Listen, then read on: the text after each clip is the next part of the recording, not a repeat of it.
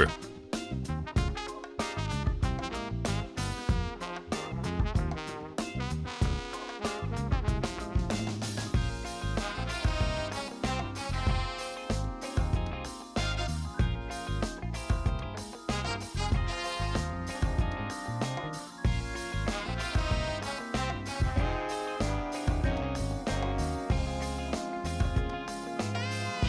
It didn't hurt me. I'm following my rules, man. My rules don't allow me to go in like that anymore. Only for sure things. I can only go in on for sure bets, unfortunately, which don't make me as much money. Hey, but at least I don't lose money. What's going on, guys? Internet guide, first in the building. Appreciate your speedy entrance. You having a great day? So, Brother Jay, you as well, man? How's it going?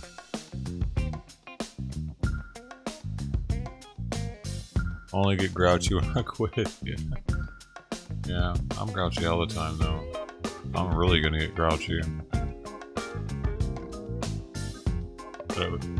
I got some medicinal mushrooms that hopefully will help. The reishi, the lion's mane. Also have some pharma GABA. Help a little bit. Oh, whatever. I need to get these pipes out of my face, really. They're not helping.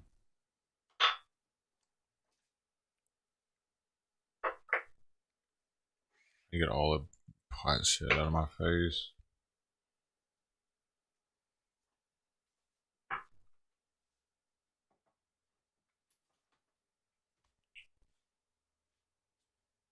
Dude, oh man, I actually have weed. I hate that I have that weed. I have this weed. It's very, look at this. Look at this, how weird this is. I got this for free at a clinic here. It's so weird. It's called Dogma. I've had this for like 2 years, by the way, because it's so weird. It's got weed in here, but I'll run out of weed, but I won't smoke it. Okay, so it looks like a little coffin, got a dog on it, right? Here's the weirdest thing about it. It comes with a tube of weed, a roller, or I mean a pre-roll paper, a cone, a tamper, tamp it down with, and then a mini shovel. What are you supposed to do with this thing?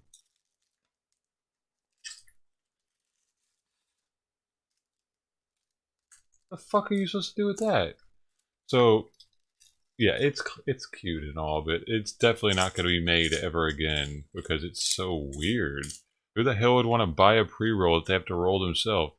I don't know. So I never smoke it. It sits over here. It's my collector's item. My weed collectible. Just finishing the green. Yeah, me? Oh, me, not Bitcoin. Yeah, because I don't long, dude. I only wait for a good bear signal and then I sell. So now we gotta wait on a new bear signal. It's unfortunate. But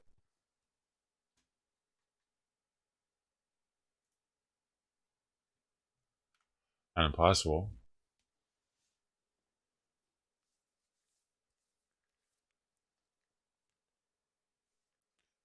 We need it on the 30. We've had a nice increase on the 30. So now any 30 bear signal to me is going to be a good one. For the first one at least. Always the first one on a 30 is a good one. After a good push like this, it's got to be. What's it going to do? Just barely go down after all this? Bruh. But there is some news. There is some news. It does have some people bullish. And it's this. Hash ribbons for BTC has flashed blue. Is this macro low? Bitcoin low. Long-term buy indicator. Just flashed as BTC faces critical resistance. Huge.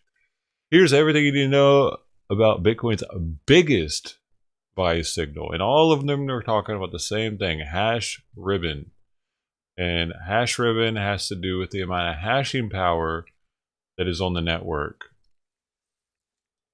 And hashing power is the amount of energy miners are putting out there, trying to figure out the problem. The more hashing power there is, the higher difficulty goes up, and the less the miners get as a reward. Right now, since hashing power was so low, difficulty went really low, and price went really low. And once this starts bouncing back, that can be a signal of everything recovering. So that's the newest thing. That is pretty much what happened last night. If you click on this, you see what they're talking about. We got it happened here, it happened here, and it happened here in history. And each time that it happened, it started going back up. So there's that. This is the biggest one ever. Look how big this thing, man. So they go all into it. It flashes this blue. It means buy. Blue means buy. Blue means buy. That's what it says. Blue means buy. Blue means buy. Blue means buy. You see it all across here. That's what it's doing right now. So, yeah. There you go. Maybe it is going to go to 50, 60. I don't see an all-time high again, but maybe we'll get another push out of it at least. But here's all the info. If you want to look this up, just look up Bitcoin hash ribbon. And it'll come up with all this. You can barely see that.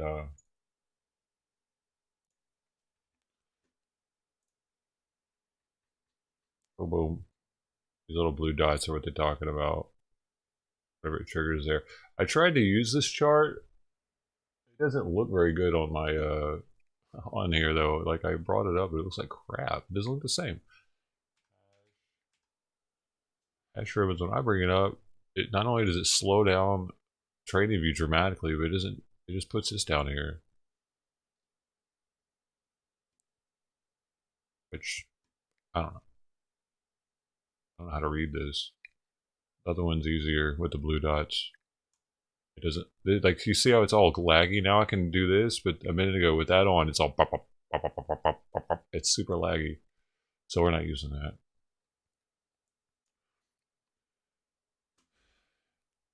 McGreeny, top of the morning to you.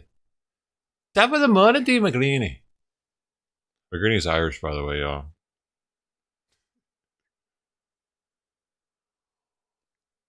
Italian Irish.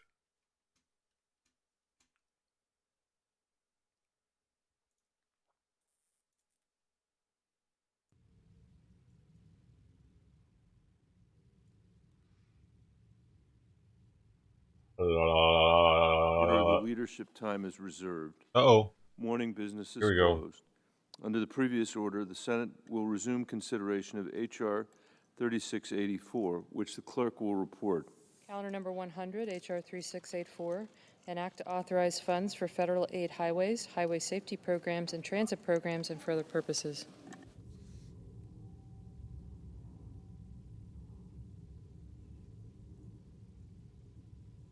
Let's see if we got any lower time frame bears yet.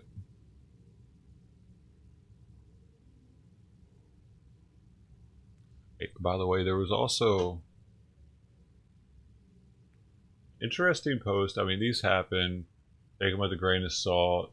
Sometimes, though, these low-key posts from 4chan mean something. So there was this right here. Black Swan, you will fall Monday, August 9th, red day.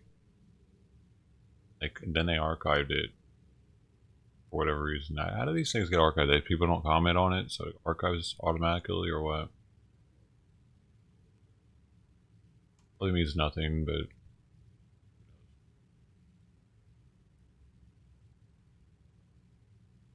10 viewer hype. We gotta pay everybody.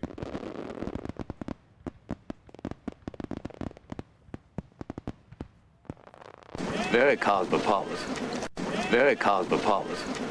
Very cosmopolitan. Very cosmopolitan. So, what's going on with y'all? It's Monday, dude. Is everybody at work right now?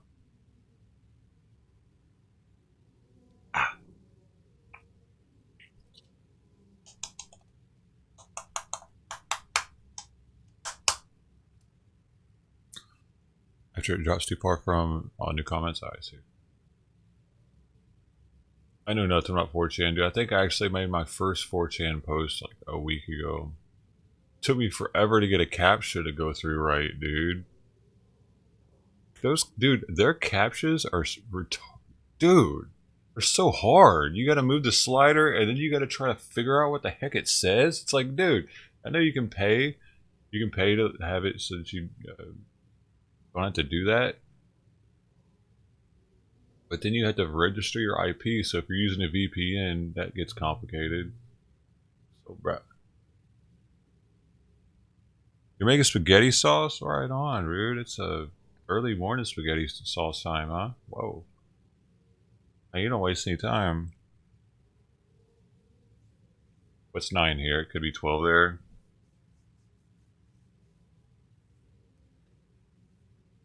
Oh, dude, I was gonna get up last night. But I looked at my clock. I looked at TradingView midnight or 1 o'clock, and I was just like, "Oh my god, I gotta whatever. I can't do anything with this." I saw this. Whatever time I looked at it, it was already going up, and I was like, "What the fuck?" All right, whatever. I get enough. Is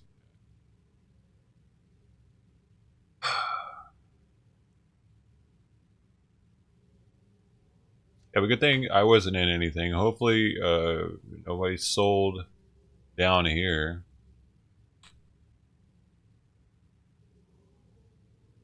I mean, if you did, it's not my fault because I was not in a bear position when I got offline. I was letting it be known that I didn't know. I wasn't sure. I only feel sure on the first 30-minute bear.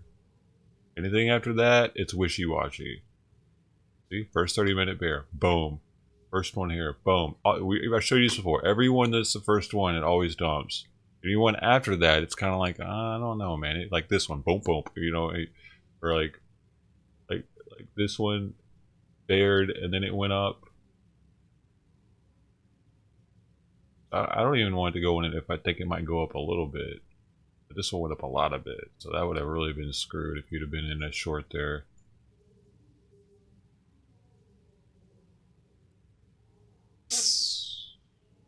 Hey, is it below 45 again, though? No, it's 46. All right. I'm looking at it. Ah, it's 46, though. All right, so it's probably going to go to 50, ain't it? Good for you guys. Good for all the long boys.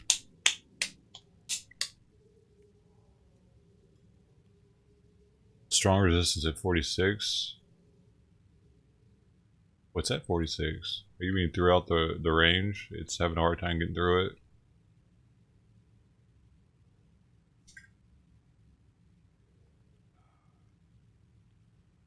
Yeah, but it still seems to be along this same trajectory, though. That's what's got me thinking. It's all on this, in this channel now. Just chilling.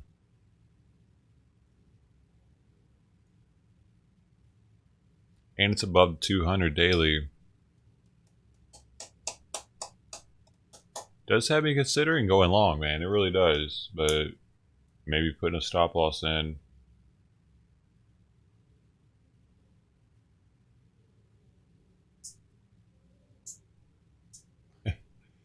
Yeah. What's new? Well, I mean, multiple things make it go up and down, but it's usually just being manipulated, honestly. I think. The exchanges make it go up and down, dude. Just like our government makes the cost of the dollar, like what a dollar is worth, the government can make it go up and down. Just consider the exchange as the government when it comes to crypto.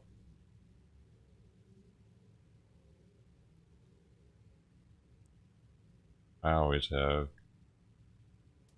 They govern it. People say that crypto isn't that the price isn't controlled by any single entity, but it's controlled by groups of exchanges. Crypto prices. Except for this really small cap ones, dude, those are being manipulated by whales because I mean, you would have to be such a big whale to be able to do anything in terms of controlling Bitcoin. You know, because the exchanges have everyone's money. Everyone that puts their money in, like Binance, for instance, has a savings plan. Like it's almost like having a savings account. You can put your crypto in it, and they pay you a percentage. They invest that crypto. They do shit with it. They don't just let it sit there. They actually make money off of it like banks do.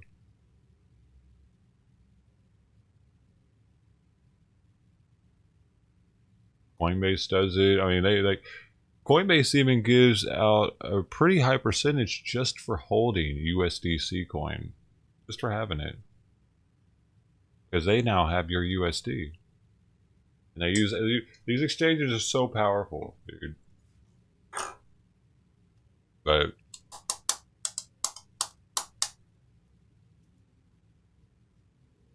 what are you gonna do?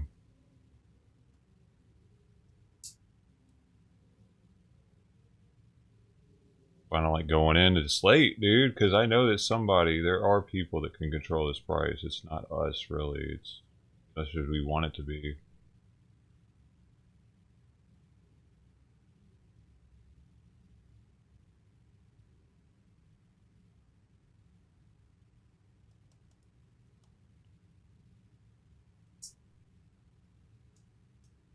I've been dealing with stocks my whole life. They have corporate reports, earnings, profits. What do you mean by that?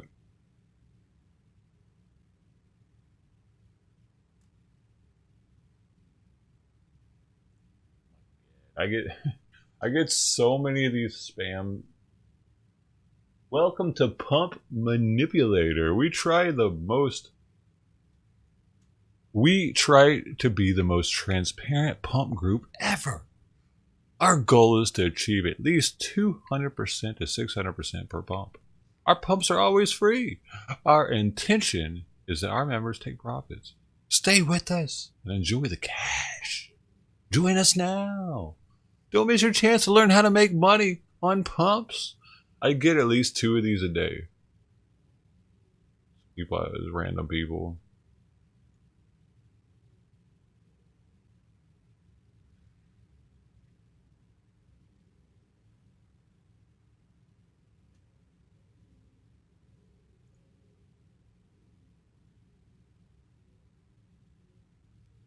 So here we are again with the Senate. Are they even there yet? Or does just one person show up and he's like, okay guys, I'm here, we're open. Y'all can come in now whenever you want. Come on in whenever you want now. I'll be here. Yeah. Do they not have rules? Do they not? Is this how this works? They can just do whatever the hell they want, and like the only rule they have is like if you fuck up, you get voted out. If people don't like how you're doing it, like they don't even have to show up ever. As long as their constituents don't say anything with their votes by getting them out, they're allowed to just do that forever. Is that how the fuck this works? It's annoying as hell, dude. They should have to clock in and be in there in their seat at a certain time and start the damn day off, dude. What is this? Every day they do the same shit. Nothing, like mostly. They just walk around talking to each other, sitting on the floor and shit. Is that lady there? Oh, she's not there yet. Why are the typewriter people always the first people there? They're probably the lowest paid in there.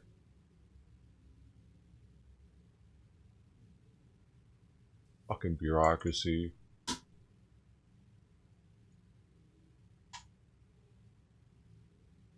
Literally, you know these typewriter stenograph people are the lowest paid people in the room, dude. Always standing. They are always standing, and they're always first, dude. Fuck, I'd rather them be the senators. They probably know more about all this shit than all these other people because they gotta type all of it. I vote them for vice president. Something.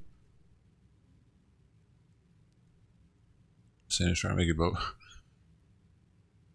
I don't know about that. We'll see by the time this week's over what the Senate trying to do with crypto. I wish they'd hurry up and do it though, because whatever it is going to dump it, I feel. Why wouldn't it?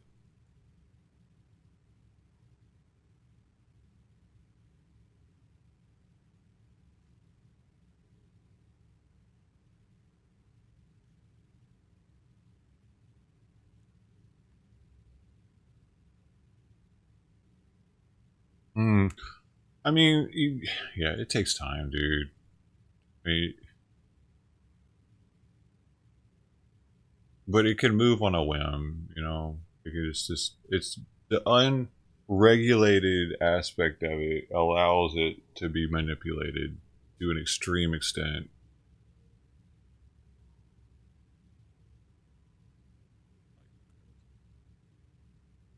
As soon as you think there's rhyme or reason to Bitcoin, it'll just do some dumb shit.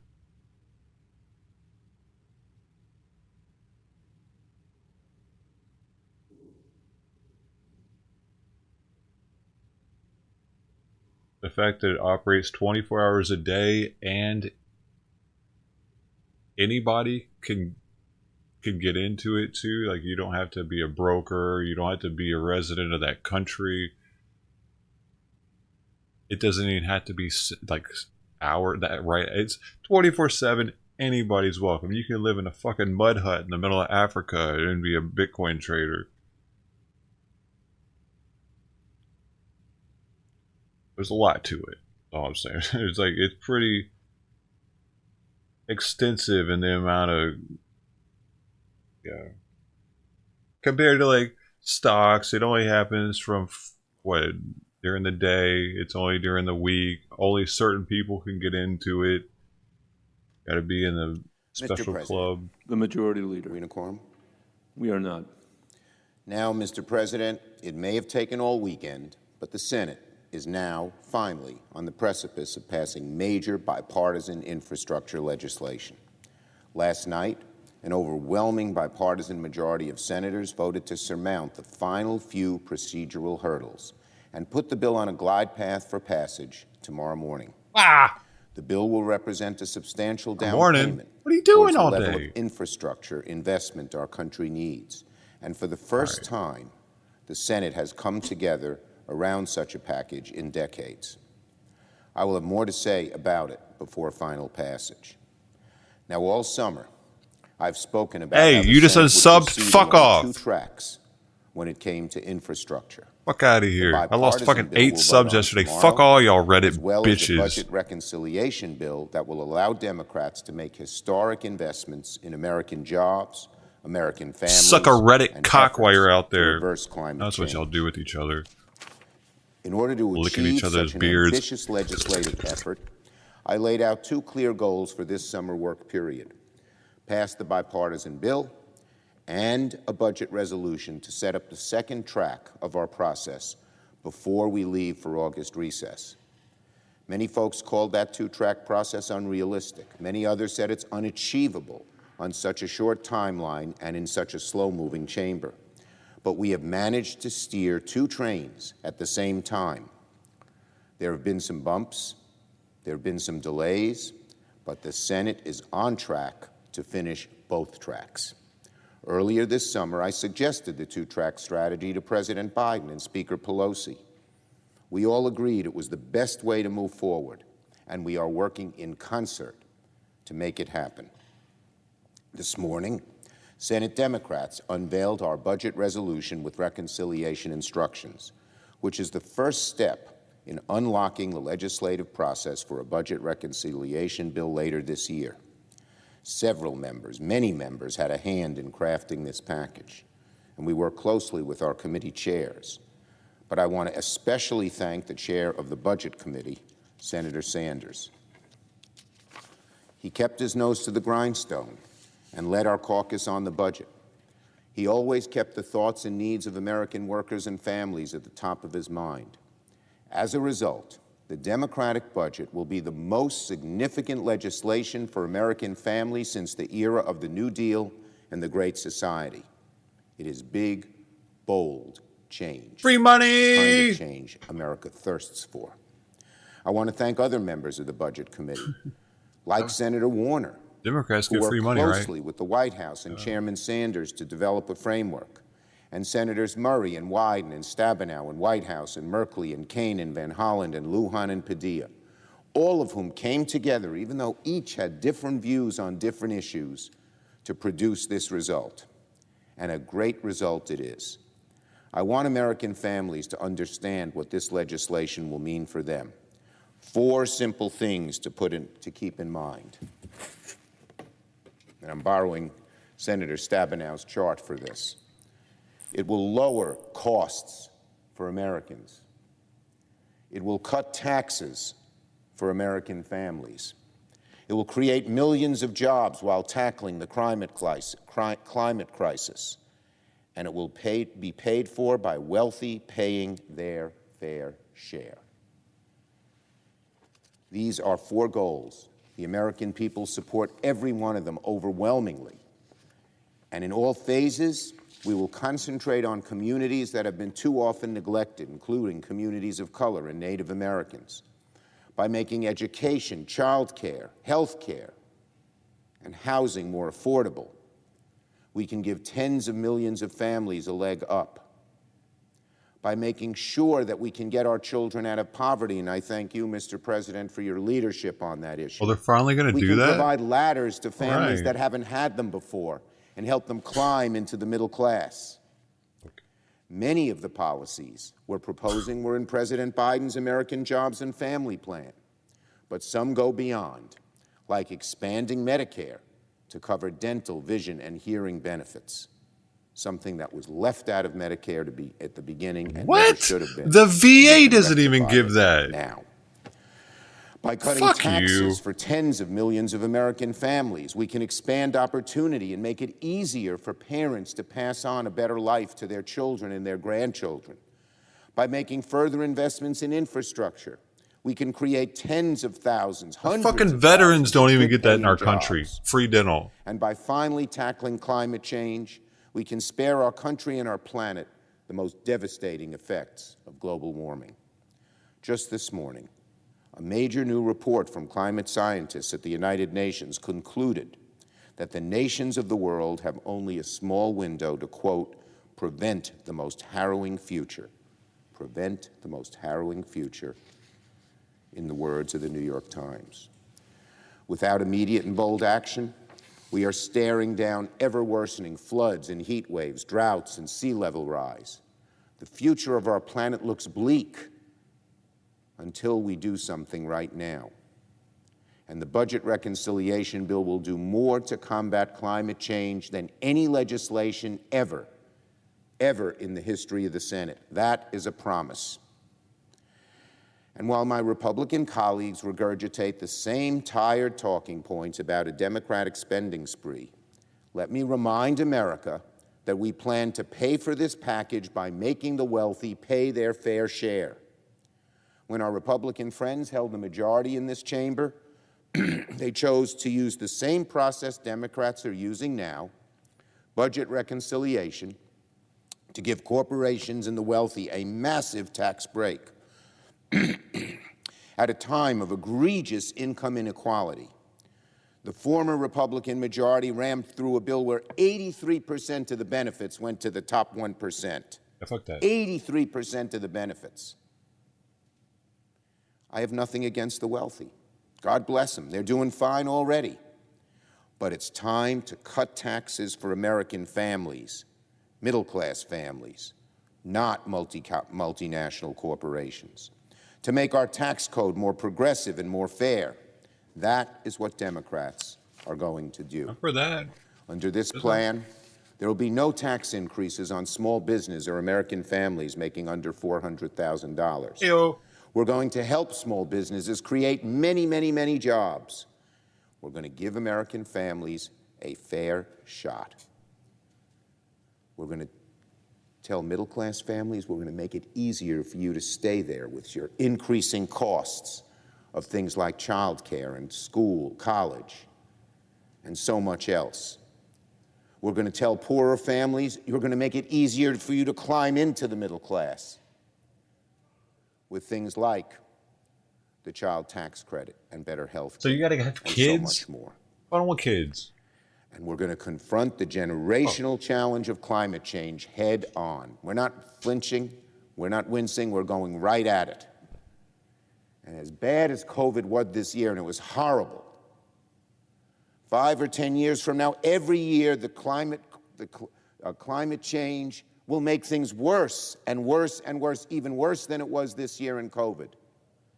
Because when climate changes, it's such an overwhelming force that unless we do something now, we may not be able to stop it. Man, go talk to China with all their garbage and fucking pollution. So, taking a step back, Mr. President. Like, we're really fucking the climate up like the China Democratic is. budget Fuck outta is here. about restoring the middle class in the 21st century and giving more Americans the opportunity to get there. Unfortunately, the past 20 years in America have been a story of middle class decline.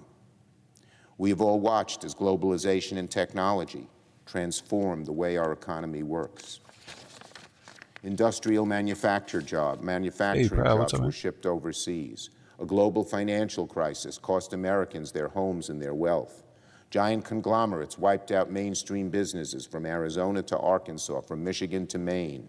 The cost of raising a family, everything from childcare to college tuition, has become exorbitant, almost unaffordable, even for those solidly in the middle class. Stop having kids. And now, fucking idiots. After the worst pandemic in 100 years, if you can't afford a kid, American families figure it are out. just starting to climb out of the rubble and looking towards the future. We want them to look towards that future with hope and with optimism, not with sourness and anger that we have seen throughout the land, exacerbated, played upon by the previous president. What the future looks like, in large part, depends on what we do here now. These next few months are crucial for the future of our country, even for our democracy. What we need to do in Congress is to give our workers, our businesses, our families a chance to prosper in a rapidly changing world, a chance to have hope, a chance to restore that American dream, which simply says, if I work hard, I'll be doing better 10 years from now than I'm doing today, and my kids will be doing still better. Who's he talking to? Nobody's there. When Americans lose that faith, lose that hope, that sunny American optimism that's been part of our character for centuries, bad things happen. Bad things happen to our democracy, to our relationships with one another, to just about everything. The social contract in America relies on the fundamental promise of economic opportunity, the chance through hard work to do better. We still have that for yourself. We don't need give any your of children this. And grandchildren a better life than more you than had. any other country. That's what does. America's all about. Never changed. That's what we're trying to restore and revivify here. When that promise is broken, when that American dream is no longer shining brightly in the sky. Everyone's still trying to come here. Opportunity evaporates. We are not the America we were meant to be. Fuck you. We are not optimistic, like and this guy. entrepreneurial, and forward-looking. Instead, we are bitter and angry and backward-looking, and as a result, much more prone to the sway of demagogues like Donald Trump.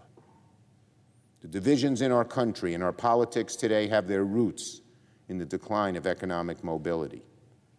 Now, the American people don't expect one piece of legislation to solve all our nation's ills. No single law can do that.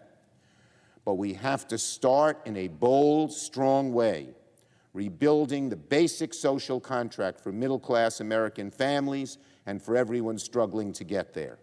A promise of equal opportunity and equality, helping middle-class Americans stay in the middle class, building ladders to help others climb into that middle class. Give us all a house. I want a house. And at its core, that's what this budget is all about. And we are going to take the first steps towards passing it very, very soon. Let's get a house. I yield the floor and note the absence of quorum. Clerk will call the roll. Big deal, man. You have a house. Can I have one?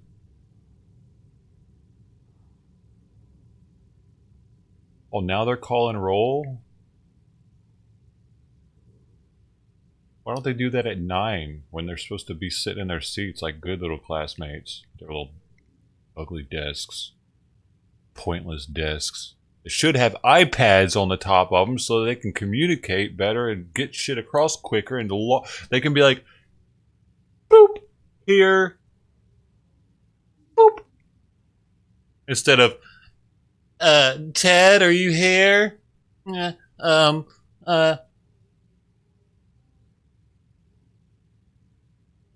I mean, where are the iPads? On the desk, new desk, take these fucking things from the colonial era out of here.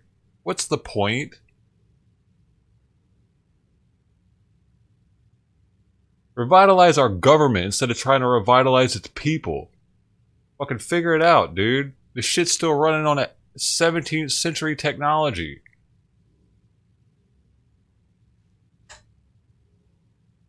Yeah. Yeah, we'll make a call roll. The little bullshit wigs on. That's what it feels like still. Why haven't they changed since then? Times. Save time. If they saved more time in here using technology, maybe we'd get more bills passed. I don't know. I got to keep saying that because it's never going to happen. Maybe it will if I keep saying it. I'm going to be a senator. Fuck it. I'm going to get iPads everywhere. Of course, they're going to be tracked. They're not going to be able to just talk to each other on those things without us seeing everything they say, too. They want to put cameras in all our shit. They want our fucking cars to have all these things in them that we have to... me. Can I drive now? Can I drive my car now? Yeah, why don't we do this shit to them? Fucking put a camera in their office so we can just pop in whenever we want and make sure they're fucking working. See how many of them want to be senator then. Yeah, Android, whatever. Yeah, a thing, you know what I mean? A touchscreen thing. That's all I'm saying. Where they can sign in with it to let people know that they're there. They can vote with it. But our government's so scared of shit being hacked. That's where blockchain comes in.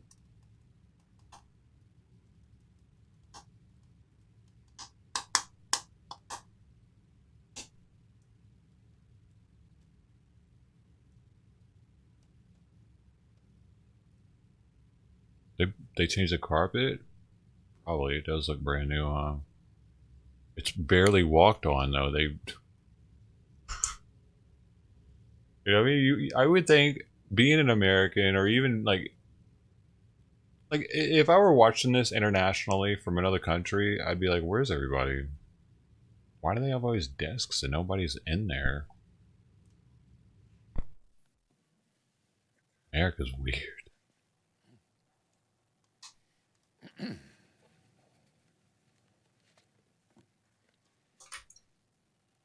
Oh, who's this guy? About to say something here.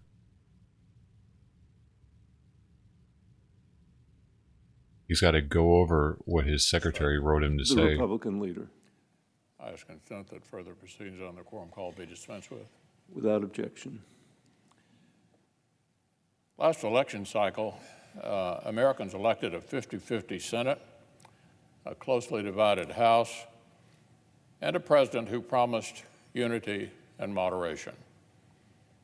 What have Washington Democrats done in response? They've set out trying to tax and spend our country into oblivion. They've handed the keys to domestic policymaking to Chairman Sanders and some socialist House members. In the spring, they passed a massive inflationary liberal spending bill that Democrats bragged was the most liberal bill in American history. Now this week, just a few months later, they want to start ramming through trillions more that will make that disaster look like child's play. They call it $3.5 trillion in spending. Nonpartisan experts say those plans would more likely cost Americans about $5.5 trillion. Trillions more borrowing and trillions more spending when inflation is already sticking American families with higher costs. new permanent welfare with no work requirements when small businesses are already struggling to find workers. Permanent welfare. Sweeping amnesty when the southern border is already in crisis. Green New Deal regulations when Americans' gas prices have already shot up, crushing tax hikes for family businesses and farms as they fight to recover from the recession. So apparently, tragedy and comedy really are two sides of the same coin. The tragedy is that Democrats want to inflict all this pain on middle-class families. Here's the comedy. They won't let Republicans have any say in this monstrosity, but they want our help raising their credit card to make it happen. Democrats want Republicans to help them raise the debt limit so they can keep spending historic sums of money with zero Republican input and zero Republican votes. So imagine a friend tells you he's flying off to Las Vegas to blow all of his money. He doesn't care that you think it's irresponsible. You aren't invited to come along, but he wants you to co-sign a loan for him before he leaves. Now, I understand the administration sent out the Treasury Secretary to argue that historically both parties have addressed the debt ceiling together. Of course, it's our Senate Democrat colleagues who have no interest in what is historically normal. Their borrowing and spending are historically abnormal. Democrats keep boasting about how wild and revolutionary their partisan vision is. So our friends across the aisle should not expect traditional bipartisan borrowing to finance their non-traditional reckless taxing and spending spree. That's not how it's going to work. Democrats have all the existing tools they need to raise the debt limit on a partisan basis. If they want 50 lockstep Democratic votes to spend trillions and trillions more, they can find 50 Democratic votes to finance it. Why is They that? don't want Republicans' input. They don't need our help. It couldn't really be simpler, and it really couldn't be more fair. Because it's 50-50? Besides, I thought my colleagues were literally thrilled to present another reckless taxing and spending spree to the American people. I thought middle-class families were supposed to be delighted with their socialist shopping list. So shouldn't Democrats be proud to own all the debt it requires? Our colleagues seem confident that Chairman Sanders' vision is worth sticking our kids and grandkids with a massive bill. They deserve to have total ownership of that decision. Now, Mr. President, on a totally different matter, when the Biden administration announced its reckless retreat from Afghanistan in April, I made my opposition perfectly clear. But I wasn't alone. One of the most prominent liberal editorial boards in the country responded to the president's move with this headline: Biden takes the easy way out of Afghanistan. The likely result is disaster. The administration's own top intelligence experts made a similar prediction. Quote, the Taliban is likely to make gains on the battlefield, and the Afghan government will struggle to hold the Taliban at bay if the coalition withdraws its support. The director of the CIA told senators that withdrawal would make his agency's job harder. And needless to say, the last time a Democratic administration tried a hasty retreat from the region offered a cautionary tale. Reality was clear to everyone but the very top of the Biden administration. From their bizarre choice of a symbolic September the 11th deadline to the absence of any concrete plan, the administration's decision appears to have rested on wishful thinking and not much else.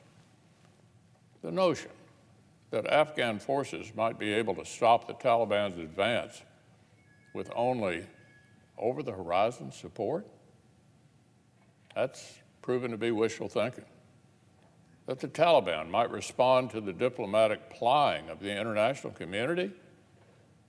Wishful thinking as well. As the administration's withdrawal proceeds at full speed, expert warnings have become deadly realities. The Afghan people, their democratic institutions, are literally being ripped apart by murderous theocrats. Nearly 1,000 Afghans have reportedly been killed already by Taliban death squads in the province of Kandahar alone. In the last 2 months, the militants have taken more territory in the last 2 months than they've held since 2001. And in just the last 4 days, the Taliban have raised their flag over six provincial capitals, including northern cities far, far from the group's historic base of power. Militants are engaged in a campaign to assassinate crucial members of the remaining resistance, from military pilots to top government ministers.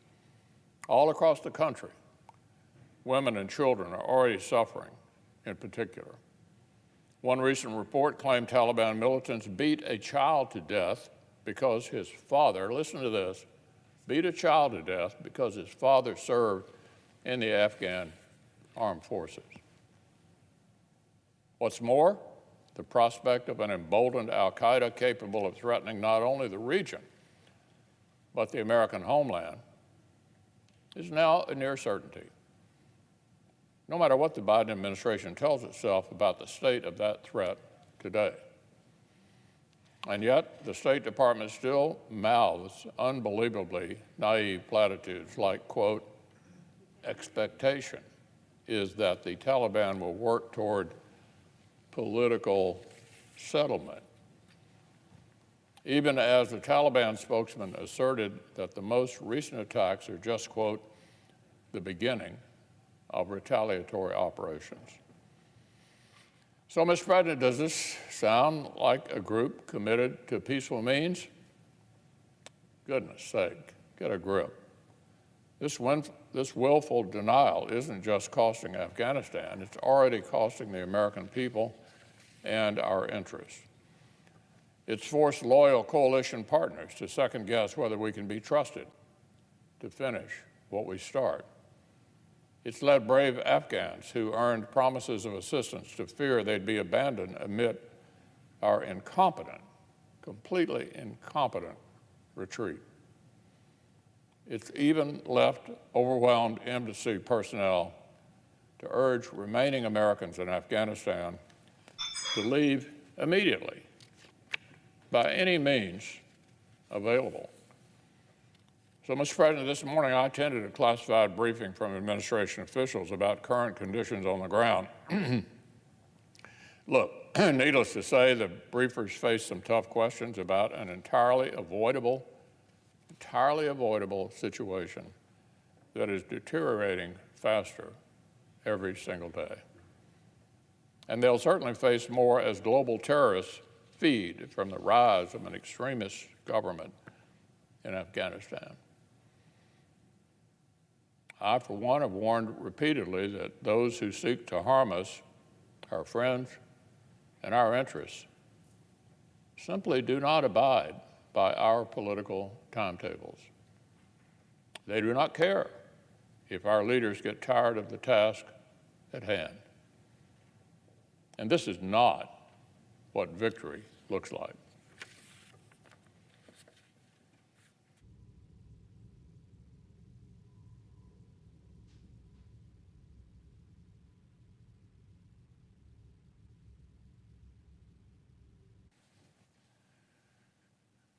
Mr. President. The senator from Illinois. Mr. President, I attended the same classified briefing as the Republican Senate leader, and I listened carefully as the administration presented the realities of Afghanistan. And I was drawn to an historical analogy that was best captured in a short verse by Rudyard Kipling. It goes like this. When you're wounded and down on the Afghan plain, and the women come out to cut up your remains. Just roll on your rifle and blow out your brains and go to your God like a soldier. That stark verse was a description of what happened to the British Empire when they felt that moving into Afghanistan would be part of their record of conquest. They learned otherwise. The retreat from Kabul has been reported over and over, but it basically was a retreat that killed every remaining British soldier, every member of their family, save one. They wanted one person, the Afghans did, to return to Queen Victoria and tell her what happened when they threw the British out of Afghanistan. A similar story can be told by the Soviet Union, now Russia. When they occupied Afghanistan with visions of changing that country forever to a Russian communist mode, they left bitterly disappointed, paying a heavy price. So 20 years ago, in the wake of 9/11, with 3,000 innocent Americans dead, we debated the issue on this floor as to whether the United States would follow the British and the Russians into Afghanistan. I was here. I was asked to vote, and I remember why I voted yes. It was simple. Those responsible for 9/11 and the deaths of 3,000 innocent Americans were holed up in Afghanistan, building their forces to strike us again. Would we respond? The answer was obvious, yes. No one gets away with that sort of an attack on the United States. And I voted for us to send our forces into Afghanistan. I dare say that neither I nor anyone else who voted for that decision ever dreamed that 20 years later we would still be in Afghanistan, having lost more than 2,000 American lives of the brave women and men who serve in our military there. Tens of thousands of people injured, trillions of American dollars spent with virtually nothing to show for it. What we learned, the bitter lesson for America, as it was for Great Britain and the Russians, is that Afghanistan has no appetite for outsiders. We tried to bring them dramatic, positive improvements in their culture and education, liberation of women, creating new opportunities, and maybe we had some marginal success. But it's a battle when you try to change a nation's ethic, and we learned it the hard way.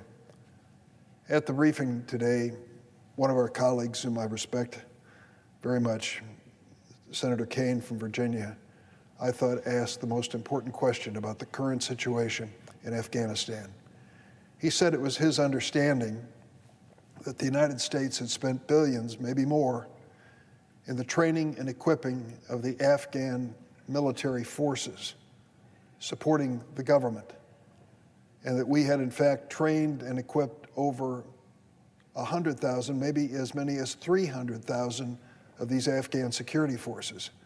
And now they are losing territory and melting away into the landscape when they are under attack by the Taliban.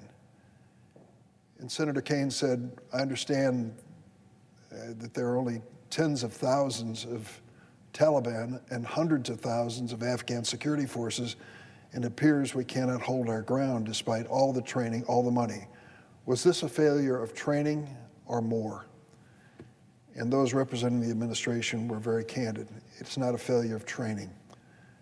It is a mission that frankly cannot be accomplished. So when I hear the senator from Kentucky coming to the floor and begging us to stay, to what end? For what purpose? Senator Kaine, myself, and others invited him and the entire Senate to openly debate this question on the authorization for use of force in Afghanistan. There was resistance. And the idea of actually finally leaving Afghanistan after 20 years wasn't an original Joe Biden idea. If you'll remember, it was Republican President Donald Trump who actively engaged in the negotiation, picking a target date for our troops to be gone. He tried and wanted to achieve that before he left office. He didn't, but it was clearly his intent. So to blame the Biden administration for this decision Frankly, it's a decision that has been obvious for almost 10 years.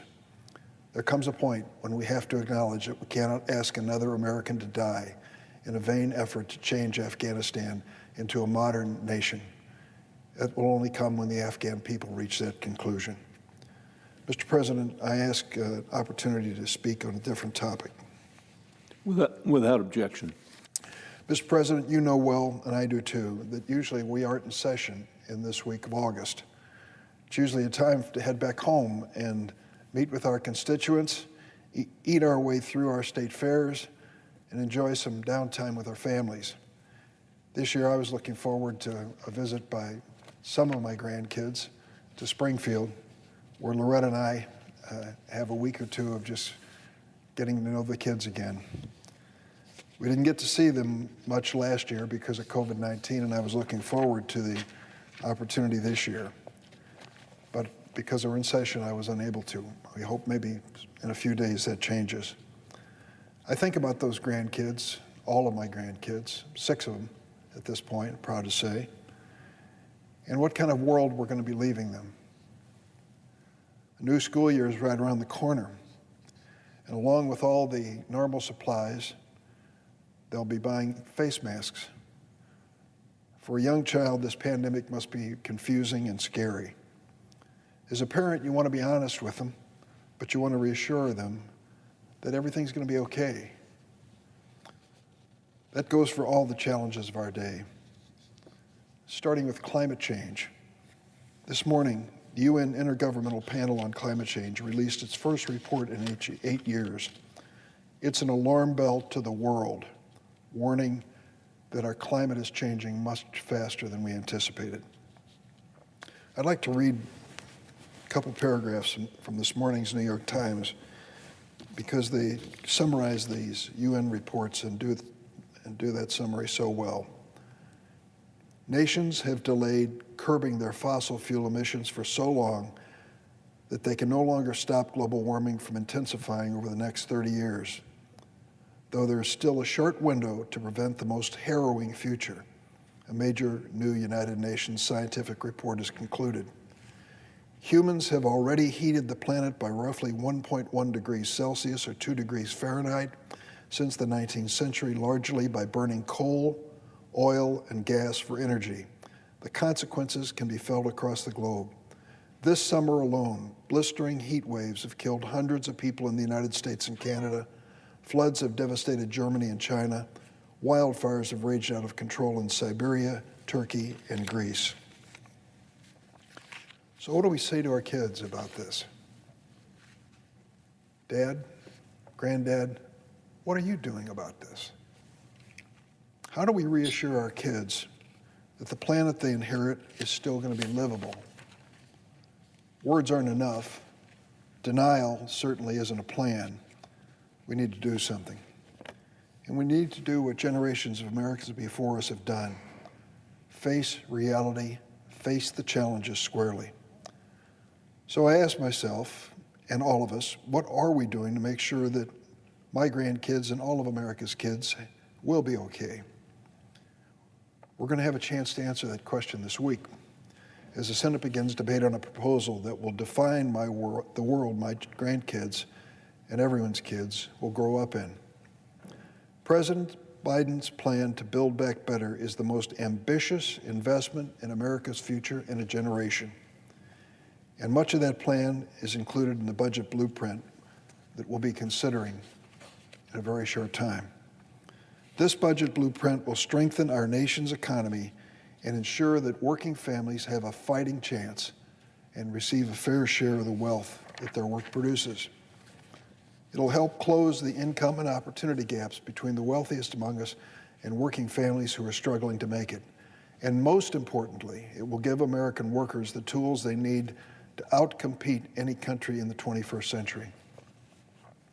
I listened to the criticism of the plan by the senator from Kentucky, and I thought, if we don't embark on an ambitious plan to deal with climate change and to move this economy in the right direction for working families in this country, then frankly, we're ready and prepared, some are, to accept a second place finish for the United States of America. I think that's tragic. I don't think it's consistent with who we are as a people.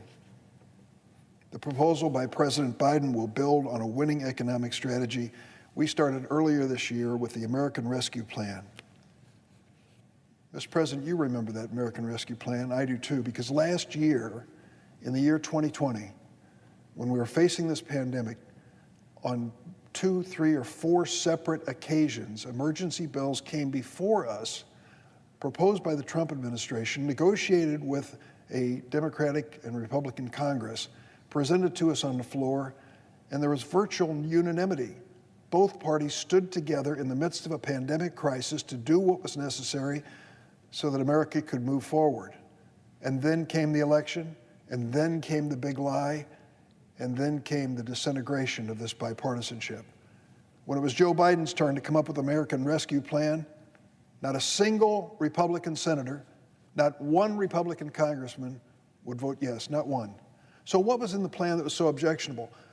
Could it have been the money invested so that we would administer the coronavirus vaccines to every American successfully? That was in the plan.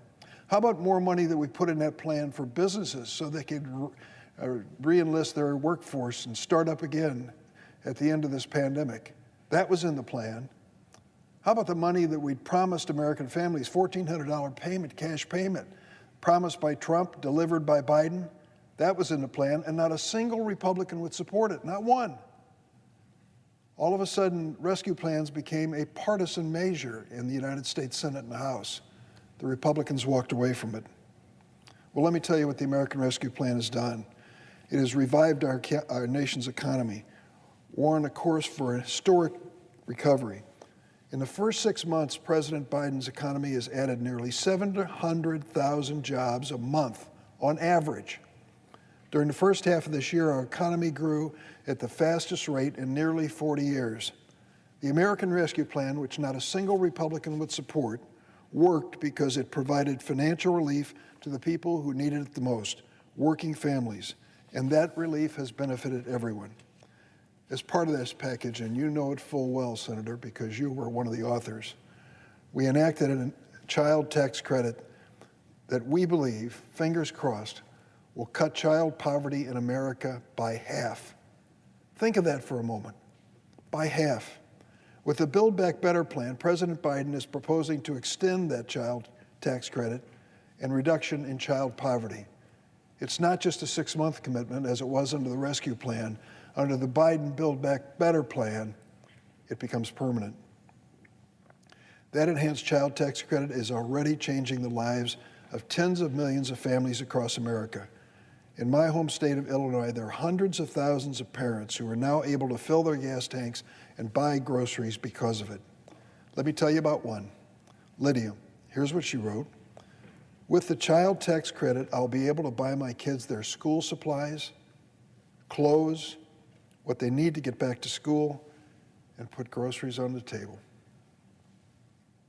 In the wealthiest nation on earth, no parent should have to choose between clothing her children and feeding them. President Biden's plan to build back better is a blueprint for America's future, a future where every family knows the safety and dignity of financial security and every child can reach their full potential. I look forward to a vigorous debate in the Senate on these and other proposals in the budget blueprint. But right now I want to speak specifically to the funding the budget resolution provides for the committee I chair, the Senate Judiciary Committee. I see the chairman of that budget committee has come to the floor, Senator Sanders, and I thank you for crafting this important bill. This proposal will make historic investments in fixing our broken immigration system. Madam President, it's been 36 years since we've had any meaningful changes in our immigration law. You go back to Ronald Reagan as president. That was the last time. Simpson Mazzoli, names those of us who study the subject remember, but most people don't, I'm afraid. And yet that was the last time. Is there anyone who can say with a straight face that we don't have a broken immigration system in this country? We do. The proposal will give us historic investments in fixing it. These reforms have the potential to generate more than $1 trillion in economic growth over the next decade. I listened as a senator from Kentucky, the Republican leader, dismissed this whole conversation as blanket amnesty,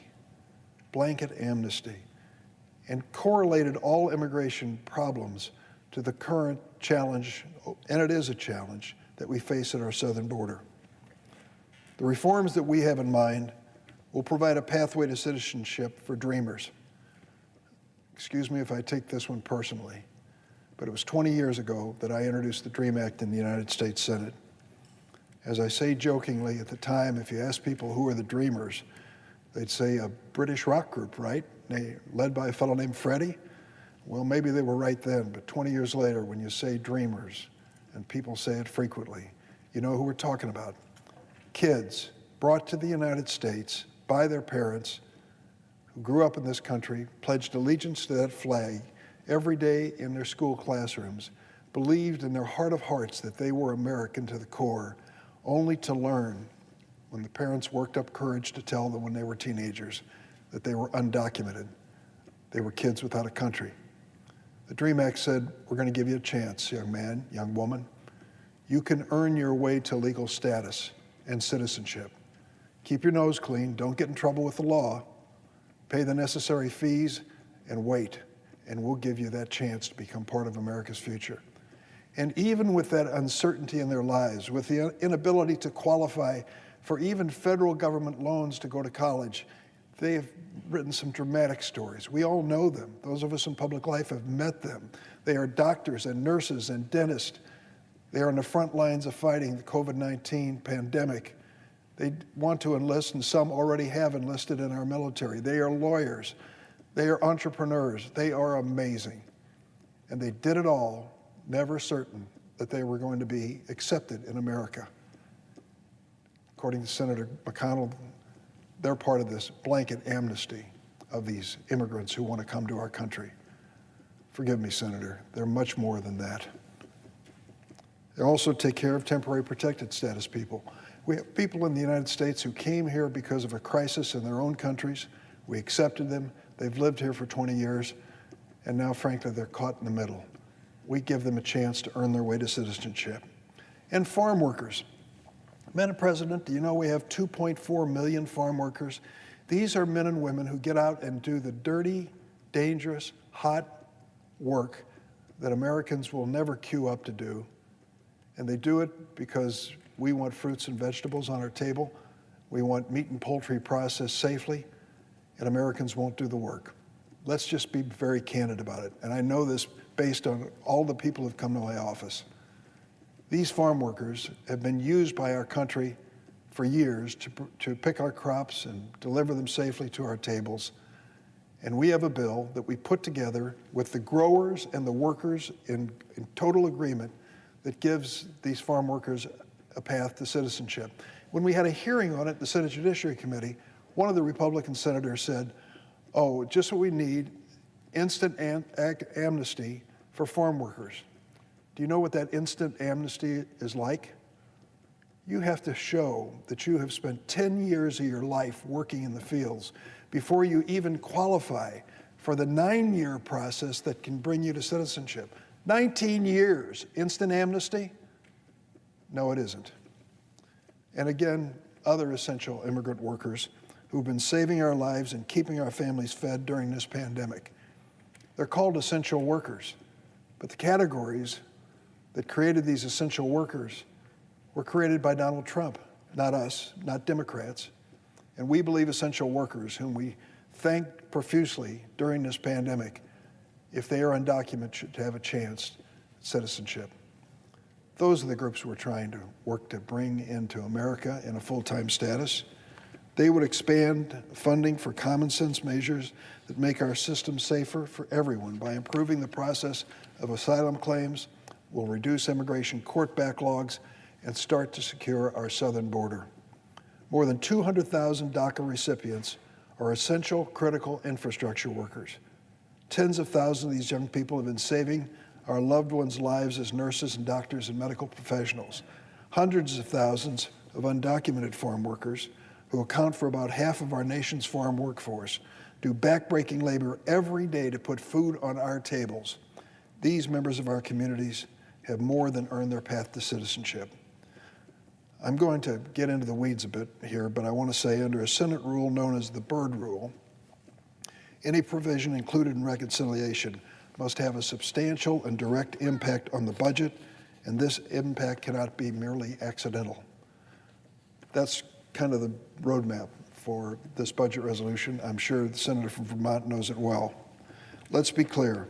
A pathway to citizenship as part of our immigration package on the budget reconciliation bill would have a substantial and direct impact on our budget.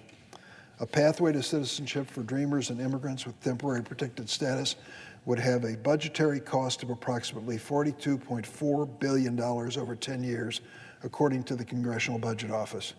This is a critical component of our economic recovery. There is no world in which this budgetary impact is merely accidental. $42.4 billion. Creating a pathway to citizenship, though, is not just a matter of cost. There are also benefits. It would boost our nation's GDP by $1.5 trillion over the next 10 years. It would create 400,000 new jobs and increase every American's annual wage by an estimated $600. When, and when. There is ample precedent for passing this important legislation through budget reconciliation. Republicans have used this process to open up the Arctic National Wildlife Refuge in Alaska for drilling and enact a $1.9 trillion tax cut for the wealthiest Americans and corporations. In addition, in 2005, Senate Republicans used reconciliation to dramatically increase the number of lawful permanent residents by an estimated 3.2 million over 10 years. Now they're saying it doesn't belong in reconciliation. In 2005, they put it in.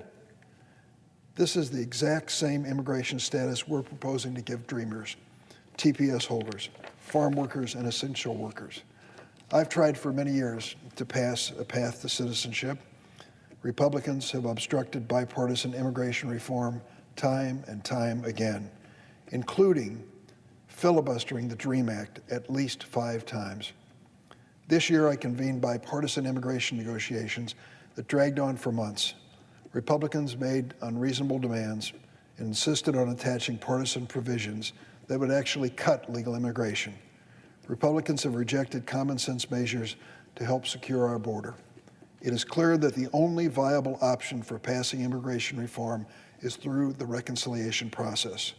For those who claim they're concerned about our southern border, here's your chance. Here it is, to invest billions of dollars in smart and effective steps to improve border security.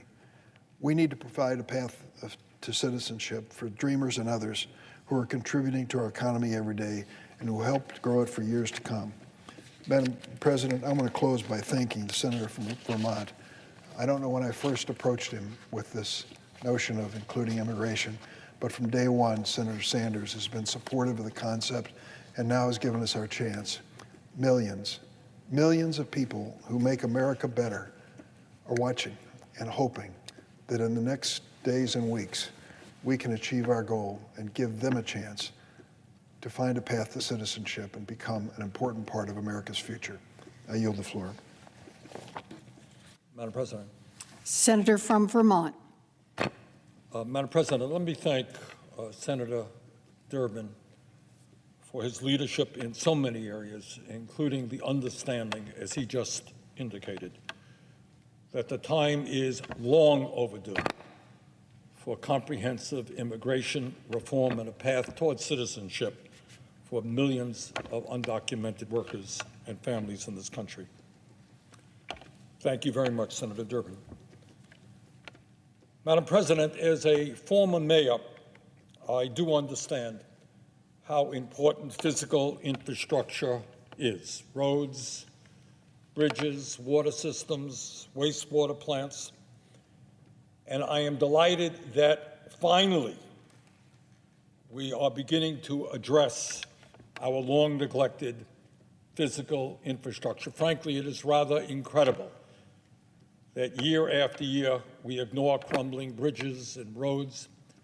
And as we address our physical infrastructure, we can create a whole lot of good-paying jobs.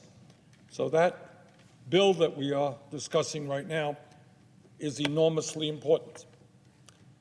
But, Madam President, I will tell you what is even more important, and that is to address the long-neglected needs of the working families of our country, of the children, of the elderly, of the sick, of the poor, whether they are black or white or Latino, Native American, Asian American. These are needs that Congress has ignored for much, much too long. Now, I understand that Senator McConnell, the Republican leader, and others are really shocked by this bill. They cannot believe it. Imagine, just imagine, that the United States Senate is addressing the needs of working families and is going to stand up for ordinary Americans rather than just the wealthy and powerful. What is this world coming to? Don't we understand that here in the Senate, we're supposed to take campaign contributions from the drug companies and the insurance companies and the fossil fuel industry and from the 1% and do their bidding? Isn't that the way it has always been done here in the U.S. Senate? Well, Senator McConnell, things are changing. For once in a very long time, the United States Congress is going to stand with working families and not just the rich and the powerful.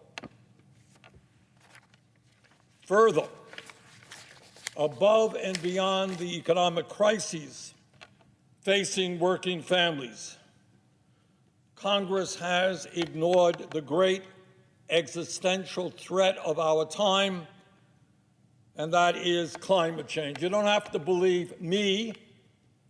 Maybe some of my Republican colleagues might want to take a look at the IPCC report, which came out today, which said that if we do not act boldly and immediately all over this planet, the world that we will be leaving our children and grandchildren will be increasingly unhealthy and uninhabitable. But you don't have to just read the IPCC report. Open up your eyes. Look at what is going on in California, the fires in Oregon, the fires in Greece, the drought that is impacting countries all over the world, which will mean a decrease in food production and water supply. Madam President, we have got to act now in order to save the planet. There is no choice. We cannot go home and look our children and grandchildren in the eye if we do not act now and lead the world. We can't do it alone. We're going to have to work with China and India and Europe, but we cannot continue to ignore this existential threat. Madam President, the gap between the very, very rich and everybody else is wider today than it has been in 100 years. People on top doing phenomenally well. In fact, we have two people in America today who own more wealth than the bottom 40%. The top 1% owns more wealth than the bottom 92%. And since 2009, the Wall Street collapse, 45% of all new income has gone to the top 1%. And incredibly, during the pandemic that we are experiencing now, billionaires in America have seen their wealth increase by $1.8 trillion during this pandemic, while at the same time, thousands of essential workers died, providing the goods and services we needed. billionaires become richer, ordinary people have to go to work, public transit, grocery stores, hospitals, and thousands die. While some of our multi-billionaires are spending some of their enormous amounts of money flying off into outer space, today and in the coming days, we are going to address the crises facing working families right here on the ground on planet Earth. And that is why, Madam President, as chairman of the Senate Budget Committee, I am proud to introduce a $3.5 trillion budget resolution that we will soon be considering, I expect tomorrow. This is a budget resolution that will allow the Senate to move forward on a reconciliation bill that, in my view, will be the most consequential and comprehensive piece of legislation for working people, for the elderly, for the children, for the sick, and for the poor that this body has addressed since Franklin Delano Roosevelt, the New Deal, in the 1930s. Madam President, this is a budget resolution that will address the needs of working families because we understand, if our Republican colleagues do not, that there is something fundamentally wrong when real inflation accounted for wages for working people has not gone up for almost 50 years. We have seen in recent years, as everybody knows, an explosion in technology, an explosion in worker productivity. And yet, in real inflation accounted for dollars, while the very, very rich become much richer, real inflation accounted for wages for workers has not gone up in almost 50 years. What does that mean? It means the cost of health care has soared, cost of education has soared, cost of housing has soared, and yet real workers, the working families of this country are earning in real dollars the same wages that they did decades ago, which means that many of them are struggling right now to keep their heads above water economically. Madam President, in the richest country in the history of the world, half of our people should not be living paycheck to paycheck, worried about how they're going to pay their rent or provide food for their kids. And this legislation, in so many ways, begins to address the working families of our country, but one important way, maybe the most important, is as we address the needs of our people in health care, in education, in climate, we are going to create many millions of good-paying jobs that the American people desperately need. Madam President, I want to say a few words today about the budget resolution that we are introducing and what is going to be in the reconciliation package that we will soon be undertaking. For a start, one of the questions that everybody is going to ask is, well, how is this going to be paid for? Expensive bill. $3.5 trillion, you know, that's a lot of money. It is. Well, I happen to think, and I know that you do as well, Madam President, that maybe, just maybe, the time is now for the wealthiest people in this country and the largest corporations who are doing phenomenally well, but in a given year, many of them have not paid a nickel in federal income tax. The average Joe, the average Mary out there, they're working, they're paying their fair share of taxes. But if you're an Amazon, if you're a Jeff Bezos, if you're one of these multi-billionaires, you got lobbyists, you got accountants, you got lawyers, and you can avoid paying your fair share of taxes. So what some of us are saying is that maybe, just maybe, even if you are a billionaire, even if you are a large, profitable corporation with all kinds of lobbyists and accountants, maybe you should start paying your fair share of taxes. My Republican friends say we're going to be raising taxes. Well, you're right, we are. But we're going to be raising taxes on the wealthiest people in this country, something which is long overdue, and yet nobody in America earning less than $400,000 a year will pay a nickel in taxes, and many, many will actually be paying less in taxes. So my Republican friends can complain all that they want, but I do believe, and the American people do believe, that the time is now for the wealthy, the powerful, for large, profitable corporations to start paying their fair share so that, in fact, we can lower taxes for working families in this country. Madam President, I think the American people have already begun to see what good public policy for working families can mean. In Vermont and Massachusetts and all over this country, working families, the vast majority of our families, are now receiving a $300 per month check per child.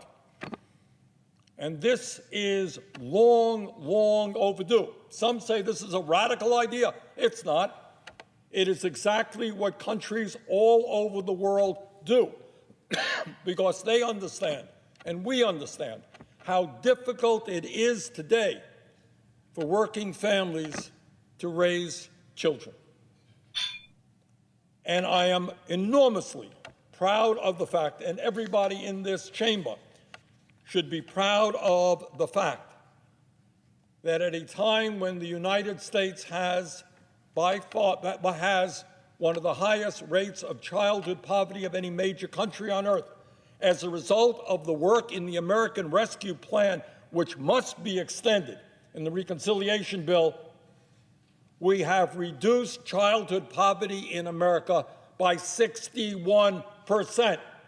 61%, because we're now getting the resources out to moms and dads that they need in order to adequately and decently raise their kids. So, Madam President, I hear a lot of talk about how we love our kids, who are the future of our country. Well, if we love our kids, we have to love their parents as well.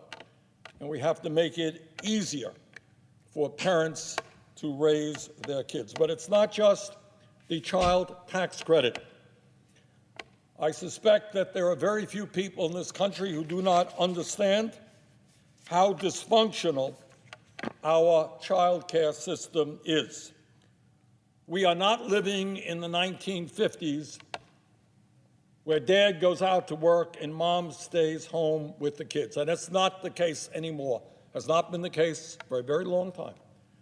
Dad is out working and mom is out working, because families all across this country need two breadwinners in order to pay the bills. Well, mom's working and dad's working. Who is taking care of the kids? And that is, in fact, a major, major crisis in this country. And the current system just is not working. In my state, state of Vermont, it cost $15,000 a year, which is about the national average, to send your child into child care. What does that mean? It means that if you're making $60,000 a year, you're spending a quarter of your income just to make sure that your child is well taken care of while you go to work.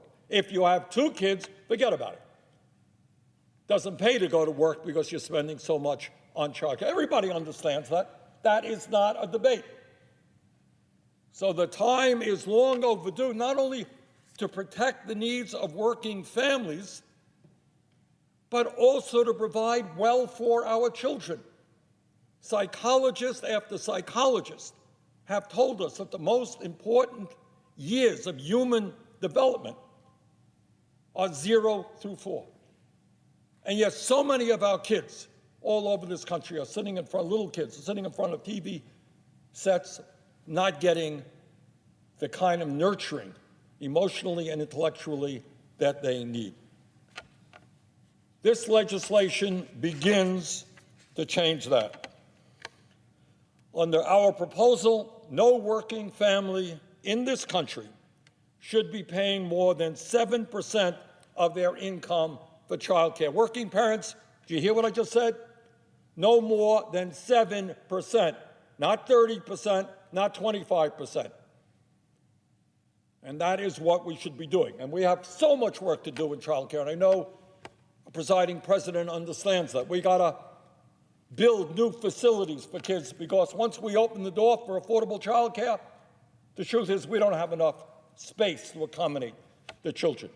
And we have got to start paying child care workers the wages they are due for the enormously important work they are providing.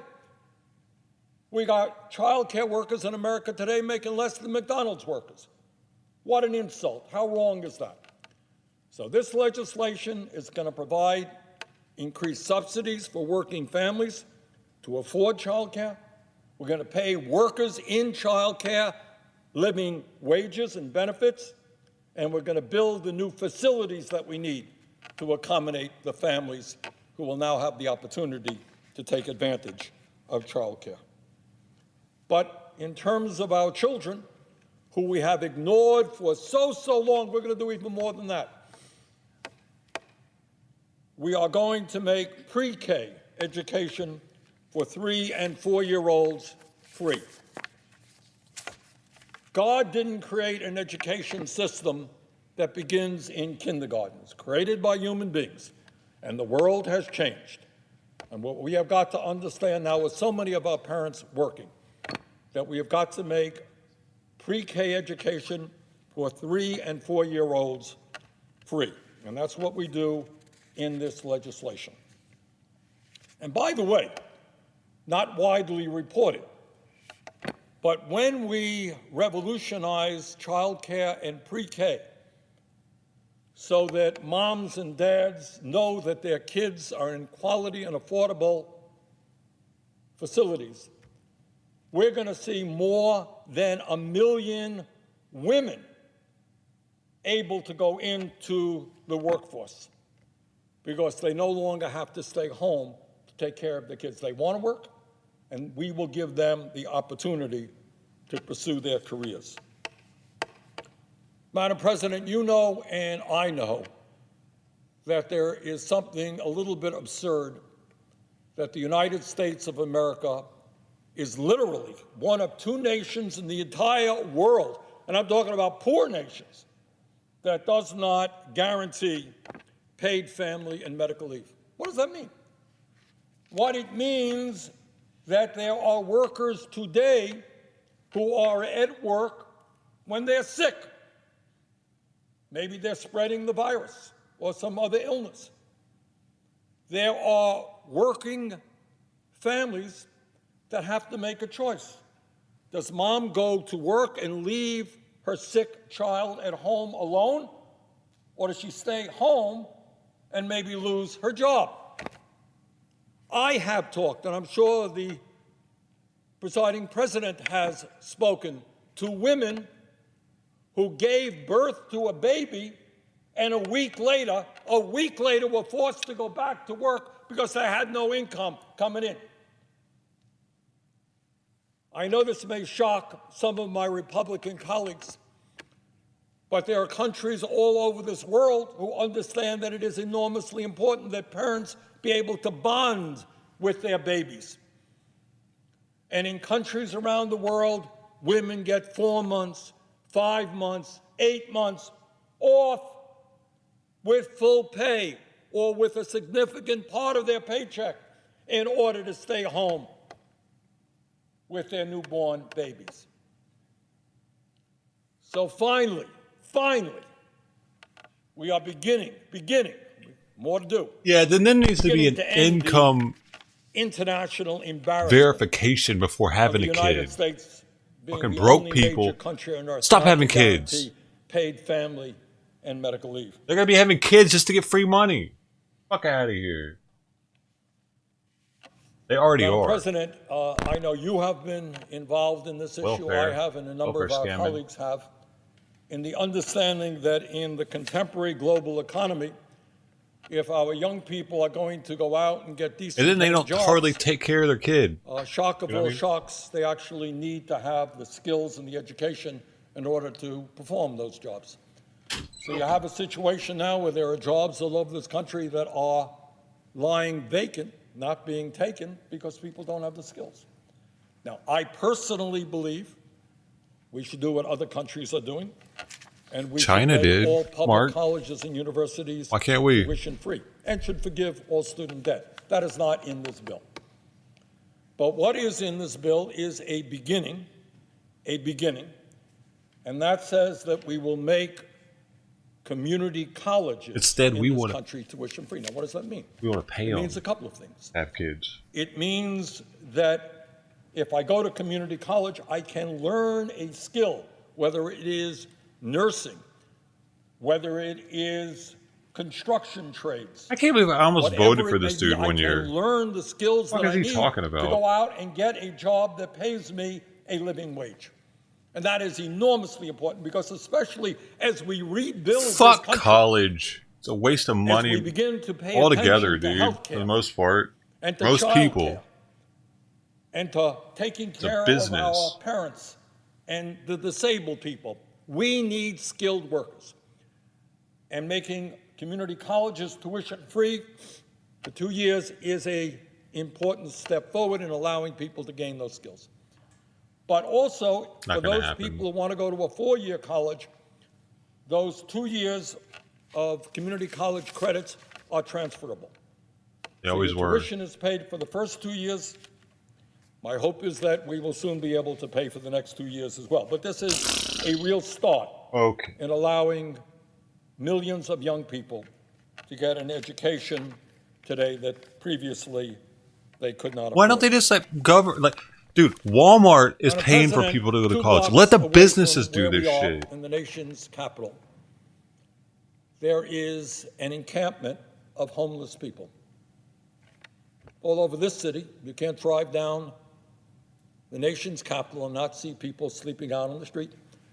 And that is true in virtually every major city in America. Once again, richest country in the history of the world, and some 600,000 Americans are homeless. Because they're And then comfortable on top with of it. that, It's too comfortable here you got being about homeless. 18 million households He wants to make it more comfortable. where people are spending 50% or more of their limited incomes to put a roof over their heads. Now, how do you survive economically if you're spending 50% of your income on housing? This legislation will create a huge number of good-paying jobs by the largest investment in American history in low-income and affordable housing. And I see the chairman of the Banking Committee here, and I want to thank Senator Brown for his important work in that area. He must be running for president again, trying to get that low-income vote.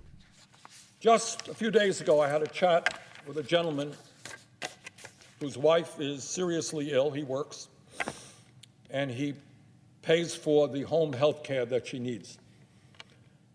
And it's an expensive proposition. What we understand is that in an aging society, and at a time when we have so many people with disabilities whose needs are not being met, that it makes eminent sense to bring skilled home health care workers into the home rather than to force people to go into a nursing home, which, by the way, is more expensive. And this legislation, reconciliation bill that we will soon be working on, will make historic investments in home health care and make sure that those workers, like child care workers, who do such important work, are adequately compensated. Dude, nursing's one of the best paid. Like, are you fucking President, kidding me right now? Nurses do very well. IPCC today reported what all of us know, and that is if we do not begin in an extremely aggressive way, give them more money than entertainers, sure. transforming our energy I'm good with system that. away from fossil fuel, the planet that we will be leaving our children. How about we reduce how will much be entertainers increasingly make? unhealthy. It really does Make that a fucking take your wall. breath away to look at those photos, whether it's Oregon, whether it's California, whether it's Greece right now, and see flames consuming entire communities. And if anybody out there thinks that, gee, isn't this too bad that it's happening this year, you got it wrong. It's only going to get worse if we do not act and act boldly, which is why this legislation I don't know what that is. will Glass. pour hundreds of billions of dollars in the fight to transform our energy system away from fossil fuel, including a civilian climate corps, which will give the young people of this country the opportunity to roll up their sleeves, get decent pay, get educational benefits in order to do what is so much in their hearts, and that is to combat climate change. Madam President, I wish that I could tell you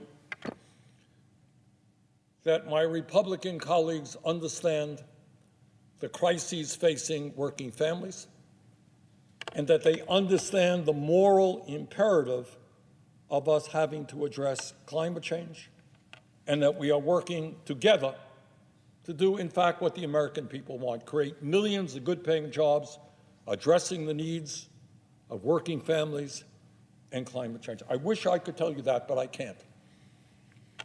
As we go forward, in all likelihood, we will not get one Republican vote. We're going to have to do it on our own with 50 Democratic votes here in the Senate, plus the Vice President of the United States.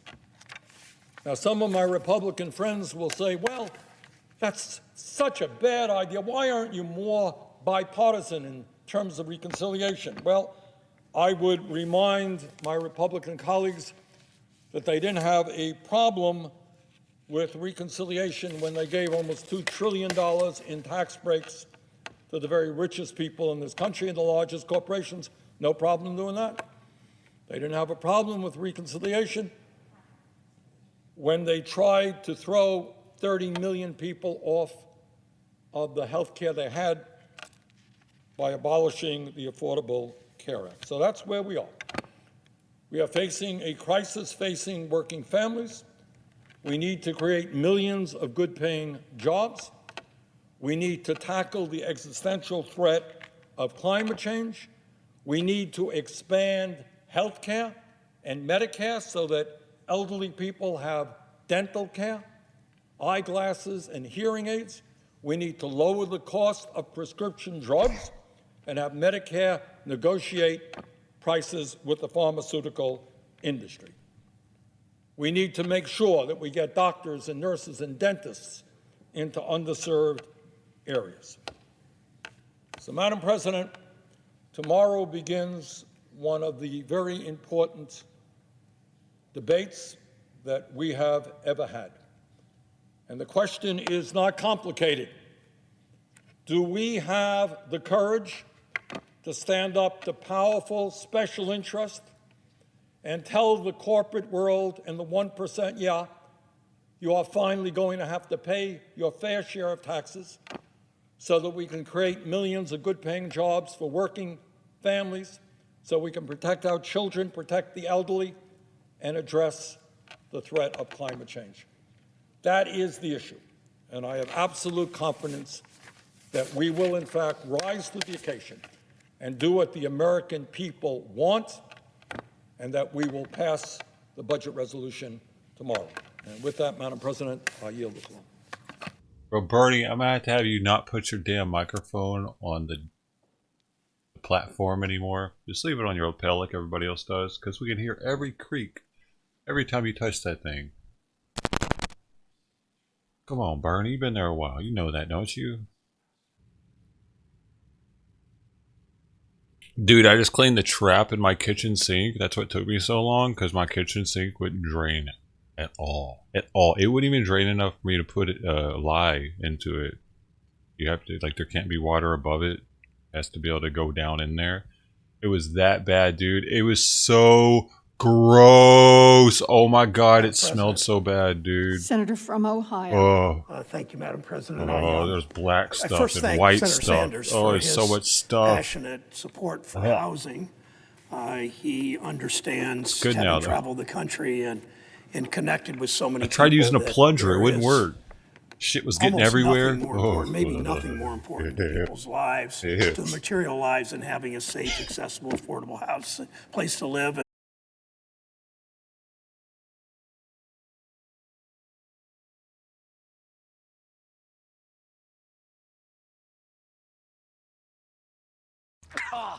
Tight, yeah!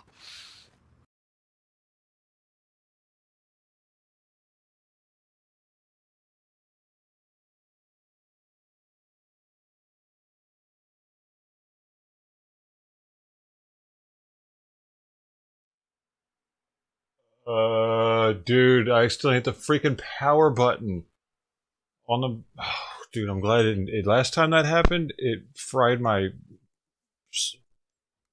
hard drive. This time, it's just everything's all funny looking. What's up with this bar right here?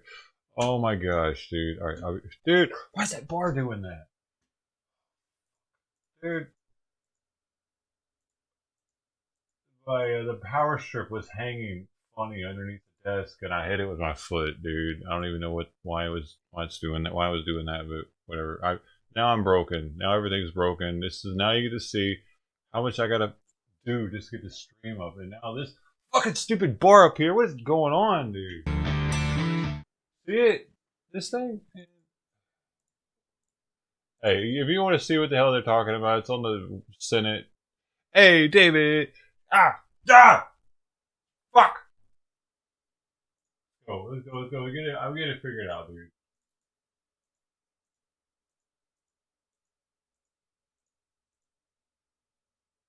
I can't get this fucking thing highlighted, dude. There we go. Okay.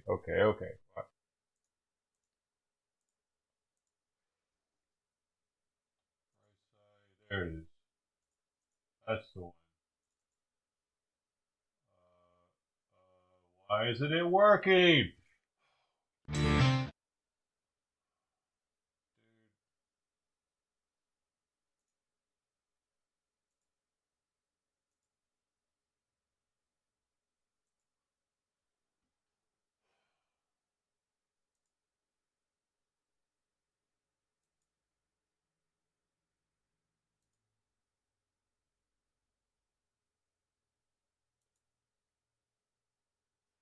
It's not working. I don't know. Whatever. This is where we're at right now. Fucking.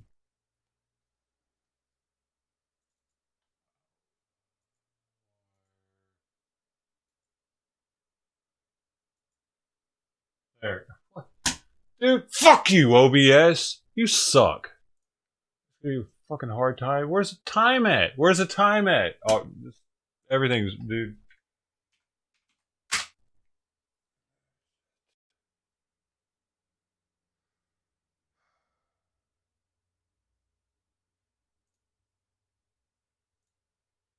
Hey, C-Maz, how you been, man?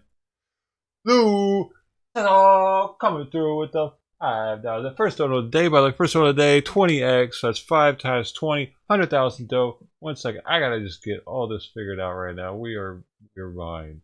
I'll get there just a second.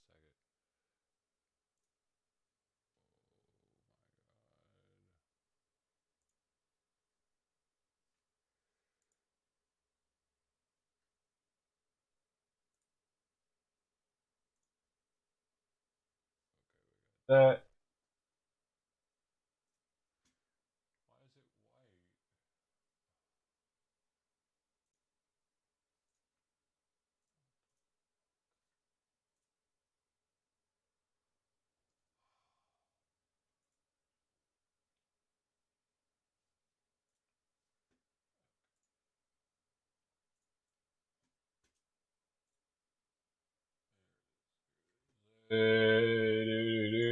It takes me, dude. Why the fuck are you? Oh my god, dude. What? Like, why is it that when everything turns off, literally, like my browser all of a sudden is doing some weird shit. OBS is doing some weird. Everything is actually like fucking me over right now.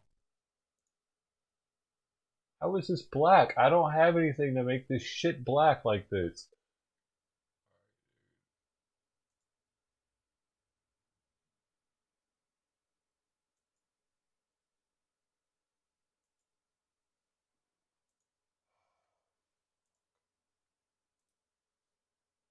There, okay. We're one step at a time here, getting the stream back up.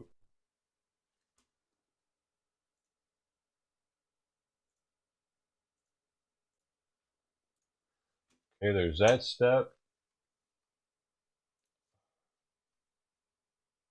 I bet y'all thought I just turned this thing on. It's just like, bing, hey guys, I'm here. How many thought that?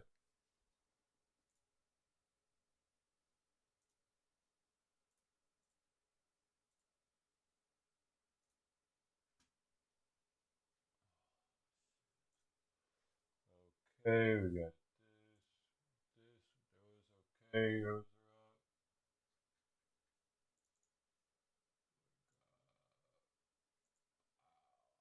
up, okay. Now we can get Ethereum up real fast.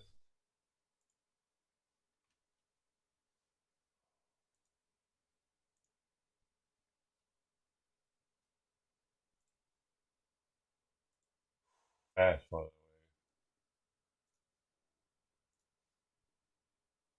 Okay.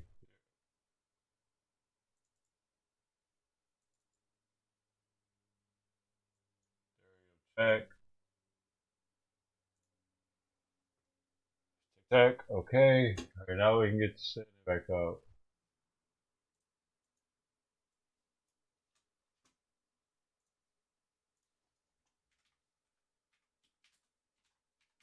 And the chatbot's not on. Oh my god. Chatbot check.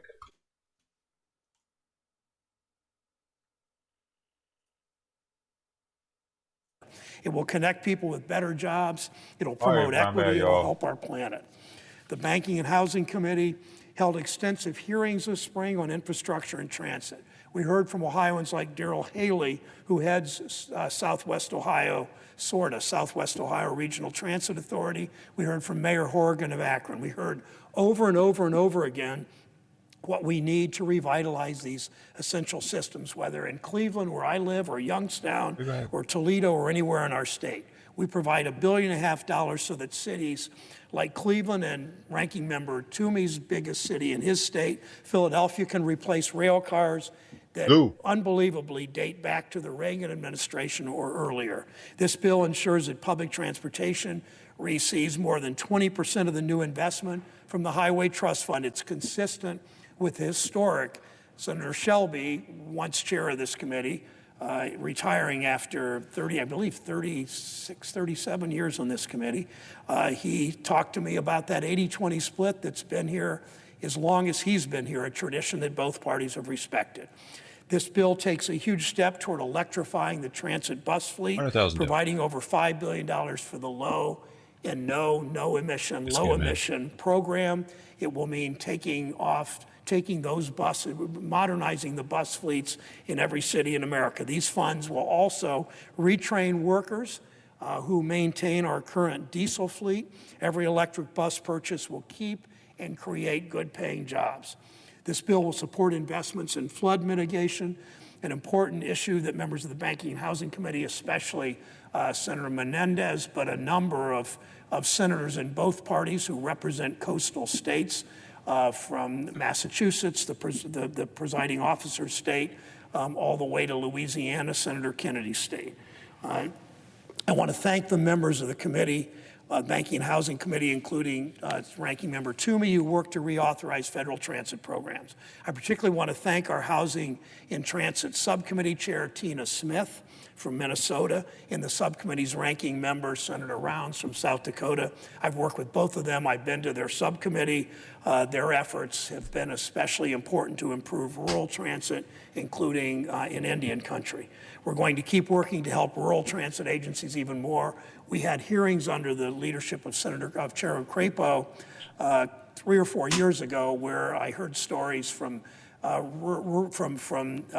rural senators in smaller states, mostly Republicans, talking about the importance of rural transit where Fucking lost all the momentum of the stream, dude. Fuck my life, man. Picks her up, takes her to her dialysis treatment, and then takes her back. That kind of different from urban, big city bus transit, but equally important to families. I thank our Democratic members for their strong focus on transit. Senator Menendez from New Jersey, Senator Reed from Rhode Island continue to be leaders in fighting for a fair share of funds for transit. Senator Tester from Montana, Senator Warner from Virginia played a key role in ensuring the committee's transit title moved forward in the bipartisan negotiations. Our committee, the Banking and Housing Committee, owed them special thanks.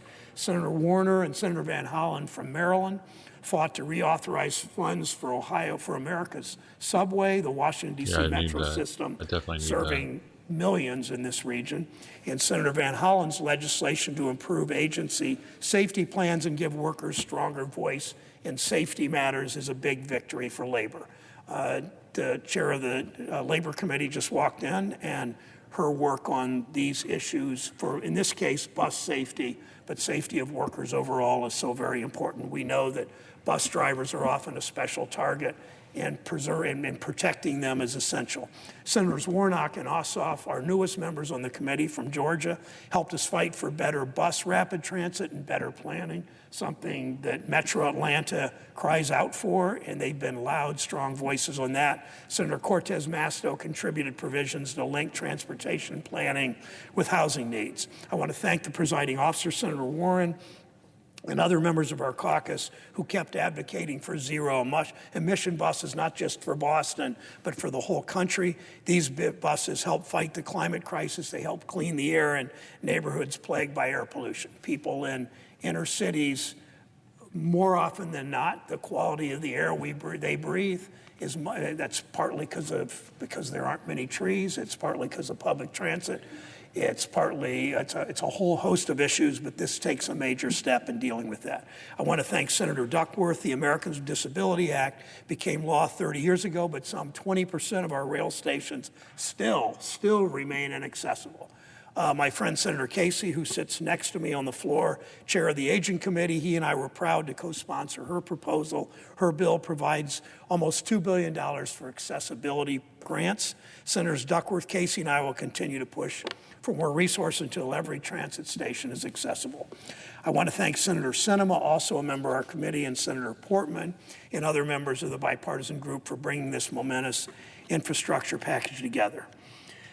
Madam President, it's obvious how some of the job creation in this package will happen. You build a bridge, you lay down rail tracks, you hire American workers to do it. None of these jobs ever in an infrastructure plan can be shipped overseas. But this investment, Madam President, is different from those that have come before it. For the first time, every single one of these projects will come from the strongest ever Buy America rules. It means we get more job creation from Wichita to Seattle to Boston to Cleveland. We get more job creation for every single dollar of taxpayer investment. Throughout my time in the Senate, I've worked to strengthen our nation's Buy America laws at every opportunity.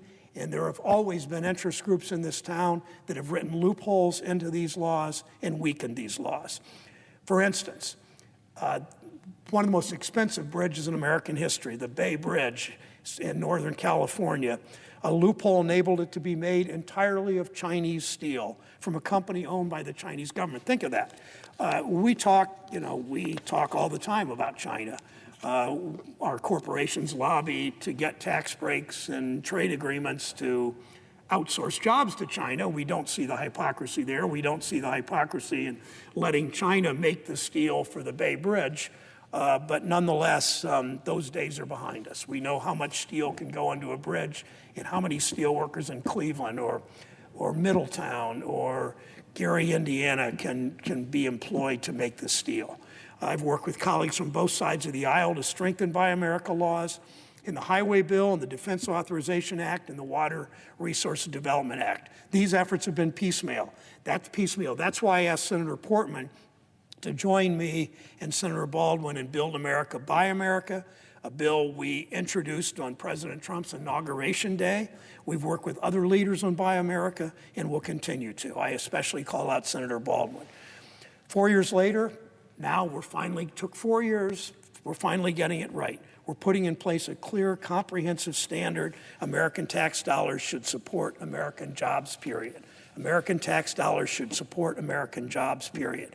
These historic investments will support Ohio manufacturers and not their foreign competitors. With potential for hundreds of bridge repair projects alone, this investment in Ohio combined with our strong Buy America rules means job creation in every region of my manufacturing state. It keeps the promise I've made to Ohioans my entire career that I'd fight for the dignity of work. When you love your country, you fight for the people that make it work to ensure the industrial heartland would be the engine of opportunity that drives us into a 21st century economy. Finally, while I'm supporting this bill, I'm excited for all the investments it will make in Ohio communities and Ohio jobs. I'm disappointed that a number of my colleagues rejected the idea that we should pay for this bill by enforcing our country's tax laws. I oppose the provision forcing home buyers to pay more each month to help fund investments that wealthy tax cheats should pay for. The money that home buyers pay should be going towards keeping our housing system stable, making sure that everyone has an affordable home. We can do more. We will do more in the coming months to address affordable housing. You all heard, those that were in the chamber heard Senator Sanders talking about the importance of housing in the reconciliation bill. I will come down to the floor later today Oh, we start and evicting talk in people, some finally. detail about that. Finally, Madam President, I would be remiss if I not thank my staff for their hard work on this effort. Many of them had planned August vacations. It's the only time of year where they really get sort of untrammeled, unrestricted time with their families, and kick your all of them deadbeat have neighbor given up out. something already this month in July, and they're public servants for sure. They understand commitment. They do this without complaining. Their hard work has been so obvious to me and so obvious to people that pay attention, not necessarily obvious to my constituents, and I want to call them out. Homer Carlisle was instrumental in helping negotiate and craft the transit title and the bridge legislation. Ben Lokshin, a fellow from the Federal Transit Administration, assisted Homer in these efforts. I want to thank Rebecca Higgins and Mary Frances Repko with Chairman Carper's staff. I've done conference calls with them. My staff works closely with them. Robert Andres with Chairman Wyden. Chairman Wyden is chair of one of the most important committees in this Congress and has been a leader in wanting the wealthy to pay their fair share and wants to make sure it's large corporations that share the taxpayer bill and pay the tax burden and pay their fair share and less burden on small business. Aaron Goldner, formerly with Senator Whitehouse, and my former aide, Leah Hill, they all made the bridge legislation possible. In my office, Beth Cooper provided technical assistance on the very complicated flood mitigation portion of this bill. Megan Cheney and Chad Bolton, Elijah Tuku, and Corey Fryer provided the analyses and guidance on matters related to the bill's pay for. Carolina Young, new on my staff, but already making so her many mark. Women. And Abigail Duggan worked in the Buy America. Why are they all women? Buy America provisions. My staff has worked with others on Buy America over the years, but Sam Milopoulos with Senator Portman's HISCAC staff, Brian Conlon with Senator Baldwin have been particularly helpful. And I want to recognize my former aide, Nora Todd, who led our efforts for much of a decade on Buy America. Through all this, joining me on the floor today, too, is Laura Swanson, my staff director, who works unbelievable 75% women back in with this a small thing. child Really going and on. continues to be a terrific mother and wife and an amazing staff director. And I say exactly the same about our legislative director, Jeremy Heckheis, who's not a terrific mother, but a terrific father with a family and has worked so very, very, very hard holding all this together for over a decade. So I thank my staff, I thank my colleagues. This legislation, I remember saying to Senator Casey on March 6th, when we passed the American Rescue Plan, I turned to him because of the child tax credit and what we did with pensions and so much else that Senator Murray had worked on too. I turned to Bob and said, this is the best day of my legislative life. What we're able to do to cut rates of child poverty and so much else. Well, this bill today is almost as big in its scope and is so very important to this country. And child poverty has to do with their fucking dads getting killed or locked up because they can't leave a life of crime. That's why we have so much fucking child poverty. What, we supposed to just bail out all the single moms that decide to have a kid with some dumbass? Fuck out of here. It's not the rest of America's fault that these dumb cunts have babies with gangbangers. Senator from Kansas. Madam President, thank you. I joined the bipartisan infrastructure group of 22 senators. I'm one of the originals. And I did so for a number of reasons. One, how important infrastructure is to Kansas and to the country. I'd highlight the importance of infrastructure investment to my state. We're in the middle of the country where our manufactured goods and agriculture commodities need to be able to compete in world economy, and how efficiently and effectively we get those goods and those commodities to market has a huge consequence to the ability. Like, I don't even have my own fucking kids. I'm supposed to help raise somebody else's kid? Southeast Kansas to Fuck southwest you. Kansas, from the suburbs of Kansas City and Johnson County and Wyandotte County, all across northwest and central Kansas. And they're probably still going to grow up banging? Improved roads, greater safety is there. There is a great desire to see that roads and bridges are repaired. County commissioners and trustees of our townships have called to say, we have a bridge. Could you help us do something about that? So I entered this group of 22 senators. I was one of the 11. How about we punish those dumb cunts instead, giving them money for it? it. At the table, and to help negotiate a deal that didn't raise taxes, that didn't spend trillions of dollars. Have to go to fucking group therapy or some shit for being stupid. And to avoid what I fear is to follow what I would describe as a democratic. You want free milk and cheese? You got to go to group therapy once a week now for being a dumb cunt and spreading your legs for a gangbanger. Excessive in scope, didn't add to the national debt, and did not raise taxes on the American people. This package includes a number of priorities of mine, including a historic increase in investment in broadband, and does provide critical resources to repair our roads, bridges, and airports. I don't know how much longer I'm going to listen to this, dude. So, desire for a seat at the table, a desire to invest in infrastructure, and I also would add a desire to see that the United States Senate, Republicans and Democrats, can work together for a beneficial product to the American people. No, not even that long. However, I'm over it. From the very beginning, It's fucking bullshit. I don't want to hear this shit anymore. Bye. Do what you do. I don't have enough people here for that to be worth my time. So, this is how it is. If you go to Senate Live, you can watch that all fucking day because they're going to be there saying the same shit all day long. Enjoy yourself. I ain't the one.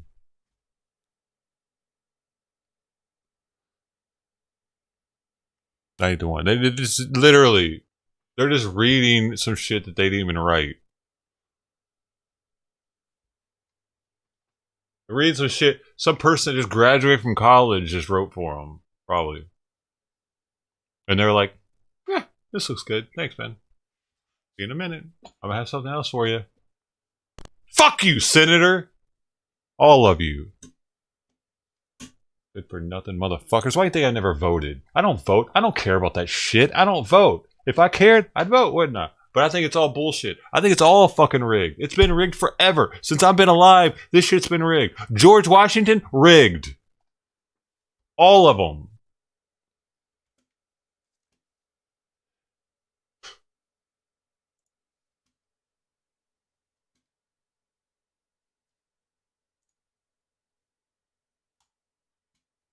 The first president. It's never been up to us as the people. Fuck that. They want you to believe that. They do what they want in there, dude. As soon as they get there, you see it. They just walk around. They walk around and get somebody to write some shit for them. They read it and they go back to the office and sit there and be like, yeah, I did good today. Maybe I'll get voted in again.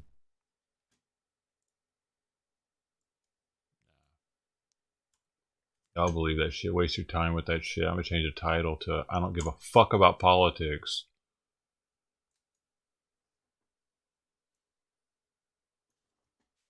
I don't give a F. I'm just gonna put PH. PHUCK about politics.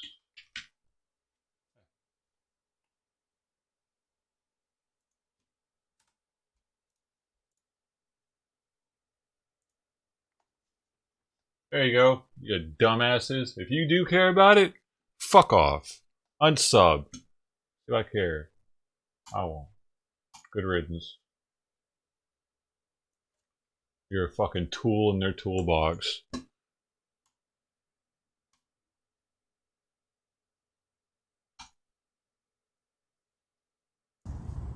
Like, just me rebroadcasting that makes me a tool. Fuck them.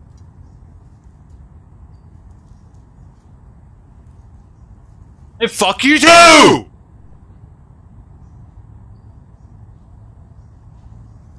These rabbits now.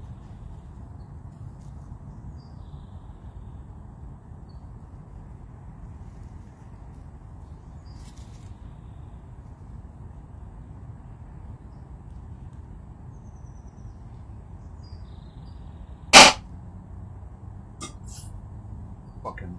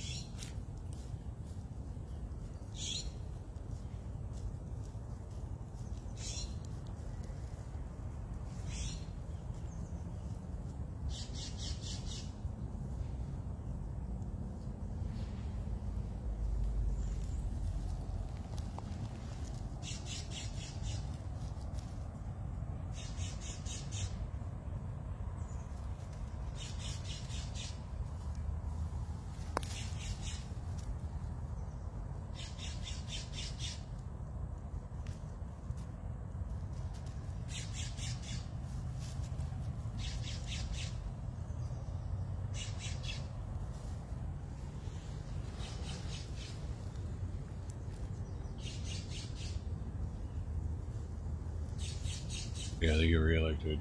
Whatever.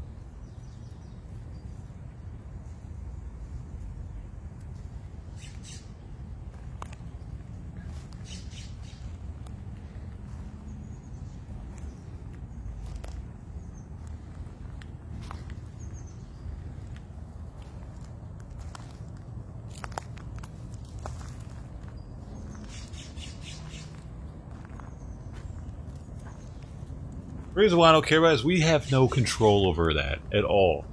It's the illusion that we have some sort of decision-making capability and what the fuck's going on in there. We don't.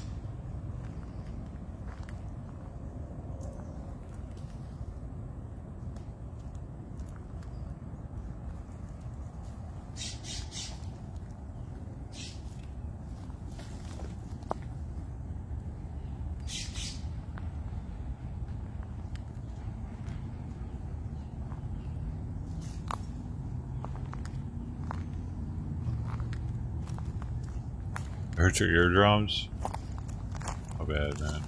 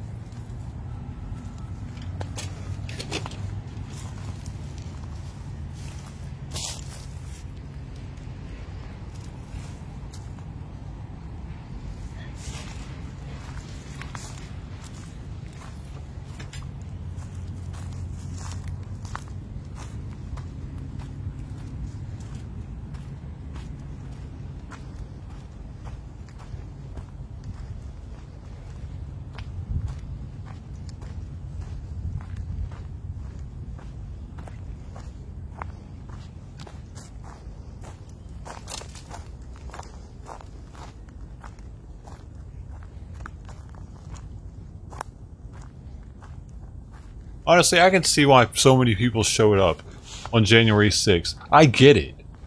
How many fucking people are fed up with our shitty ass government, dude? Fuck. It wasn't about Trump. It wasn't about Biden. It was about the fact that we have actually no control over what the hell's going on in there. The government has taken control over the people, rather than it being the other way around. They tell us what to do. Now, that's all. Was that what it was meant to be? Or is it just meant to be for them to just tell us what to do? Or we just supposed to have some say in this, right? Seem like we do. I don't know, man. I don't feel like my vote matters at all if I were to go vote. I feel like it's worthless, pointless, a waste of my time. They should pay me to do it, and even then, I probably wouldn't do it.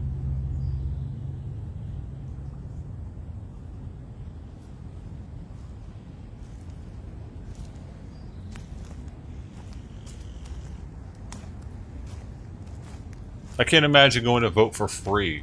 You know what I mean? Going in there and spending an hour standing in line. Remember how long those lines were? Really. In other, like they say, well, other countries, you know, they would die for this ability. Yeah, maybe when we first had the system, it meant something. Maybe. I don't even know then, but now it's pointless. It's a complete waste of time. I don't trust it. I don't trust the numbers. They say that the vote was stolen or whatever. I don't know. I can't say here or there, but I'm not for sure that it wasn't. I'm not in the crowd that's like, nah, there's no way that's possible. No, it's very possible.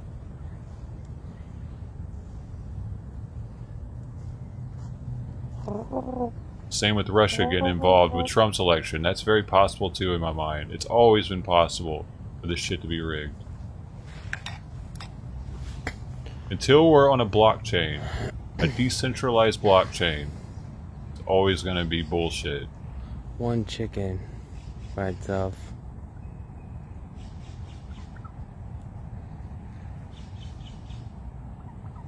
They won't do that though, because then they won't be able to cheat.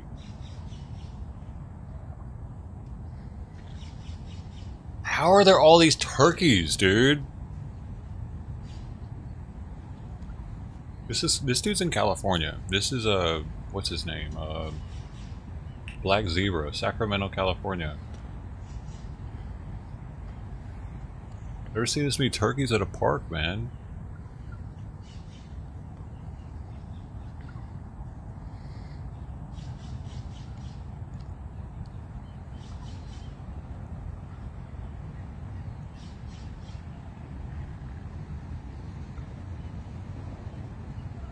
They think Trump is coming back to office this week, huh? That's weird. 15 million is not that many, I guess.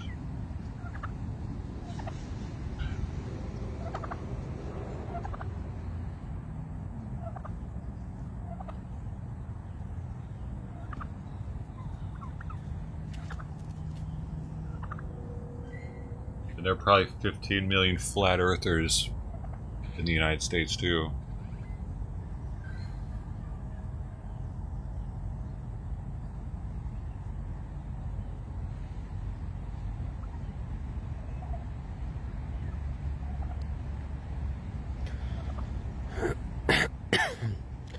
These turkeys were eating some apples a minute ago.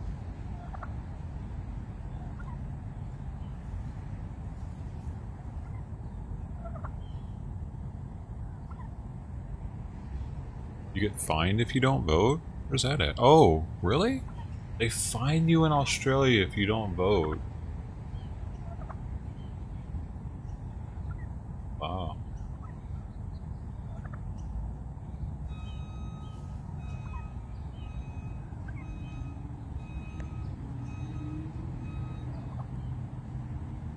So it sounds like it's pretty much like the like you never have to pay it, kind of like if you don't go to jury duty, you're not going to go to prison for it. They act like they're going to put you in prison or something.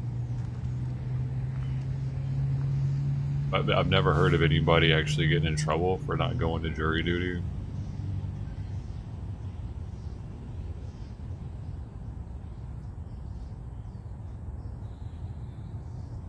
Oh, he's horny, dude. Oh, Blackie's horny.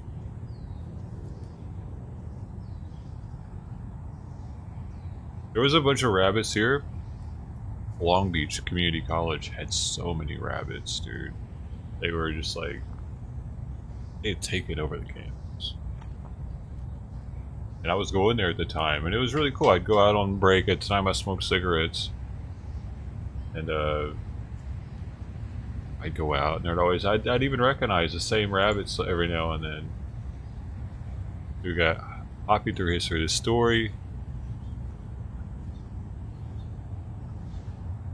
of the LBCC rabbits. This is back in 2009.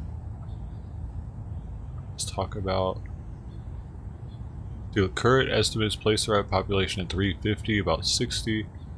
Wait. They've been there since 1935. Oh no, campus opened 1935. It doesn't say when they got there, but there were so many. Where?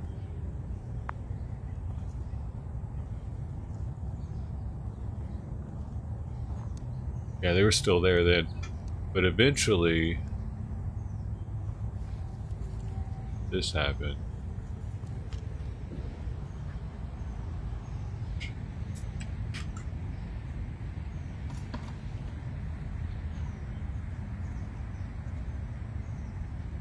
All of them were dead one day. They came in and there were like rabbit carcasses all over the campus because some asshole came and just like killed all of them.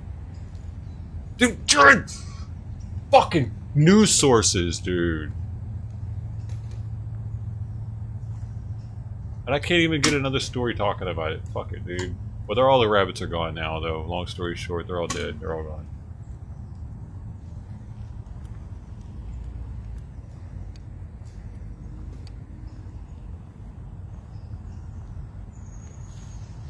Does that work for these news people? Like when they do that shit, or is somebody like, ooh, I really want to read this story, here's $5.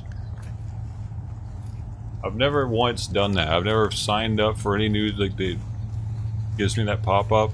It might even say turn the ad blocker off, but that's enough to piss me off right there and go somewhere else. Eventually, I think those organizations that do that eventually are just going to go out of business because people are going to, more and more people are going to be like, fuck you. Like, click on. It's not going to click on you anymore, asshole.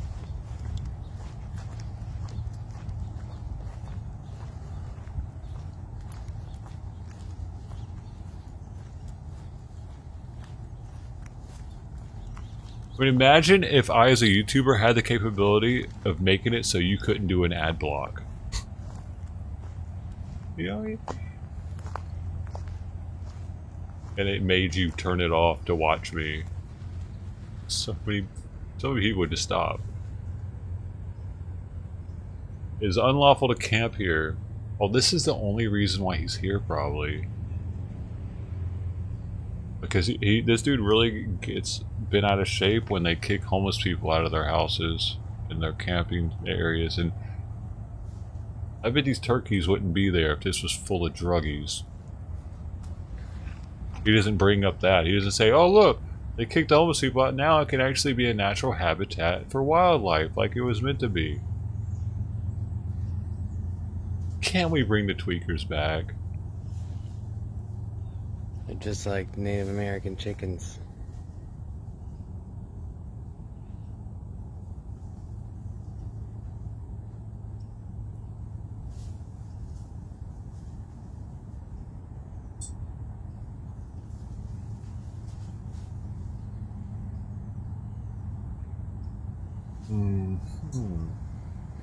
It's like chickens and stuff. I need to watch this. Alright, well, I heard there's gonna be a sweep, but there's just lots and lots of turkeys and bunnies. This dude actually only showed up because he thought that they were gonna kick homeless people out.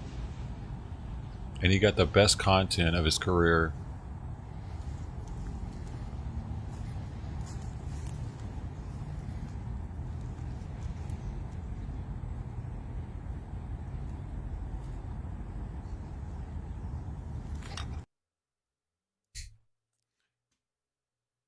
He's like, well,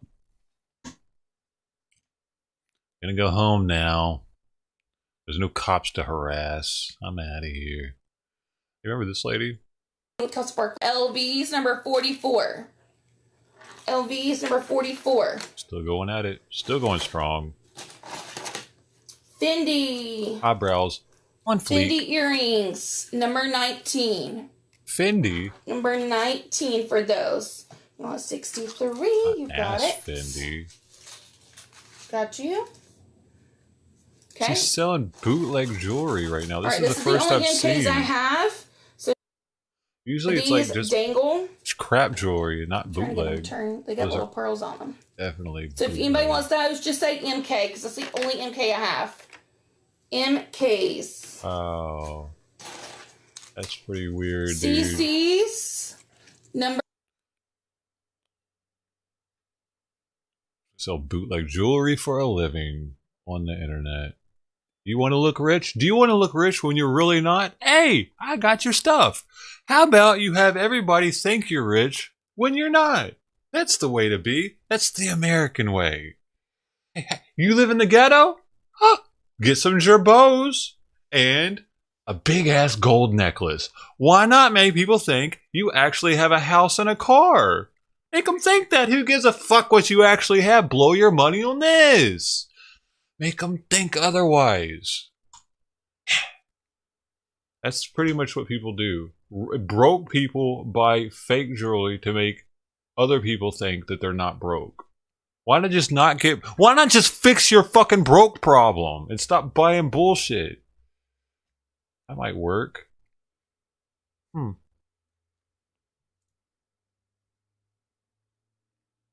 Could work. Damn! Did you see that? Fuck! You know that dude did it on purpose. That's why I don't do this shit. That's why I don't ever hang out in these dumbass fucking beat your ass circles. This dude definitely smacked him in the face on purpose and then like uses the excuse that he's in that circle to get away with it.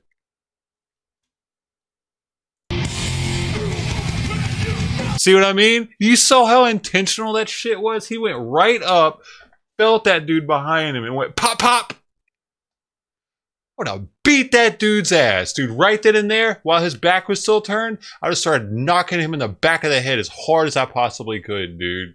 Fuck out of here. Motherfucker, I would have died trying to kill him that day. 100,000% intentional. And he just stands there like an idiot. What is it? Eh?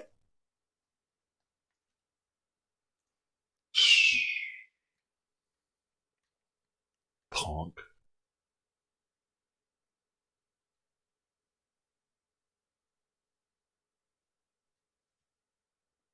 Nathan, what's going on, dude?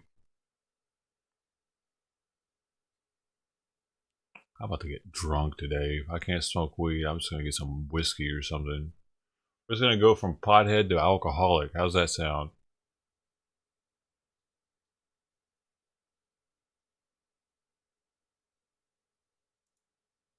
Ooh, this is good. There's no sound though. Road rage crash. Oh, by the way, I did see Portland last night. I tried to watch it, dude, but I couldn't watch the multi-streamer that was broadcasting it because he was just so loud talking. He was talking over the entire thing.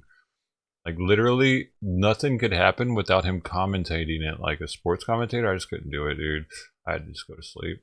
I thought about going live just to cover it so people would have someone to watch a multi-stream and not have someone talking over it constantly, but I was just too tired after a 12-hour stream. Damn! Plus, it was kind of dying down by the time I was thinking about it. Holy crap! Whoa, that's pretty bad. Oklahoma City. Our coworker says he and his wife called OHP and gave statements in the video troopers to pick up truck.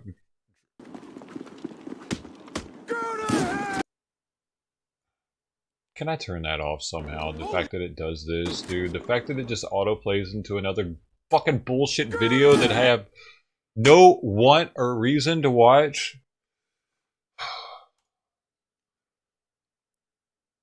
Pickup truck driver pursued a citation. No one was hurt.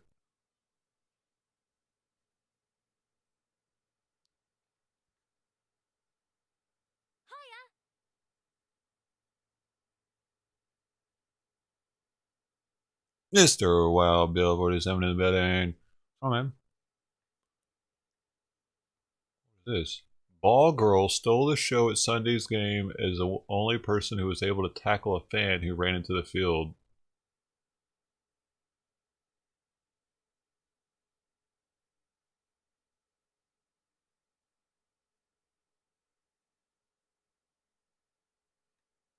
Yeah, okay. Sports are stupid, okay?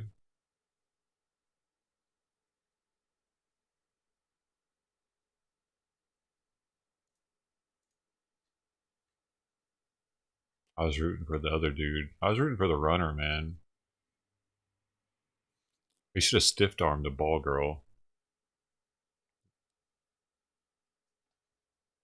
Pop! Right in the titty. Should have been stopping him then, would she? Teach her ass to get in a man's way. You know if I can get in a man's way that's running full blast unless you want a stiff arm to the titty, bitch. Pop! Could you get in trouble for that, though, if you just put your arm out and someone gets in front of you and you end up laying them out as you're running? Do you get in trouble for that? Hey, he got in front of me! My fault. I can't stop on a dime, dude. I would hurt, dude. I would hurt a titty.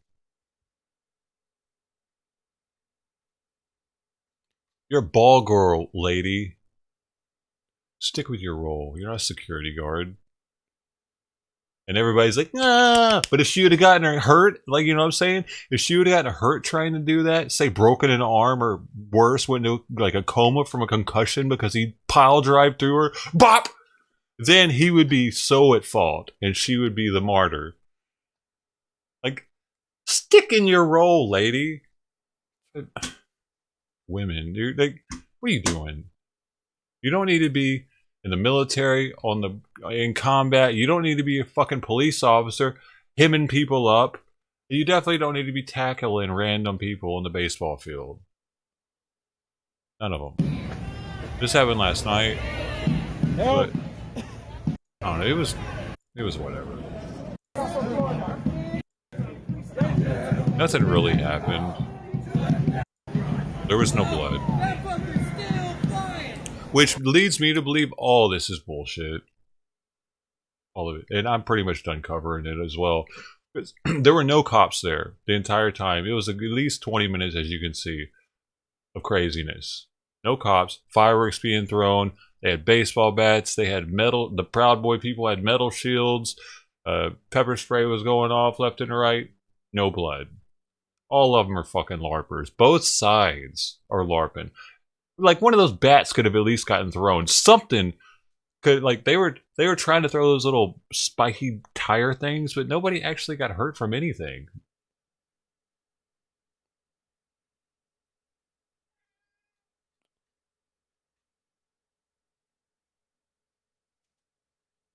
Oh, she didn't tackle anyone?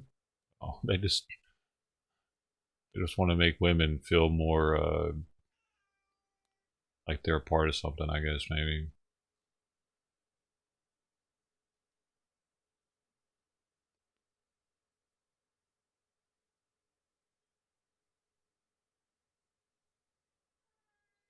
Simon? Shut up. No, that's not shutting up. That's the opposite. Why are you... Simon's meowing at the closet. He's just staring at it, meowing over here. Stop!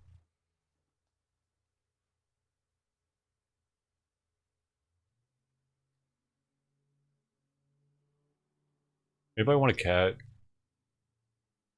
Horse dies after falling on way to racetrack. They had to euthanize it. Why? Because it couldn't be a racehorse anymore? Let's kill it?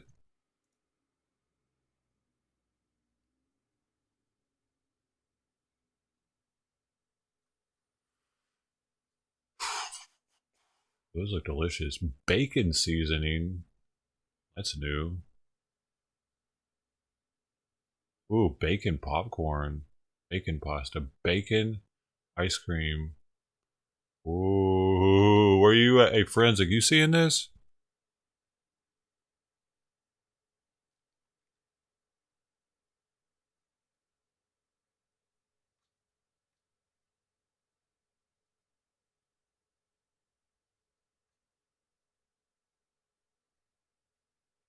Man, I saw something today. And here's somebody else covering it.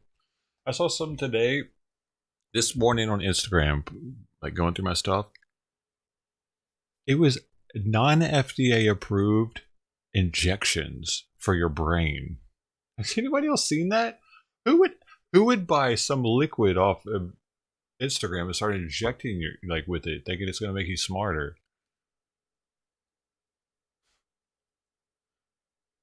It's the first time I've ever seen anything like that. It was a non-FDA approved injectable. Apparently, you had to give them some kind of lab work, and it cost like $700. I didn't really look into it. That's what one of the comments said. Which is like most of the comments were like, "Dude, don't do this. It's not approved. What are you doing?" And then someone's follow-up comment was, "Neither is the COVID-19 vaccine." What is this dude doing? Oh, elderly kangaroo found in a poor way and suffering from arthritis and anemia has been returning to health at the Red Box Wildlife Shelter. Oh.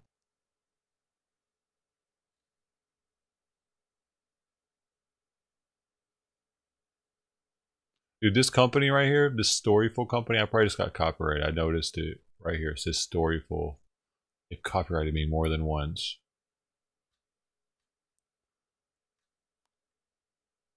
Gotta watch out for them. They get every story and just take it. It's theirs now. What is that?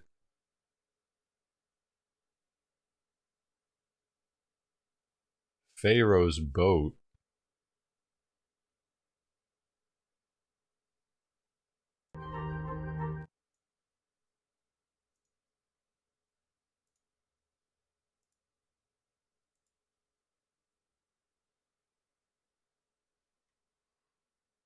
What's it cost to? How much money do they have out there? They have all these special events for moving shit all the time. You know, like the mummies and stuff. But really, what is that doing for them? Tourists, maybe? They get more tourists to come out there and give them money. Ooh, that's sick, dude. Look at that. Robotic food runner. We need that for the airlines. Need something like that.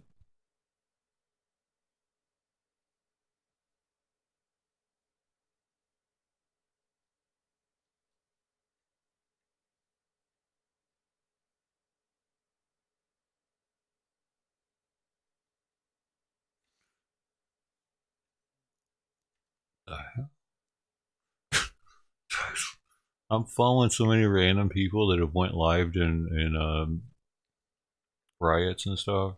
Never know what's gonna hit this.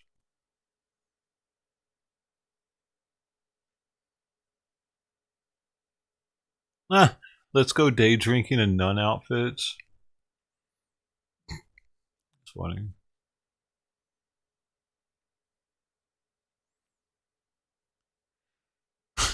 Have you ever got a nunchuck ad on Facebook? I have.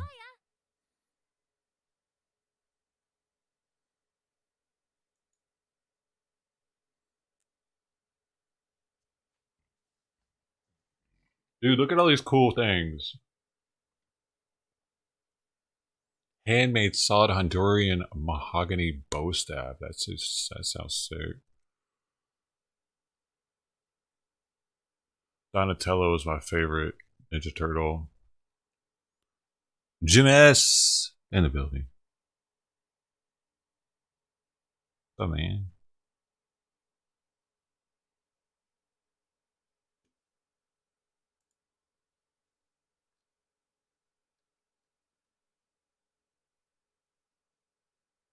Whoa, these are 150? Why are they so much? I want to see what the most expensive nunchucks they have are. To see.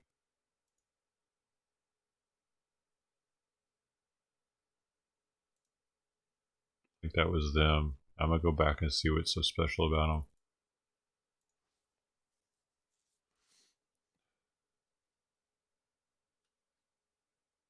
There you go. Hey man, where the hell they go?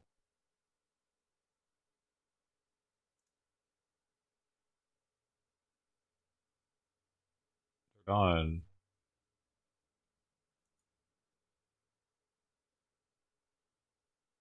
There they are.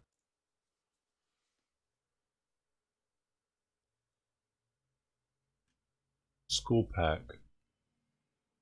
Oh, you get a bunch of them. That's why you get 6 of them.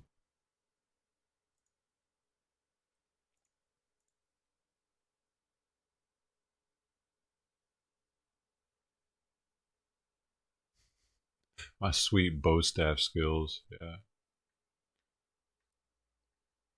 So sweet.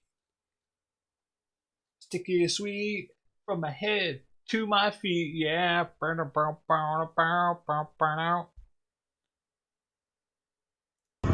Something you don't see every day.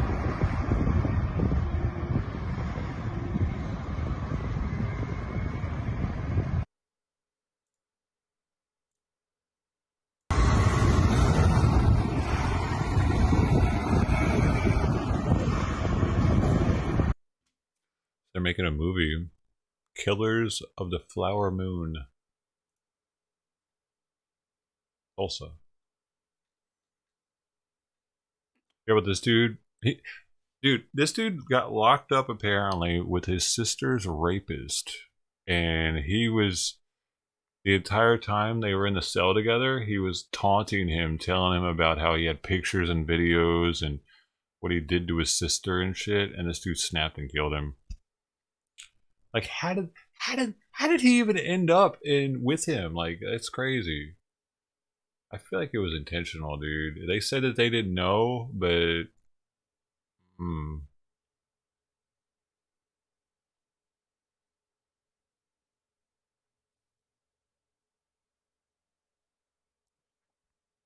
Oh, you had some, Lou?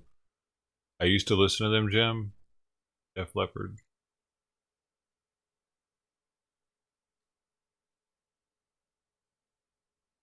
Whoa, that's Storyful, isn't it? Storyful already got it, didn't they? Yep. Ooh. Researchers develop breakthrough compound that kills breast cancer in animals. Dude.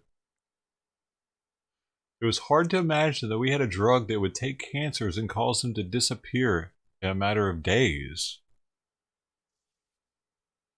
What?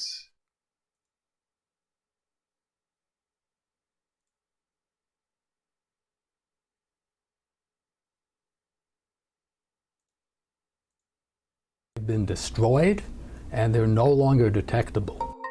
When biochemistry professor David Shapiro first saw these images, he couldn't believe his eyes. It was hard to imagine that we had a drug that would take cancers and cause them to just disappear in a matter of days. But that's just what they found. The compound, known as URSO, selectively exploits the pathway that shields cancer cells from being killed off by anti-cancer drugs. We hijack this pathway with the drug, and instead of just tweaking it a little bit to help the cell grow, we turn it on so high that the cell just shuts everything down. The imaging is startling. This is breast cancer that has metastasized to the upper spine, to the lung, to the liver, and also the lower spine. Untreated, this mouse would die within a week or two. Just 7 days after treatment, the tumors have been destroyed, the cancer eradicated.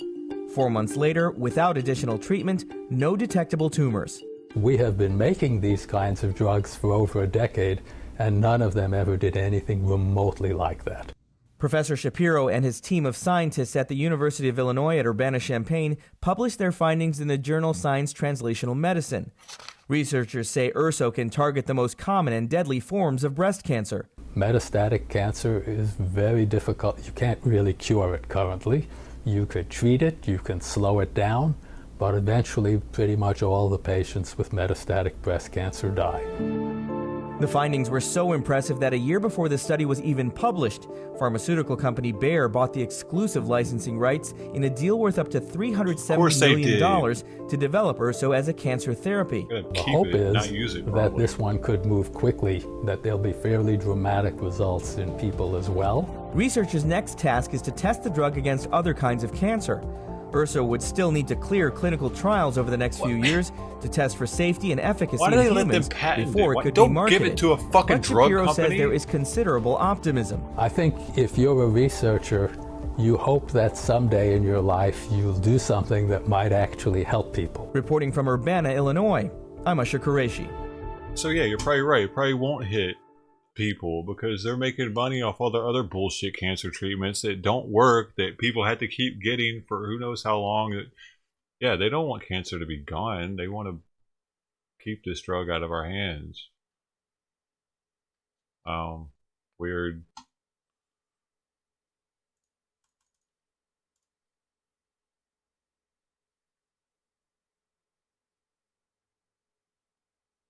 So with Jay, what's up, man? How you doing? Oh, you're here. You been here. You back? Are you gone?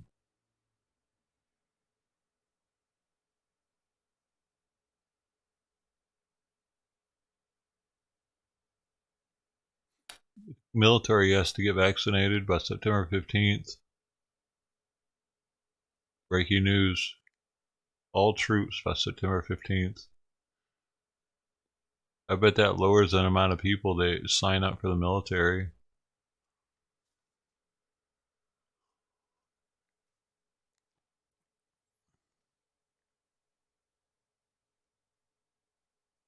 Oh, I bet. Internet, what kind of cancer do you have? Crazy.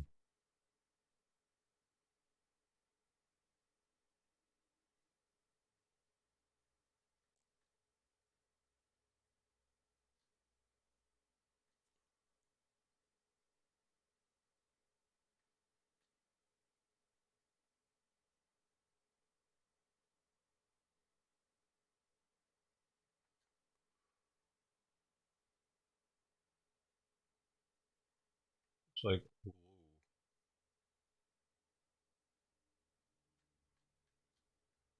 no more news.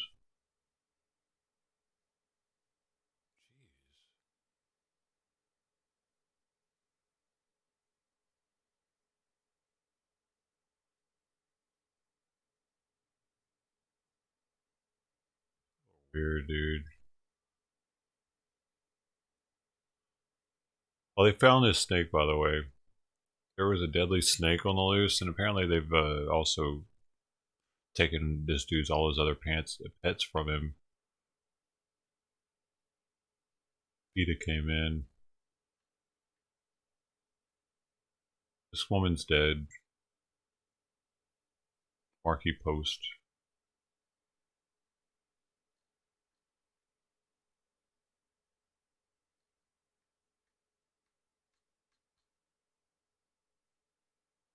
Slash Pro, slash resistance clothing for Homeland Security.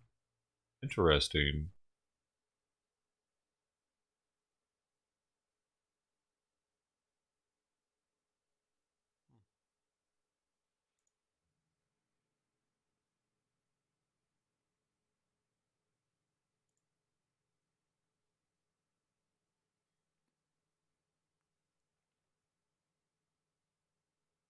I mean, it's not puncture resistant though. They can still stab you.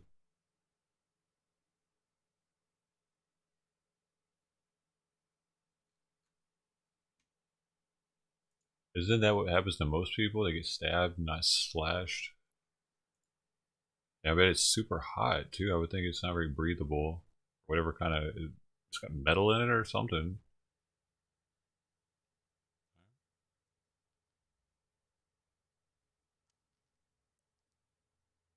I think it probably just gives people too much self-confidence and put their life in more danger.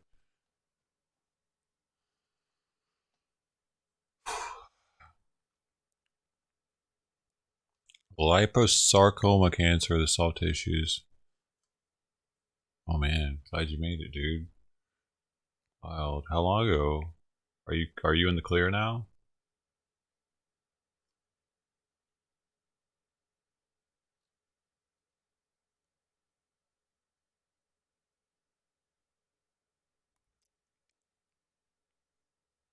Night Court? You actually remember that woman, huh?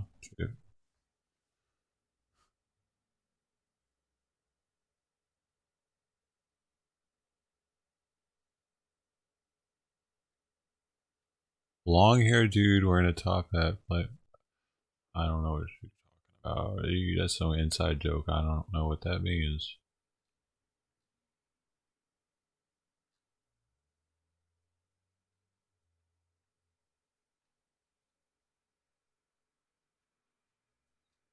News is dead on a Monday. Bitcoin is dead. Still waiting on this to do something, but no 30-minute sell yet.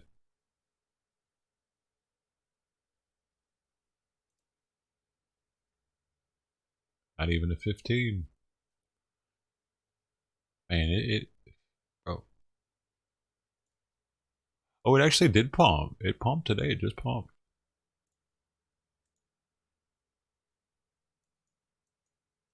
Keeps on pumping.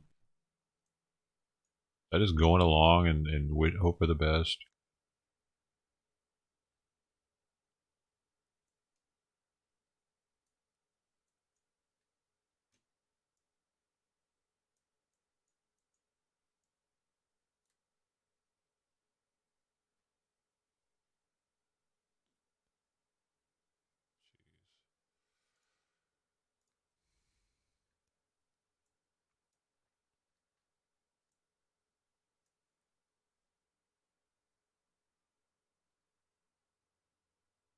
$7, nice. Lucky 7.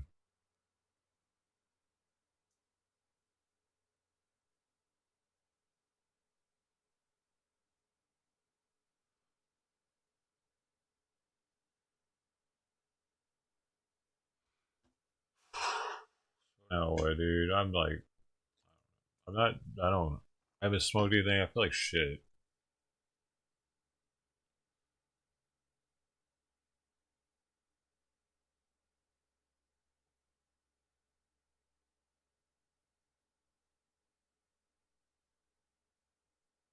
It's gonna be the worst week.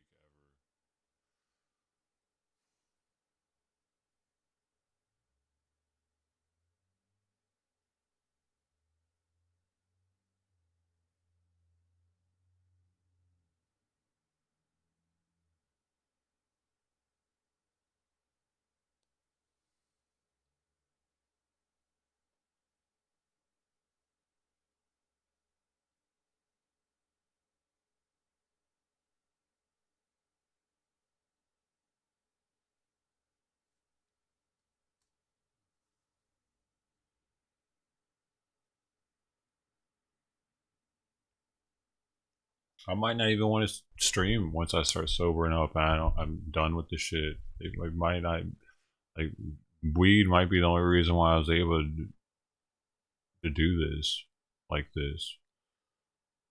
Spinning my wheels every day. It allowed me the ability to not worry about it as much, that there wasn't much progress. Once I sober up and I don't have any of this shit in my system anymore, that's gonna start bothering me, dude, a lot, and I'm probably gonna quit doing this. I mean, I might. I don't know. It's gonna seem like I'm just wasting my time. When you're high, it's real easy to just waste time and be okay with it.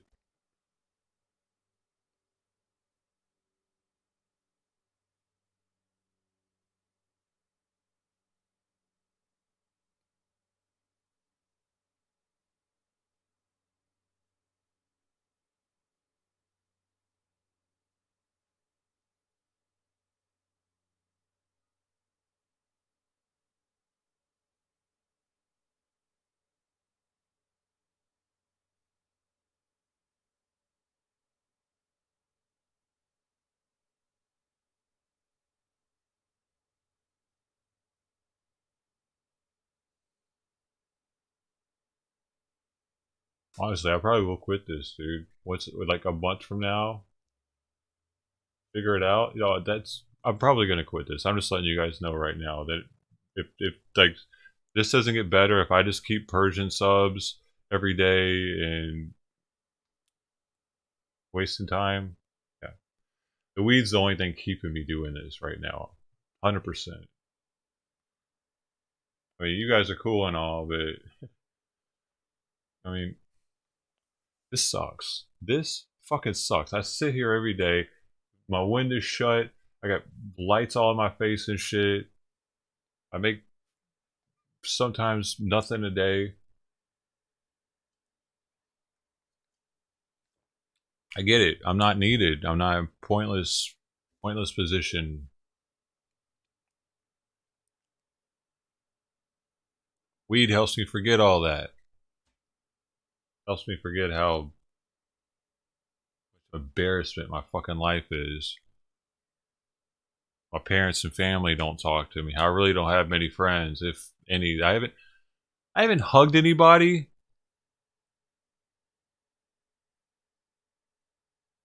in a year and 8 months.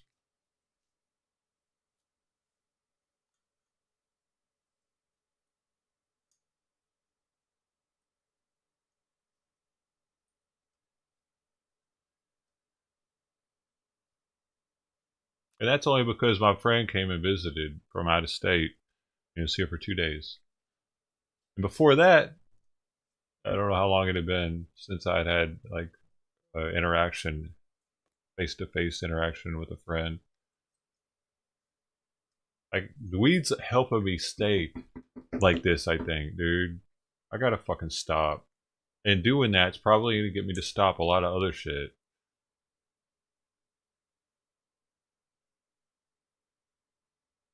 It's still in my system now, so I'm here. You know, it's in the fat cells and shit. I'm still withdrawing. It's still.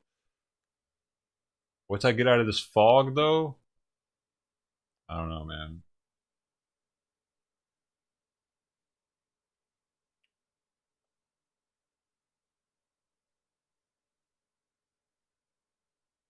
Letting you guys know it's nothing personal. If it happens, when it happens, it's me.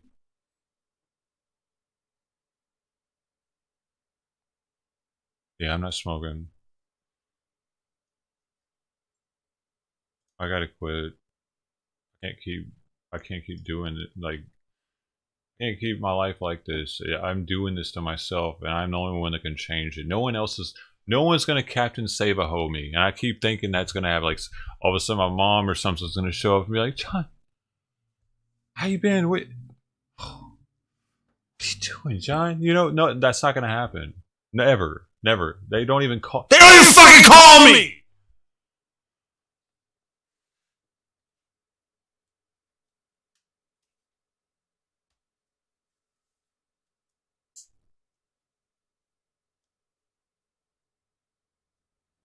My family doesn't care if I just waste my life. As long as I don't bug them.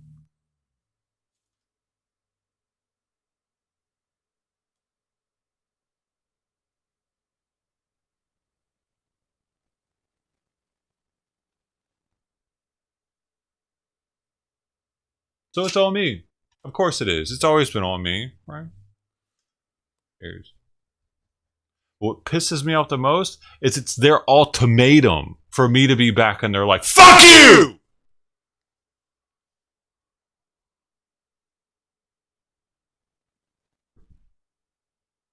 I don't want them in my life. You got ultimatums for it to happen.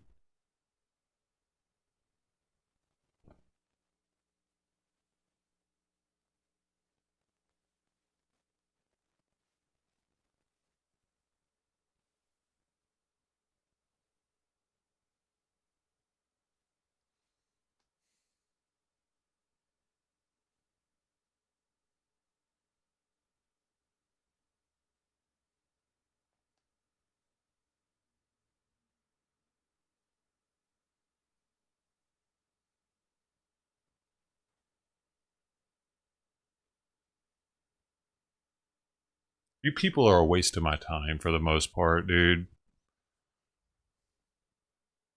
I'm too stubborn. Learn how to spell, fucking idiot.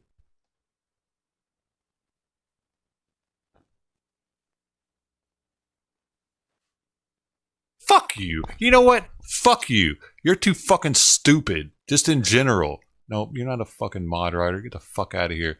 You're just too stupid for your own good.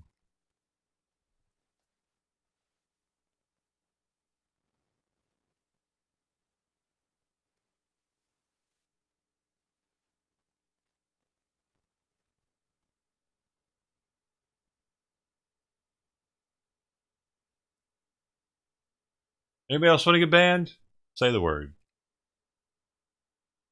The fuck you guys end up in some black hole and I can't unban you. I don't fucking care, dude. I will ban all you motherfuckers. Remember the day I was banning everybody that talked? Hey, they're still banned. Guess what? I don't give a fuck. Give me a reason to, give me more of a reason to stop doing this shit. That's all I need. Just keep piling them up. I'm not needed. You don't need me here. I don't need to be here. Fake internet friend motherfuckers.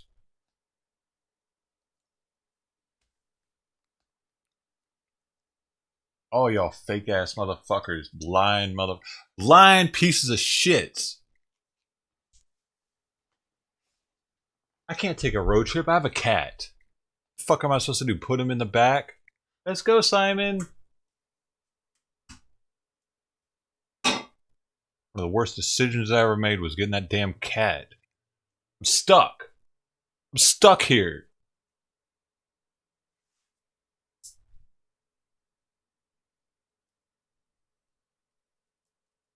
I can't go see my family because I got a cat. Stupid motherfucker. God, that was stupid.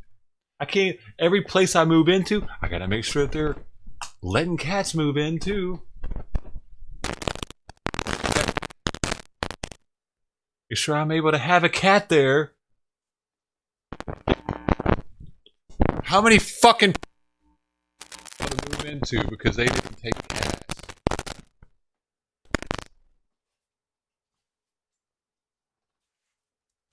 Literally, you click that you have an animal when you're looking for an apartment, 90% of the fucking places disappear.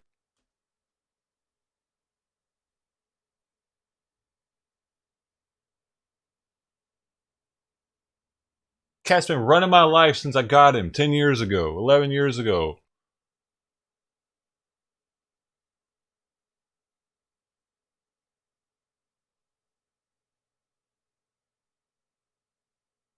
For what? For what? What the fuck am I getting out of that? I get to feed him all day, every day. He's constantly begging me for fucking more food. Yay! That was a great idea.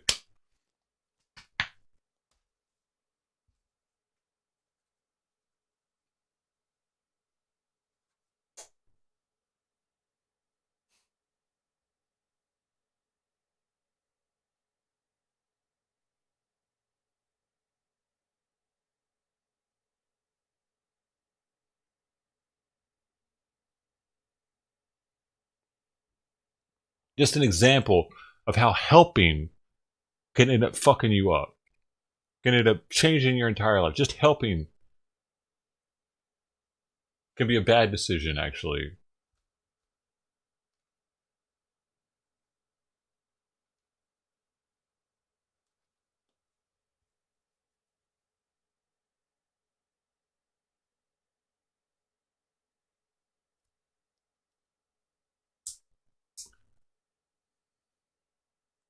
Shut the fuck up. Those places don't even check for pets. How old are you, dude?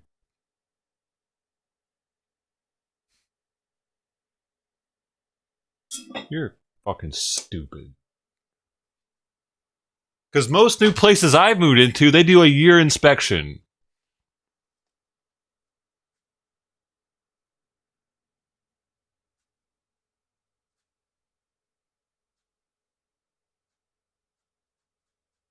And they walk through your whole fucking place, making sure that you're not tearing it up.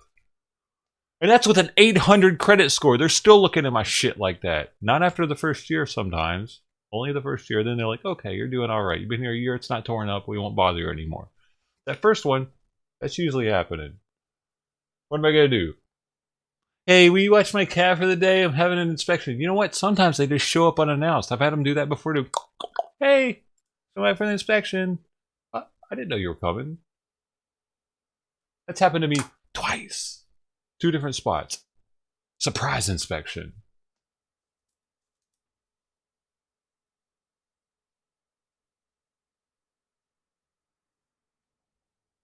Fucking know-it-alls, dude. YouTube, you fucking tube tards. You should be teachers. So smart. You remind me of jailhouse lawyers. People that are in jail that think they know the law. YouTube viewers just know everything, though. They don't just know the law, they know everything.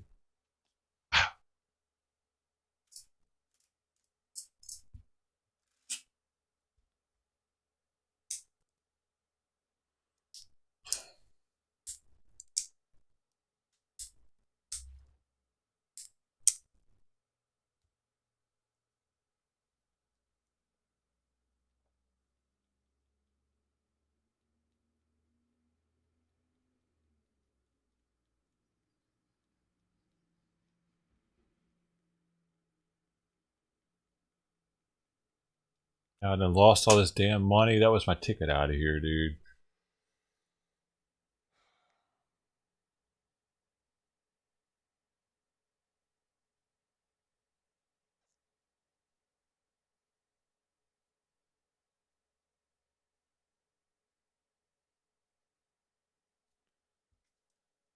Well, quitting the weeds is the first step. Getting the fuck out of here now.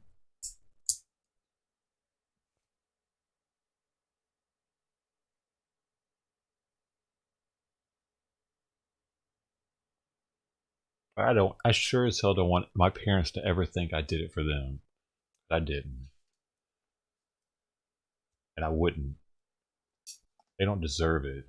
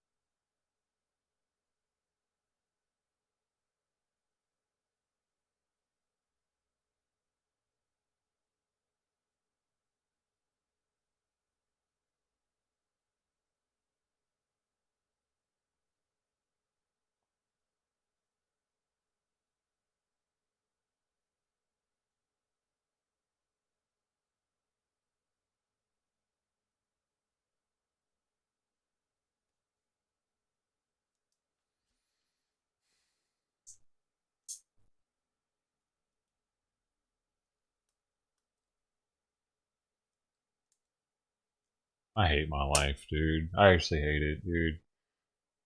I'm not happy. Haven't been happy for a long time. The weed's the only thing that's keeping me okay with it, complacent with my unhappiness.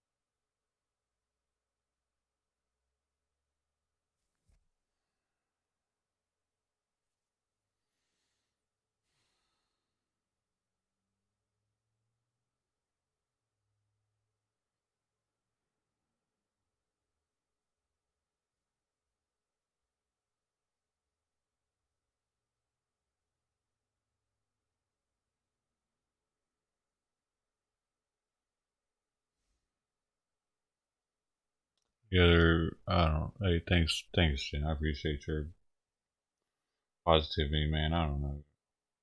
Oh, I'm doing the best I know, dude, and it didn't work.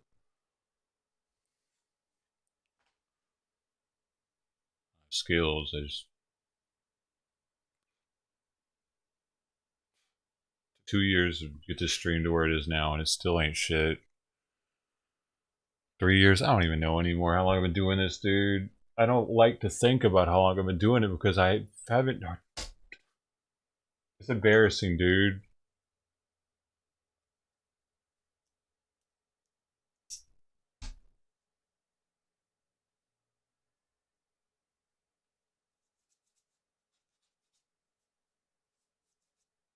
Because anything else that you've done for 3 years,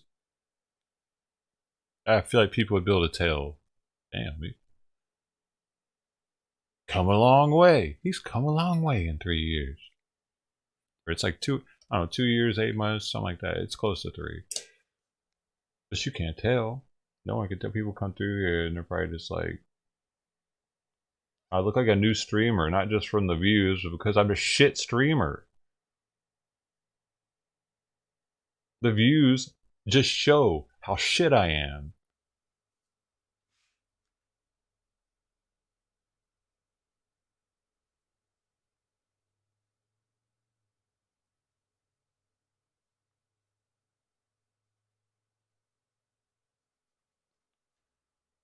The views are directly proportional to how good or bad you are as a streamer. So, in my case, I suck.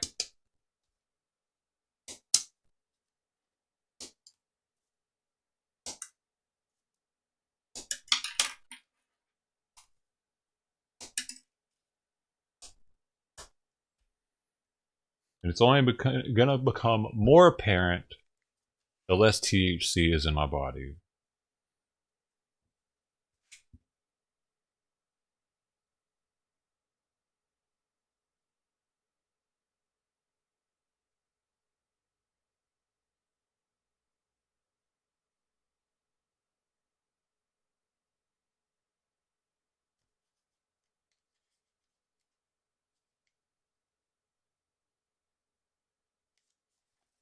This is just day number 1. Hell, it's still flowing probably because I hit it yesterday, tabbed yesterday, reclaim. Still coursing through my veins.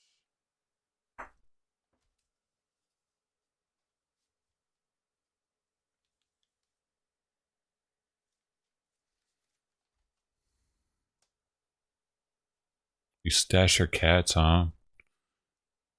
Yeah.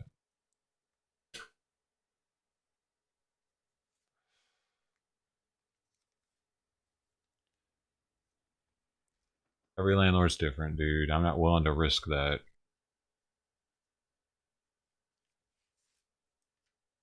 I have 0 evictions on my record. I'm not really trying to start by lying to my landlord.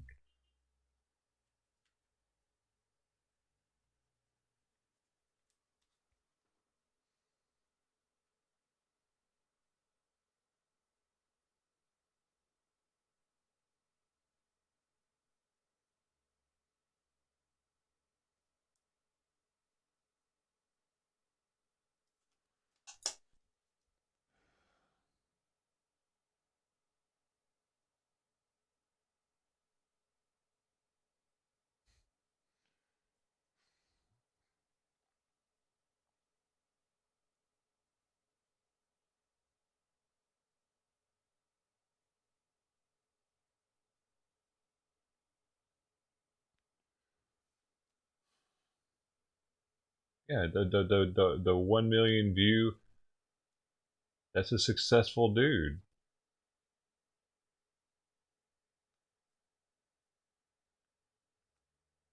In his mind, he's successful because he's getting all tons of views. That's how this works, man. Like, a rich person, you know, is successful because he has lots of money. A YouTuber, you know, is successful because they get lots of views. Several.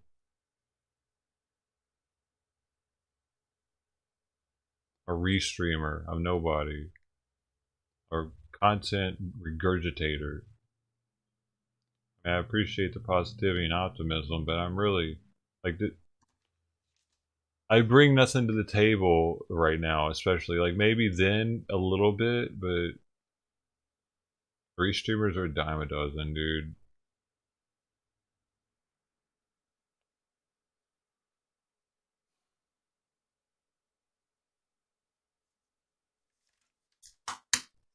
I was supposed to be actually making my own content, making videos, giving people something that they can use.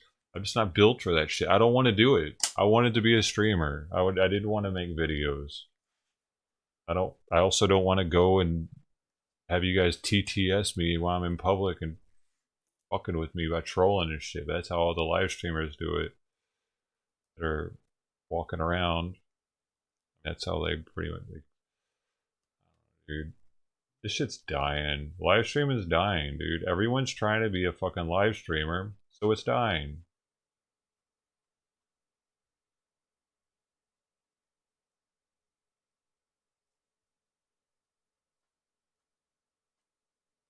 Kids want to watch people their age, dude. There's more kids on the planet than there are adults, and kids are the main ones watching streamers. They don't want to watch old ass motherfuckers like me gripe about dumb shit, and I get that. Just the more sober I get from not smoking, the more this is going to hit home to me. I'm less likely to be here. I'll start turning into adult, maybe. I'll start adulting for once.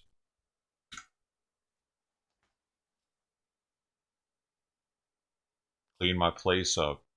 Stop being living like a fucking deadbeat.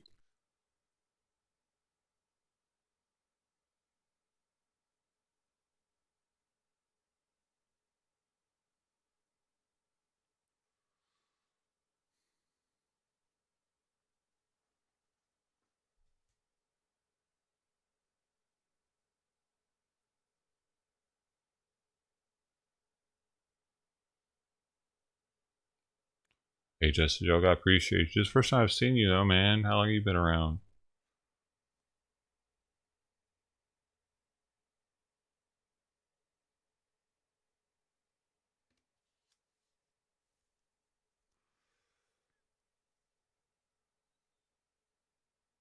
Show more skin. Y'all want me on a Speedo? Do my hot tub streams. I'll do a hot tub slot stream. I'll get all the viewers. Playing slots out of the hot tub. A Twitch streamer. In my Speedo, of course. That actually probably would bring views, which is what's so fucked about it. It would just be a bunch of trolls talking shit constantly.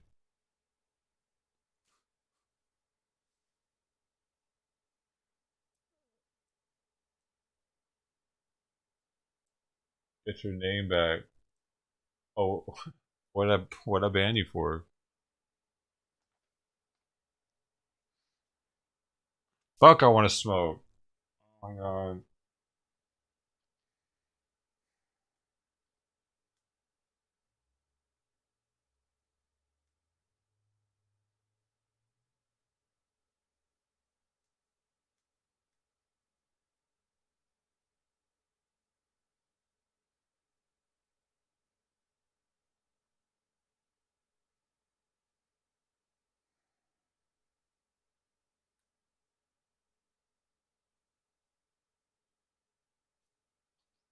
Sucks. I'm so like, man.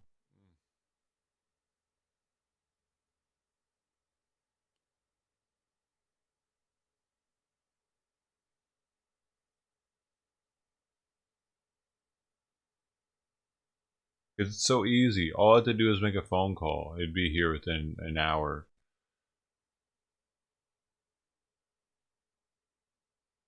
Not even a phone call. I just make a couple clicks on the internet. Pop, pop.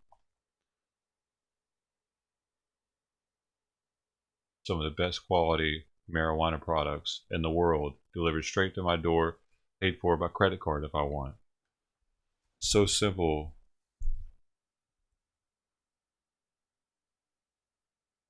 Get rid of all the pain.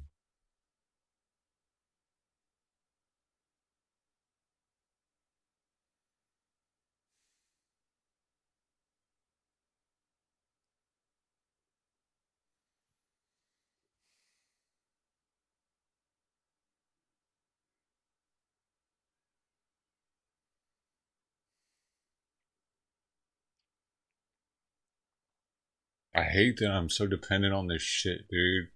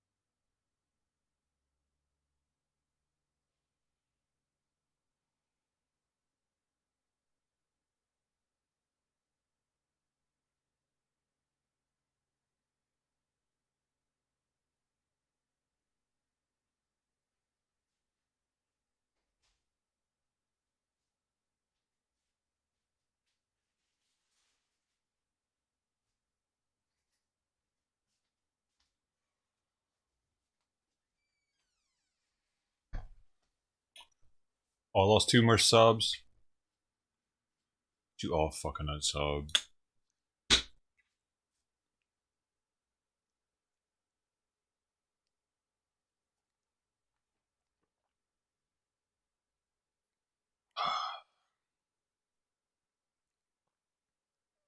Get a fucking life.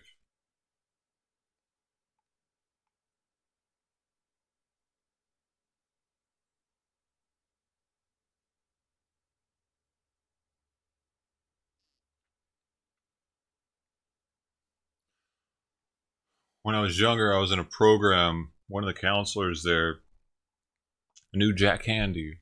You know, Deep Thoughts by Jack Handy, Saturday Night Live. That's what he said, at least. He said he went to college with him. So what he would do is he would send like a note or something, and tell him, hey, could you get something for one of you? Would you? I don't know if he told him which calendar page to wrote it on or what, but he sent me back an autographed piece of the Jack Handy calendar. That day's excerpt was the crows seemed to be calling his name. Thought call. And he said, get a life. Signed, Jack Handy. I still haven't gotten a life.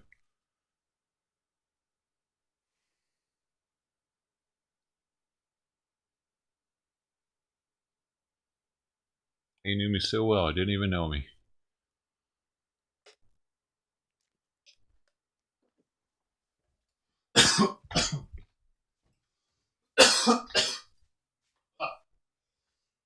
I just inhaled fucking water. Jesus Christ.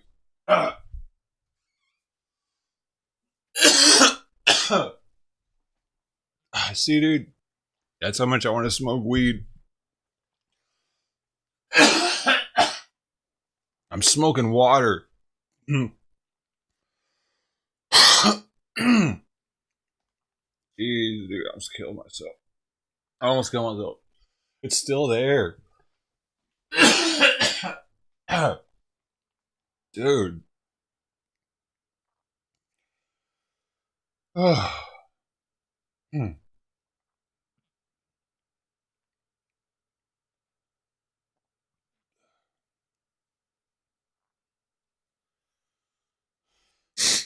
Jeez.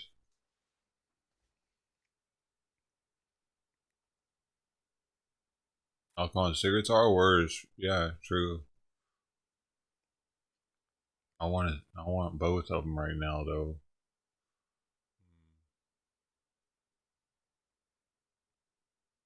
I want some alcohol.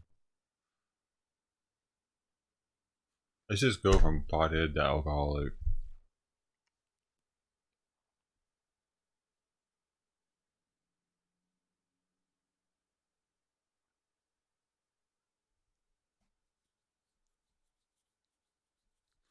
Whatever you do. Oh, thanks, man. Yeah. Appreciate you, man. Feel better too. Hope you have your best life. Yeah. Whatever.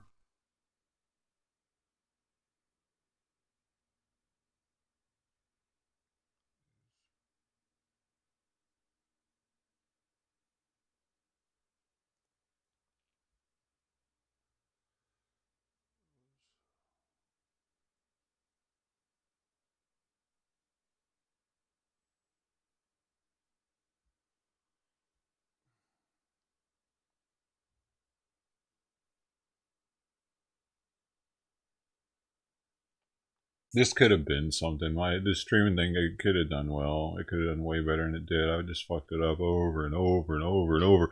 Every 2 days, I'm fucking it up, going off on everybody.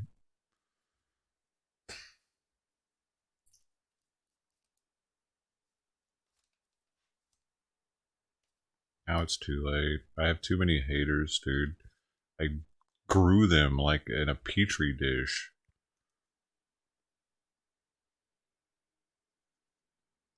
If you don't start off on the right foot doing this, you're pretty much screwed.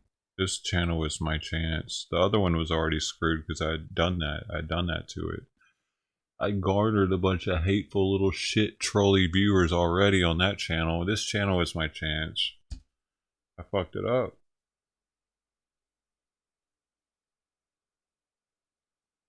Wasted.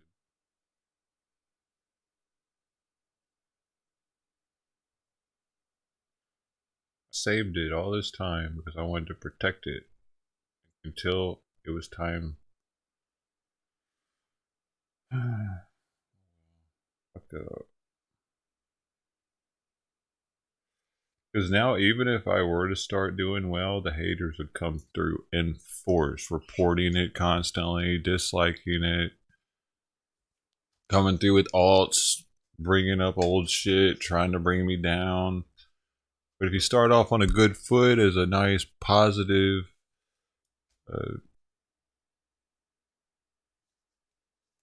optimistic,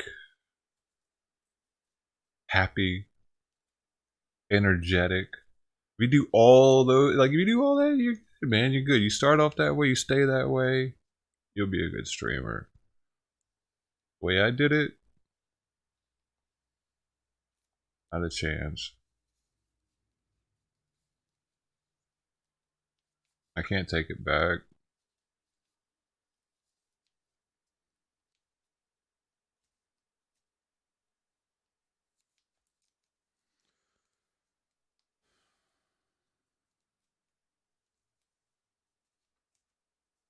And the realization of this is only going to get more and more solidified. The THC leaves my body.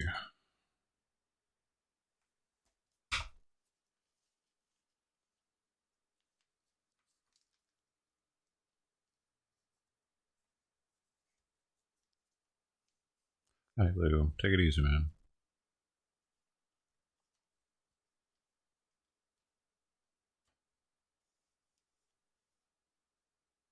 Thanks for your support, Lou. Have a good night, man. Hanging out with us.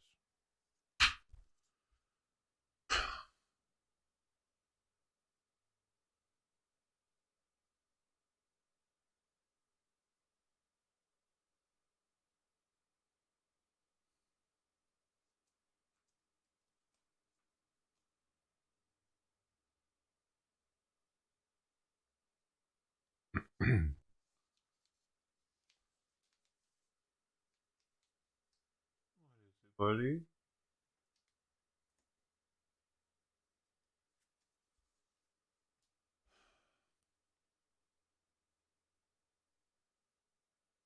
Feel bad for Simon too, man, because I'm literally the only person he can get attention from.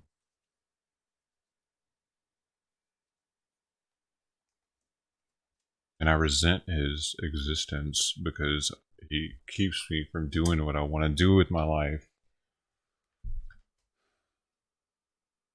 It sucks. I fucking feel terrible about that.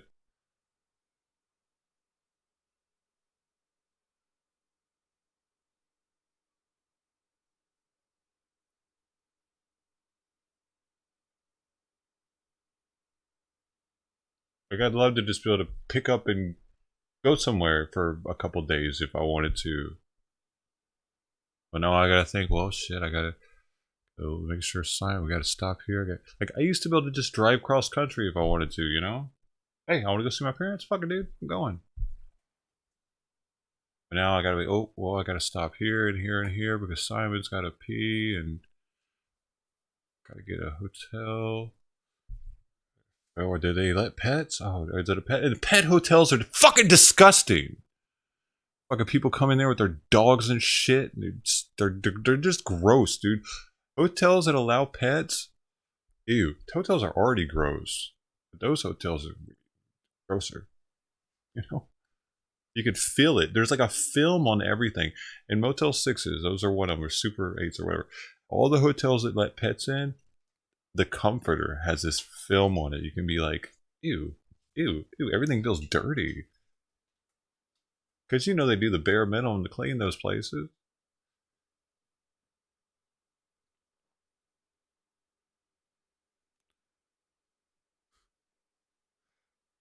I feel bad for the little guy, man. I wish I could give him like more affection, more. I wish I didn't have this resentment.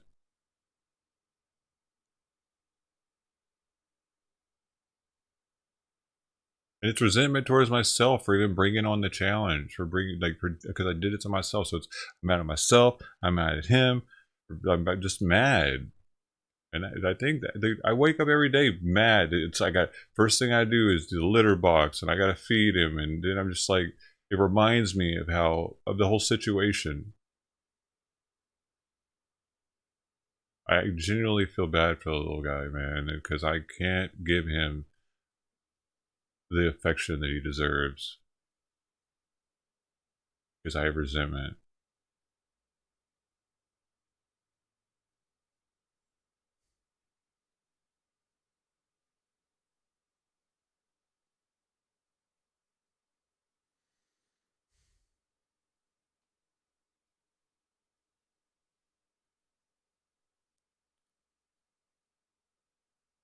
A pet sitter? Just let some random person come into my place like that? I haven't. Some random person just kick it in here while I'm not here? Never. Never considered that.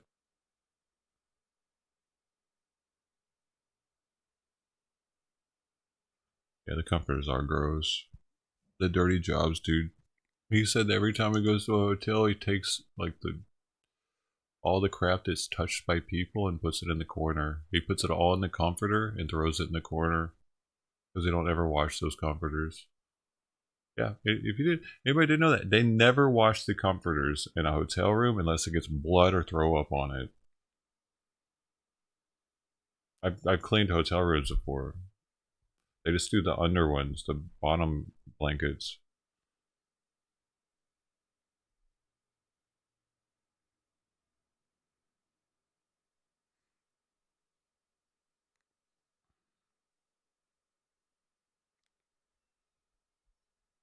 Days, as long as there's water, food, and clean litter box. But I don't know.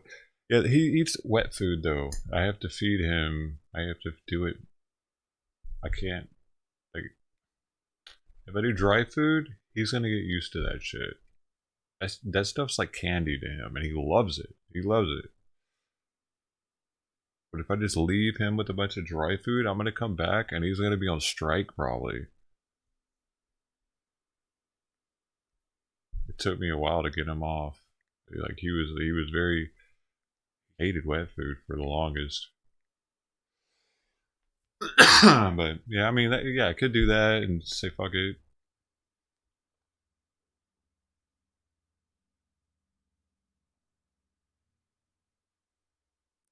Probably should. I used to do that actually. When he was on dry food, I have a auto feeder that I had him on, and it would feed him like every hour or something, or 5 times a day. It would feed him a lot, small amounts. It was beautiful, man. I was like, man, this is great. I never have to feed the cat again. I love this. But then the vet was like, yeah, you got to take your cat off this dry food because he's getting kidney disease. So that was that.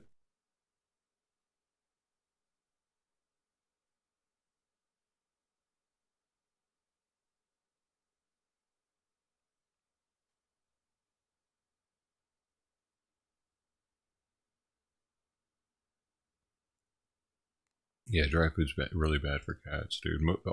Like 90% of cats that get kidney disease get it from dry food because they're not getting enough fluid in their diet. The way cats' kidneys work is they have these little cones in there. Yeah, when they're dehydrated, it kills off these cones, and they don't replenish. They never come back. So yeah, like in nature, cats get their liquid from meat, from the prey that they kill normally, from the food they're eating. They're not big drinkers. They will drink when they're extremely thirsty, of course, just like a house cat will. But that's when it's like too late. That's when they really needed some water if they're sitting there doing that. Like, I rarely see him drinking water now that he has wet food in his diet. Yeah, my neighbor had a couple cats. They both died within like 2 months of each other. And this was before I knew any of this. Like, he said that he told me that. He was like, yeah, man, kidney problem, da da da. And he'd always been getting them dry food. And it was such a bad death, too. Like, it was drawn out for weeks, and they were mowing and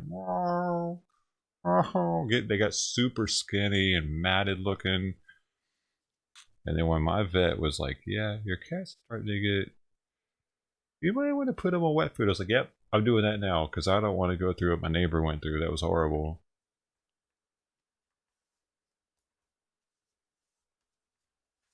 There's not really much they can do for him once it happens.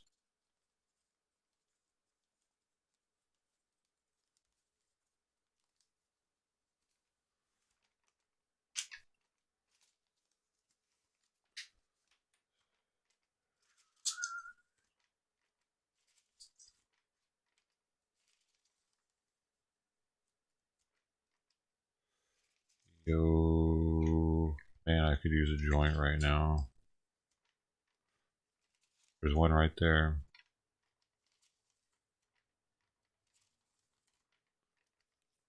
Hell, I could smoke resin right now and get rid of this. I know it would. I know there's resin in this pipe right now that I could smoke and get rid of it. How I feel right now. But then I'd feel like a failure.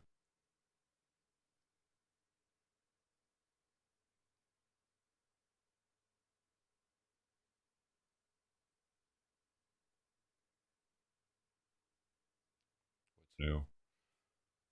Pretty much like a failure anyway, with or without it.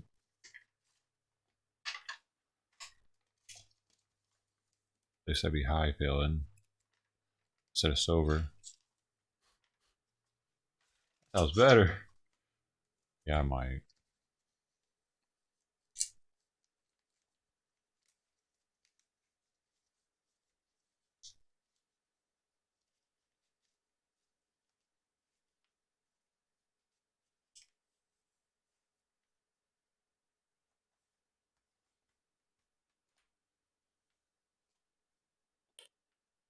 Technically, it's not failing if you change your mind with what is spoken.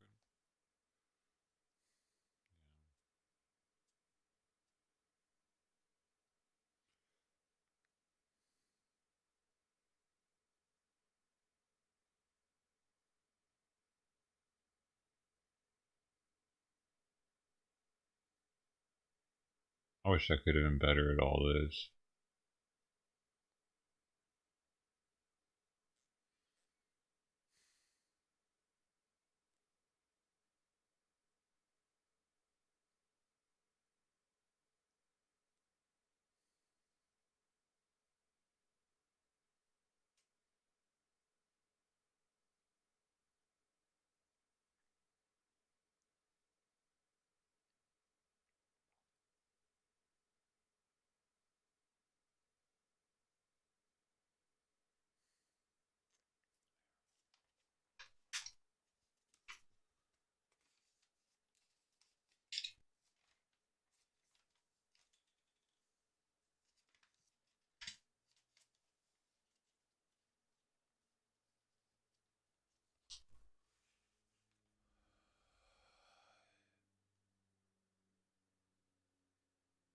Stop smoking is easy. Yeah, that's a good point, Jim.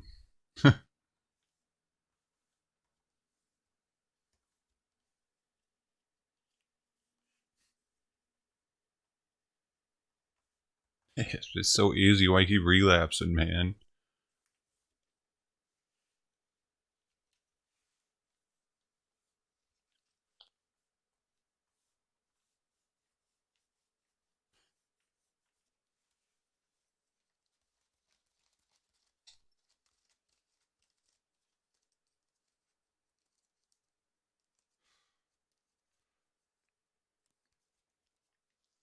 I've been smoking some of the highest percentage concentrates that are available. It's definitely not easy. And not only was I smoking them, I was smoking them like sufficiently.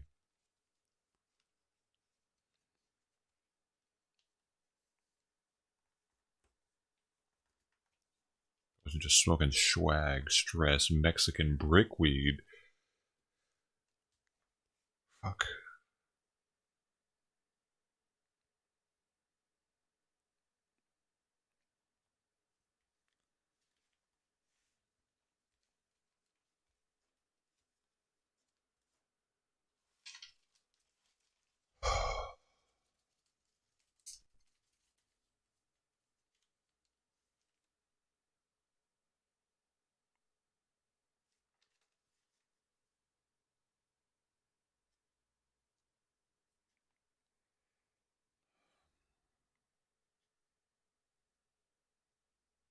He had sleep for 2 weeks. Didn't eat normally. I still haven't eaten today. But a month. Wait, you don't smoke anymore? Yeah, dude, my use has been heavy, dude. Y'all just don't see it.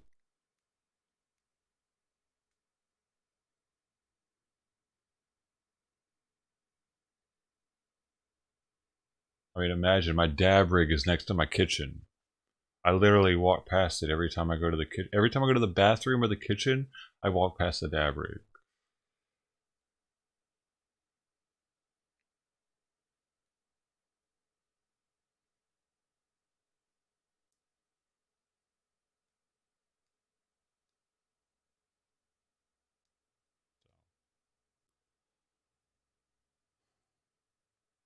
Man, I need to move it. I need to get that out of there.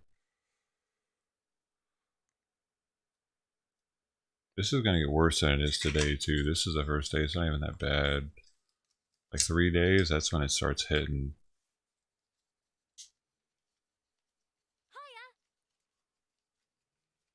Bestia, Vesla. Alright, man. Still broke. How you doing? You long?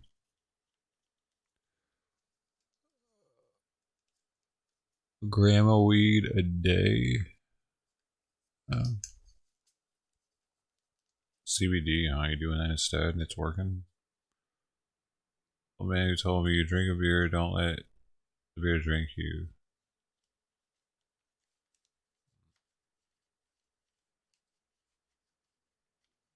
That makes me want a beer.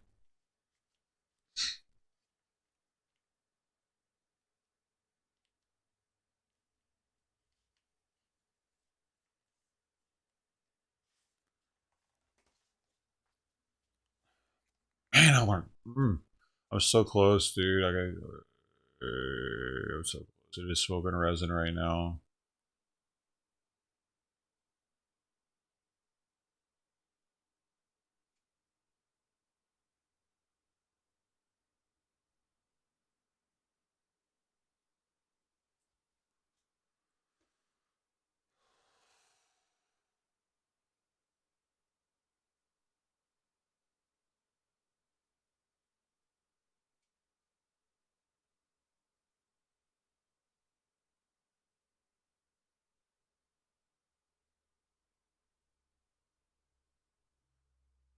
This better be worth it.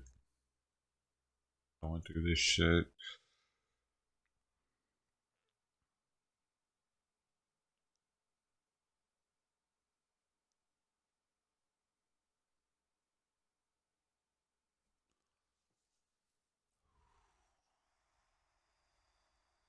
The full opposite to equalize. Yeah. Sweet.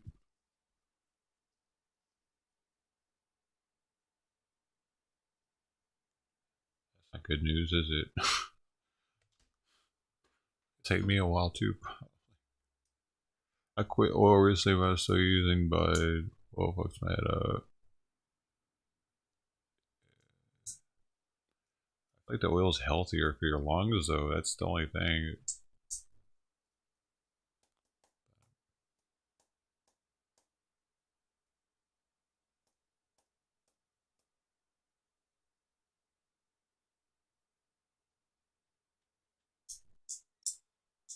Still idling right on, man.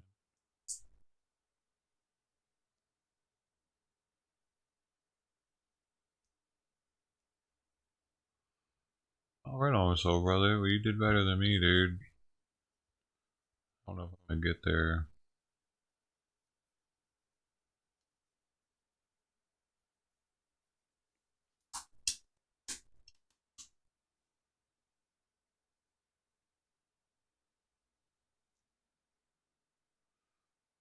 Yeah, hopefully they end up dumping. I want a nice dump in Vesla. Hopefully Tuesday or Wednesday. In months? What? I didn't know that, man. Congrats. Oh. The hell are you still coming by here for?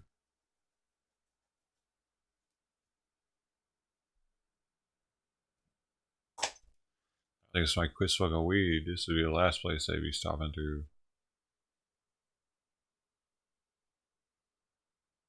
You just to remind them why they quit. I don't do that anymore. I'll go wash the car.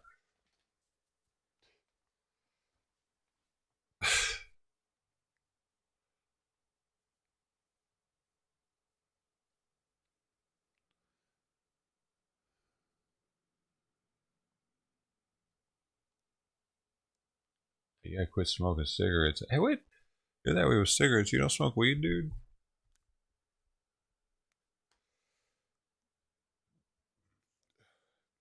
I wonder how many people that actually don't smoke that come through here. Or a lot.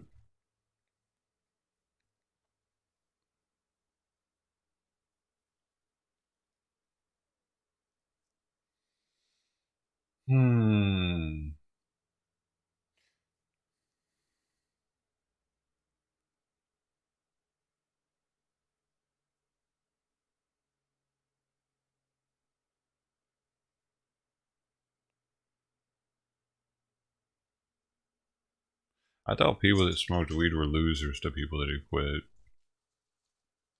Pretty much, like it helped them stay quit because they could be like, yeah, I was a loser. Look at this guy, he's still a loser.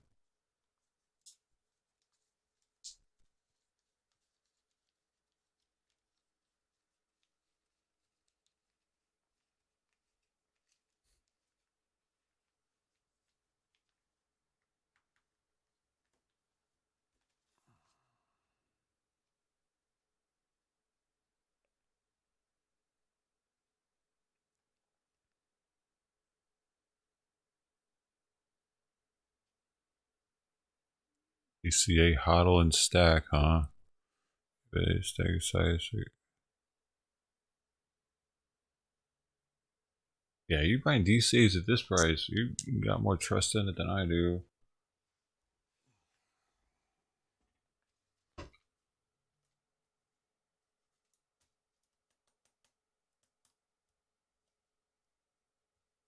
Dude, you know what helped me quit cigarettes? Mushrooms. Psychedelic mushrooms, dude. I don't think I could have quit without them, actually. Granted, I really love smoking cigarettes when I'm tripping, but they kept telling me to quit. That and alcohol. It's trippy how psychedelic mushrooms always get me to stop drinking. Tells me it's a poison.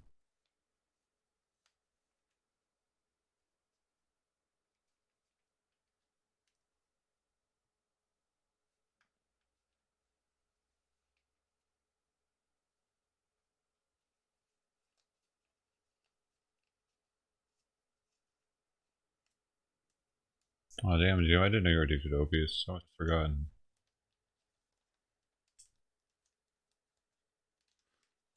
So did that dude that was already in the deputy, did he look like it was fake? Or was that real? The Narcan San Diego deputy. Like propaganda.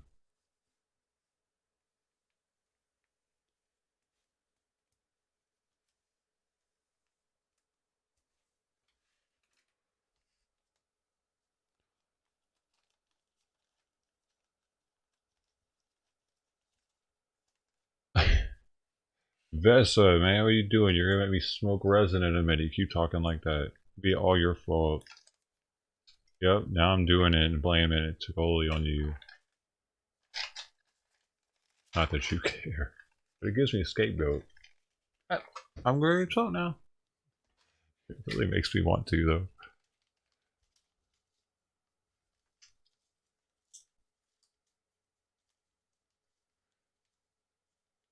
Yeah, I do too, dude. I do too. But mushrooms are like impossible to find out here, especially when you don't have any friends.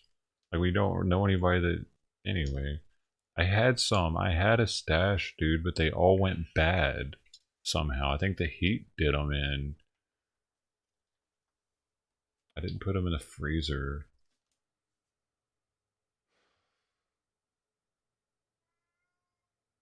I had enough, dude. It was gonna do me like keep me cool for a while. I'd be able to do it like every while, so often for years. They all dudded out on me.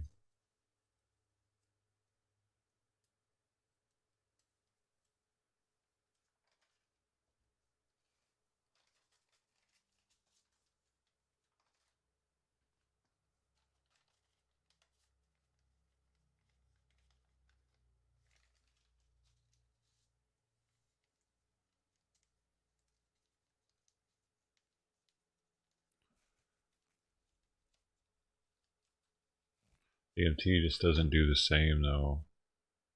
Like I could do DMT, but oh.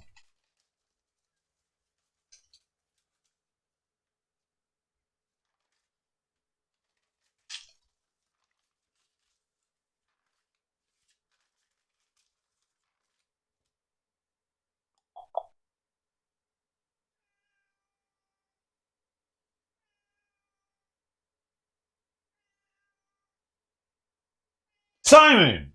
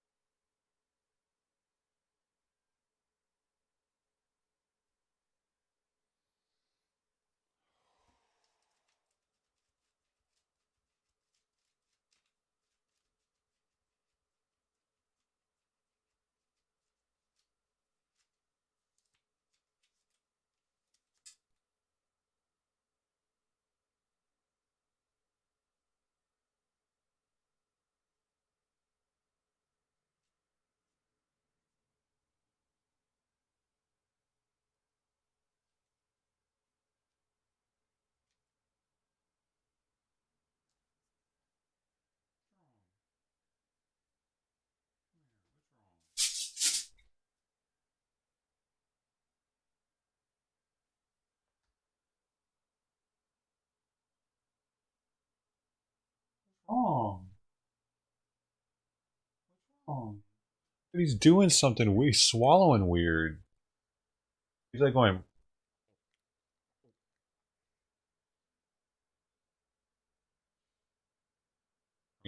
What are you doing? What is that? What are you doing?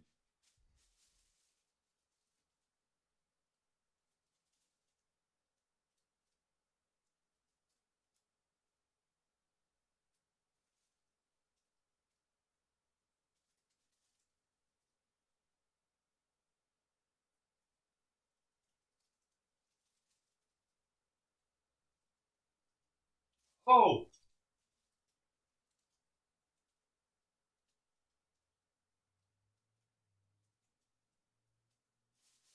fuck. Now Simon's sick with some crazy shit that's got him swallowing weird. I just rubbed on his neck right there and he gagged. And he's laying on the floor just going.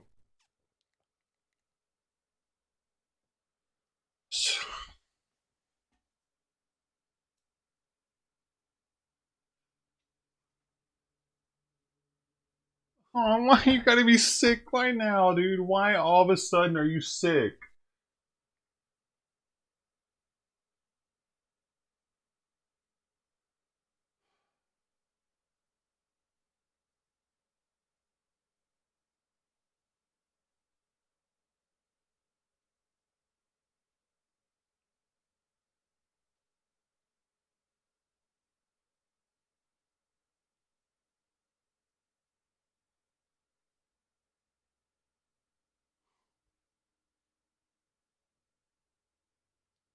I don't have money for this shit, man.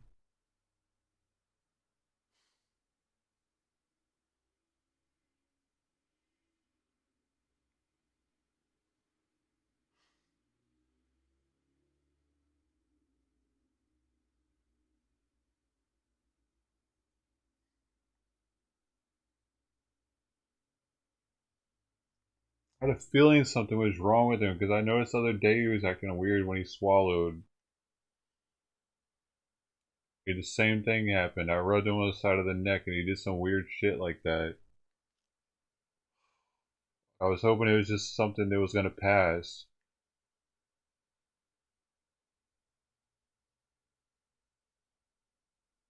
No telling what the fuck's going on with this man. Oh, he probably has some throat cancer or something, man.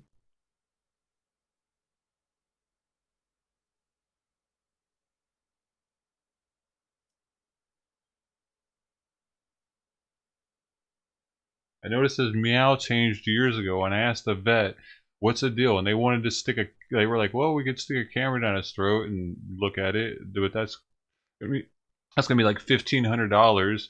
So I was like, "Oh, it's probably all right."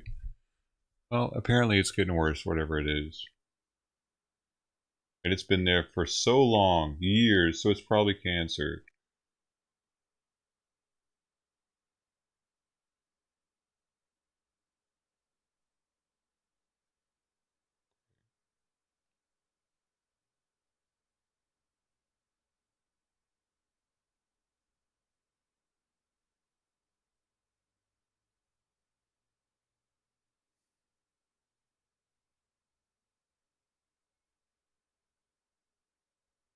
And that's why it's been bugging me all the time. That's why he wants to eat all the time. Maybe that helps it feel better.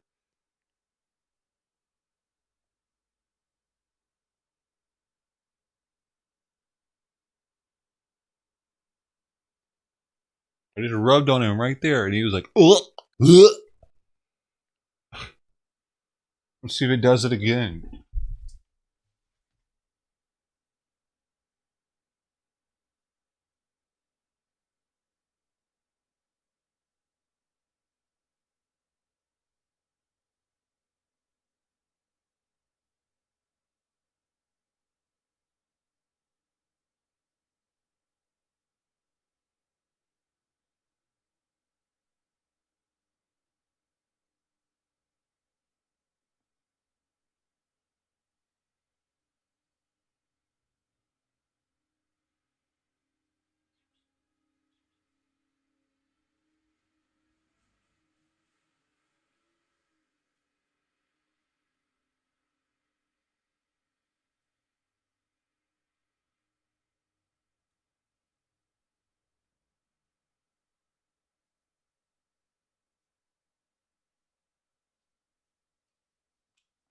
Stop doing it now. Here.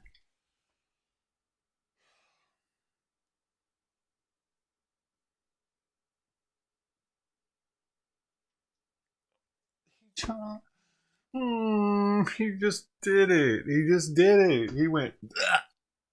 Oh.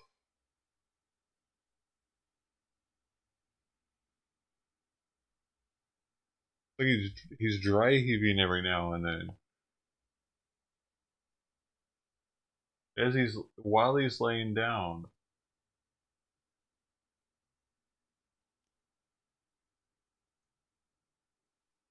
I already don't trust vets, man.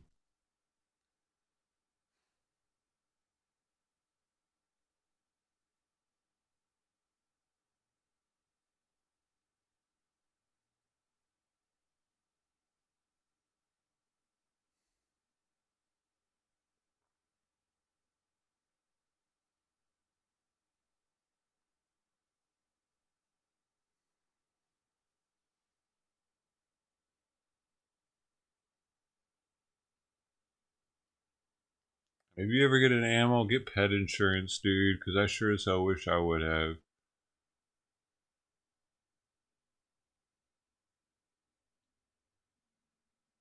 For years, I've wished I'd have gotten pet insurance. If I'd have known he was always going to be coming down with some weird shit.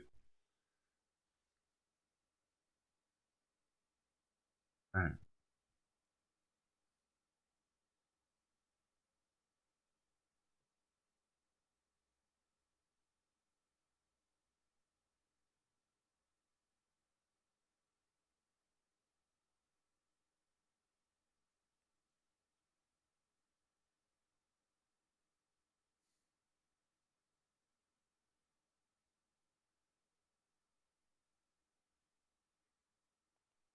I screwed up a lot in life, man. This is what it looks like when you're middle aged and you just fucked your life up for years.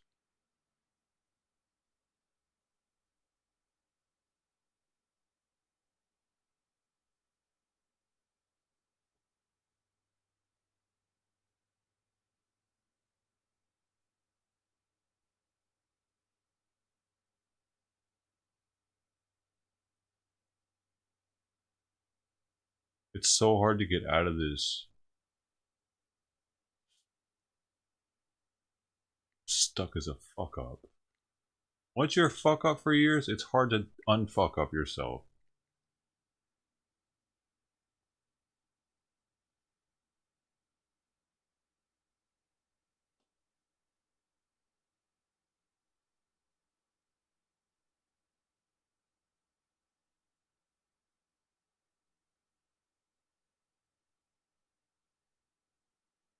Once your family stops talking to you.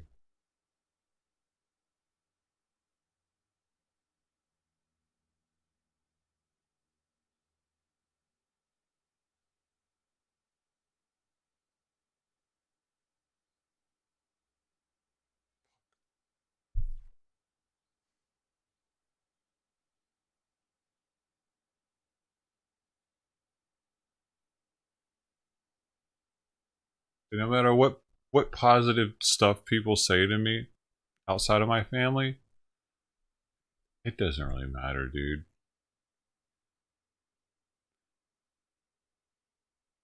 Because if your own mom doesn't want anything to do with you,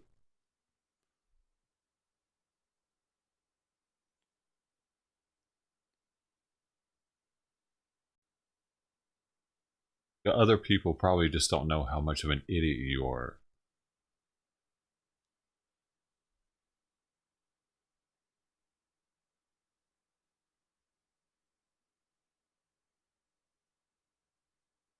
Or you deserve not to have anybody in your life. That's what it feels like. It's like y'all are all just fucking idiots. Because you don't know better. You don't know how fucking stupid I am. If you did, you wouldn't be here. You wouldn't give me any positive reinforcement.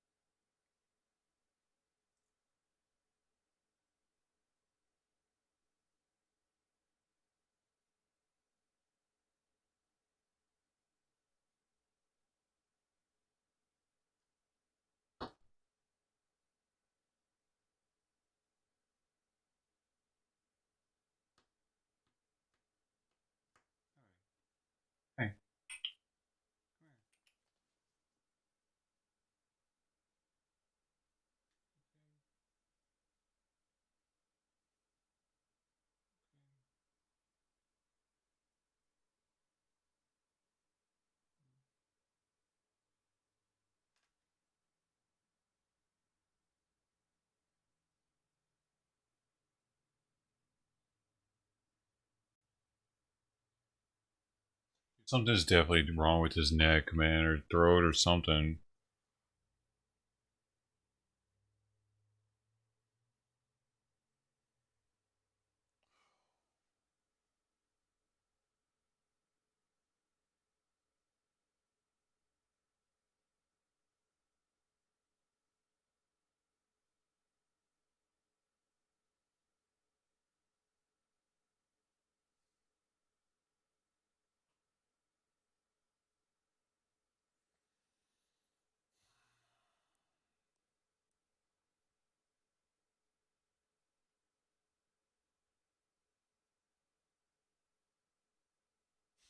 Thanks, man.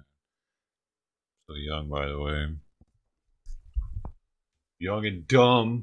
I'm just young enough to be dumb. I'm so close to smoking weed right now, so I don't have to deal with this and be like here.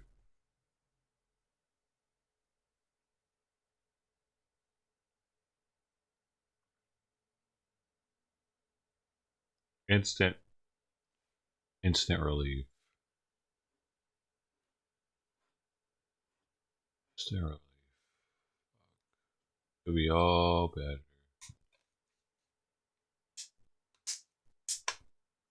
Hey, it's not so bad. It's not heroin. Hey, who cares, right? That's some below asking real quick. Y'all don't care, right, guys?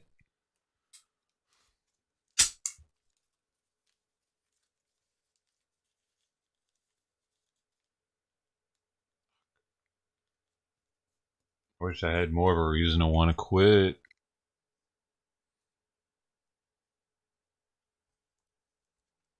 I wish I didn't feel like an ultimatum for my parents to allow me back in their life, but like it was up to me and they were just happy about it. But it fucking changes everything, it being an ultimatum.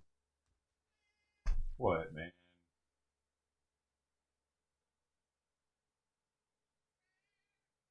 You want more food? Here, I don't give a fuck. I'm gonna get this cat as fat as I fucking possibly can because I don't want to hear him.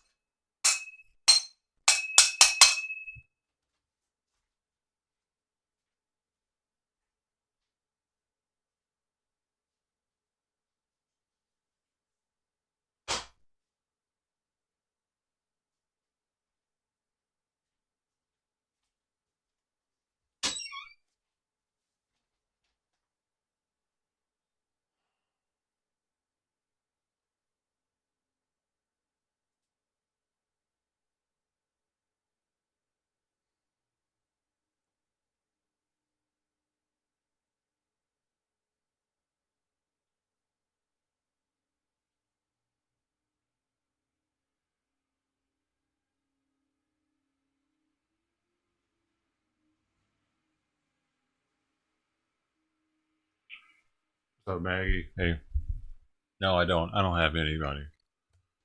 I don't have any parents. I don't have any siblings. Doesn't matter if they were ever in my life. I don't have them now. No.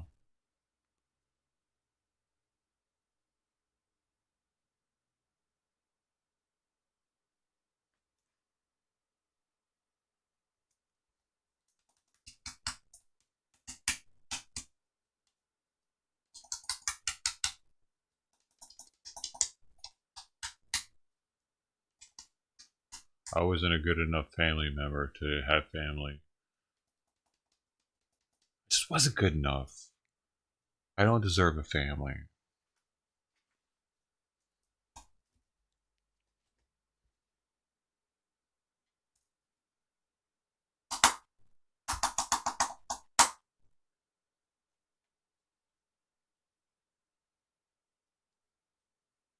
They couldn't deal with my differences. Mental, whatever you like. I don't care. I've always had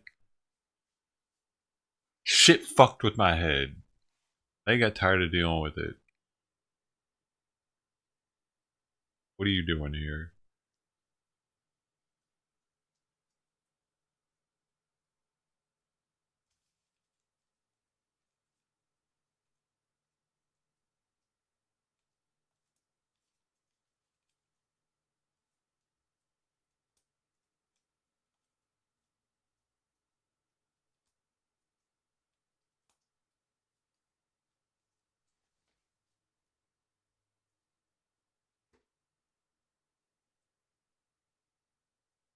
Oh, maybe that is it. Maybe it's the hairball. You're probably right, Maggie.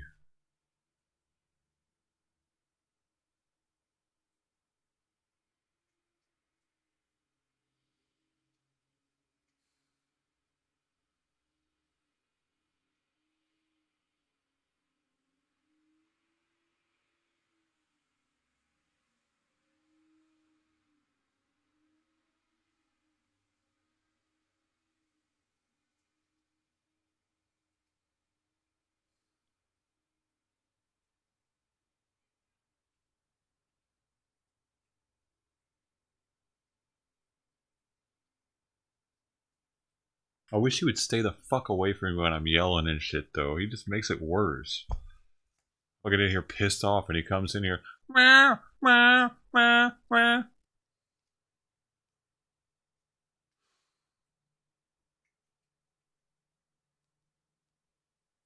When I'm yelling, don't come in here, Simon. What are you doing? Fucking cat.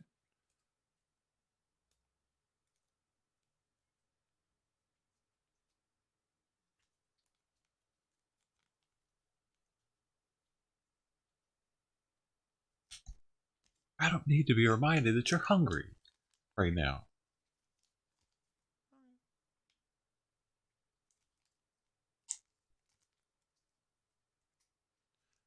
I mean, his brain is as big, so what do I expect?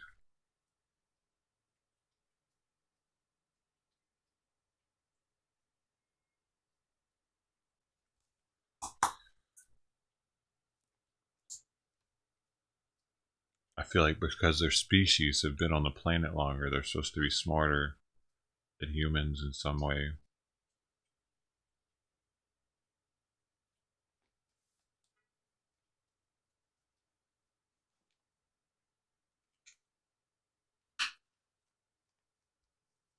You think your dog's trying to calm? I mean, maybe a dog is, though. I don't think cats are trying to calm anybody down, though. Are they?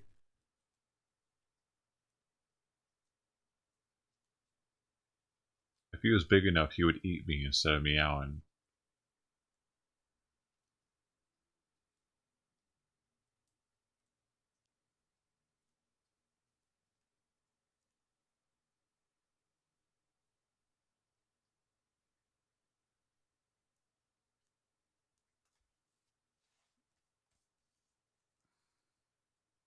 He depends on me, I get it.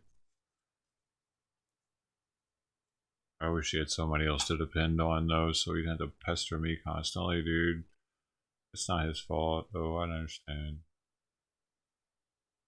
Somebody else had empty the litter box every now and then, or feed him every now and then. I'm fucking tired of it.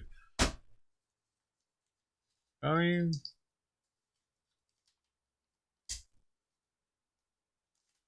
10 years is enough. It's actually been 11.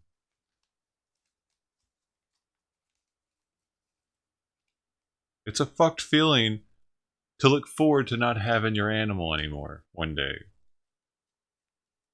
Feels evil. That feels evil to me. But I feel it every day. I'll look forward. It's going to be sad and all. Yeah, I'll be like, oh, poor guy. But I'll be free. God Almighty, we're free at last.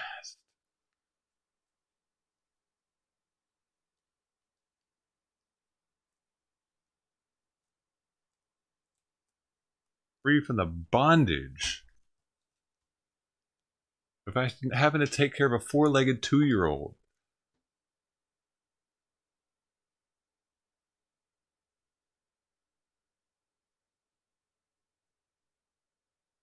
Hey, congrats, Jim. 200-hour hype, man. I'm not really in the best mood for it, man. Thanks for your time, dude.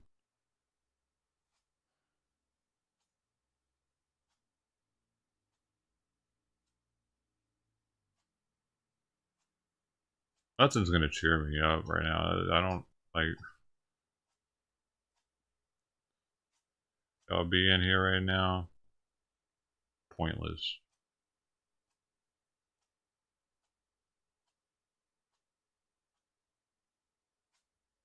Me being here right now, just as pointless.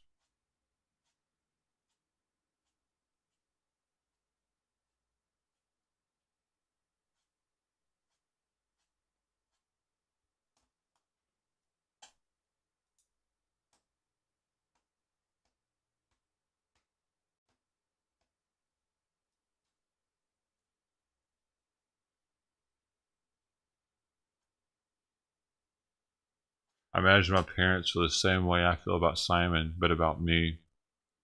That's how I feel. They're happy to finally have me gone so that they can live their lives without me.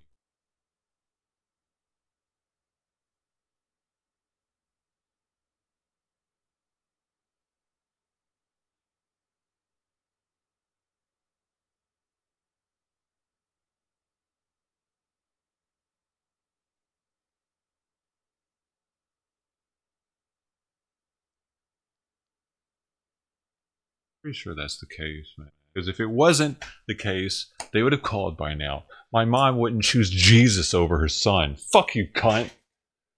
You stupid fucking cunt. My mom is a stupid fucking cunt. God told me that I need to pay more attention to him than you. Sorry, son. She told me some dumb cuntish shit like that. You wonder why I don't fucking get down with religion.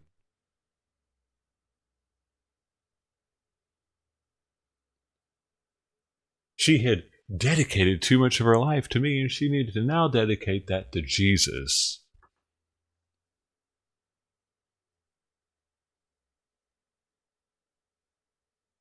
Supreme cunt.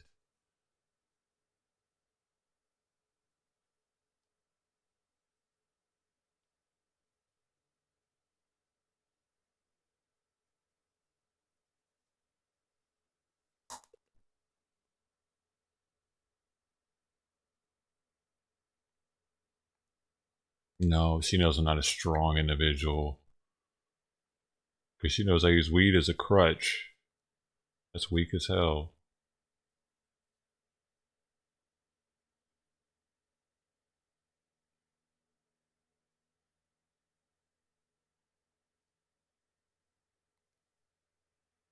It's not why she did it. They did it so that they wouldn't have to think about or worry about me. Out of sight, out of mind. That's why they did it. If I don't give them what they want, they don't want me. I'll do what they want. They want to run my life from afar.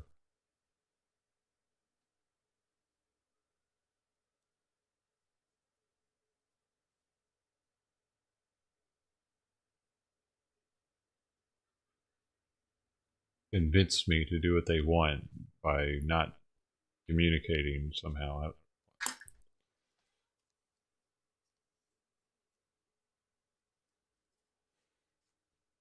But no, I don't think they do. I don't think they do worry about me at all, actually. There were some times in life when I was really going through some shit. Doctors were telling me my heart was bad. It was working at 30% less efficiency than a normal person. And I had to get put on beta blockers. And I was legitimately worried that, like, I don't know, that I could die in my sleep from my heart going out. They didn't really care. That was years ago. It's gotten better since then. Thankfully, the medication did something. They ended up reversing a little bit, and I'm doing better. But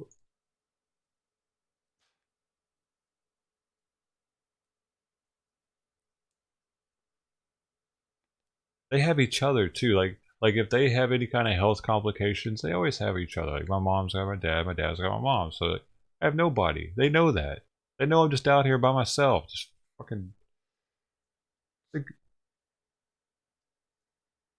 fuck my parents, man.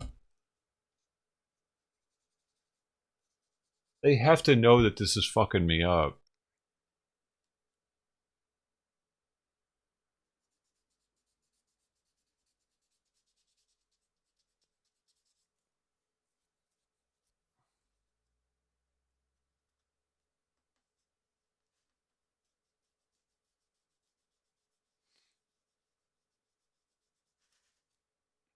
Y'all can't do shit about it. I don't know why the fuck I'm even talking about it.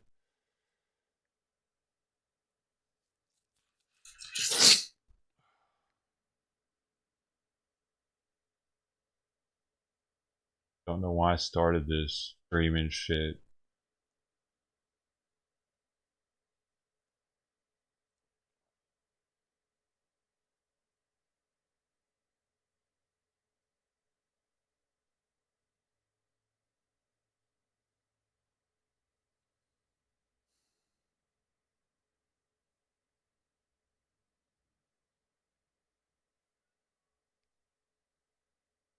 He's already back there meowing. Already back at his litter box, fucking yowling.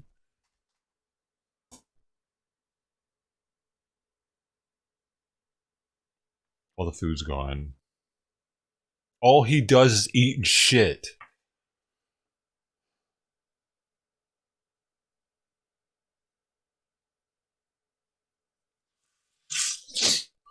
Tired of it.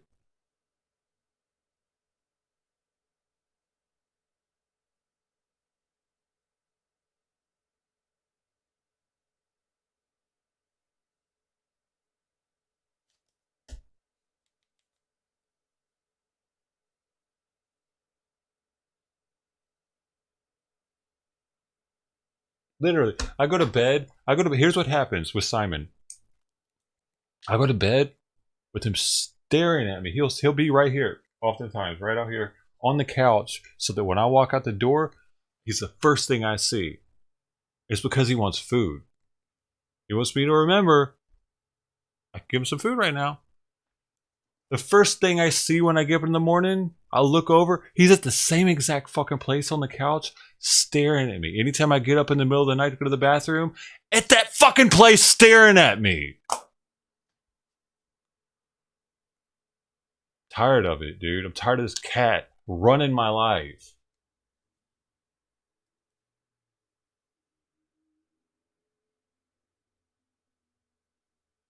Ship him to you right now. You want him? You can have him. Do whatever you want with him. Feed him to your goddamn whatever you got. You got a big ass snake? Feed him!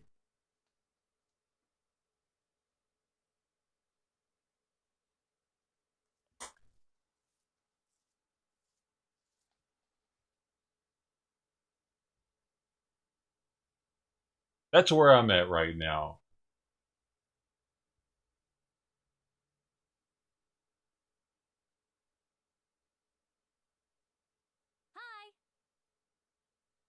Are your dogs hungry, Maggie? They might like cat.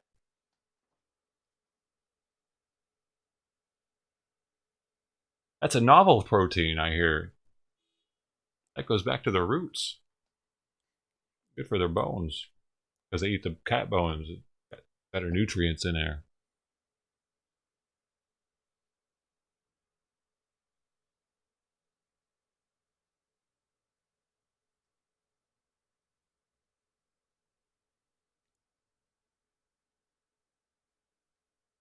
Fuck you, Chask. Fuck you.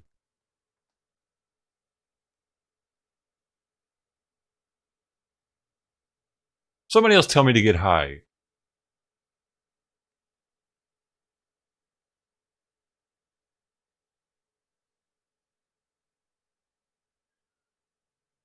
Oh, tight, yeah. A little something from New Double Og. Yo, yo, yo. Man. What you doing, Jim? Come on, dude. I'm not worthy of any donos. I don't even know what to do. Thanks, man. But fuck, man. I'm not worthy. I'm fucking bitching. I'm just bitching. I don't know, dude. I feel like I'm...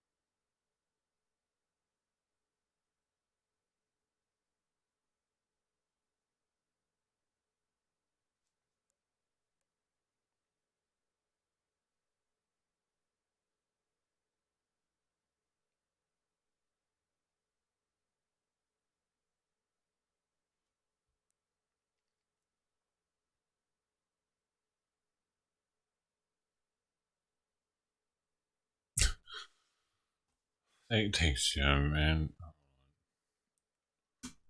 Oh, nothing happened to Simon. He just could be sick. I'm not really sure if he has a hairball or throat cancer.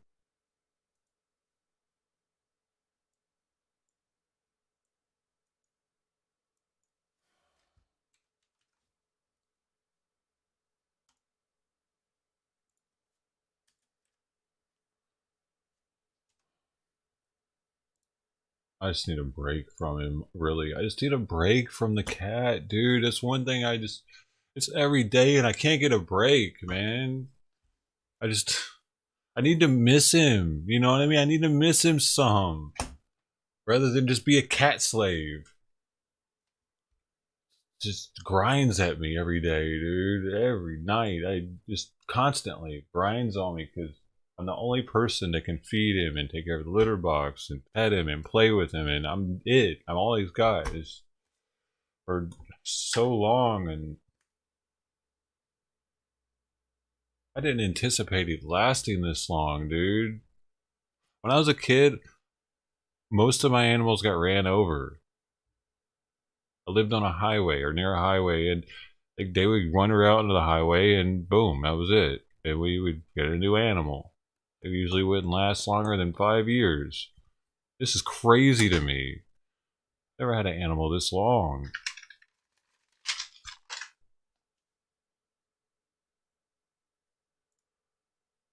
So 25 to 50, so 25 times 10, 250, 50,000.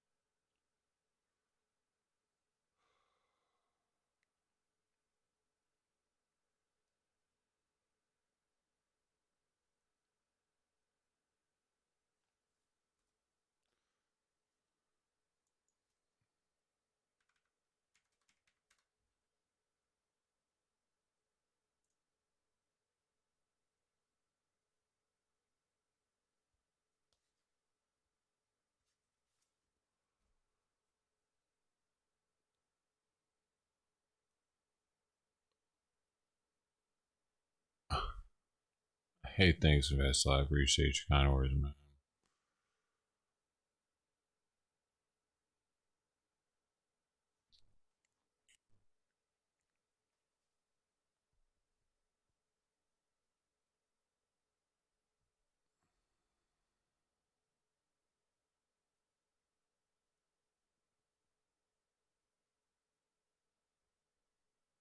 Who's Ozzy? Simon's like 11. I found him when he was a kitten on the sidewalk. He was smaller than my foot. He smelled like rotted meat. He had fleas and worms.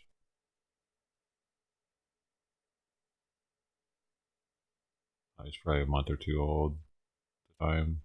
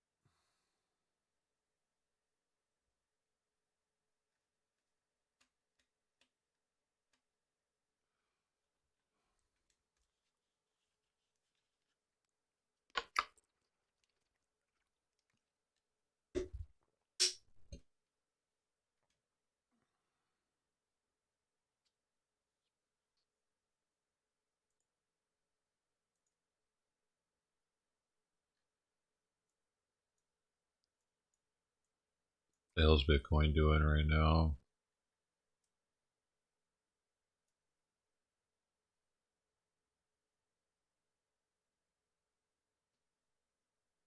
What's going on? That's quite the dump.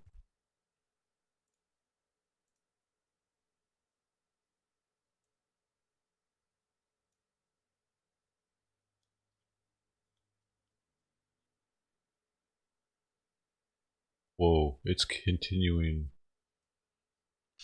Is this the one? Oh.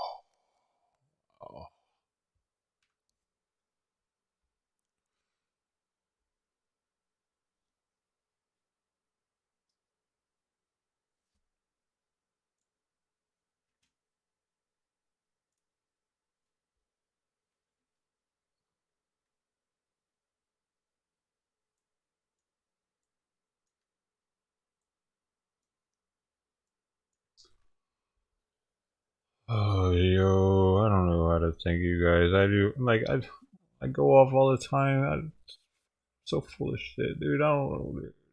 Fuck. Brain's out of whack, man. 1 second, I'm grateful. The next second, I'm fucking mad at the world. You know, like, it's no good. Bipolar type shit.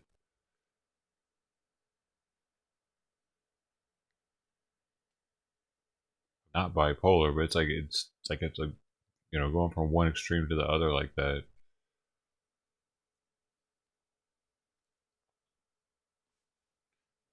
And it's not the quitting smoking weed that's doing that. I'm always like that. You know? Wonder why parents don't talk to me. Shit, that's pretty evident. Imagine putting up with me for 40 years. Unimaginable.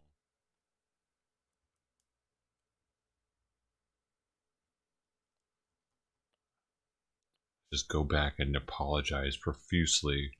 I'm so sorry. I was such a bad child. I'm such a bad son. So sorry. Please let me be in your family again. Can you ever forgive me?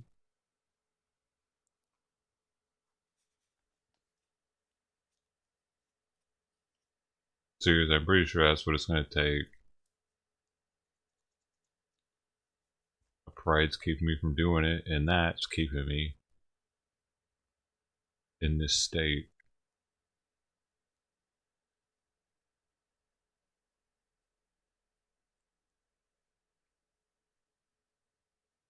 State like this place in life. This state in my life. Pride.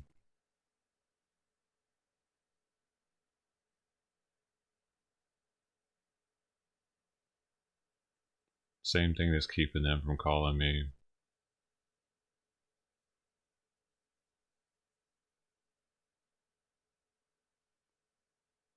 I haven't apologized. Probably. Because I haven't apologized for telling them that they were dead to me years ago.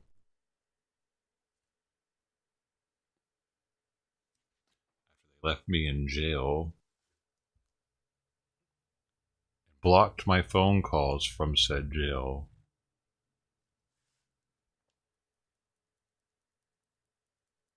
I got out. Told them they were dead to me. It's been like this ever since. Of course, I treated them like they were dead to me too.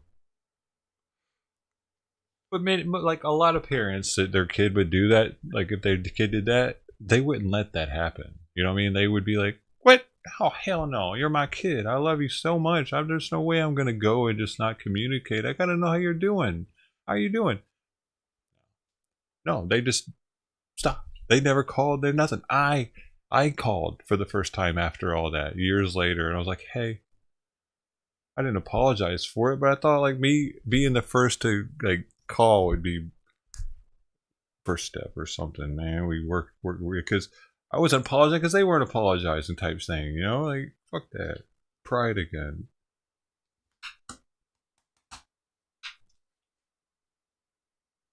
Here I am. They have each other living the good life.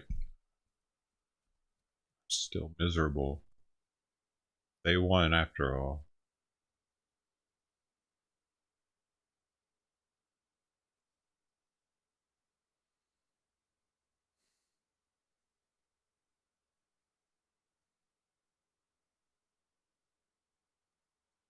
My mom doesn't talk to her mom either. They haven't had a relationship, a healthy relationship, since I've been alive. Never. Like, since before I was alive. Let me get this spam call real quick. Hold on. Hello? Hello?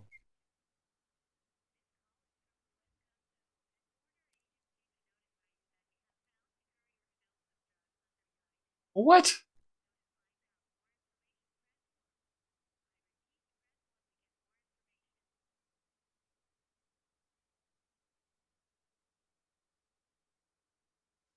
What?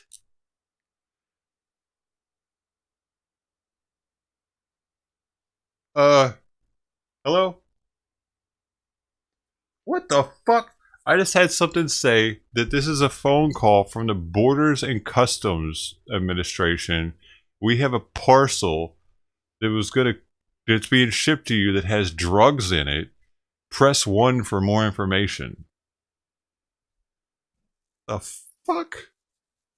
What the fuck? Bro.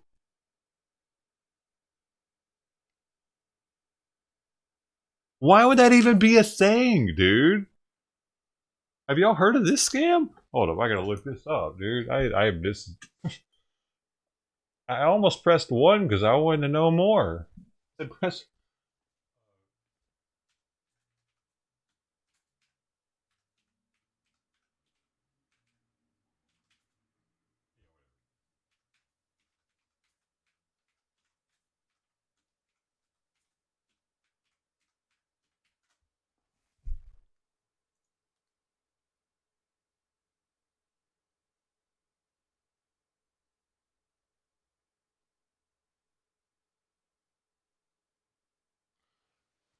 The Drug Enforcement Administration is warning the public of a widespread fraud scheme in which telephone scammers impersonate DEA agents in an attempt to extort money or steal personal identifiable information.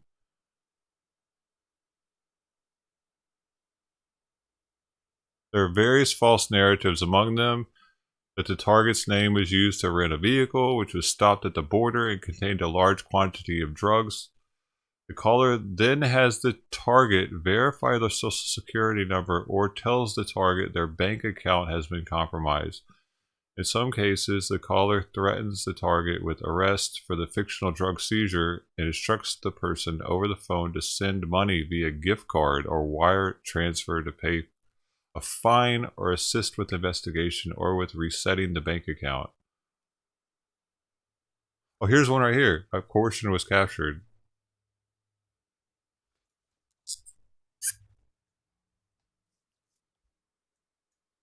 How you can say that this is a scam? Can you please explain me? Because it's going on all over the country. All over the country? If they know this is a scam, then why are they carrying this gift card? Oh my god, it's an Indian dude. Like, that's that's too obvious.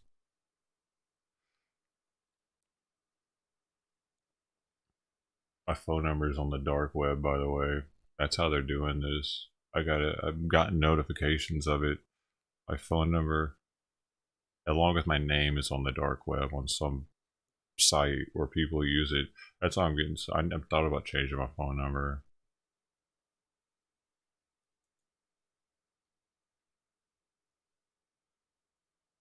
Hey.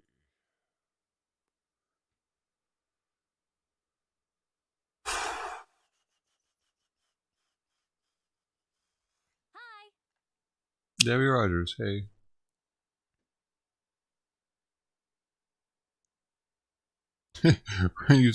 Yeah, I don't think they would.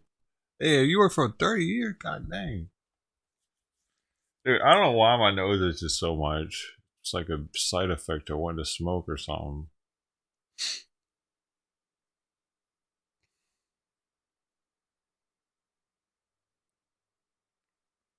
Close. I could just have a little bit, right?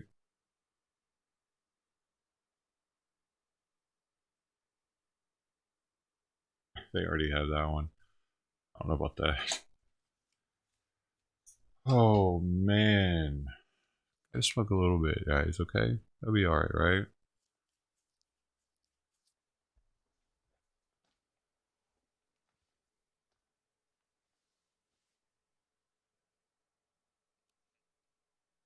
Mm.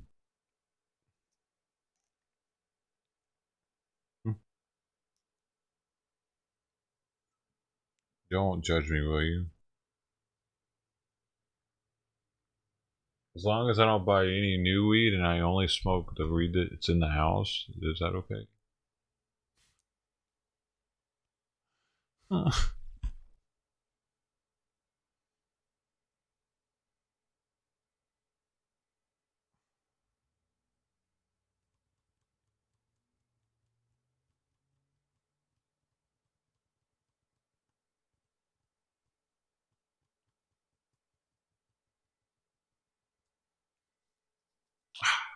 Lose viewers, see? Fuck it, I'm smoking. Fuck y'all.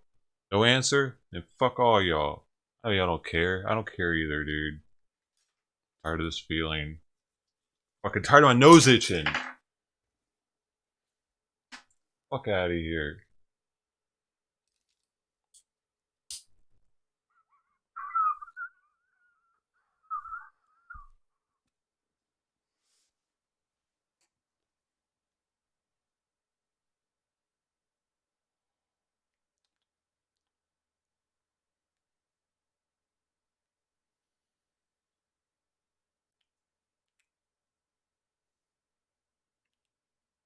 That's so disgusting. I don't have any actual weed to sell. I just have resin, which I think that's enough to make me feel better right there.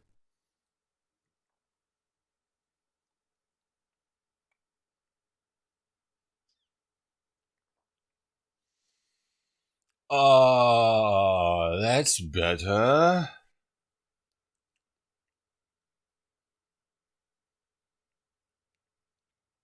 That's so much better. It's not even that strong. Like, it's like... It's just... I'm a loser, dude. I'm a fucking loser.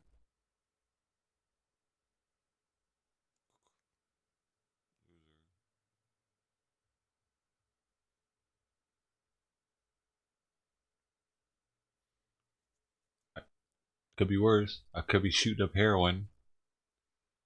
Could be snorting all my money away, not able to keep any of my electronics or anything. You know, I could be strung out on meth or something. It could be worse, sure. But I don't know. To my fucking family, it's not any better apparently.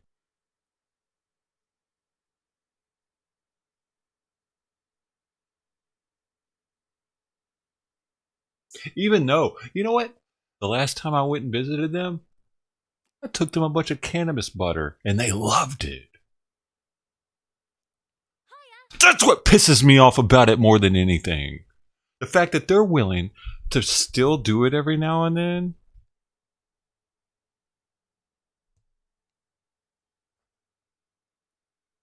It's not like they never do it. It's not like my parents are teetotalers and don't ever do anything and they're righteous motherfuckers. No.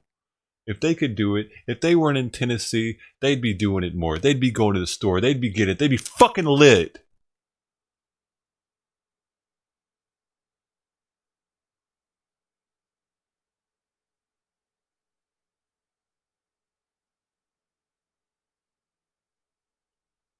Critical.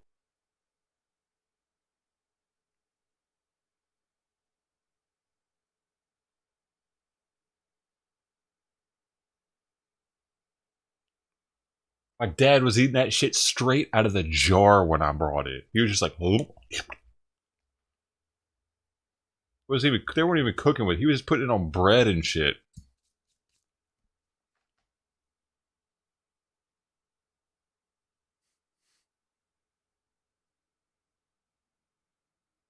My mom even had to hide one of the jars because she was like, your dad's eating it too fast. Gotta hide it. He's a little pothead. True story. True fucking story. Fuck them. Fuck all y'all. Fucking asshole motherfuckers. You're with them.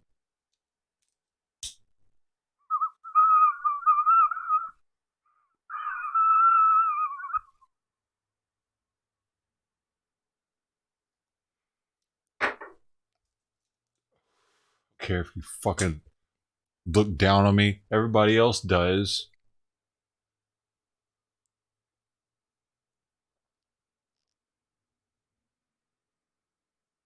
It's to be expected.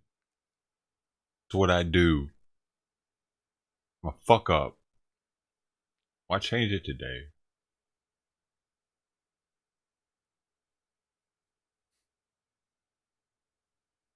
It's not a good day for it. It's just not a good day to change it.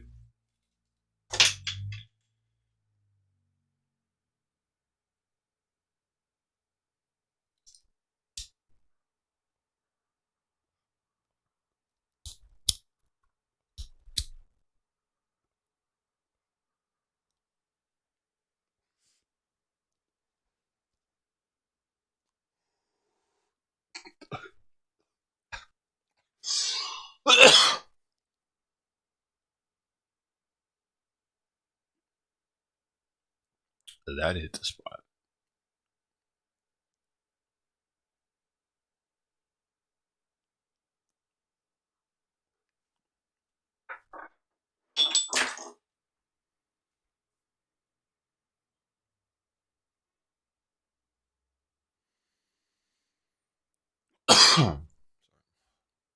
Oh, that's way better. That first one was just a tease. It made me even more mad if you couldn't tell. Made it worse. That's better now.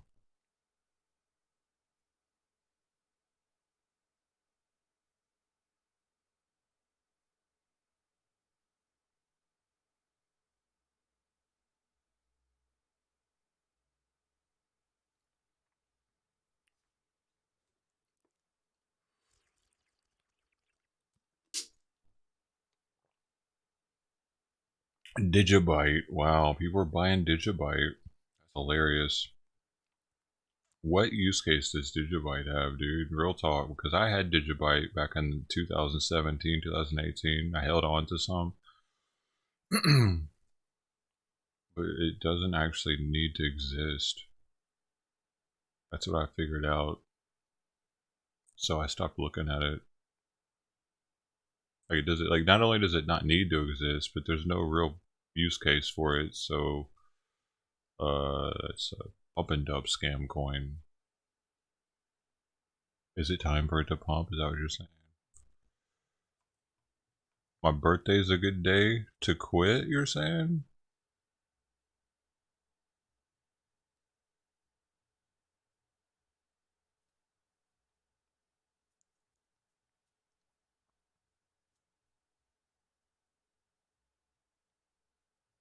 No day is gonna be a good day, dude. They're all gonna suck. I need, dude, they're supposed to come up with some kind of medication to make this easier. I think they did. I need to get it. Whatever it is. There's some medication you get. It's like, it not only does it help you get through the withdrawals, but it also helps with,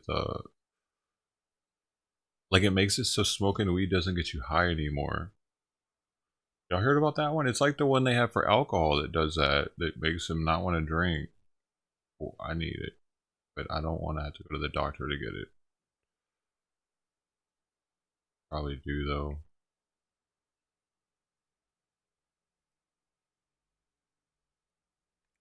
Hey, Angela. Here's a month.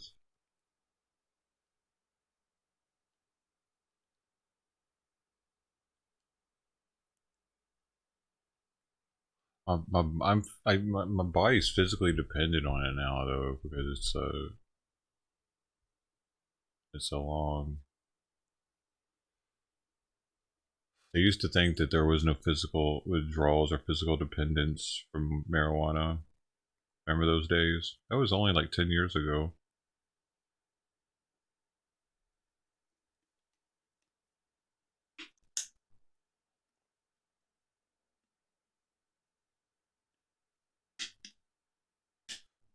Ow, ooh, I get cramped up. And then like in programs, like treatment programs, people that were in there for heroin or coke or whatever, they would kind of like use that against you to make you like belittle your addiction almost if you were in there for weed. Because even alcohol is known for having physical dependency, DTs and whatnot. But since we didn't have that, they were always able to be like, "Man, you're in here for weed, man." Like a half baked.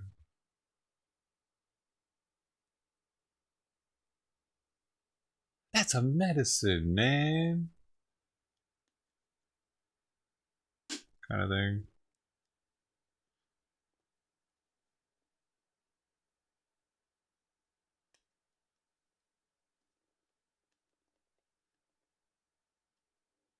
So you just didn't have that camaraderie with the people that were in there for coke or harder meth, or, you know, all the stuff people are known for going to treat. Even with the alcohol, people didn't have you didn't have it with them either. You won't as a pothead back in the day because they didn't think that you could have physical withdrawals or physical dependency to it, and that in their mind was what made it super hard for them, and it is what makes it super hard to quit a drug. That more so than the mental.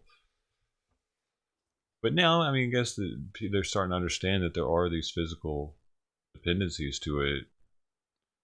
Maybe it's a little different in there. I'm not saying I want to go to treatment.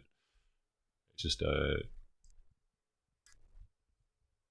treatment might actually work better for people now that they know a little bit more about weed. But who knows? In California, they're probably still the same, saying, it's a medicine. It's a...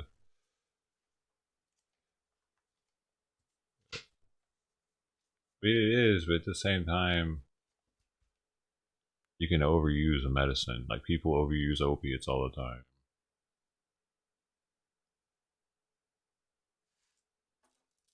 But once you get on that, it's like a runaway train, dude. It makes it harder and harder and harder. As long as you can afford it, it makes it really hard to back off of it. Because of the physical dependency and the withdrawals. It's like, stop wanting to eat. Like I haven't eaten anything today. Maybe now my stomach's starting to hurt. I'm starting to feel more hungry. He does that. It makes you be like, hey, get something to eat, dumbass. Your stomach hurts now.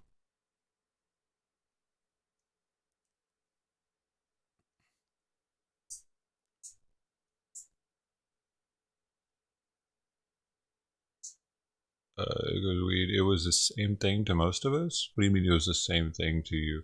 Well, that's a now, though. I'm saying like 10 years ago, 15 years ago, it wasn't like that then. So it probably has changed now, maybe, like people. But California's a little different, though, too. If you're in a state that's not weed friendly, then they're going to be a little more understanding as well. Because, I mean, because if you're actually doing weed, smoking weed in a state where it's not legal, you might have a problem. If you're willing to risk your freedom for a drug, you might have a problem. That's how they see it there. And here, since it's a medicine and anybody can get it, if you're over 8 or over 21, you can just walk in and get it. Like we gotta get past that hurdle. But people don't really see it as a problem.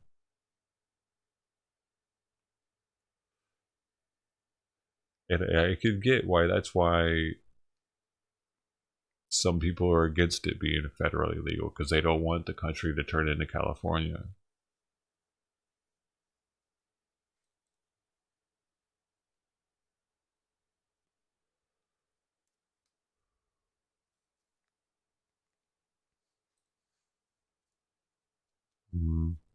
North Carolina, well, that's close. Tennessee. It's happening all around. Arkansas did it too. Arkansas actually has medical weed. And they also border Tennessee.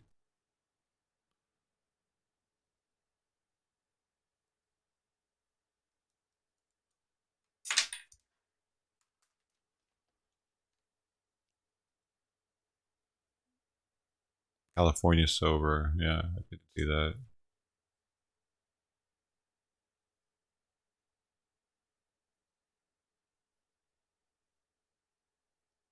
Like a California stop, you just barely, you almost stop at a stop sign.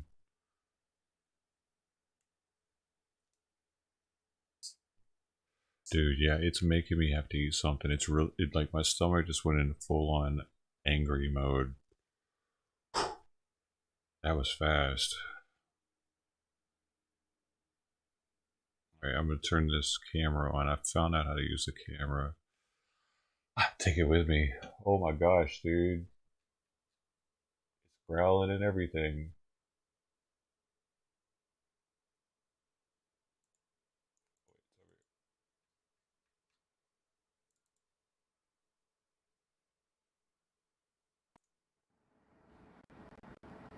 Ew. Still the delays less now than it than it used to be. Use a different program. You can hear the delay, right? Just barely. You can barely hear. Dude, look how try on this side.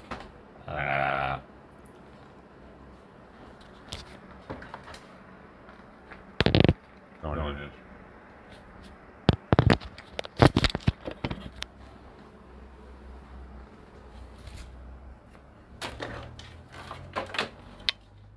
Putting this on.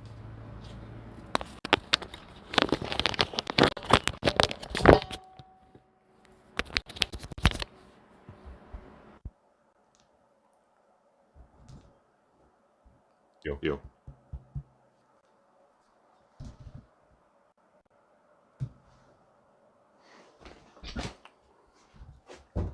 Oh, it is.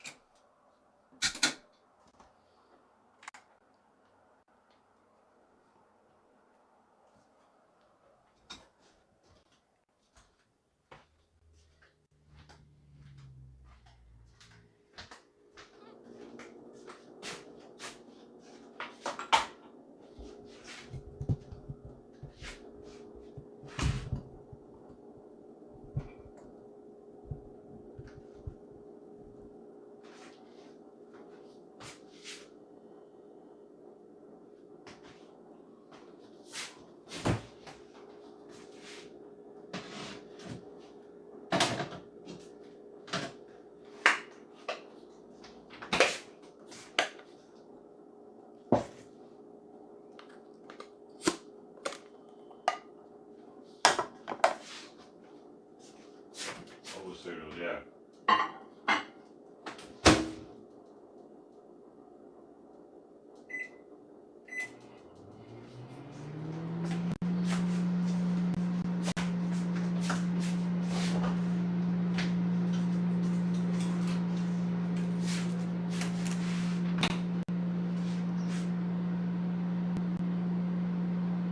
Spaghetti does sound good.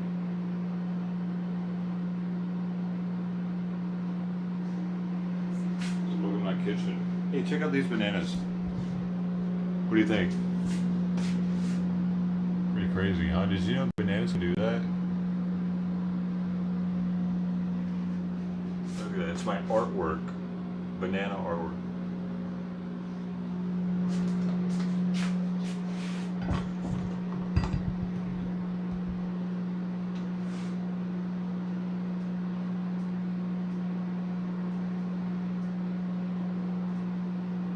Oh, they're ripe? Oh, that's just squirting out of there. I'm pretty sure they're rock hard. I'm scared to squeeze them.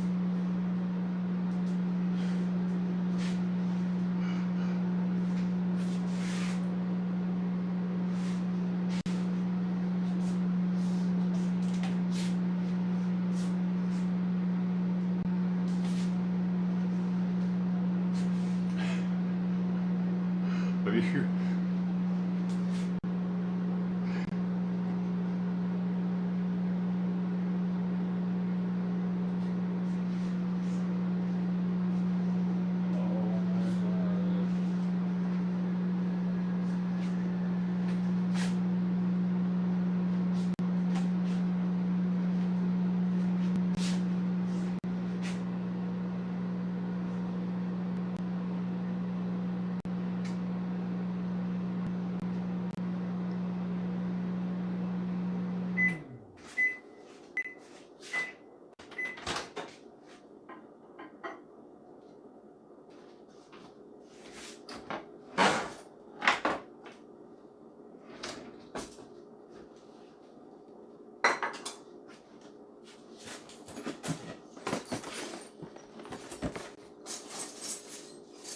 Is it echoing on me?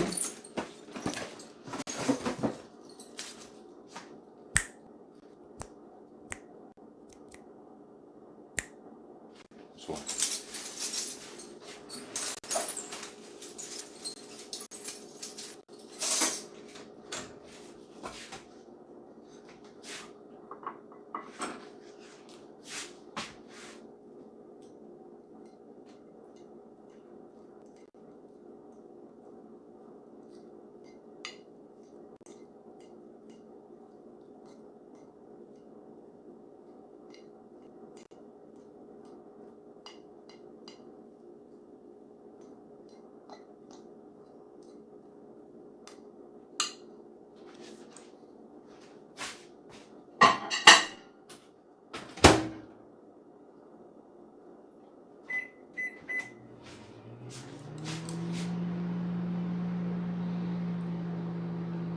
Mummified.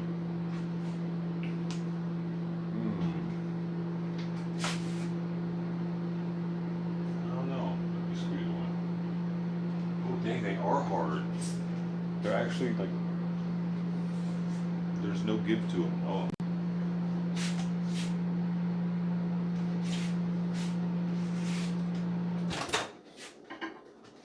Man, I'm pretty sure they've been up there for a month and a half or so, maybe longer. I don't remember the last time I had been in them.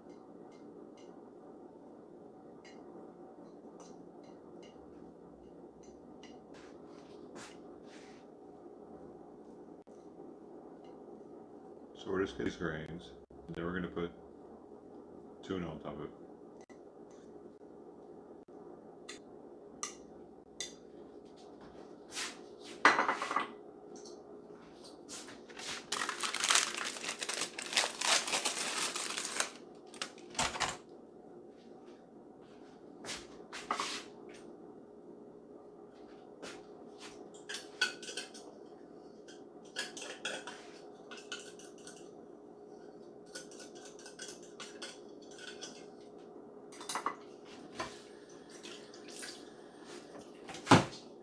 I gotta give Simon a little bite.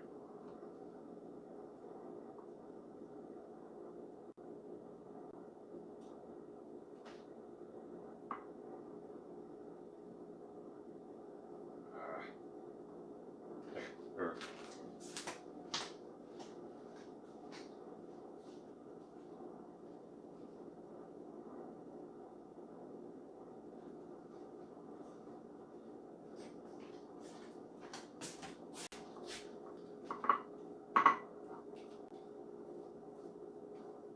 I just smear the tuna all over it. Like that. Awesome. Pretty much a chef. I take this right here. Japanese mayo.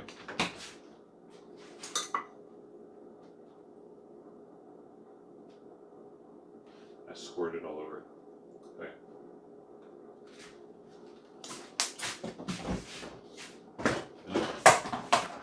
Right.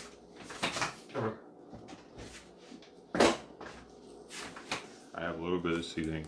California bold pepper blend.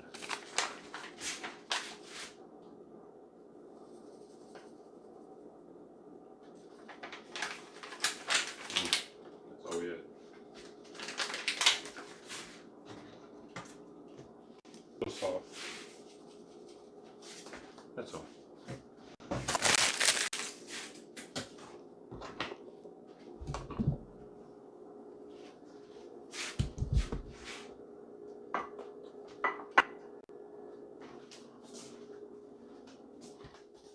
See?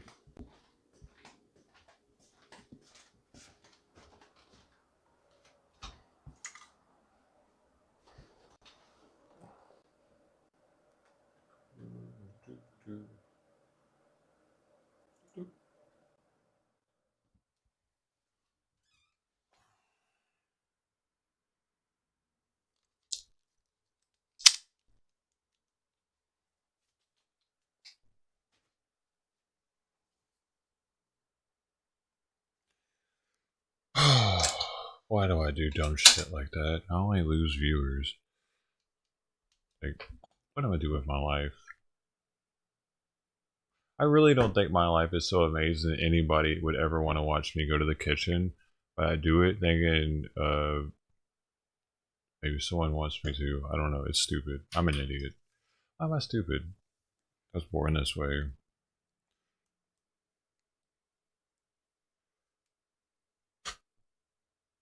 Hey, cheers. Get away from me, asshole! I gave you some. Fuck up. You're an idiot. Fuck you. Huh?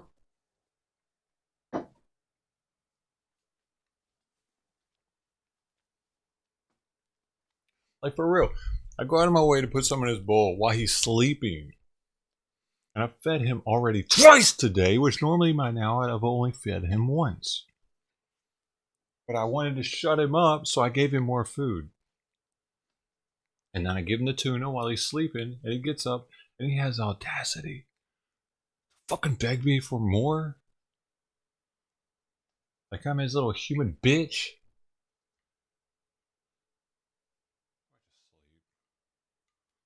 Someone, take my cat.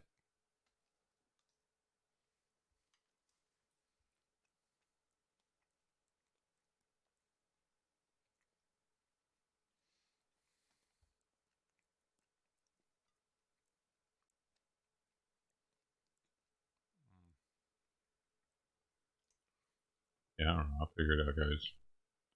I mean,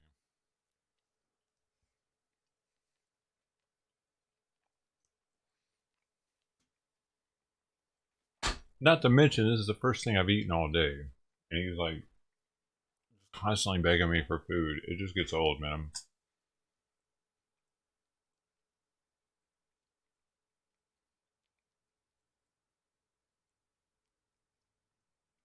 Cats in the wild don't eat constantly. They're lucky to get one good meal a day. Spoiled motherfucker. Man, it pisses me off. I gotta wake up to it tomorrow and the next day and the next day. I'm so tired of having a pet. Period. Pet. I don't want a pet. I don't want a pet anymore. This isn't fucking me not smoking weed talking. This is me, dude. I don't want a fucking pet anymore.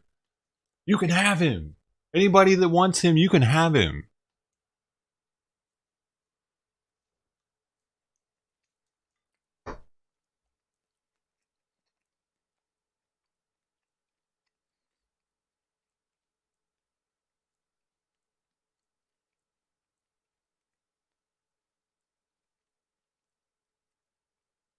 I made a mistake, man. Hey, Carl B. Welcome, man. How did you find the stream, dude? What a weird day to find it.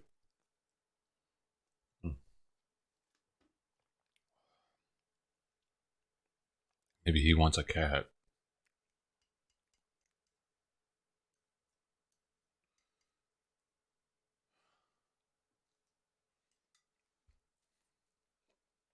The takers? Fine.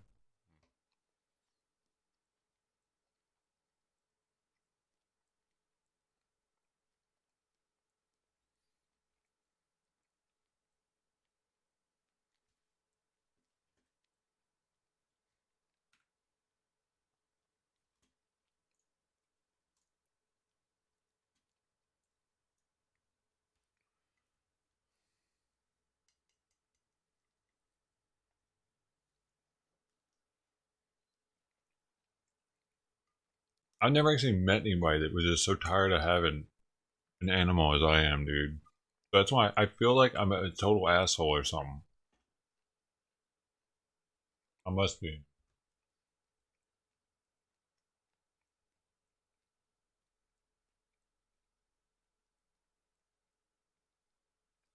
Must be. I'm a horrible human being.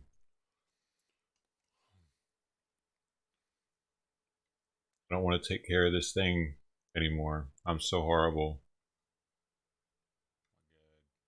You know, back in Genghis Khan days, they'd have probably eaten him when they were tired of him.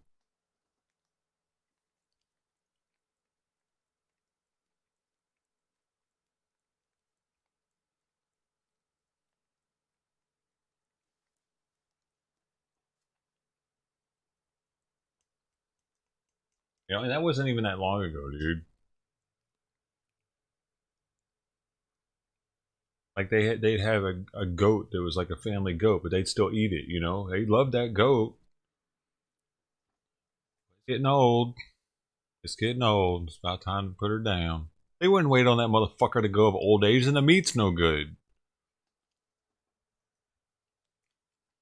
Fucking fuck you, new age fucking hippie motherfuckers. Oh, he's talking about his cat like that. Fuck you.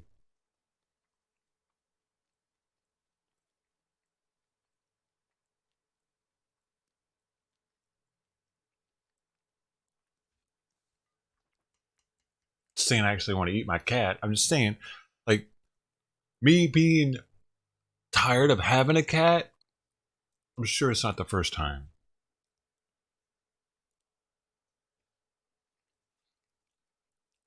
You're supposed to love your animal indefinitely as much as you did when he was a kitten forever. You're expected to do that. If you don't, you're a bad person. Fuck that. No, you're not. You make mistakes in life and you realize, oh, just like some parents realize, like mine did.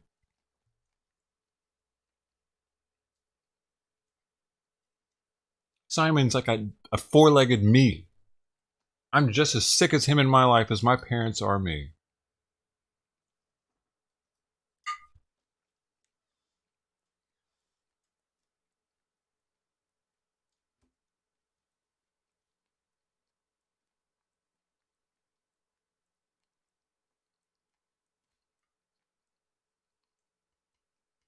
I don't have the convenience of being able to just not communicate with him, though.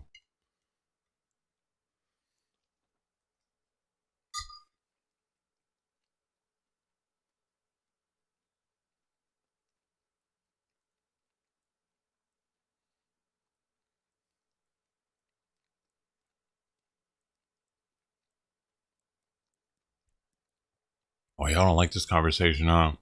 You know, it's times like these I think the fucking FBI is taking notes while I'm talking. Fuck you, FBI! Fucking deadbeat. Oh, keep him talking. He's talking crazy shit now. Keep him talking. Yeah, don't say anything. He's talking. He's giving us all we need. Whatever the fuck. Fuck you.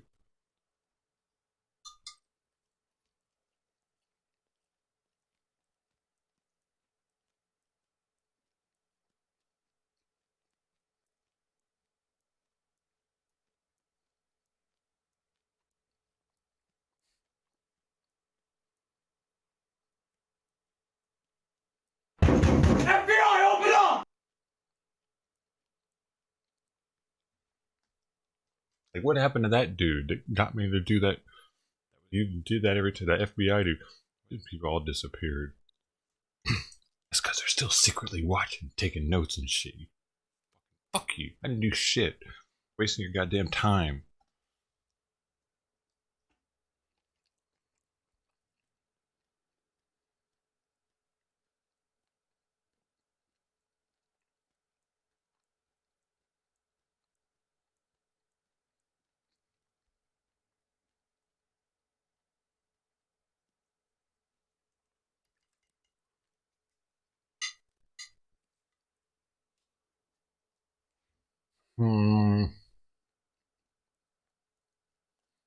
Over this shit, man.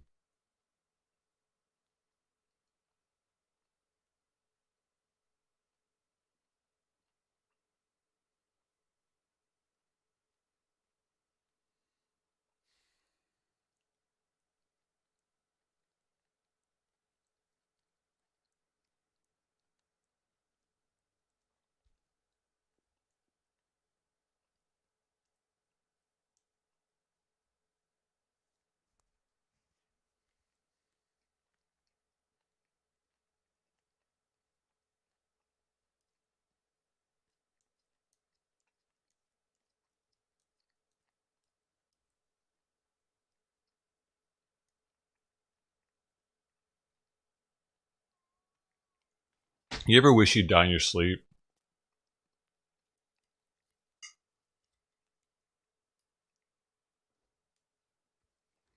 Go to sleep and I come back?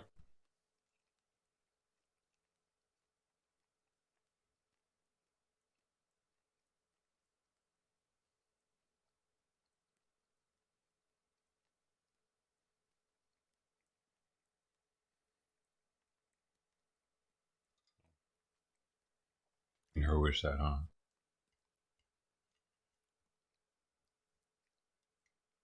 Well, fuck you.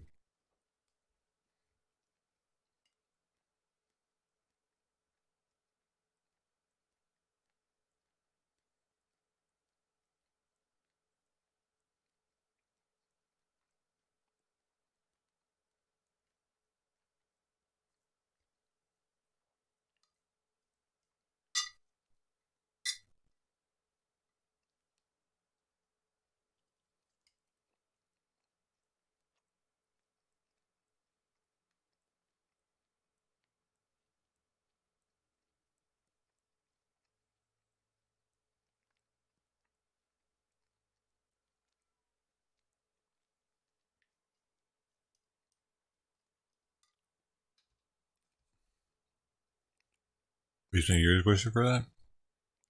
High five.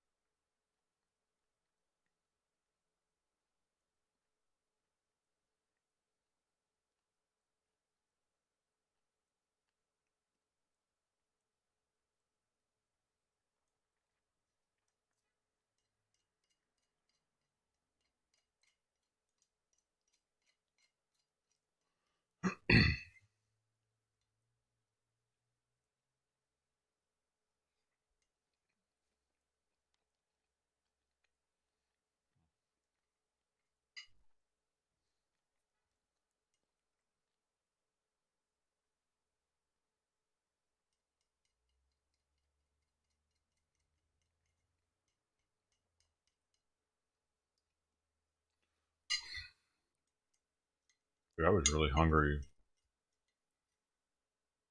Stomach just now stopped hurting.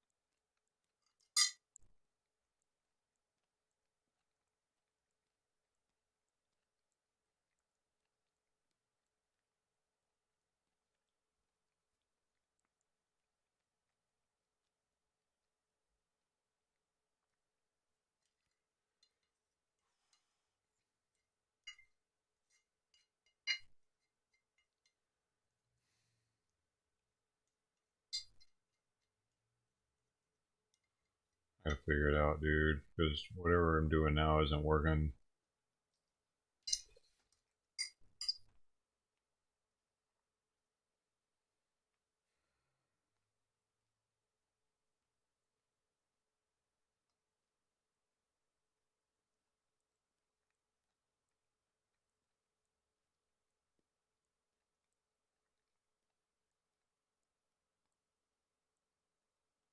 I'm not happy.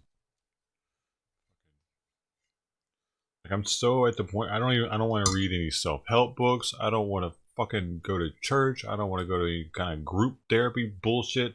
I'm just not happy. I don't want to do any of it.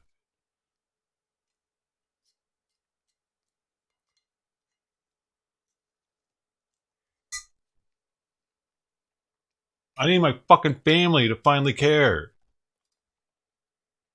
It's the only thing that'll fix this, dude.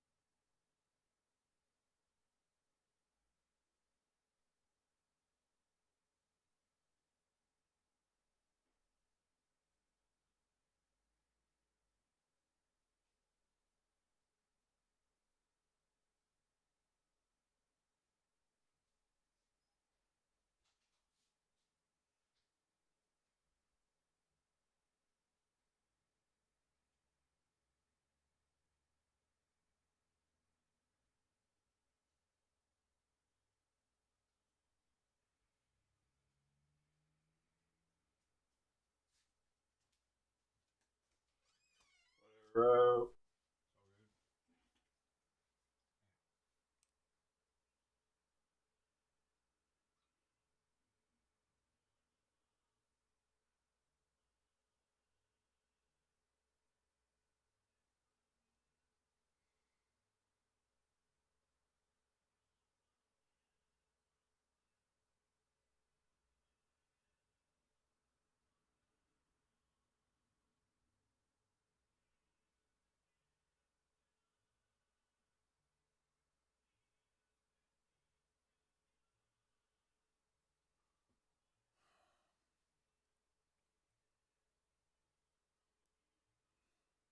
Call him? Yeah, my dad hates to talk on the phone, dude. My mom never wants to talk to me. Every time I call, she just... No.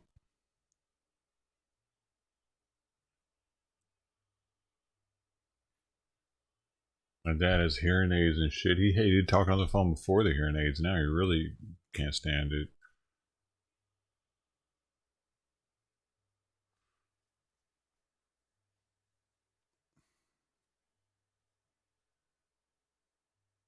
So it makes me feel uncomfortable. You know what I'm saying? Because I know he doesn't want to be doing it, kind of thing. He's not like, hell yeah, my son's calling me. He's like, the phone's ringing. Oh, it's John. You know how he likes to talk. Because I used to call him and want to talk for hours. Literally. Hours. That's how close I was. Like, I'd call him like once a month and we'd just talk about different things. My dad would email me all the time. Like different stuff he was interested in online that he wanted me to see.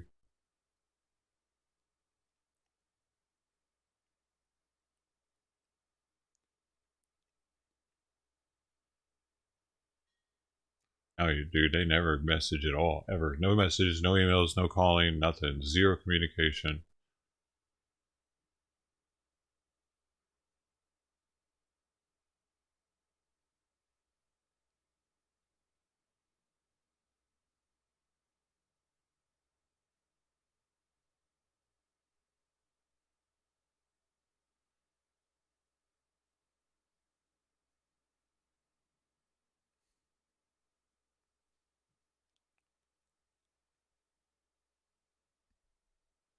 No.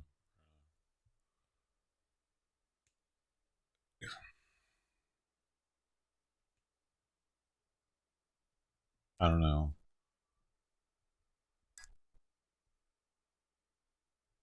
If it's worth going back. That's a long fucking drive with Simon, dude. Yeah, I might do it if it was just me and I didn't have to do it. Like, and maybe, dude, I live in the ghetto, so leaving, I needed to get out of here, dude. I don't need to be leaving 20 grand in electrical and in equipment in here, just sitting here like that.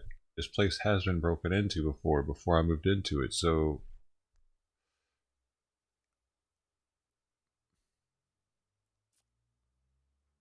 I just don't trust it like that. Leaving this place and the fact that I had to do with Simon.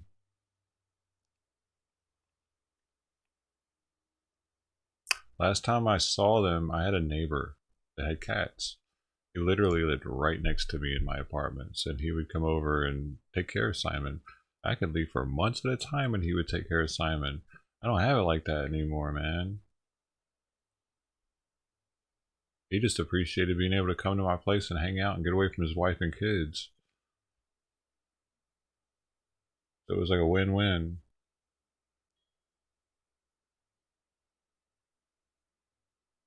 Now I'm just stuck.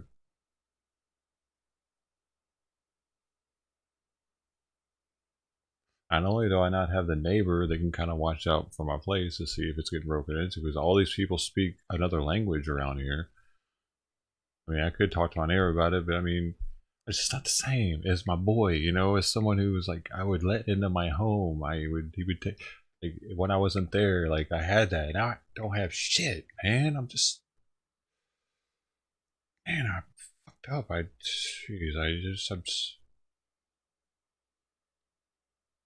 I'm stranded on an island.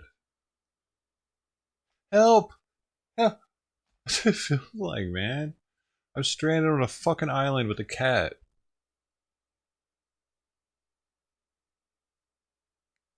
My family's on the mainland.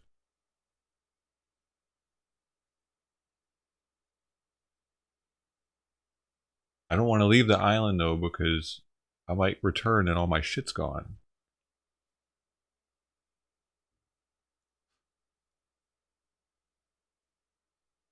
There's nothing you guys can do to help me. You're, like I said, you being here is pointless.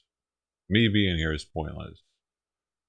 Nothing you say is like, I've been trying to figure this out for years, and you're not going to figure it out right now. Sorry.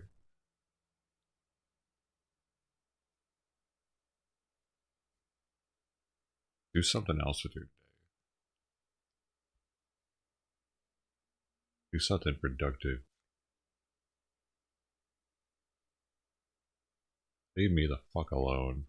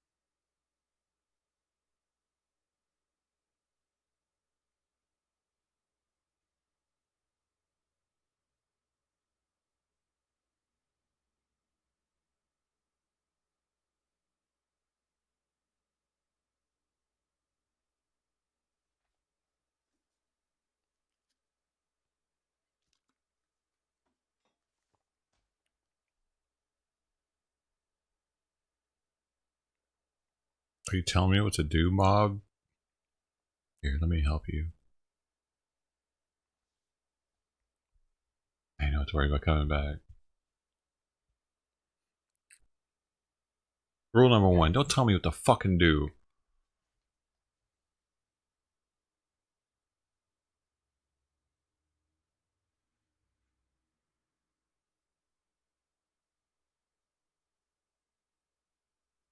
Idiot.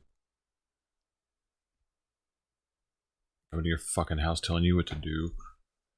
Nor would I want to, it probably stinks.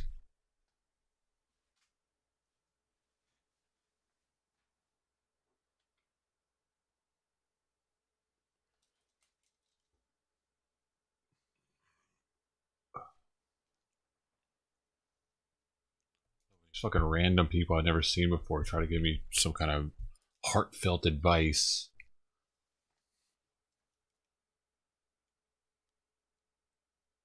Impossible. If you have any kind of feeling for some random person on the internet griping about shit. You tried reaching out, but yeah, I mean, I could reach out. They would answer. I'm just like, I get into fucking arguments and shit when my dad and I see each other, and we haven't seen each other. The last time we did, we like got into it. I forget what the hell we got into it over.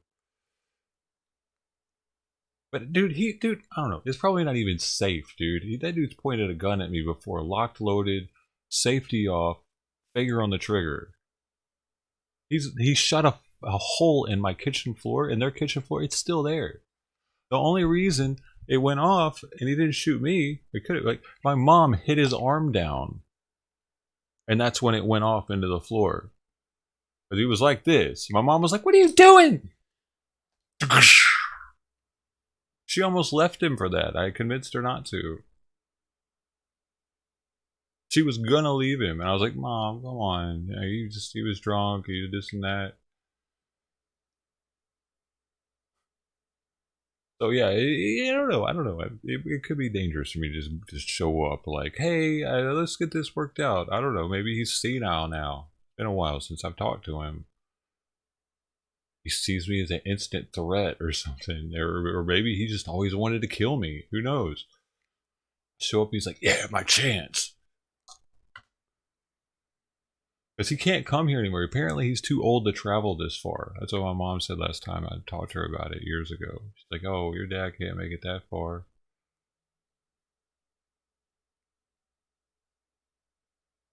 I mean, she used to say that they were like, it wasn't like, but what, why was she talk to? Why did she call me then? Dude, there was actually a point when I was living in Colorado where I thought that she was dead. Because she wasn't calling or anything. When I went through the whole "you guys are dead to me" thing, and all of a sudden she actually wasn't calling or anything, I was like, "What the fuck? Did he kill her? Did he kill her out there or something?" I really thought that it was possible, dude. That maybe she was no longer with us. Like, and I finally got her on the phone one day, and I was like, "Oh, okay, well."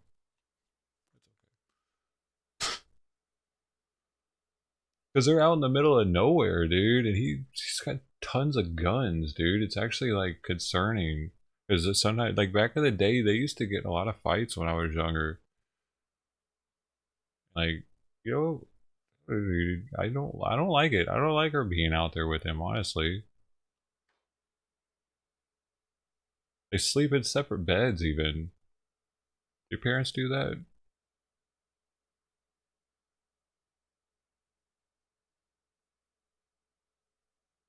They've done that for, dude, they've done that for like 18. Ever since I moved in, I think my mom started sleeping in another bed.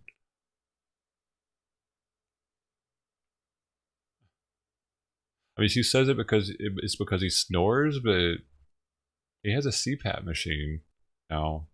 I don't know, dude. For sure she just don't like laying next to him. It is kind of old school though. In Europe, they have a lot of that, the double beds, which is it was so weird the first time I saw that. It's like two twin-sized beds next to each other. Look at how many viewers I lost when I talked about my crazy parents. People are realizing how crazy I actually am, probably.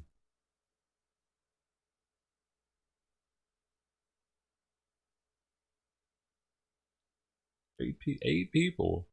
That's impressive. To lose almost half of the viewers that fast.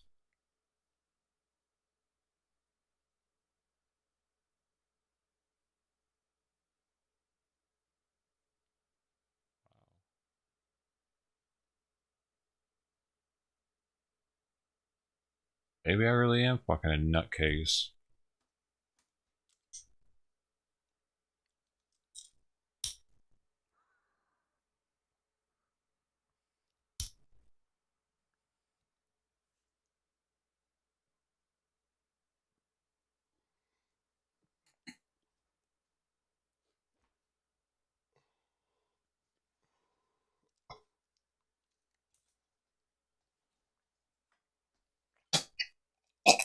Oh, something. Something came through, dude.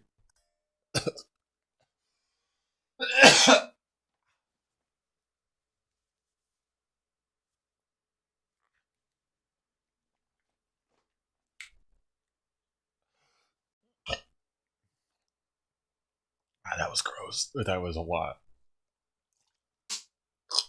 That was really gross, dude.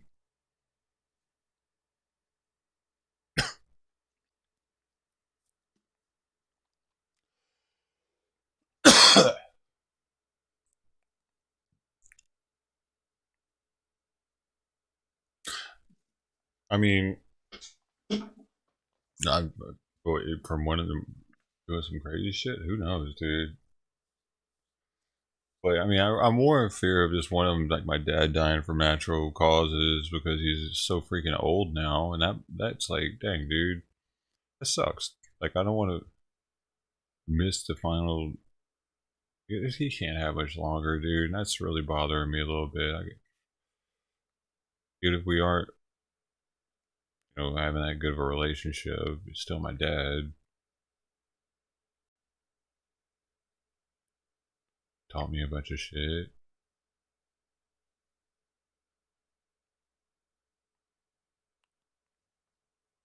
So yeah, I'm nervous that one day I'm just gonna get a phone call.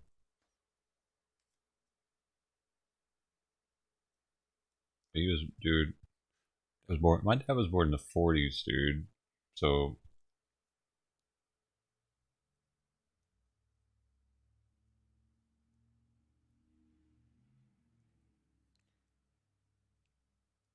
That's pretty old for someone who drank and smoked for a lot of his life, most of it.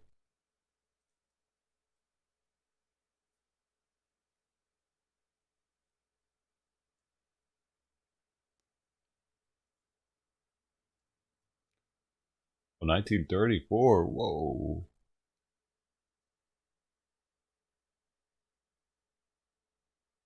In April.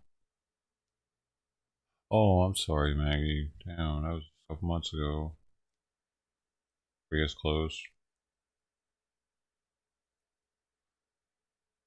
I don't know if it'd be harder being close or not, because I think, like, even if you went now, I would probably feel devastated that I didn't, that I just still allowed myself to be so proud and not. I mean, it's even like regaining the relationship. I have to get back to Tennessee and live closer to them, and that's what, like, I think I'll be pissed off at myself that I never just did it.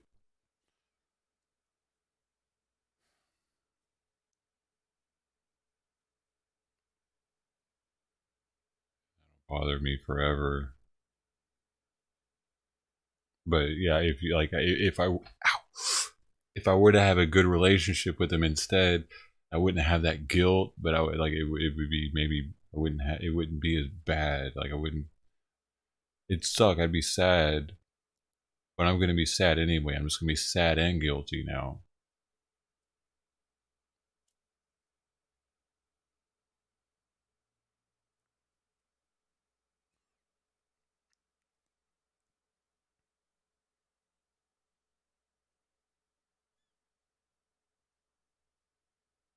Mm.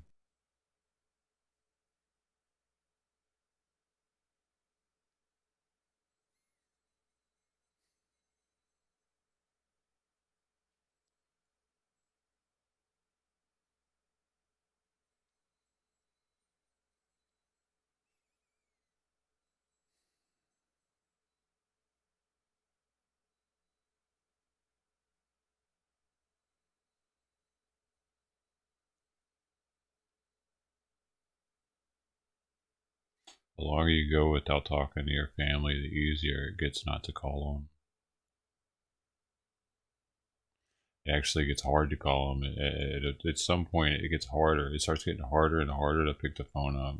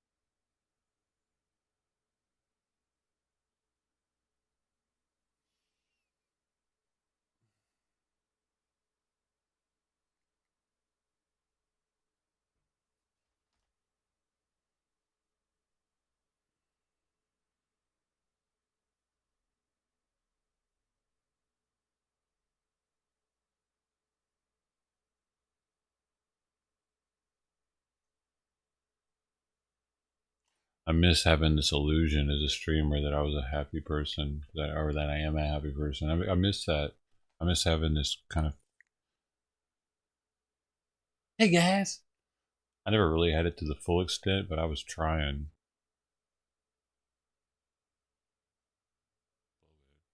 Now I just don't care anymore.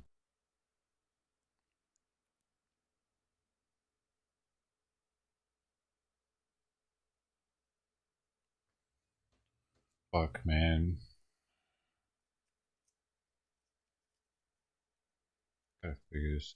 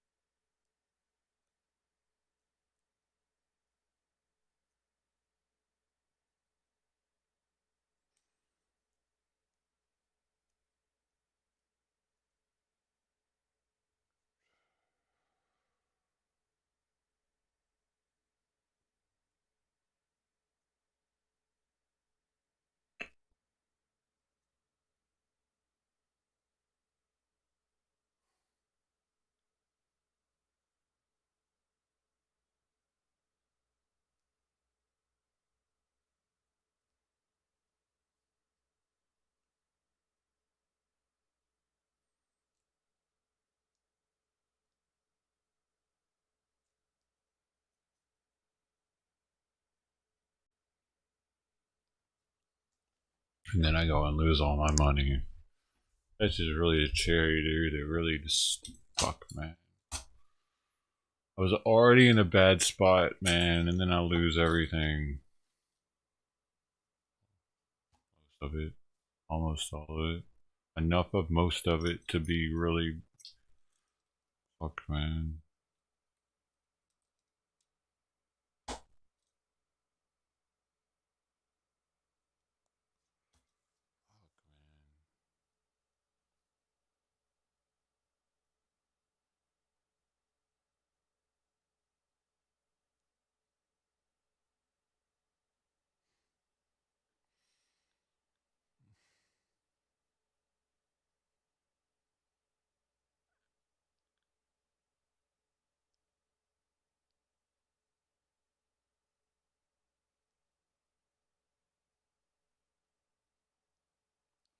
That was my ticket to fix all this.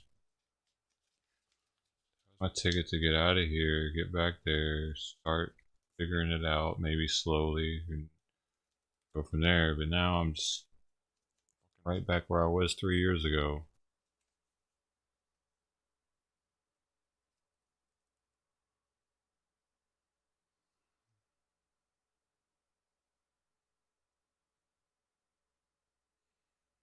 I waited the 3 years to change it, thinking this was going to be the time that I did it, because I was holding on to the crypto all that time. I was thinking, I hold on 3 years, it's going to do its thing, I'm going to do my thing. Hey yo, we're going to get out of here.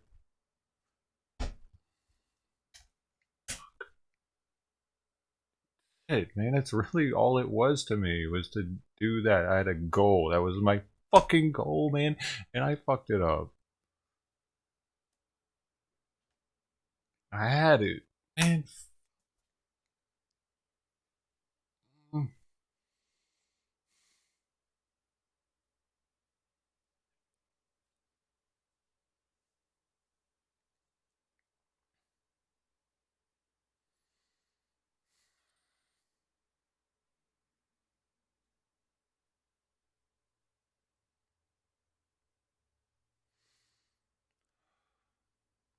I wouldn't have been like a loser.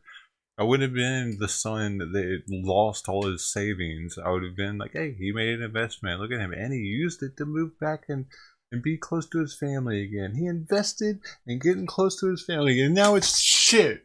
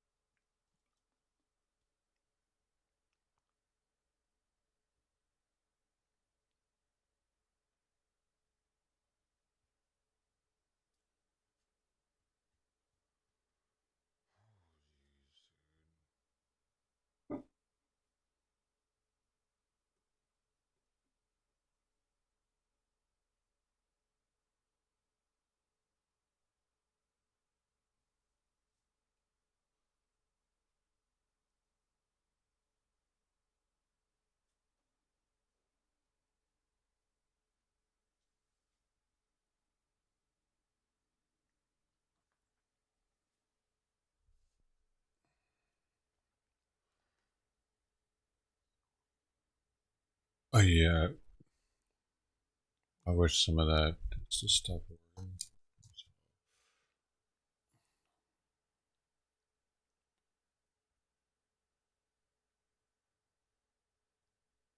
It didn't seem like really too much going on it though. There was no blood.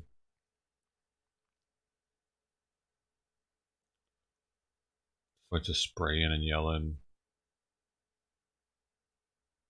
Not that I want there to be blood, but it's like, I don't know. What are they even doing, dude? Why are they just acting like they're gonna kick each other's asses? It's old. It's like the boycott wolf.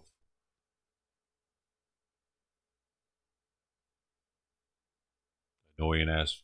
You got the annoying ass Antifa little idiots. And you got the like the military wannabes.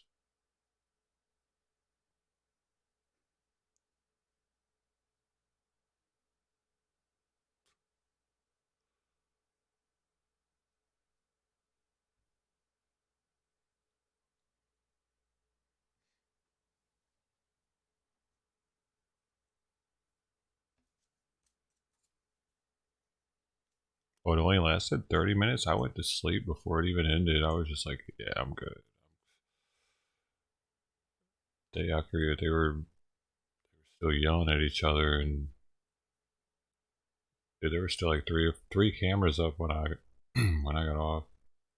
I was like, yeah, nah. I thought about going live just to give like another area to watch it. Because I wouldn't have been talking over the action as much where I saw it.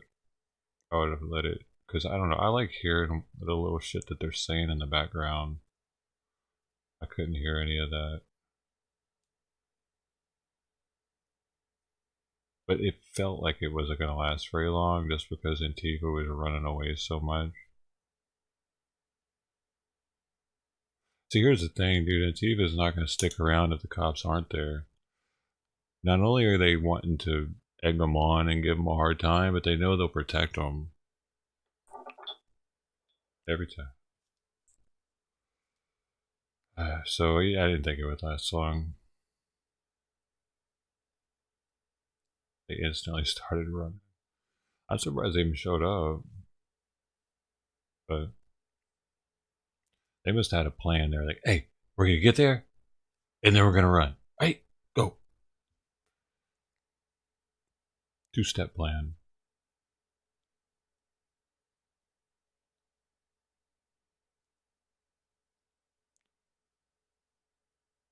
There are people, I was looking at Andy Knows Twitter page earlier, and he posted something about Seattle.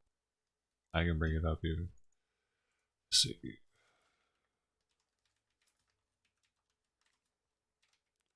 Where it's about their crime rate being increasing because of their police force being reduced.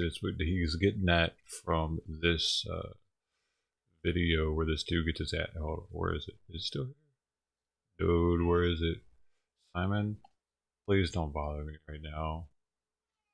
Yes, please don't. Dude, he's got so much on Portland from last night. I can't even find this dude now. For real, dude. Is it? It was this morning, man. It was a dude was getting the shit kicked out of him. I'm only trying to find it for the comments. This is from August 6th, dude. Hold on.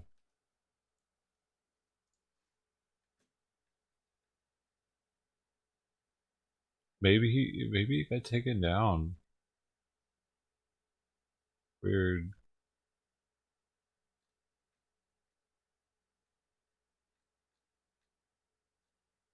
Anyway, the dude in the comments was trying to say that it's not an increase in crime because of lack of police force, but a reduction due to the pandemic, and or an increase due to the pandemic, and everybody being on edge and broke all of a sudden. That's why there's an increase in crime, not because the police are leaving the force and they're being defunded. Oh man, it's not even in here. I don't know, dude. It was a dude getting stomped. Oh, there it is. It's right here. There's no audio. So this is crazy.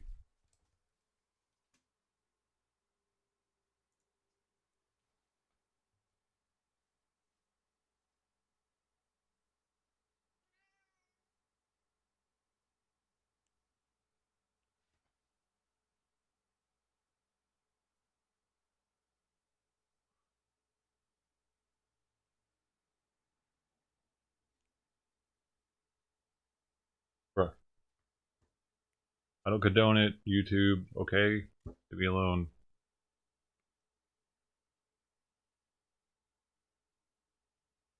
Just counting. Looks like he's counting bills right there. He takes the guy's hat. Like, what?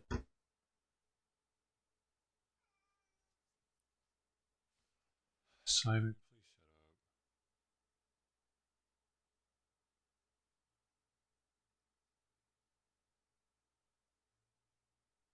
Stop, dude. Man, why are you so buggy? I put my arm down so I can like pet him a little bit, and he starts licking my leg, and I fucking hate it when he does that.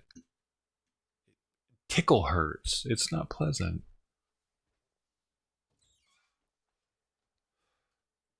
I can't win with this thing. So this is talking about brutally beaten, robbed in Mount Baker neighborhood by a black male suspect on July 31st. The victim was kicked and stomped repeatedly on the head. Seattle is experiencing rising violent crime after police were partially defunded. So this guy, you don't talk about how defunding means removing military hide work from the police, but their ability to actually respond to crime. Very dishonest journalism. No, it's this guy. No, it's this one. It's this one. This is the one that I got into, and I was like, this motherfucker right here. This guy says, imagine stupidly believing this incident tells you anything about Seattle or has anything to do with police funding. Right? Why isn't this the top comment? It's got more hearts and it has more comments. Why? And it happened sooner. Why isn't this one here? And it's been shared twice. Whatever, dude. So this guy's like saying, go look at statistics, and they actually give him the statistics here showing that it increased, and he's like, well, that was before, it's not even, this is an old chart or some shit. Like, people actually believe like this dude believes, though. It's like, because look how many likes it has. It has the most likes, dude. Imagine stupidly believing this incident tells you anything about Seattle or has anything to do with police funding. Does it not have a little bit to do with that? Anyway, y'all can get into that when it's on Andy Knows Twitter. Along with all kinds of other violent shit from last night, it seems, and whatever else.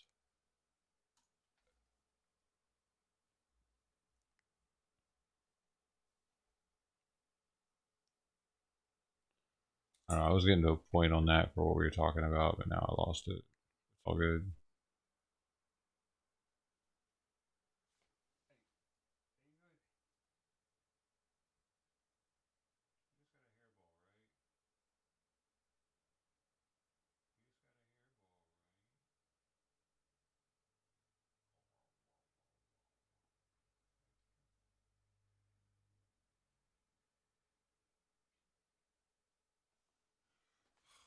Oh, it's just a hairball.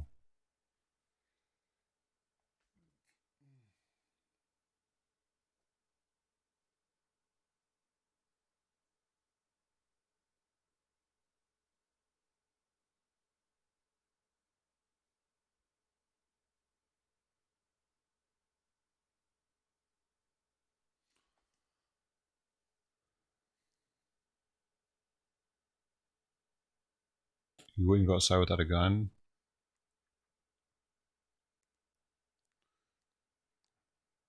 I mean, I think it depends on where you live, though. You'd see once you were here that, I don't know.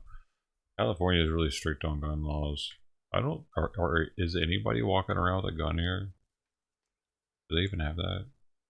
Besides security and police, I don't think we even have that here. Only criminals are allowed to have the guns.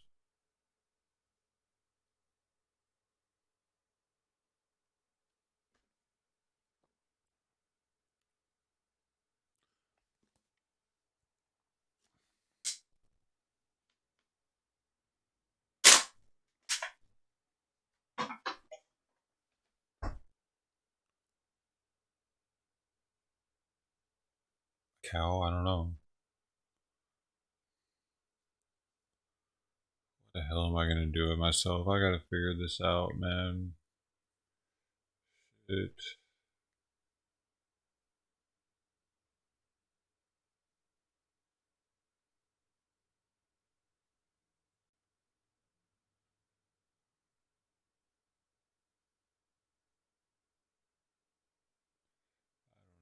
Keep doing this every day, and I'm not doing anything actually. I'm just doing the same shit every day, but not getting anything accomplished. That's starting to bother me, dude.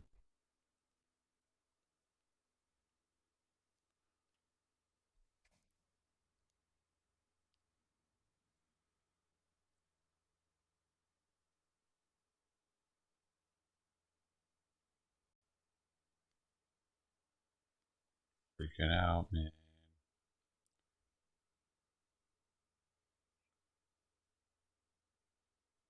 Oh, new hobbies, yeah.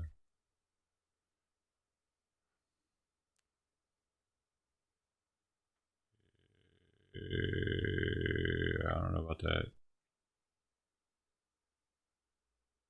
I need to get the fuck out of this ghetto, dude. I gotta figure out how to get my chips back up so I can do that.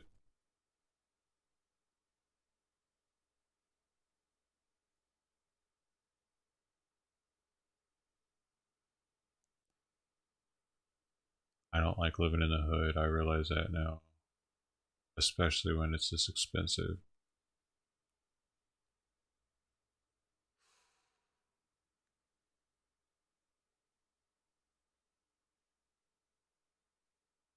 I think it got way worse for me when I saw my neighbor die on the sidewalk. Like I had talked to him, I gave him a pipe. We had like semi conversations. He was always pretty out of it, but like maybe there was just a language difference. But I live stream it too. It was crazy. They were doing a CPR on him. I got out there because I heard the gunshots, and I got out there pretty quickly with the stream on. At the time, I think it was the day after I got off of IP2, actually. So I had a bunch of IP2 people coming through. That was just trip. I remember going to get tacos after that. I walked with the stream to go get tacos. I used to do that kind of shit, walking around the hood with the stream.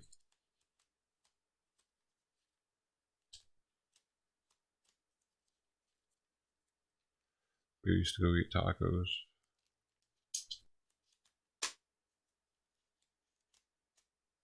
Pre-COVID.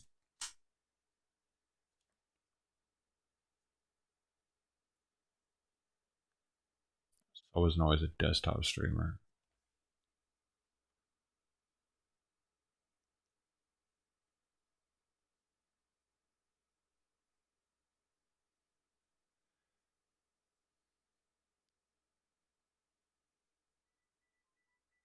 Oh, we got another scammer calling. Scammer call.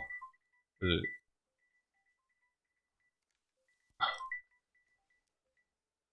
Hello?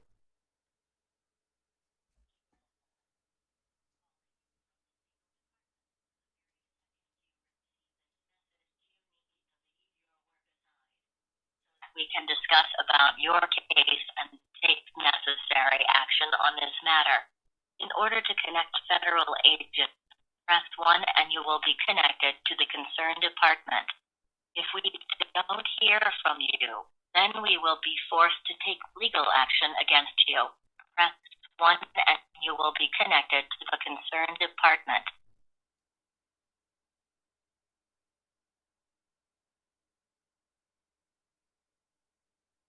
I'm scared to press 1. I just want to see if it'll say anything else. No, dude, see, here's the thing. I don't want to ever press 1 because I don't want to be put on the list where I pressed 1 and then, you know what I mean? And then they call me twice as much. That's all. I don't want to get, I mean, we could just turn the stream into getting calls from those guys. I press 1 on all of them and they'll start coming in probably. Maybe. Maybe they have a database of people that have answered. So those are like the more sought after. No, because then they're already scammed. Maybe double dipping on these people. I never picked up. Oh, they know I'm picking up, really? Then why aren't they talking to me? Why are they making me press 1? But that's the second one of them that wanted me to press 1. Why don't they just talk to me instead of doing that?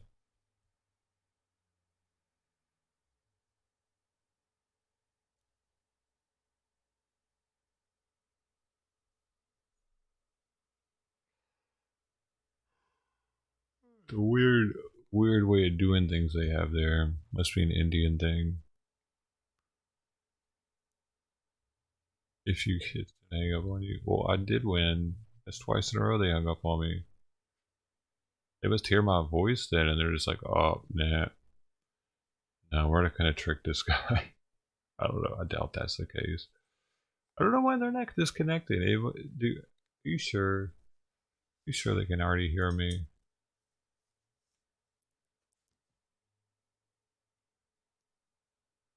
Well, they know I'm picking up, but they can't hear me then, right? Maybe. Why do they make me press 1? Why don't like? Because it'd be much more believable if they just came in and told me like a human instead of a robot telling me this shit. Because well, my first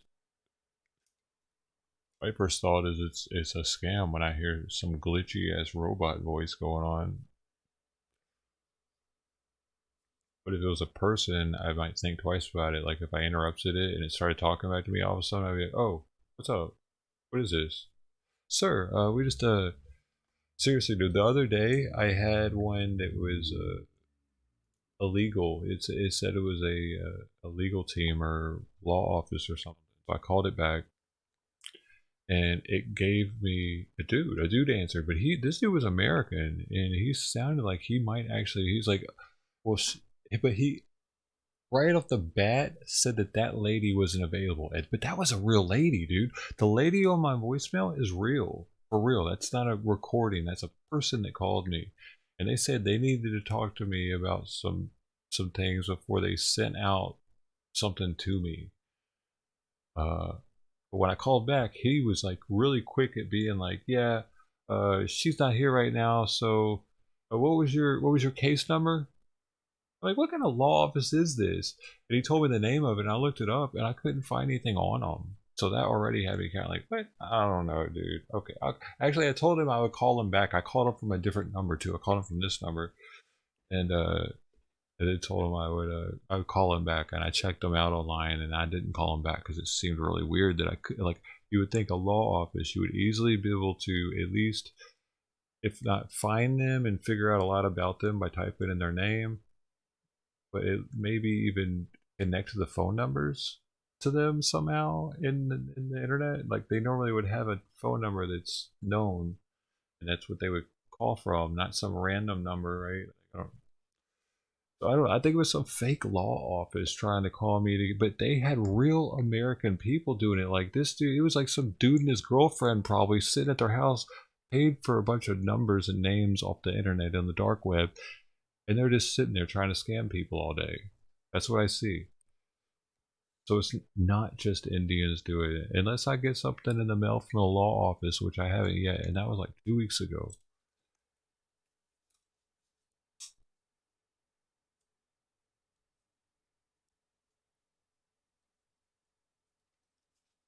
But they left I didn't have to press 1, and they left a message on my voicemail. And then when I called back, it was the actual. Both times it was an actual person. Like that's pretty in depth because it still has me thinking about it. Like, was that a law office? Maybe, I don't know. I don't know. Did I piss a YouTuber off and he's got some law office on my ass now? What? Was it Status Quo? Status Quo, I was like, I fought his copyright. And the only way that they get to have their copyright stick is if they show proof to YouTube that they're suing me over it. That's the only thing I could think of. Was him. I doubt it though. Probably just a scammer.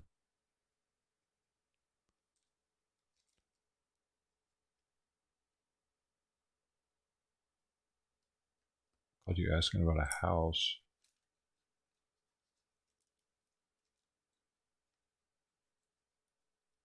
He's trying to buy it from you? Better Jim.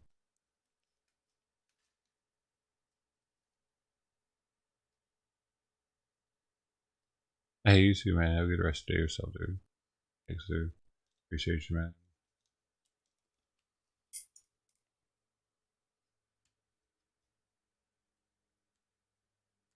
I just noticed the chat comes up on the screen slow. At first, I gotta watch it over here for it to be the proper timing. Otherwise, I see it before you see it on the screen.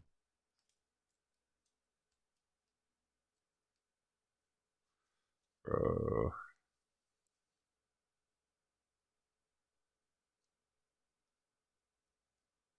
So they were trying to buy the house?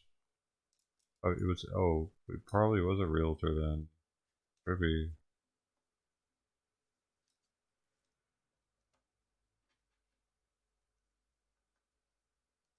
Like ambulance chasers.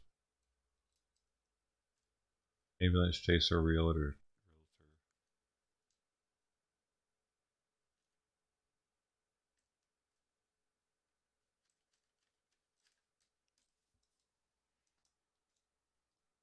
Yeah, I can see that. That's jacked up that they do it so quickly though, while people don't really have even time to read or think about it. They're just swooping in on it.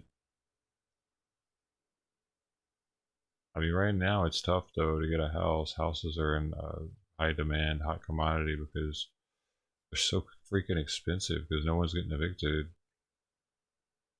There's going to be so many vacancies in houses once the moratorium is over.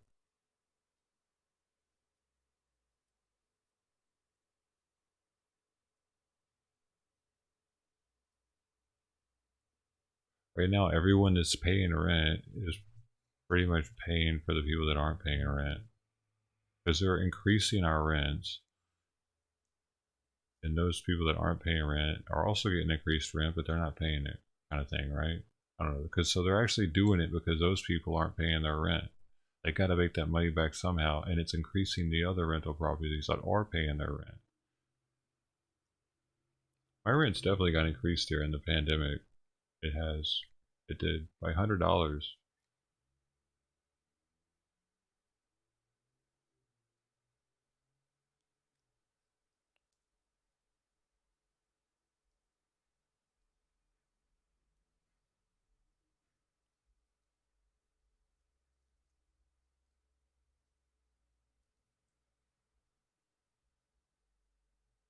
$1,660 to live in the ghetto.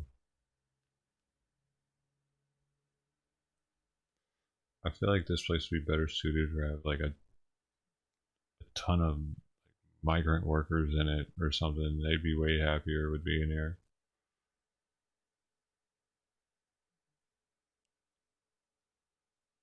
They'd be appreciative. I'm too white for the neighborhood. I feel out of place, dude.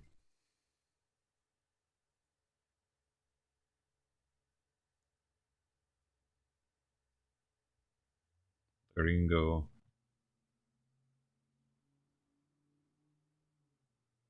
Hey, Florida. I appreciate the invite. But if I go to the south, it's going to be Tennessee. Try to have to go back there. The Shaw's bugs are crazy. The bugs are scary out there.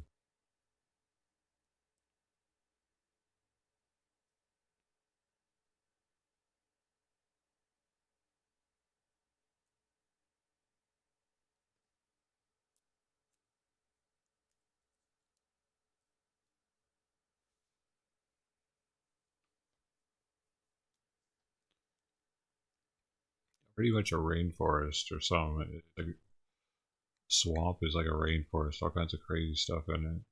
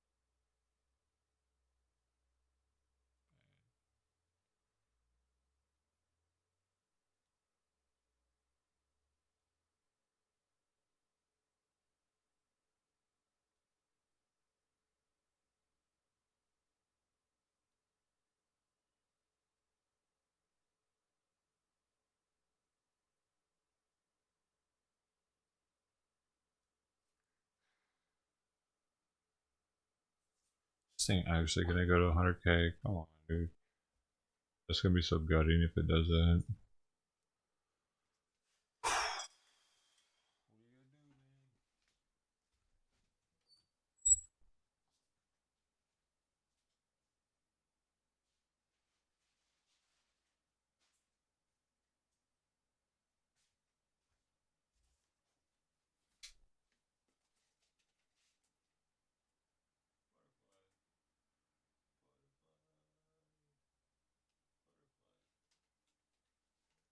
Dude, I saw a cool black butterfly. It was black with color like on tips of its wings.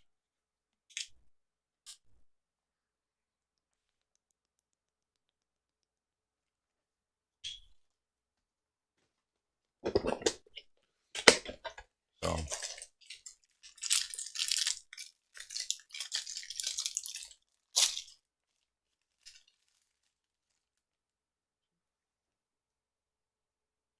oh yeah.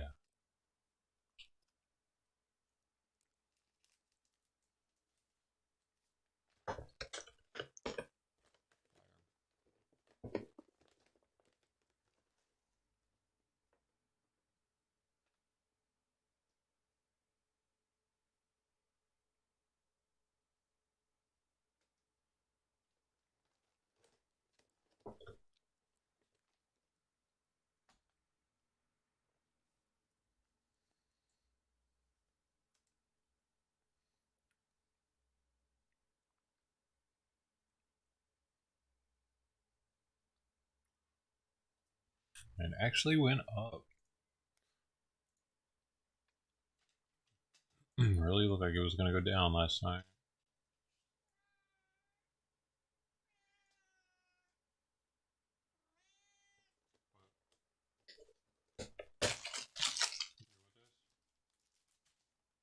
I want your arms.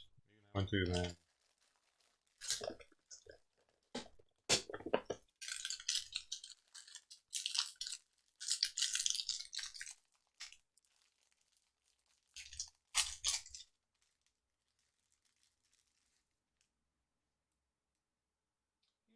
Hey, shut up.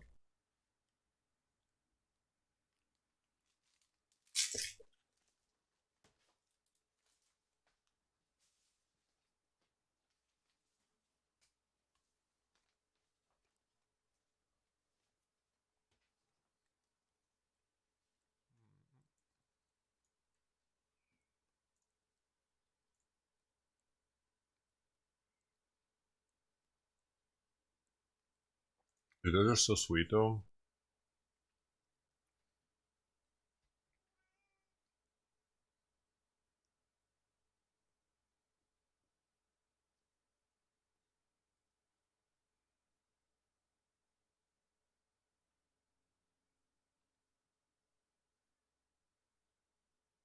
Oh my God. Shit. This lady is running into this guy. Basically, she backed up into him, and then he didn't move because he hasn't moved yet, and then she's gonna run into him. Oh my God! Oh my gosh, she's in the car! Oh. Why are you going behind my car? You're hitting me! Behind my car? You broke my car! You broke my car! Do you have your car? Call the police. Call it heart rate. Whoa! Oh my god, hold on. Sir, you need to move! What the fuck, dude? I can't. Sir, you need to move! Yeah. Get away from my car! Get away from my car! Hello, there was an accident in the parking lot at Target on parking lot in Frisco. Driver's license. Oh, dude, I thought she was about to run into the car too. That was crazy. That was posted 50 minutes ago. Dude, that was crazy. That was the craziest thing I've seen in a while. Let me see your titties. Yeah. Oh, but that where's that Texas, Frisco film? My neighbor is watching this place. You heard me say that. You see your titties. A pervert now.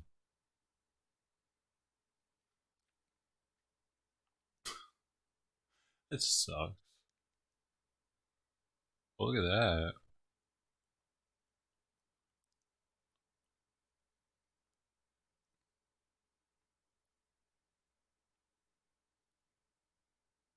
We are just 5 days in with reversals, changes, and mass confusion set forth from your leadership.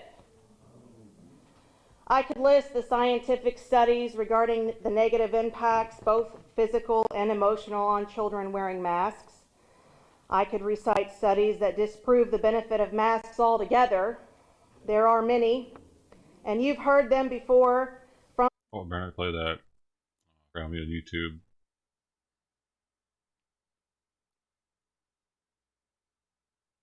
Oh, he's NASA. It's official.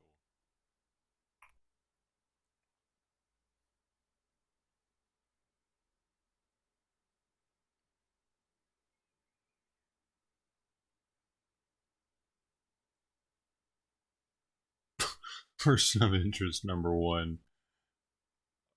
He's pointing a gun at her. I mean, his shoes maybe give him away, though.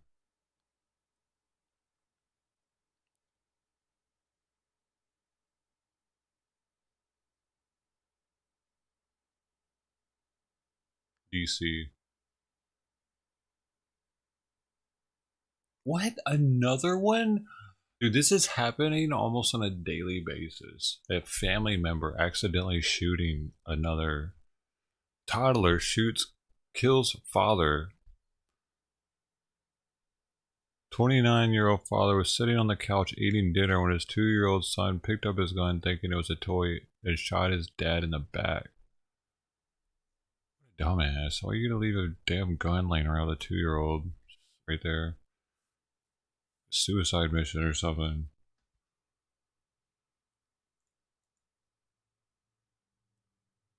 I'm impressed with the 2-year-old being able to shoot a dude Pearson too, actually. What kind of gun was it? Like a 380? It had to be a pretty small gun, dude. Right? I mean, the 2-year-olds even understand gun? Like, play a toy gun? Do they know to point it at people? They know that's what you do with it? Would they be like, bang, bang, a 2-year-old? Like, real talk. Or are they that smart? Dude, this dude got murdered by a family member or something. They done seen so many stories about accidental gun charges. They were like, shit, we can kill Fred, just blame it on the 2-year-old.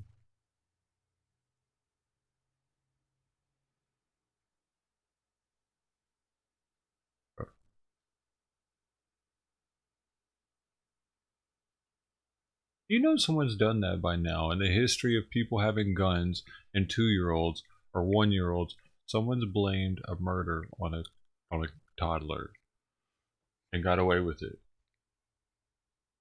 They probably like even grabbed the toddler's finger and pulled the trigger so it had gunpowder residue on it or some shit. Who knows what is about to happen? Attempted kidnapping. Whoa. Hell? This dude just picked her up like he's just gonna take her back to the car and go? Where's there a gun or something? What the fuck? Oh! What the fuck is this SUV doing? Are you kidding right now? The dude doesn't even have a gun and no one's helping her? What is this dude? Run over him!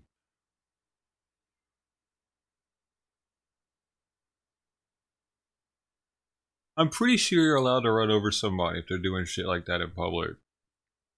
Maybe. Maybe not. Her shoes are even knocked off and everything. Like, this dude in the SUV is like enjoying his frappa mocha or whatever. Weird situation. Dude, men are pussies nowadays. You really just didn't do shit and backed up into the fucking gas station stall and called the cops for help? Hey, there's a guy out here killing a woman. He doesn't have a gun or anything. He's kicking her ass. But you guys gonna get here. You got a car. Use it. Are you allowed to do that though? I don't think I might get in trouble if I run over somebody while they're beating somebody. Or not if they're kidnapping them. You can, well, maybe. They probably still get you for that. But what if she was like, but he was kidnapping me, officer. We didn't know what to do. I gotta get you for running him over. That's why you didn't do it, because you don't want to go to jail for trying to save somebody. You would have. What country are you in, man? What if you just bump him really hard with your front bumper, but don't actually kill him? Here, you might be able to get away with that here. That's a fine line, though. He could hit his head. Take much. And then you'd be going to jail for fucking manslaughter just for trying to help somebody. That'd be horrible. Because no one in prison cares that you were a hero when you did whatever you did. They just see you in there and you got that fresh booty meat all firm and shit. Right? They aren't like, hey, this gringo is trying to save a woman's life, man. They'll be sticking in his butt. He's got a pass. I don't think that's how it works, man. You'd be in anally rape prison if you get in there for manslaughter. That's a different type of prison. That's a different level yard. It's like a level 4 yard. That's why in the Discord it starts off at level 1, right? And it goes to level 4 for your privileges. No, it starts off at level 4 and goes to level 1. That's right, yeah. Because that's why you start off at a higher level in Discord, because you're actually a harder time convict at first, and then you get more privileges as you move up. Like, you have more privileges on level 1 yard than you would on level 4. You get more freedoms.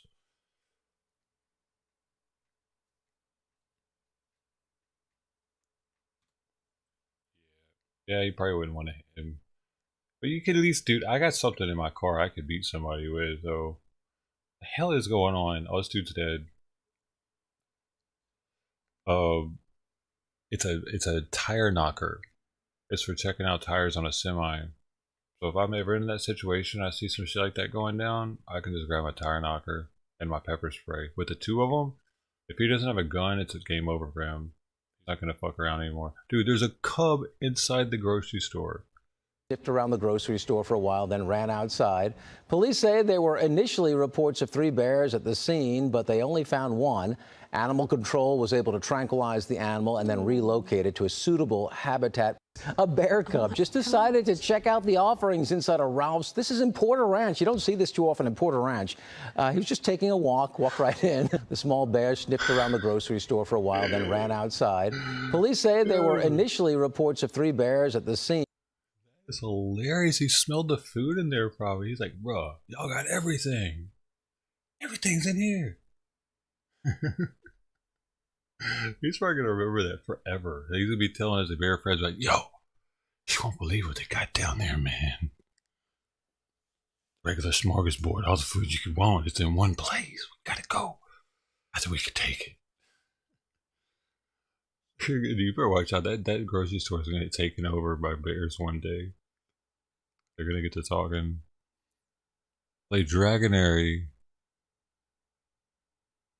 Play to earn. Here's my concern with the play to earn games though, because I've seen videos of people doing it with the Axie game. Why is there so much bear content, bro? Bears are everywhere. It's just Tulsa. Like I saw this video with a bunch of people in Asia that had so many computers playing these games, and they were just taking advantage of the system. A lot of the people that had that coin were commenting how pissed off they were that they were doing that, because they're dumping on the market. It dumps the price down when they do that.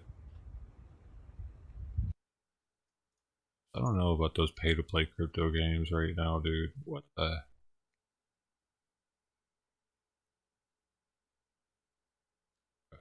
Huh?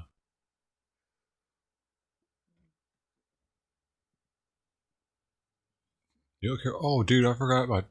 I forgot what my title was, dude. Shoot.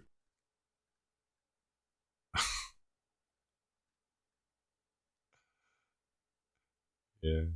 They're gonna do what they do anyway, huh? What is that? Shit.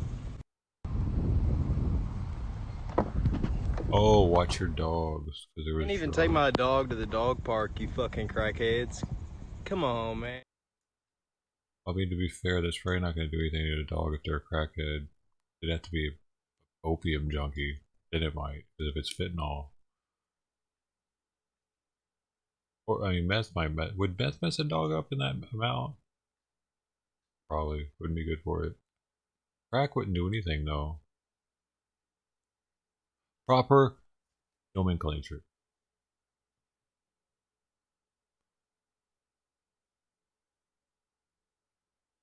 Hey, I might want to watch out.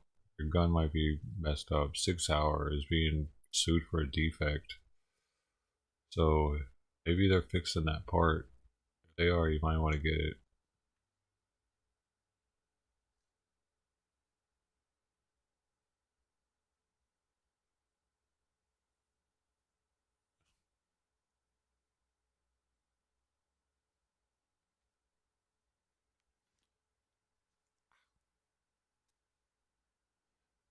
So when did the game come out? How do you know I even know anything about crypto? You come here talking about crypto out of nowhere. I'm looking at bear cubs, man. It's getting hot. Okay. It's 90 degrees, 90.6 degrees. I gotta change some settings.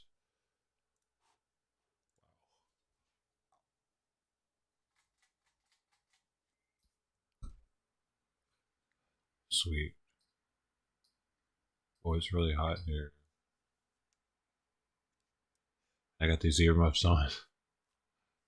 Hey. It does make me much warmer with these earmuffs on.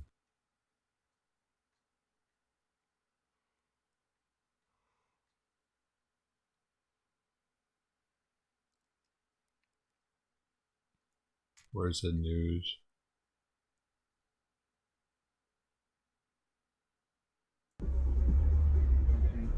Dude, Providence, Rhode Island's been partying lately pretty hard.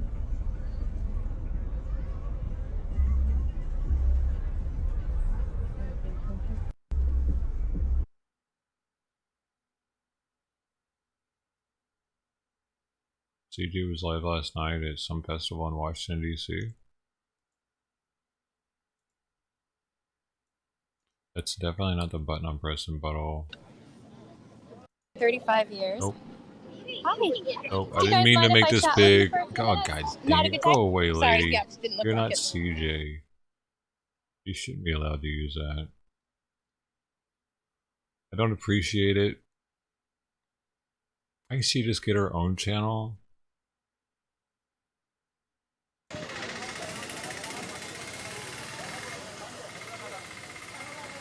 You know what I mean? Get your own channel, lady. Do your own work. কালি প্ৰচাৰ কৰি আজি আজি কিন্তু আমি আকৌ পুনৰবাৰ প্ৰচাৰ কৰি আছোঁ ইয়া চাওক কেনেকৈ যিসকল ব্যক্তিয়ে আচলতে Whoa, dude. Where are we? Hey, it's not as hot here as it is there, probably. যিসকলে Look at this হেলমেট পৰিধান কৰা pot-bellied নাই skinny তেওঁলোকৰ cop. চালান কাটিছে তেওঁলোকৰ Oh, this guy's getting hassled. Look at what is this? কৰি আছে এইসকল সকলো ব্যক্তিয়ে কিন্তু এতিয়া যাব লাগিব Where are we? Ethiopia? আদালতৰ মজিয়াত পঠিয়াই আছে আদালতত They're যাব speaking লাগিব English in আৰু the chat. আদালতত যোৱাৰ পিছত মানুহখিনি কিন্তু এটা হাৰাশাস্তি হ'ব আৰু আমি কালিও সচেতনতামূলকভাৱে আমি এটা খবৰ সম্প্ৰচাৰ কৰিছিলোঁ যে যাতে কৰি মানুহখিনি সচেতন হয় কালি সম্প্ৰচাৰ কৰা খবৰটোৰ পাছত ফুৰা ফুলৰ কাৰণে মানুহবোৰ কিমান Sounds like Indian. ইয়া শুনিলে আমি সপ্তাহ চলাই যাব কিন্তু Muslims. অফিচাৰে যিখিনি কথা ক'ব লাগে অফিচাৰে ক'ব Official. হ'বলৈ আহ্বান জনাম যে আপোনালোকে জানিছোঁ যে আপুনি হিট কৰিব নোৱাৰে অঞ্চল ব্যাপী থকা হাজাৰ হাজাৰ লাখ লাখ বাইকাৰ্ছ ৰাইডাৰ্ছ তেখেতসকল Do you get that kind of stuff on your Facebook feed? What is that? Look at that awesome toy. You need one of those.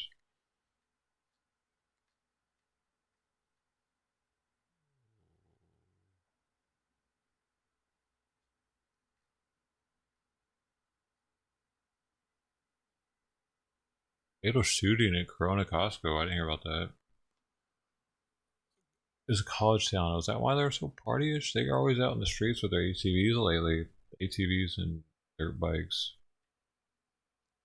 This is propaganda, by the way. I don't even feel like this is real. It didn't look like it was real to me. It looked like he was faking an overdose. Because then they put this dramatic music to it, and it was just, why would they put this weird dramatic music to their video?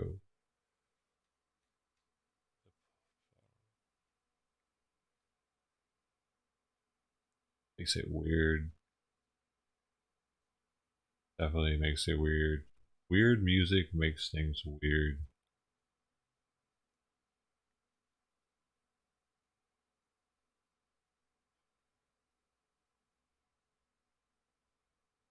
Bro, where's all the stuff they used to have in? Woman found swimming inside water tank filled with 350,000 gallons of water. It was a 70-foot climb to get into the tank. It's drinking water or what? Now this is news. Athens, Atlanta. A woman went for a night swim Thursday inside a 70-foot high water tank filled with 350,000 gallons of water, according to the city of Athens. Retired police officer Doug Durans lives nearby and saw the woman break into a fence barrier and climb the ladder to the top of the tank. The city said a contractor repainted the tank this week and failed to secure the hatch at the top. Firefighters climbed the tank to convince the woman swimming inside to come to them. They were able to get her out with a harness and helped her out down the ladder to safety.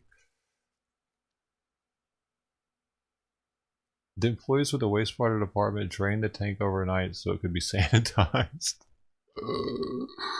Ew, it must have been drinking water. What the fuck? I wonder how they shut it off immediately. Using their peeing. It doesn't actually anywhere say it's drinking water, but I'm just like, what else would it be?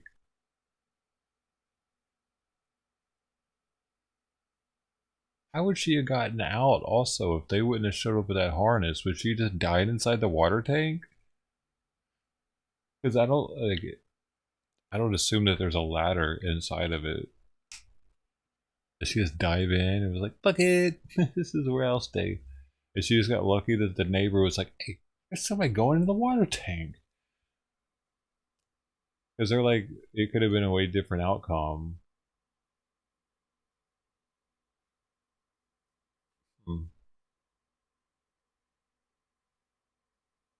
Oh, they're not showing her face? They're really not showing her face. I want to see what somebody looks like that does something like that, man.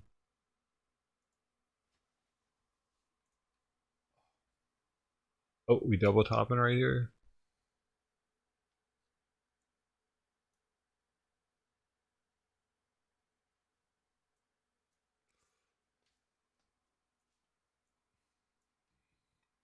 It's at a spot. It does look like a double top. It's another rejection at that same price. It's like, dude, it's getting rejected there a lot. That's a quadruple top almost.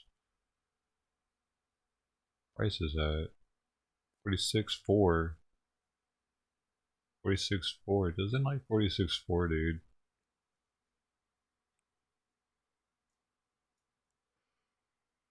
Oh, we're just waiting on that 30-minute bear we asked. Waiting on that first 30-minute bear. And then it's go time.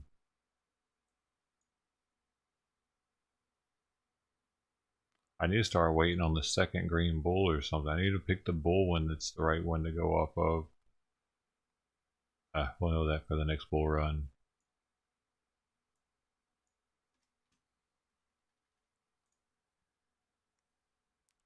Petticoat Junction. What's that?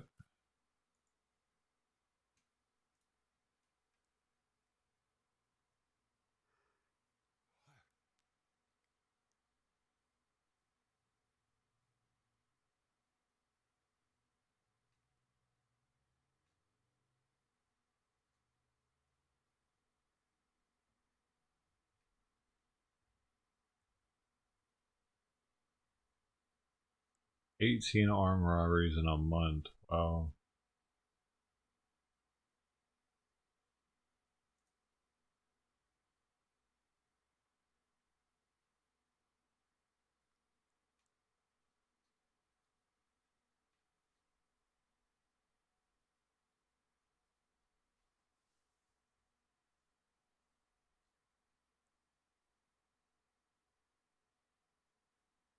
And we gonna find out what's wrong with these niggas, and I'm gonna fix these niggas, because these niggas got a lot of shit wrong with them. I'm proud of them, inspiration, they doing better than the average nigga, but it's still a lot of shit wrong. I'm gonna give these niggas the game. Royal conversation, man. It's coming, man. It's coming, y'all. The king has spoken. Y'all can go on and steal every goddamn well. Anytime I say something, y'all better take it and go copyright it, because that's what the white man do. I don't give a fuck about none of that. This guy's got a The barber royal pole around his conversation neck. is coming, y'all. This nigga right here, man. I'm gonna fix this shit, man. Murder rates are about to start dropping. Once I get on YouTube, watch how I drop the motherfucking murder rate around the country. Oh. Shit's gonna start dropping, and you know what? Other motherfuckers is gonna start catching these strays. Yeah, it's gonna be a whole lot. What? Huh? Yeah, them motherfuckers gonna start second guessing what the fuck they doing once I get control of the goddamn country. Once I get all eyes on me, yeah, it's gonna be a clear motherfucking understanding. What? If you fear for your life, hop in your goddamn police car and pull the fuck off. Ain't no more that you fear for your life, so you just... Very weird, dude. This dude used to always talk about Breonna Taylor. It was always Breonna Taylor this, Breonna Taylor that. One time, like, the way we really got on this dude was the cops were at his door telling him he had a warrant for his arrest, and he wouldn't open it. He wouldn't go outside. He was streaming at the same time as talking to somebody on the phone. And like, bro, he's like, yeah, man, they're down the street. Hey, I ain't going out there. They ain't getting me. So it was trippy, dude. It was all like, you could hear the cops out there. Just come on out. Come on. We didn't know what was going to happen. Anything could happen that day, but they just let them in there. Motherfucking... He's going to be running shit, though. Weird. Chicken prices are soaring. Sanders and Farms sold for $4.5 billion. Sanderson.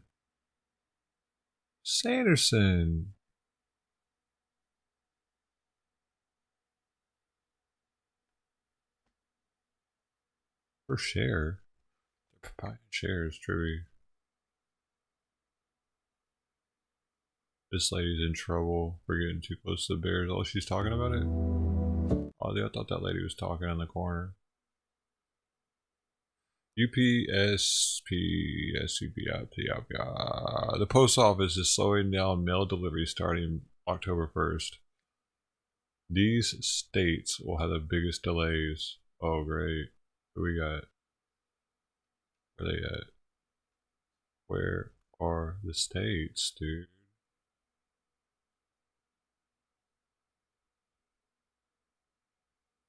Alaska, Hawaii, Puerto Rico, or other U.S. territories. 4 to 5 days will be the standard. Is that different?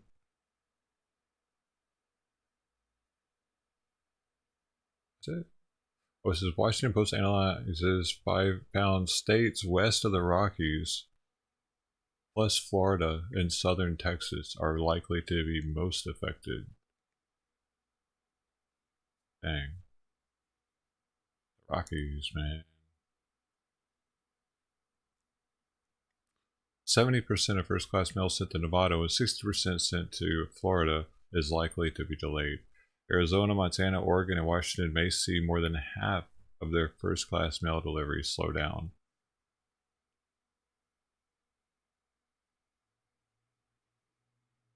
The details of the senior plan were first made public in March before being finalized Friday.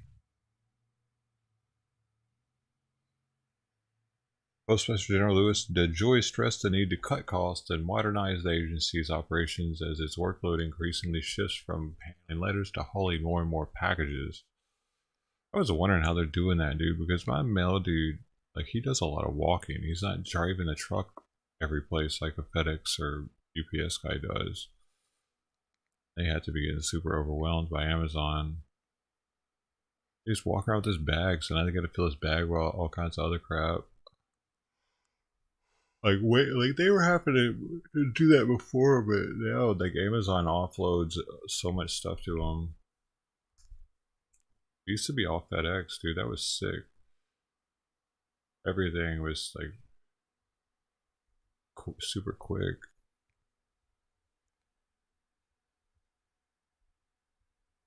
Cowboy boots and water towers, those go hand in hand, actually. Yeah. Good idea. Sold to the other company. The chicken company. Continental Grain. A grain company is gonna buy chickens. That's how.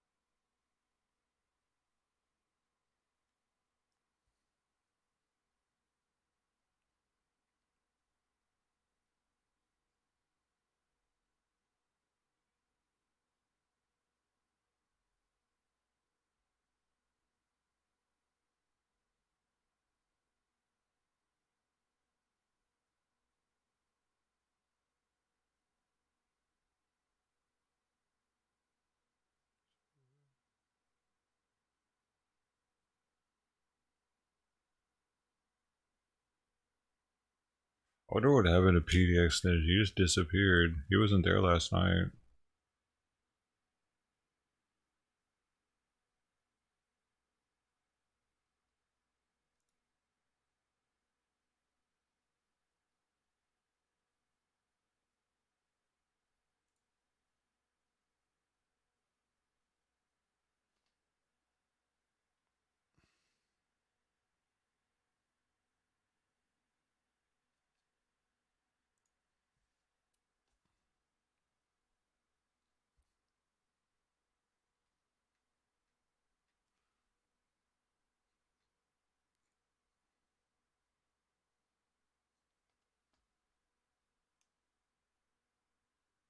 About 800 times every COVID. COVID cases soaring. What is this? Bull moose encounter.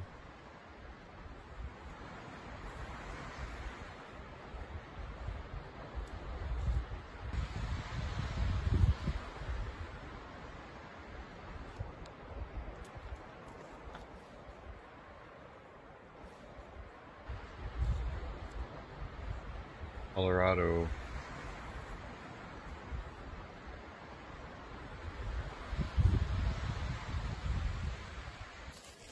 Oh shit!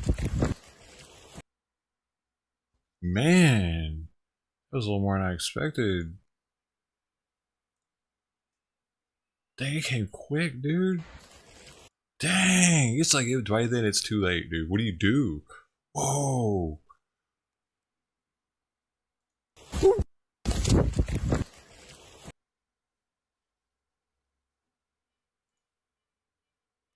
Man, I wonder what happened to that dude. There's nothing else. That's it. Do you toss the camera at it? I know mooses were mean like that. They eat vegetables. He must have thought he was a predator or something. Was gonna try to hurt him.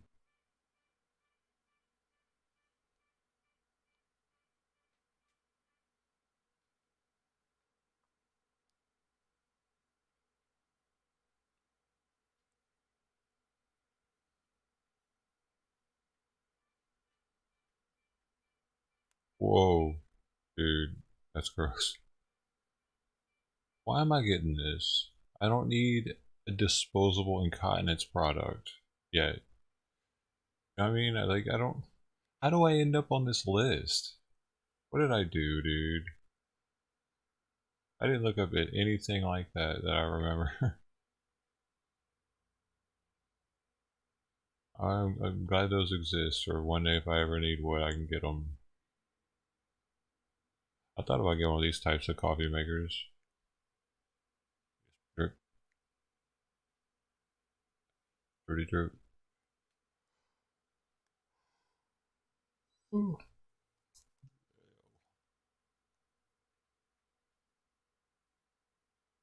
Got money on his shirt.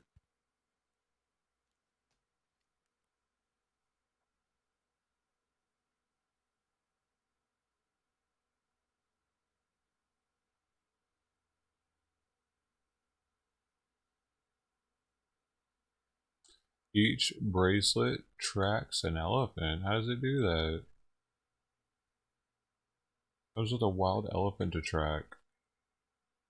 Learn your elephant's name. Follow them on their expedition with exclusive access to a tracking map. Dude, you know they're giving the same elephant to multiple people, bro. I want my own elephant.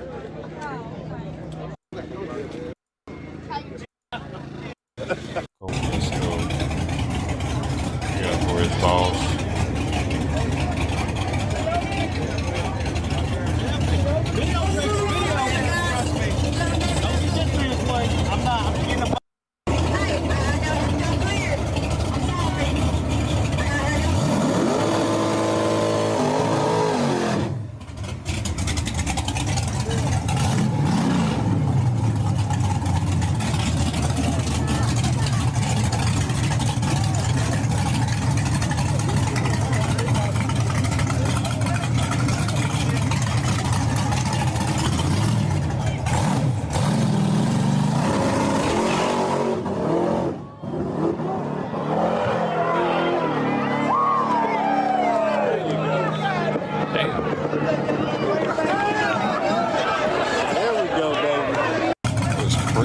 Actually, I think he might need some wheelie bars, or is that part of the show?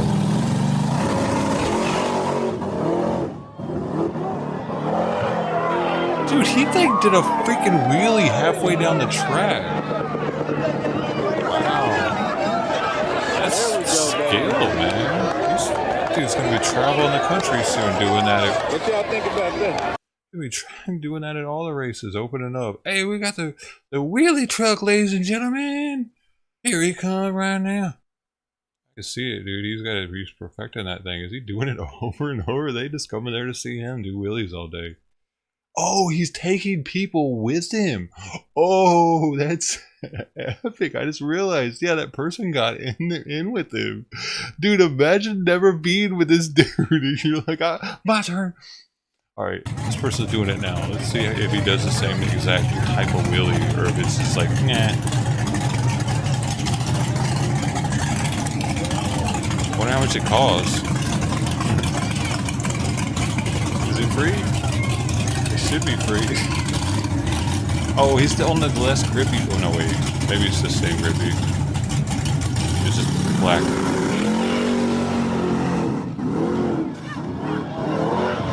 Dude, that's gotta be a trip being in there, because you know the G-force from that plastic. It'd be like an amusement park ride. AJ is not playing. That's pretty neat, dude. Starting line, guys. This is actually Memphis too, dude. Memphis Street Racers. So if I went back to Memphis, I could be hanging out with these people, maybe. That'd be cool. I'd be like, hey man, I'm restreaming you. Oh, I can't watch that. It's Olympics, dude. Olympics ban me instantly. They don't even play. They don't copyright me. They make it so no one can see my video. The Olympics, dude. I don't know if it's Japan or what. No, it's the Olympic Committee.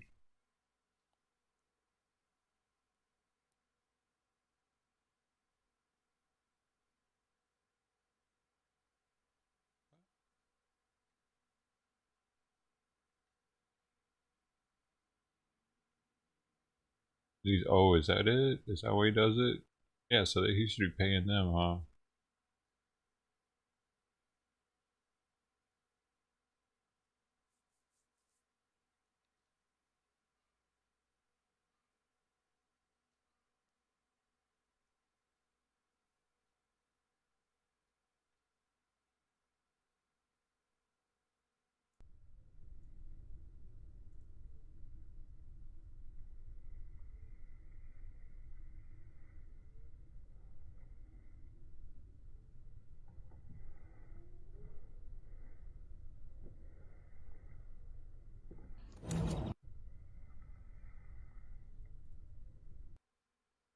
Man, I think it'd take your face off. No problem. Dude, they found this lady entombed in concrete in her basement, by the way.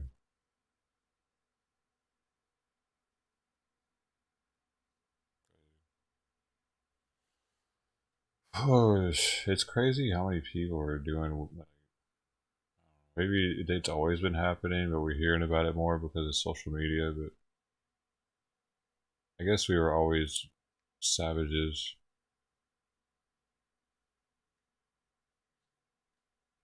We just gotten less savage over the years. Oh, look at Walter.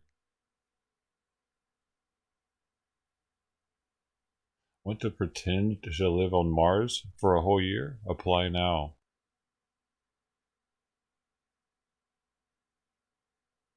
A year of pretending you are isolated on Mars. Dude, I could totally do that. I got Simon though.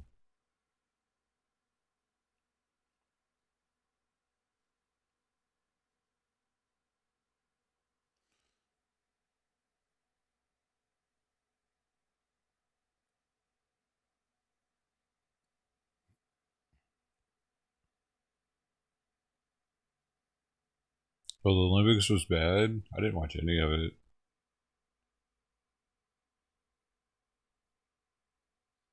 I just saw some clips of after they won. They were all happy about winning. That's it. The twerker and the wrestler. That girl's always going to be known as the twerker. I don't even know what sport she plays. I guess that's how she wanted it.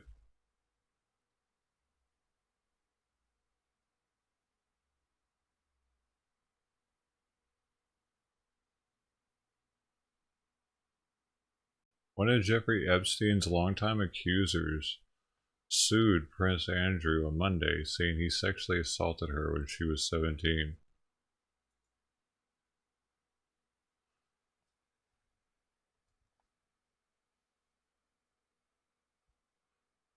So they both did something to her? Or was Epstein good or bad? I don't even know anything about that dude. You hear people say Epstein, or he didn't kill himself, right? Is that what people say?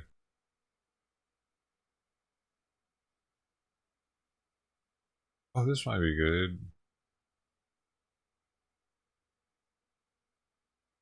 Okay, can you please just...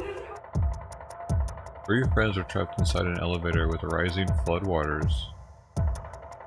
Oh man, give us the video. Okay, thank you. Shoot. Hold on. Let me see your best moose impression. Omaha, Nebraska. What the hell? That would be so crazy. Dude, it just flooded in. It's not China to where they're having a rainstorm or something. Just all of a sudden, how did that happen? Why is this stupid ass music here? Fuck. I hate the news, dude. Experts say about 3 to 5 inches of rain fell in Omaha. Ah. Whoa.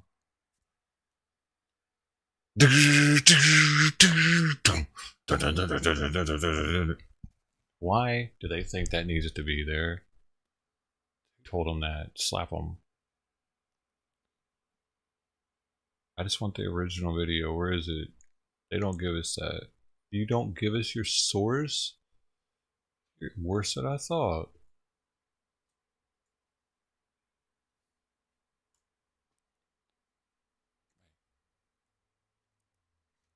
What else we got in here?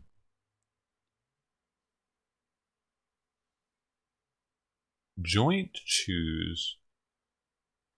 And maybe Simon needs those. That's for dogs, though.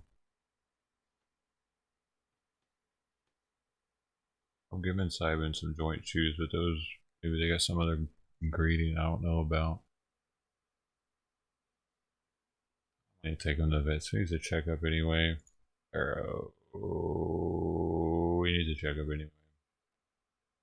I just, hey, going to vets sucks. You never know what they're lying to you. This thing all jacked up. They're so expensive, man. They're too expensive. What are they thinking?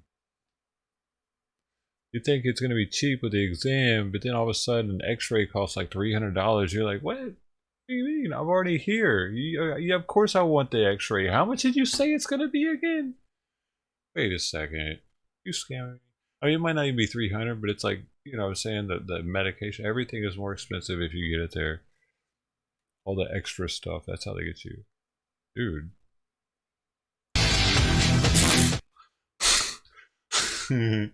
So just imagine that music's going. Dude.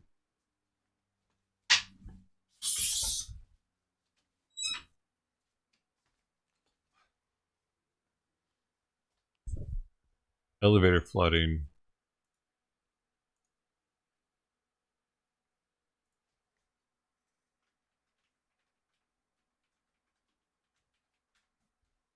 See that? Oh, perfect.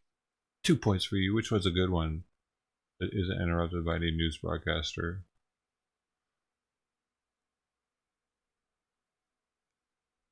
Okay, 156. Who knows, dude? It could be any. I want to. The one with no talking.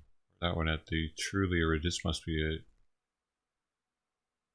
What? This sucks. This ain't it.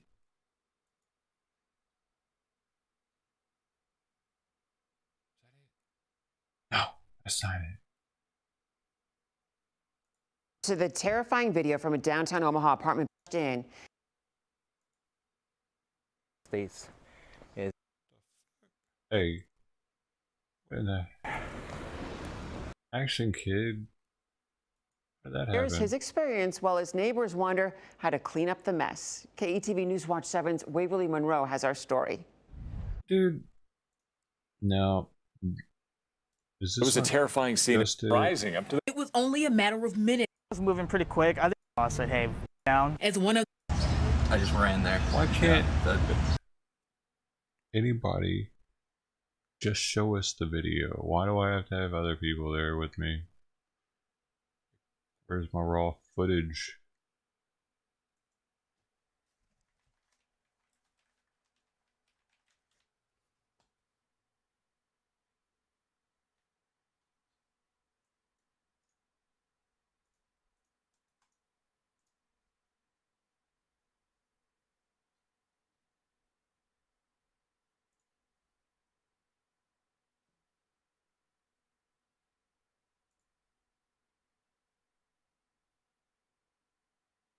come on, I'm going to some shady... A frightening moment for 3 friends in an elevator during flash flooding in Omaha. Shut up!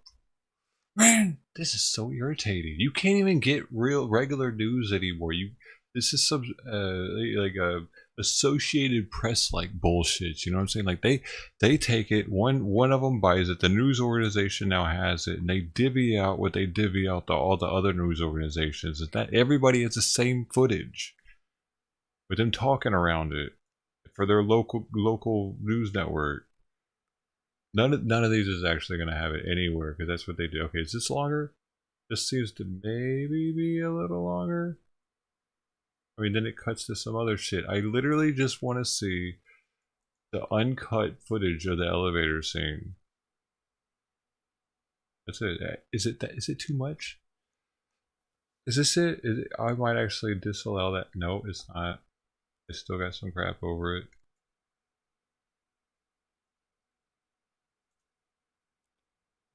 Last try, last chance. A frightening moment for 3 friends. Okay, thank you. Yeah, that is water up to their necks. They ended up trapped. What a bunch of bullshit our news is, dude. You know what? You know what I bet happened? I know what happened. I don't know for sure, but I bet this is it. They did or said something during that they're either embarrassed of or will make them look bad to the public eye. So they said that you can use it or we want you to use it, but cut this part out because that looks bad on us. We shouldn't have said that. Something like that probably. Or yeah, you know what I mean? Why else would they be so chopped up and not able to be found anywhere? Why? Any reason?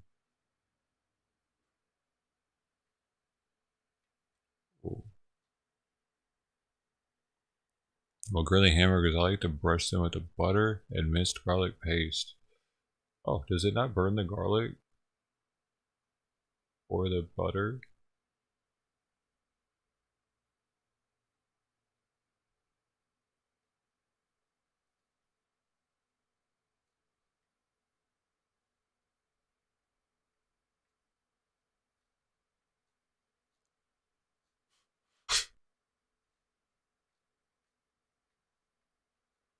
Oh man, we're running out of content. Bitcoin is stagnant, kinda.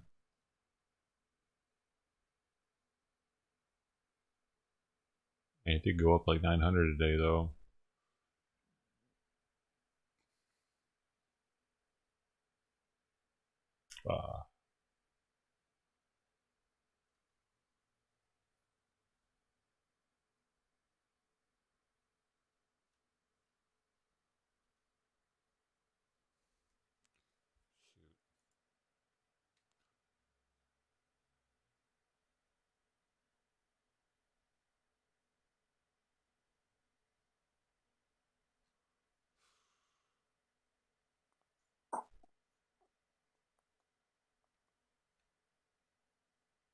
Log. Oh, it's a pillow. That's why you're selling logs online. Ooh, whoa. Bubble waffle. Give it ice cream and toppings. We have 2 options. We have an original, which is just like a plain waffle, and then we have a churro one, which is a waffle covered in sugar. And that's. I wish the freaking music was in here. Why, dude? Can they just not put the music on top of everything? Can they stop? Everybody's got a fucking Artlist subscription now, and they're taking full advantage of it.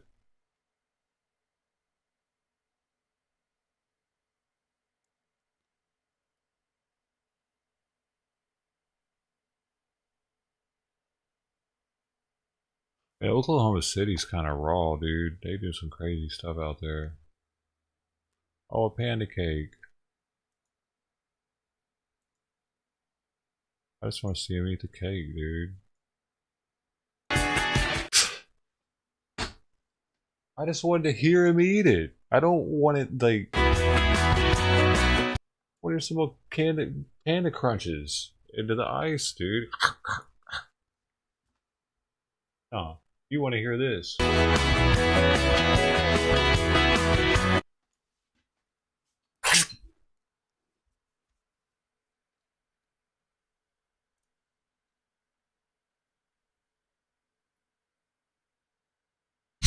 Dude, they picked this picture of her to talk about how she's a billionaire. That's hilarious. Dude, she looks kind of chubby right here. They picked a really odd picture. They just trying to get people to stop talk shit. NPR, you got it wrong. They're trying to piss people off. She's a billionaire. What the?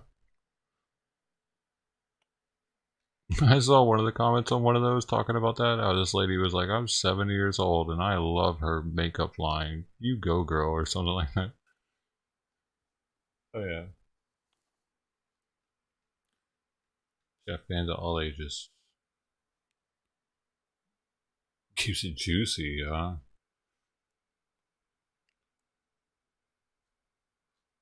I'm gonna cut back on the meat a little bit. Eat more fish.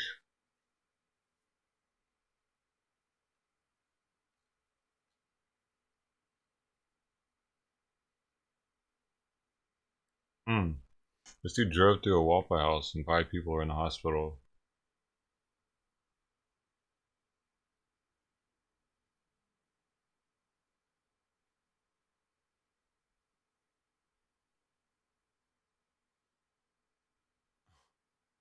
I guess an entire family got COVID Thanksgiving.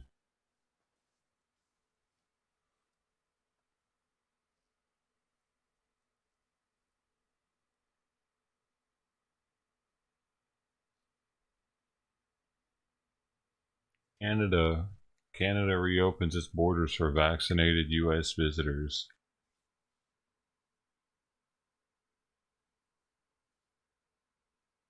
Plus, you have to test negative within 3 days to go across one of the world's longest and busiest land borders.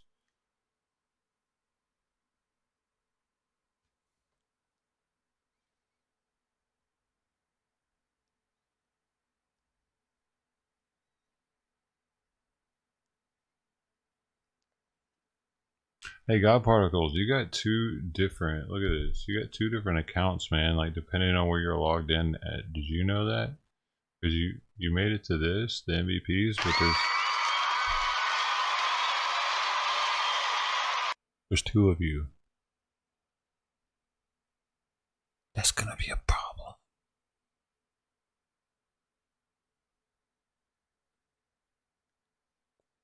Why? Why are you doing that, man? Can they just both be the same one? Because with the points, it's gonna screw everything up. You're gonna fuck me up over here, man. I can't be adding that every day, man. Come on, man. Gotta like combine the 2 into one account or something. I don't know. No, does it? Why does it do that? I'm really just curious, dude. Why you don't use the same one? You might have been top 10. He took 2 spots though. So what if you were? You might have been 10, but he took 10 and 5, which I'm not mad at him for. But he would have probably been what would he have been? 10 plus 21. He would have no, he would have still been the same position. Actually, but he could have been higher. It was a possibility. Oh, okay. Hey, well, just blame it. Don't, y'all. It's not my fault. It's his fault. There you go. Chuck Thompson died, dude. Chucky Thompson. Wait, that was his name? I don't remember Chucky Thompson.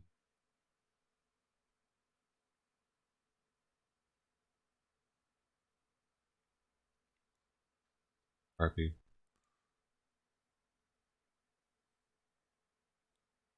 Oh, work phone. Sweet.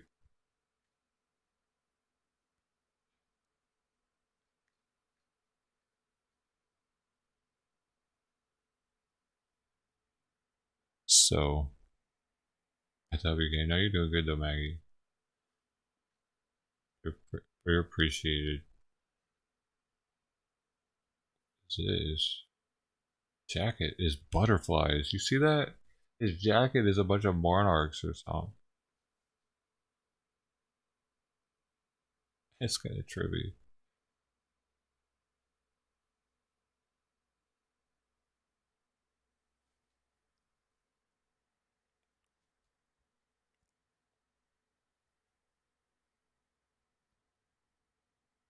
And I'm also hearing a lot of stories that cattle dewormer stuff actually works on people as long as you get it from a doctor and it don't get the cattle kind but the human kind. And apparently, like, it's working in older people that are getting it, like in their 70s. This person said on there that a whole family he knows had COVID. Their doctor gave them that stuff, and they were over it in a couple of days.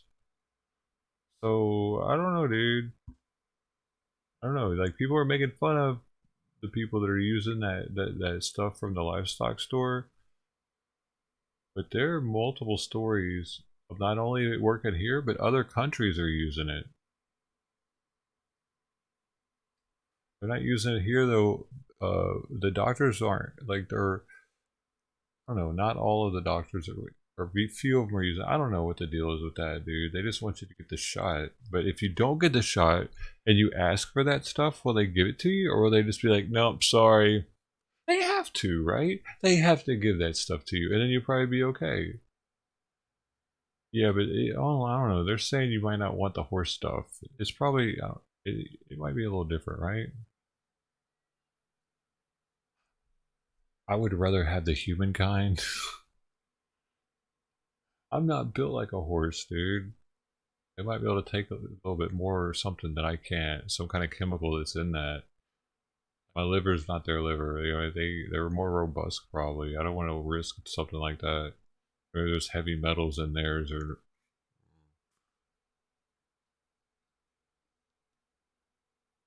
that's one of the concerns I had with eating that cat food. Like, what, maybe they're allowed to have something in there, some kind of chemical that's in there that might hurt humans, but not them. I ate a whole can of Simon's cat food one day on stream. Only members can see it though. It's not as good as it smells. It smells like a meat pate or something. It's crunchy, like it's, I don't know, like it has lots of bones in it. Small little rabbit bones. Like, they just literally take the rabbit and put it through a meat grinder, the whole thing, and somehow get the hair out of it. They probably put a hairless bunny in grinders. That's it. Dude, look at this. It's International Cat Day yesterday, in case you guys missed it.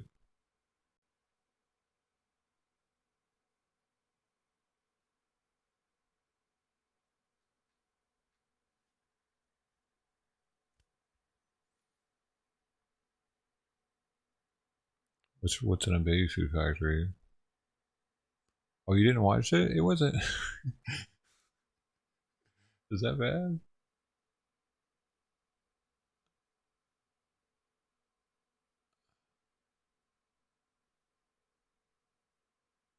An abandoned limousine. People freaked out thinking it had a bomb in it or something. LAX. Watch the first bite. Oh man, you missed all of it. Oh, because you knew that it was probably like whole rabbit just ground up, and I was sitting there eating it. Never believe medical stories you get off the internet. Why not? You don't think any of them are true? Multiple people were saying it, dude. Multiple people were saying it worked, not just one. Doctors were they said they were prescribing it.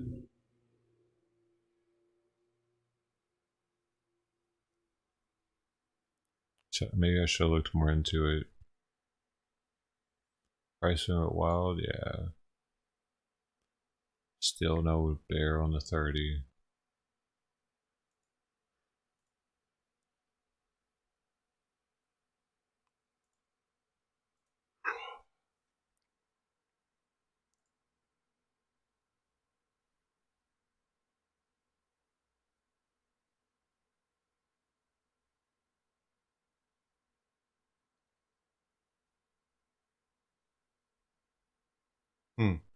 This dude is planning on a mass shooting, apparently. He's only 24, he looks like he's 40. This dude's only 24. No wonder he's so mad.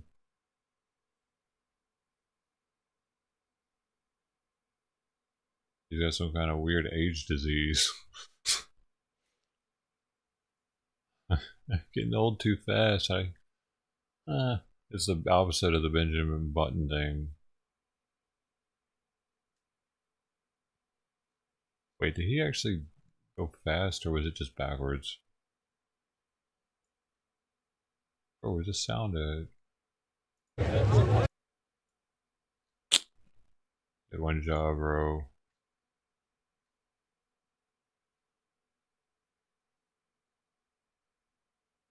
What? This dude's crying over a player leaving the team? De Pay, llegó Agüero. Vamos arriba. What a weird dude. Volverá, volverá, en algún momento volverá. Okay, this dude definitely needs help. When you're this upset over a football player leaving the team,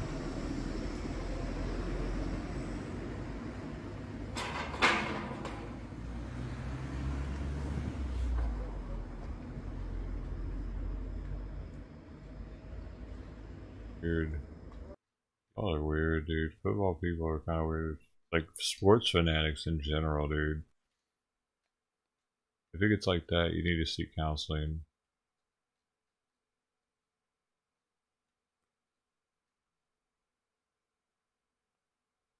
Alleged child predator. Is he crying?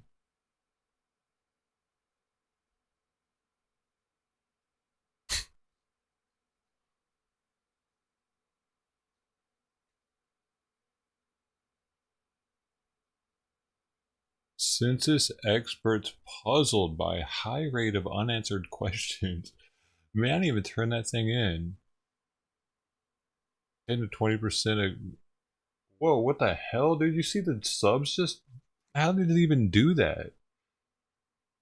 The fuck? How do you sub with that many accounts that fast? What the fuck is that? That's weird. Hey, this dude! This lady!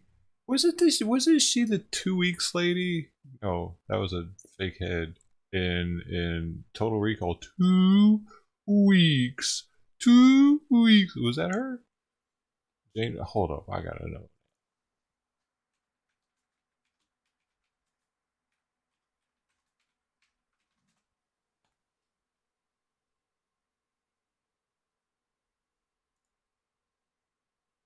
Oh. Wait, no, this is her. But she's dead too? Hold on, who's this? No, she's dead? Debbie Lee Carrington dies. Dude, wasn't that his wife? In Total Recall?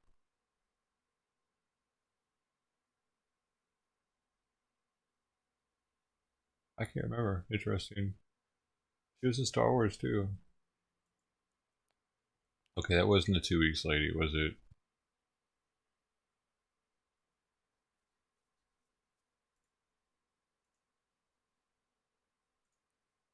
Damn, sure looks like her though.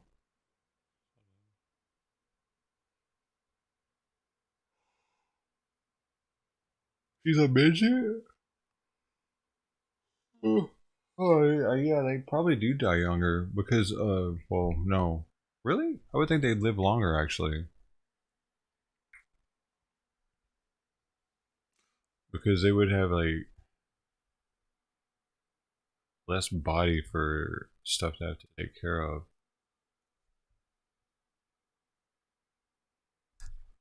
But time does, from what I heard, time goes by faster for creatures that are smaller. The smaller you are, the faster time goes by. Like, it feels like it's going by. So if you're like an insect that lives 8 years, that actually feels like 100 or something. Or if you're Chihuahua, that feels like twice as long. I read that somewhere. The bigger you are, like larger animals oftentimes don't live as long. Like Great Danes don't live as long as Chihuahuas. Oh, they have a lot shorter lifespan. So that's why I'm like thinking, well, if it's smaller, time would feel faster, but it might live longer. Also, though, that's why I'm getting that. Is that sound logic? Like to a midget, a year feels like 2 years because their brain's smaller. Wait, is their brains? Their brain is smaller. Does that mean that midgets aren't as smart? They inherently will never be as smart as a full-grown person. But dwarf probably can because their head gets as big as a regular person. It's just that their arms and legs are shorter. Midgets are probably always at like a certain age level with their intelligence. Now that I think about it, I'm sorry, I'm making fun of midgets, but that's just how it's gonna be. Whoa, slushy! They're swimming in a slushy. No, they're just as smart. Even the midgets. How is that possible when we have more brain matter?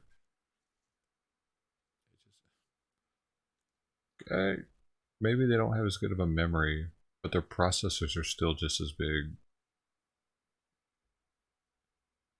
That's if it's not proportionally smaller. Maybe it's disproportionately smaller because certain things are able to grow or do grow. What in the hell am I watching? This dude lick a donut.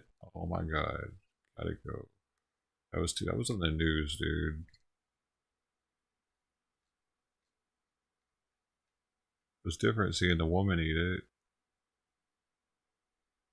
Fauci hopeful COVID vaccines get full okay by FDA within weeks.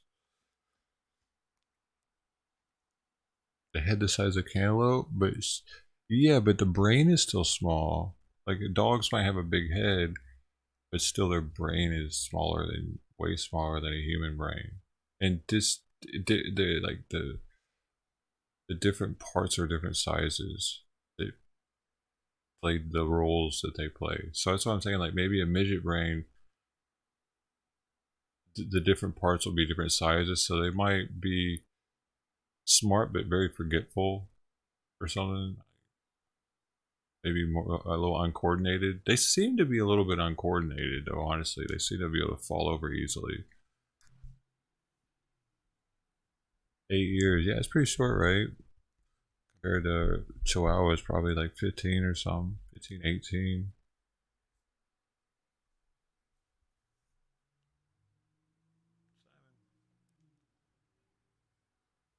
Weeble wobbles if they don't fall down. Was that a cartoon? I remember that for some reason. Weeble wobbles. Those toys you could buy, and they would stay up. You could punch them. They'd have a clown on them or something. It was like a punching bag for kids, man. They still make those. You hit it, and just go bloop, bloop, bloop. They probably don't have those anymore because they don't want kids punching each other.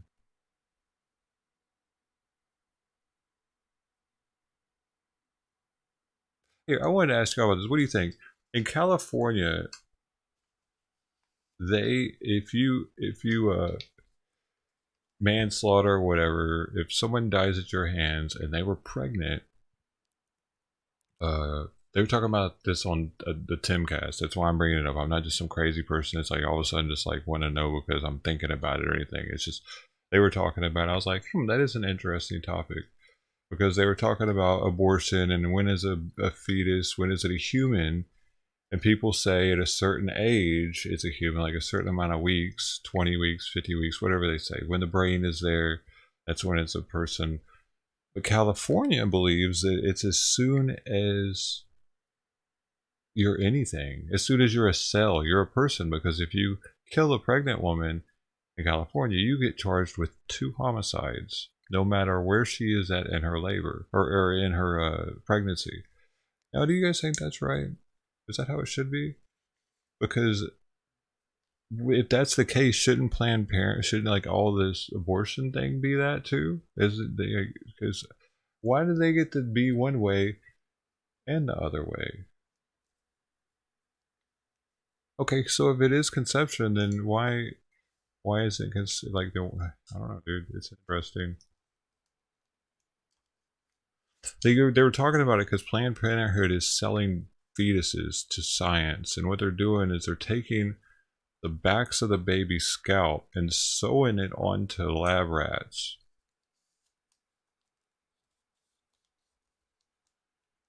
Letting it grow.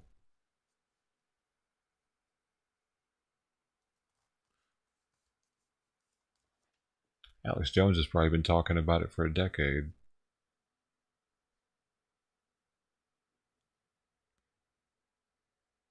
Over 50%? Really? That seems kind of high, dude. Are you sure about that? Are you positive? Did you check that before you posted?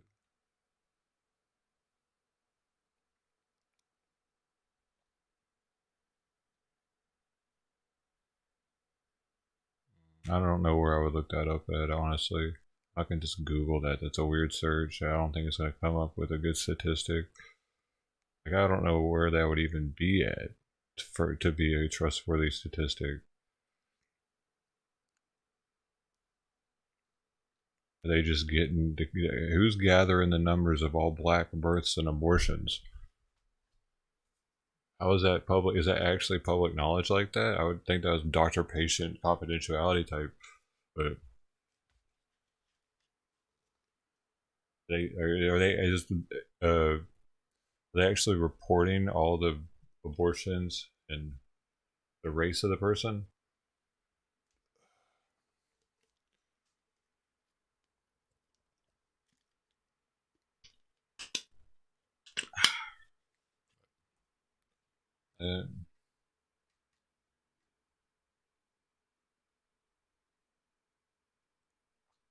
Ooh, here's on.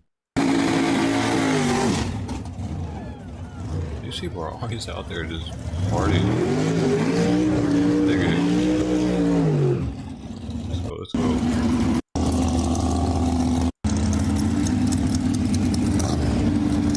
Is this one gonna do the same thing? Wheelie all the way down the track or what? Oh, he's actually racing, dude. Let's go. Alright, who we got? I'm gonna go with the right. He ain't spraying though.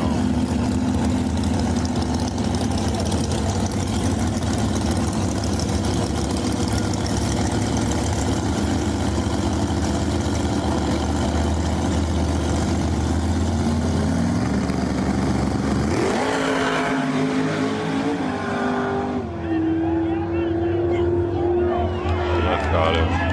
Or right got him? Which one got him? I can't tell. Just a good old bar. Dude, he's got a banana shirt, so. What? The kids have their own homes. Kids as homeowners. The Brinks family is comprised of the parents, Kelly and Ryan, and their two children, Brody and Lennox. And they switched their entire lifestyle from a 2,200 square foot house to a collection of tiny homes. Their kids live in different little houses, dude. That's cool. I don't even know what like if that's good or not, but I mean they live in the country, so their kids probably aren't getting into a bunch of craziness. I don't know. As long as they're homeschooled, maybe I don't know if that would work out. If you got city kids coming by and being like, "Oh shit, you know what we can do in here?" I mean, like that's pretty cool though. I never heard anything like that.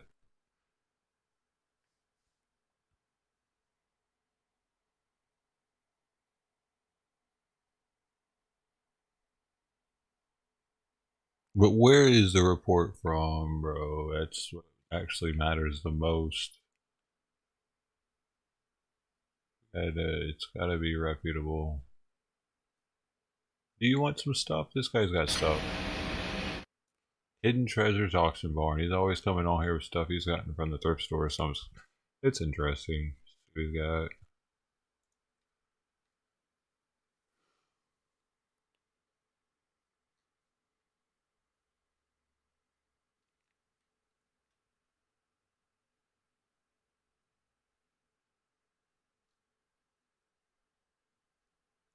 Abortion is a true lesser evil.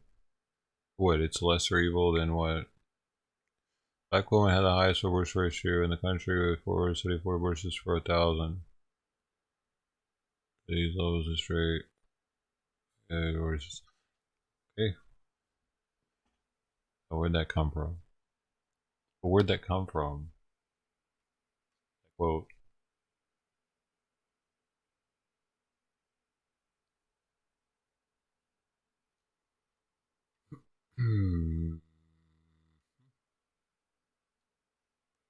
Oh, having a baby can't take her. Alright, well. Can't we just punish them for it, though? Can they get some sort of punishment for an abortion? I'm down with that. Like, you don't just get to go in whenever you want and get babies ripped out of you. If you have to have an abortion, then you're not allowed to have sex for a year.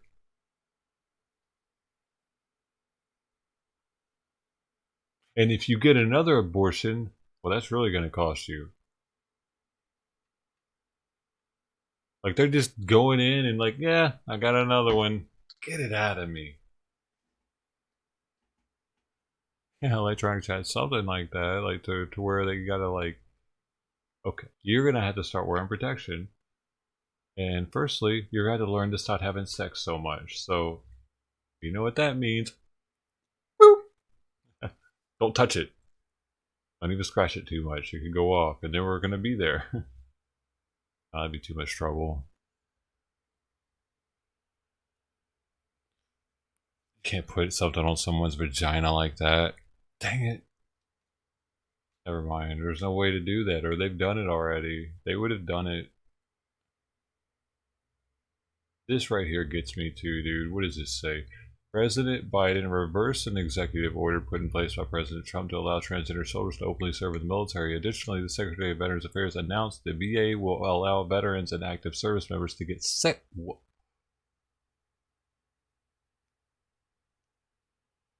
Are you reading this shit? Dude, the Secretary of Veterans Affairs announced the VA will allow veterans and active service members to get sex reassignment surgery under VA healthcare plans.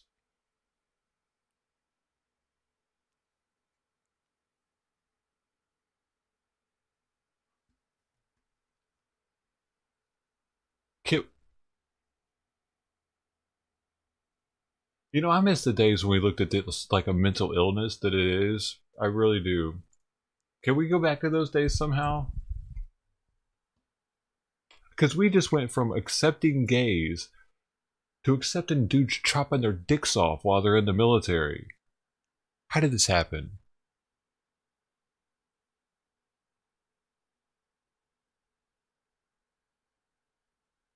As if we're having a problem finding people to join the military. It's one of the hardest times to get in the military than it ever has been in the history of getting in the military. We're not at war. We're not in Afghanistan. They don't need people like that. Why the hell are they acting so desperate? It was hard for me to get in. You know, I couldn't even get in the Air Force because I have a GED. They're like, no, we don't want you. You're a quitter. Navy was like, hey, you got a good ASVAB. Come on in. So it's like even back then, you couldn't just hop on in and, you know what I mean? But now, I don't know, whatever. This is weird, dude. Oh Lord, come quickly. Gender reassignment surgery is not cosmetic surgery. Please educate yourselves and stop being. What is it? What's the difference? Yeah, dude, I'm glad that these people aren't down with it. Oh, they're deleting comments? The fucking news is deleting comments, dude. It's been up since August 7th and there's only 50 comments on it. There's so many people that don't like it that they're having to get rid of them. Figures. President's a joke.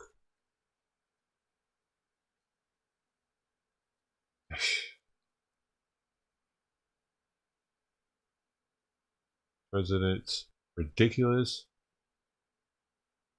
Democrats hate America. Some are just honest about it. China and Russian military trained to win war. We focus on extremely small percentage who don't know whether to stand or to sit to pee. Facts.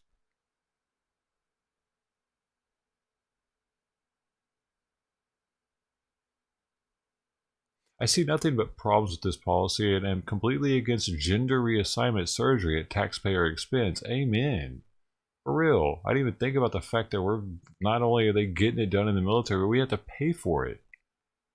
So, do you know how expensive gender reassignment surgery is? Do you know how many people are going to join the military now just to get that for free?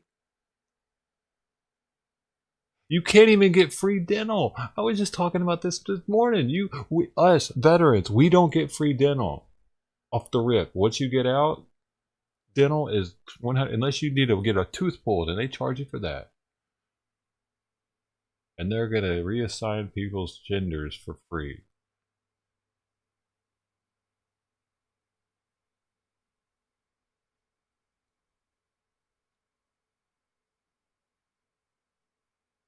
Can't wait for the stories about botched reassignments. Does anyone pay attention to the stories about the VA? Yeah, I trust them. I mean, that's kind of funny. Do you know that there's going to be something, because they're going to try to sue them for something probably. Eventually we're going to hear about the VA messed my penis up. It was supposed to turn into a vagina, but it doesn't get juicy like it's supposed to.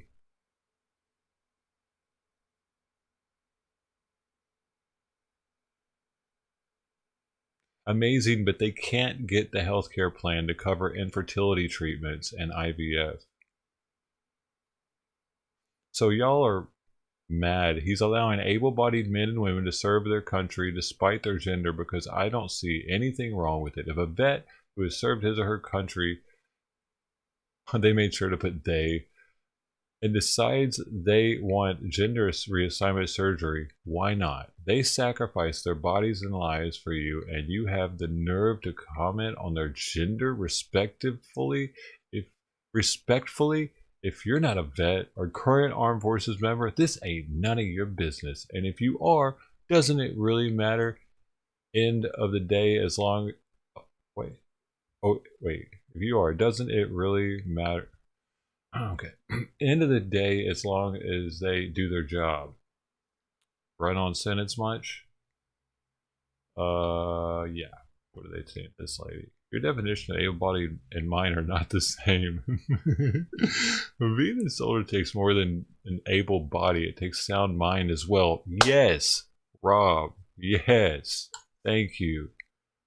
Rob, are you a vet or a current armed forces member? She's really on that, isn't she? That matters. No, I just play one on TV. Real mature. Explains your reply. These are great. Oh, that's all of them because they keep deleting the comments, so bummer. That could have been good. That was alright. Is there a story on this? Maybe they did a video on it. Oh, perfect. Oh, come on, give it to me. Where's it? Oh, Withrow had this dream. Oh, this is awesome. This is Army Achievement Medal. A career dedicated to service. I enlisted in 2010. Leanne Withrow had this dream her entire life. I adore the Army. I love what I do. I'm going to keep doing it until they kick me out for old age.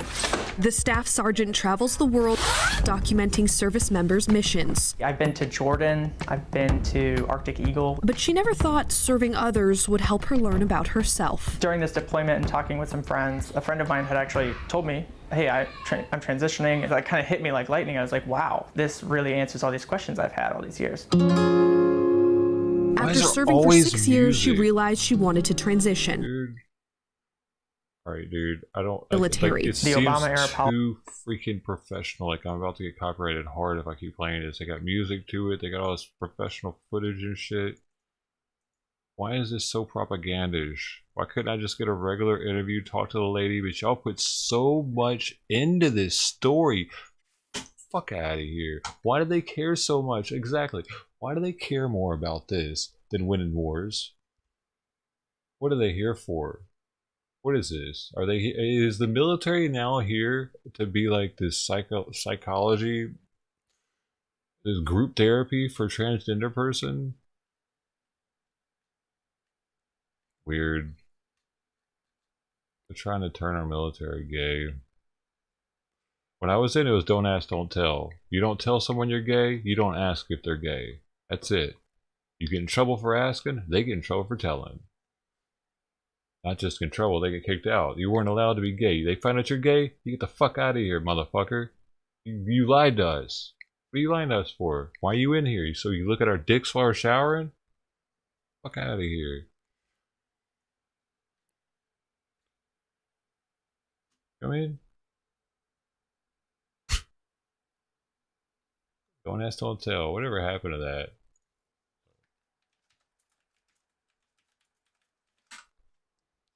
Clinton administration on December 21st, 1993 issued Defense Directive 1304.26, which directed that military applicants were not to be asked about their sexual orientation. The policy is now known as Don't Ask, Don't Tell. The phrase was coined by Charles Moscas, a military socialist. Apparently, Don't Ask, Don't Tell has been amended to you want to cut your dick off? Join the army. We got you covered.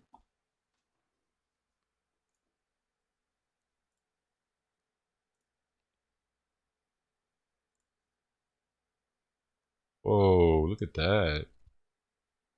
Dang, this dude was running from the cops. Whoa. I was in his car?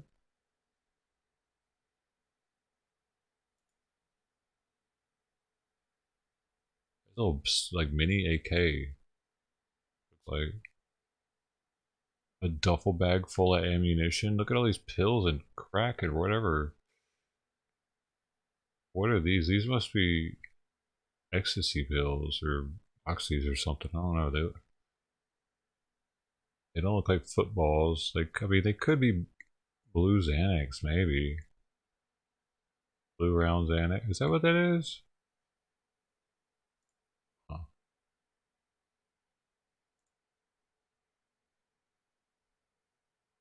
Or maybe they say what it is. No, they don't. There's no story.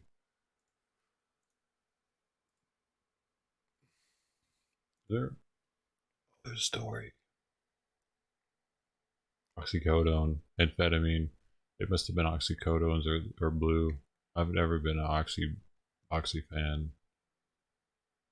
Those are a lot of oxys, and at least they weren't fentanyl. He's one of the good guys. Who knows though? I mean, you can get a pill press. Check this out. If you haven't seen this, this is pretty trippy. And you can get them for all drugs. You don't have to just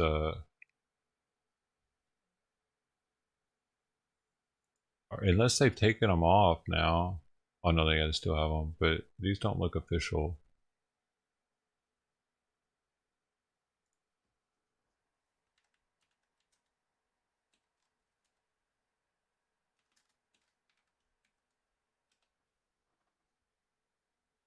Oh man, they might have taken them off, dude. Looks like eBay's removed all of them. Used to put that in here, and it would come up with loads of just. It looked exactly like a Xanax pill, but it was a pill press. It was the press you needed for it. Maybe I need to put pill press dye.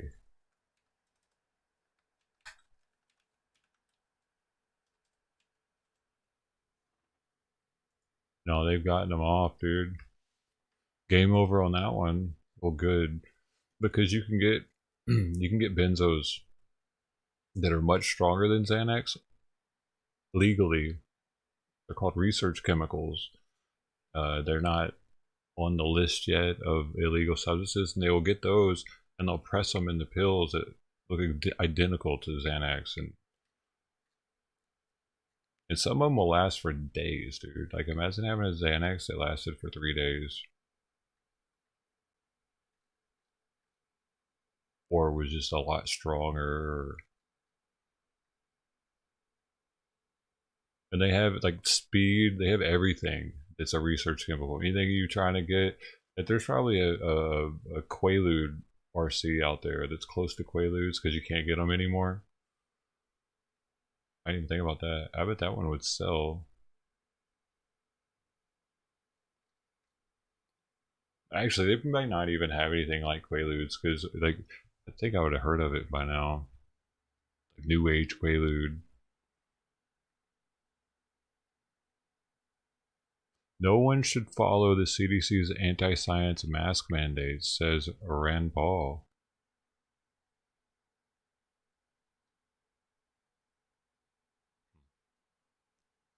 Response message. AJ? I don't know who AJ is.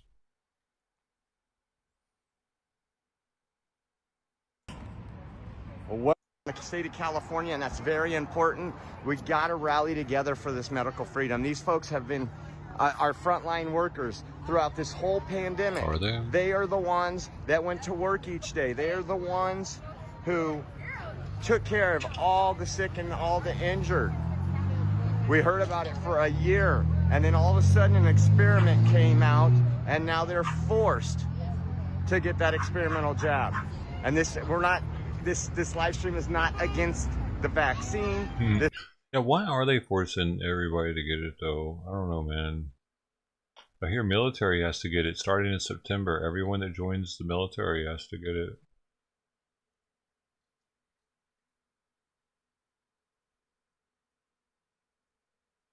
I thought it was like that already, but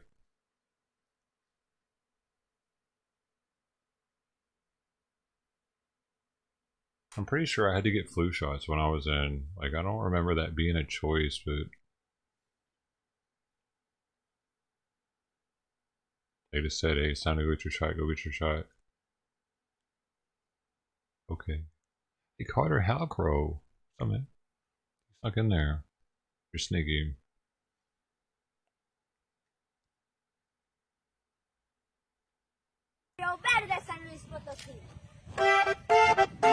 Nice. Dude, she's good. I'm gonna get copyrighted. It's too good. It's too good. I'm sorry. Yeah, I really wanted to hear that, dude, because it sounds, yeah, it's a known song. That'll get. That's impressive, man. Be somebody. I mean, the guitar is impressive too, but like the accordion is just such a.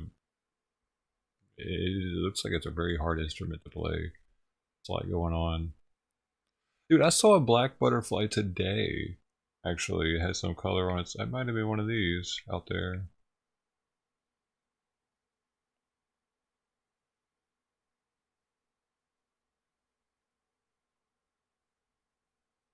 It's really wild how like beautiful butterflies are, but their lives are so short. Why's it gotta be like that? Why couldn't we just have butterflies all the time instead of roaches? Oh, dude, Behind Enemy Lines got suspended on Twitter. Dang.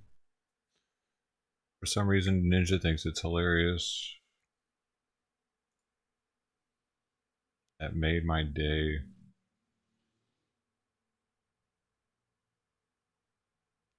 I don't know, dude. I wouldn't rejoice any of them getting banned like that on either side. Unless they're just hateful. Ninja's just a weirdo. He's kind of silly.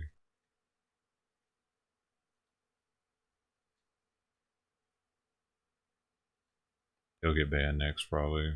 Karma.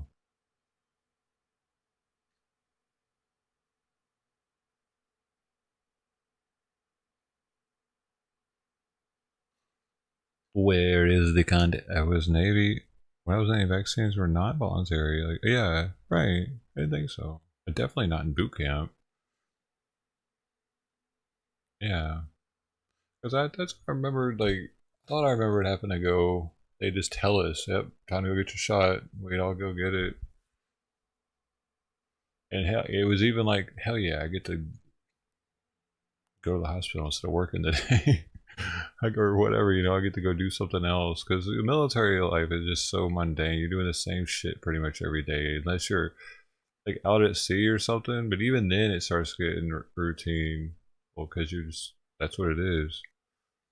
I never got the opportunity to do the kitchen duty. That would definitely wouldn't have been routine, but I heard that's really slow. Did you do that, Bill? When you were on board, were you on board a ship? Did you do the kitchen duty for like 3 months or however long they make you do it? Pretty much the worst thing to have to do on ship.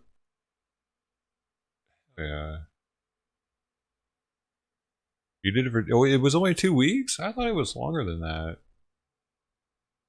I guess it depended on the rank that you were at, but when you did it the first time or something though too. Maybe it was probably 2 weeks.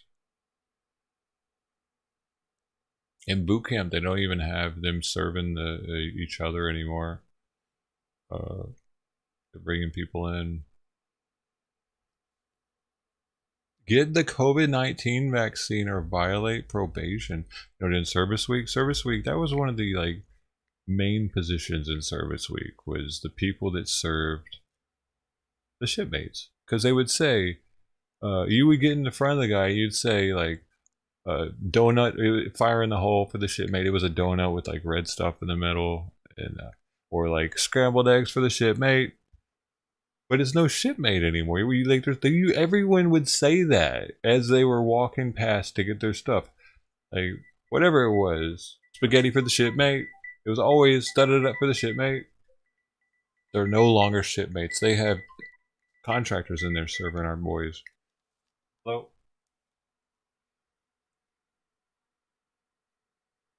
Oh, another one. Interruption of service in the next 30 to 45 minutes. Due to delinquent account status.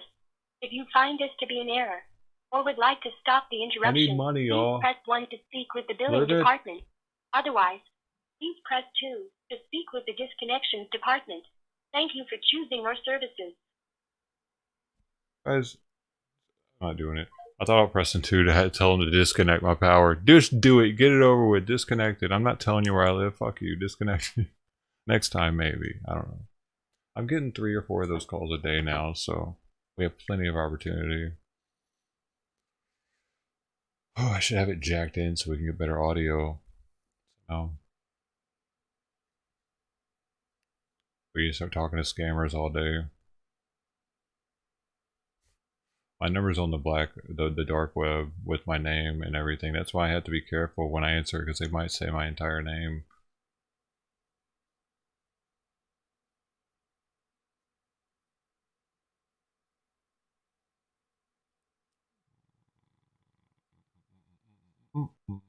Hey man, there's so much cat content. My cat used to do Simon used to do this, dude. Simon used to do this, but he didn't jump from a counter like that. He would jump from the floor, dude. He would jump all the way from the floor and up to the top of the door. Just as tall as the door too, just the same height. It was impressive. Did your cat ever do that? He really messed that door up. It had all kinds of claw marks in it. I was renting the place, but I probably wouldn't let him a cat do something like that now, because I wouldn't want him to mess the place up.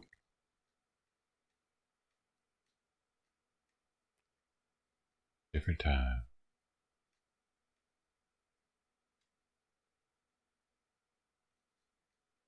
So what's going on? Where you're at? Is it snowing somewhere?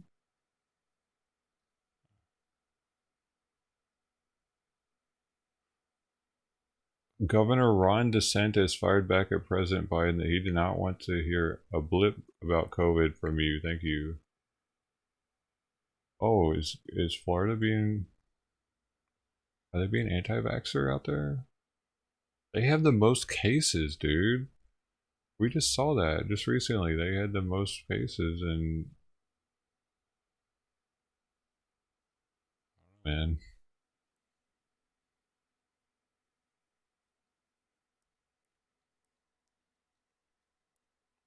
And the USS in the South. Thank you for your service, man. Oh, Marines. Alright. Marines. I remember my only real interaction with Marines when I was in was the base in San Diego. There's a Marine boot camp there. Dude, my school was right next to it. It was ASW, Anti-Submarine Warfare Training Command.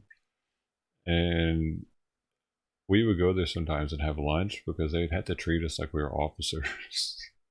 It was kind of cool. You know, they'd have to call us sir, and we were just out of boot ourselves, so it was just a trip just to go over there every now and then. Because in the Navy, you don't call anybody sir unless they're an officer, even in boot camp. I work for a living, they'll say. I'm not a sir, I work for a living.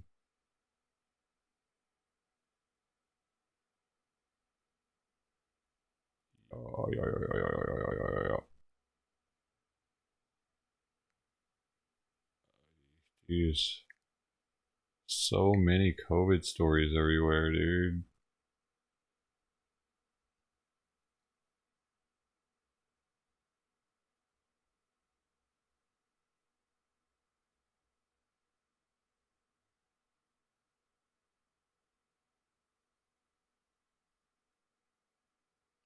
I'm just gonna live off these.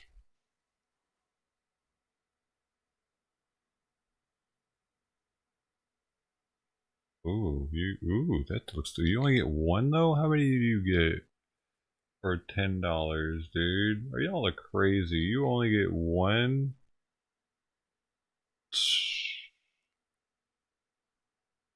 4-ounce can for $10? Sure enough, because you get 3 for 25.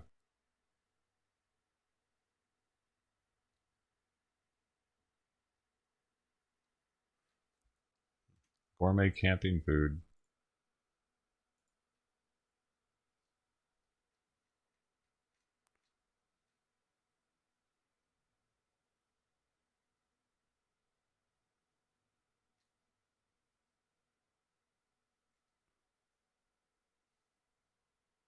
Newsom says recall is unfair. Effects will be felt across the country.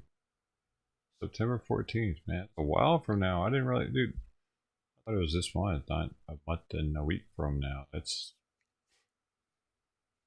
Geez, does he even have that much time left?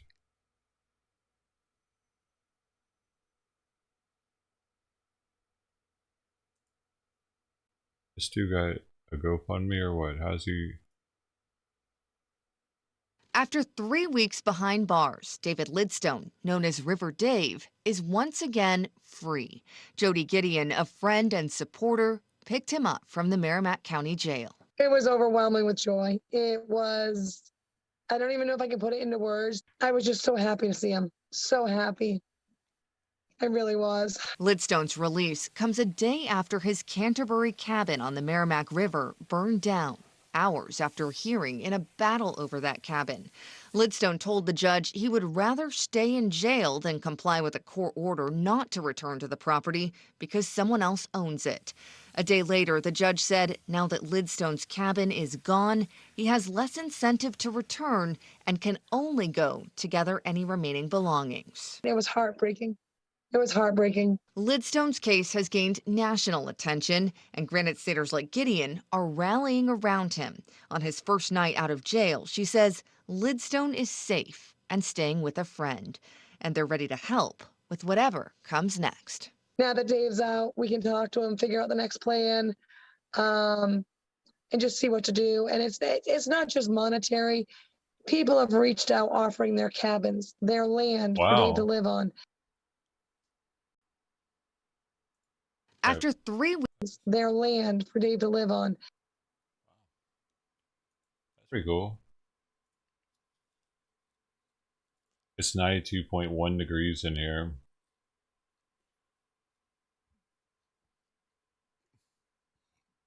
This dog has a dildo in its mouth.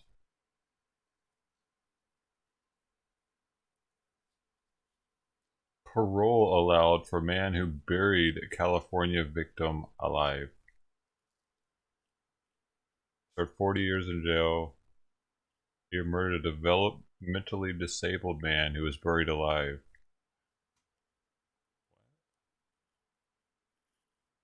How do you get out after doing that?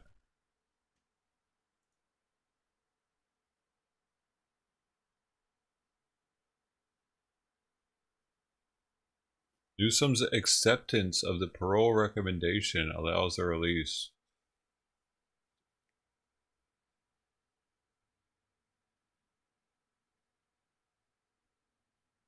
He received a life sentence for killing him in 1980. Michael Ogranti. They previously rejected his parole 3 times. He and an accomplice forced Magrenti to dig his own grave. They then beat, stabbed, and choked him. He suffocated after being buried alive. What? How does this dude get out of jail, man? How'd they do that to the family like that? That's whack. Dude, I already have another call. Hello? Hello? Hello? Hey. Why are they doing that? He didn't even say anything that time.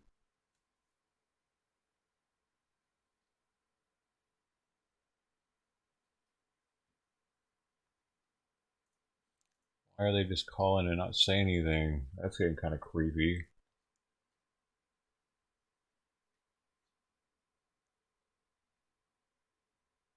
Yeah, somebody you never let out. Now this dude's gonna be living next. He's gonna be somebody's neighbor now, and they're not gonna know that he like did that. Like,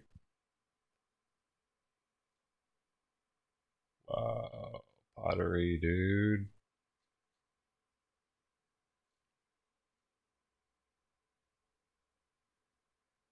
Coca-Cola to close Massachusetts bottling plant in 2023, leaving hundreds jobless. And it's going to sell facilities in Michigan, Missouri, and Texas. Oh. I got a voicemail.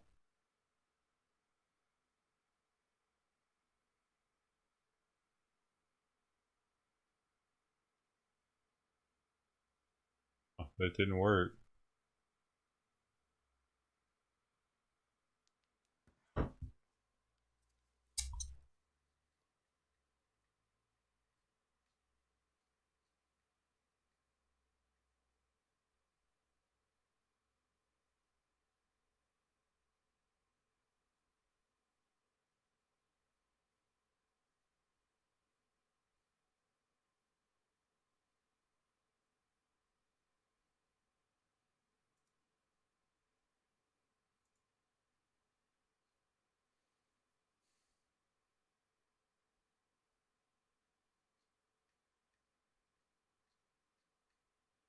It's too hot in here, dude. These videos make it way too hot. The scrolling, dude, I'm burning up, man.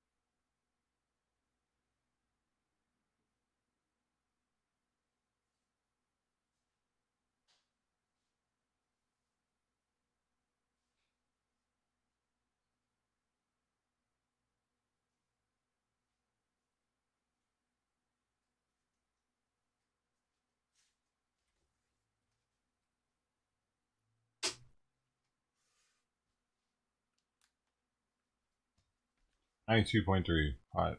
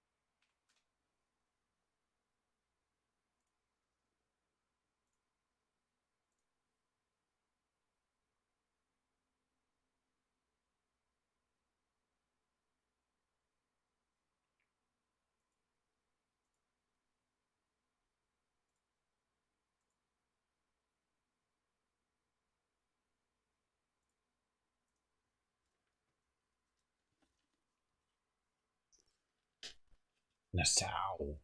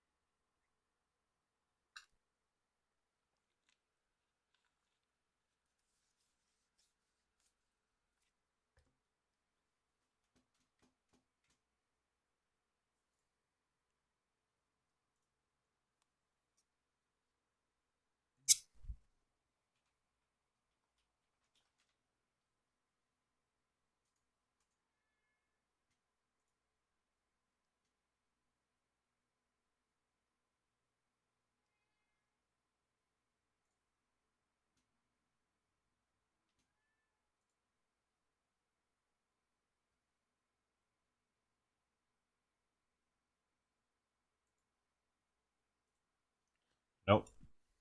Nothing.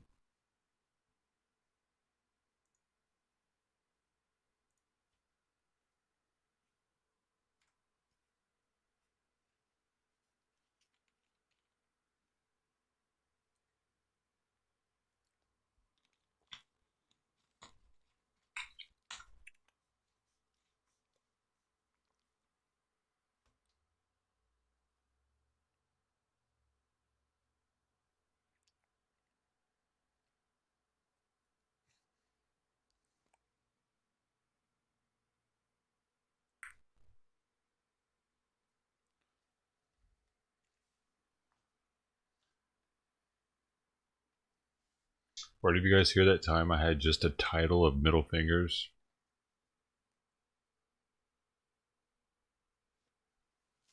Like 10 middle finger emojis. That was my title. That was one of my best streams. Poppin'. Actually, I lost a lot of. I did it for like 3 or 4 streams in a row, and I just was going off constantly. I lost so many subs. I lost like 80 or 100, like, and it could be a couple of days. That was the other channel.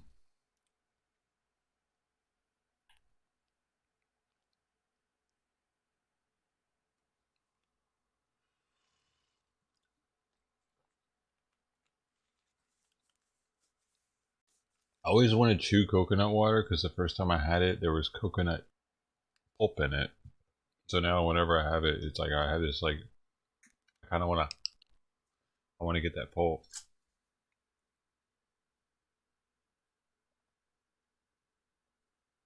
Coconut chunk hype. What am I gonna do, man? I might have to figure it out.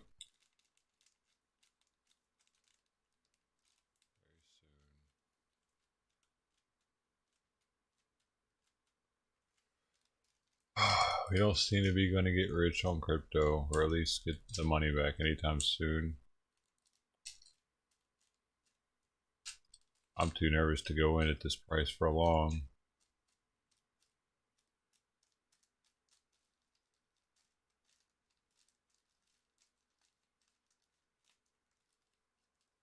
I'm just gonna get fat.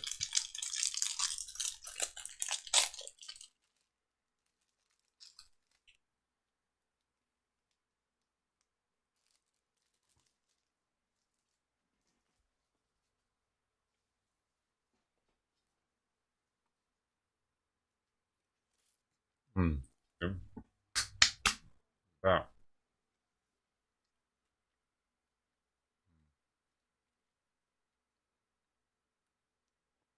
Yep. One pastry at a time.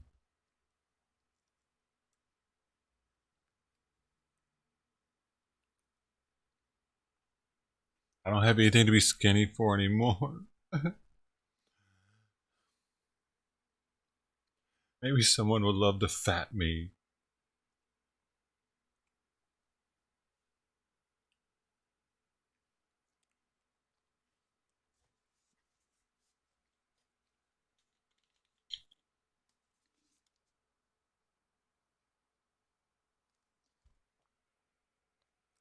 If only I could have gotten fatter sooner.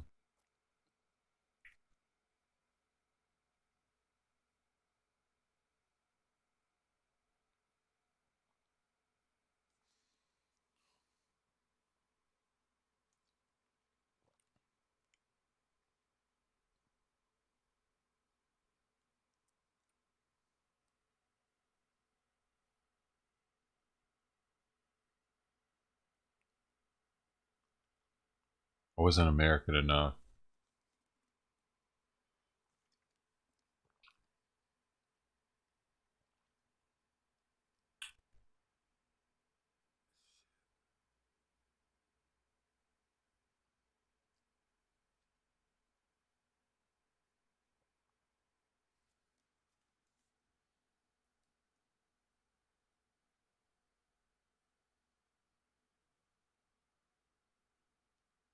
Product of Thailand.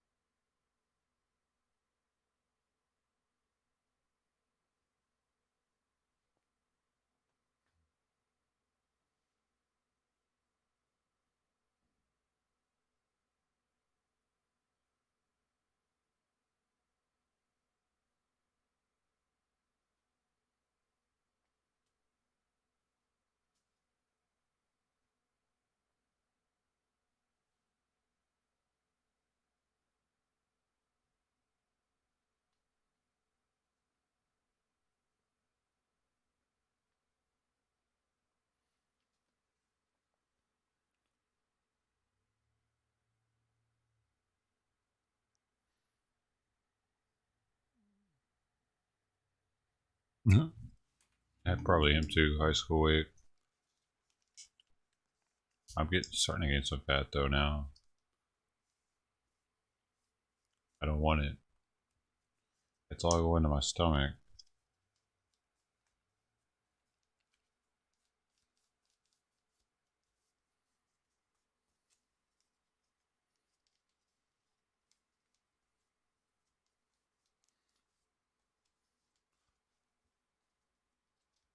I'd rather be in my butt. I want a big old butt. Better to sit on.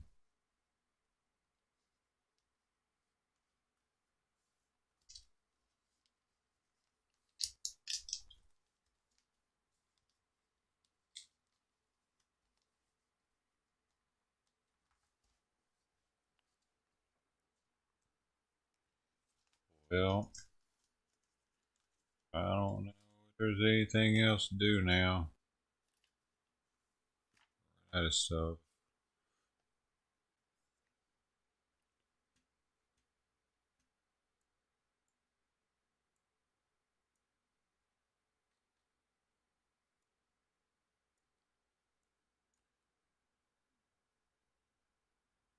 Steroids? Oh wow.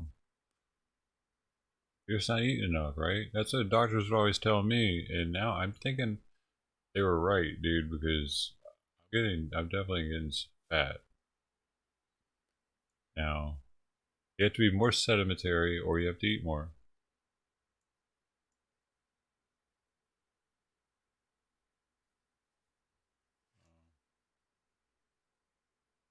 You must have been moving too much then. Gotta stay still, man. You can only be moving when you're working out, and otherwise just sit there.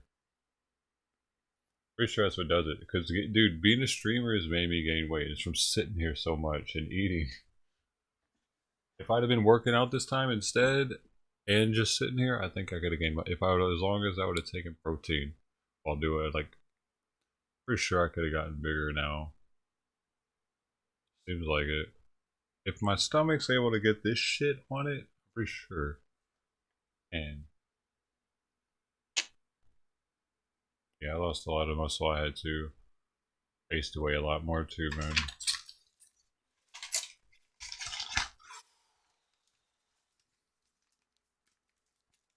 Scrawny boy gang.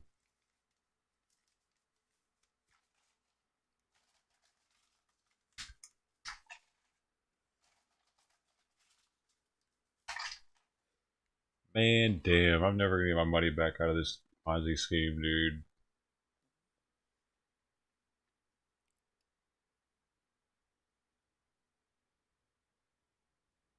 Might take some days off from this after today, dude. Actually.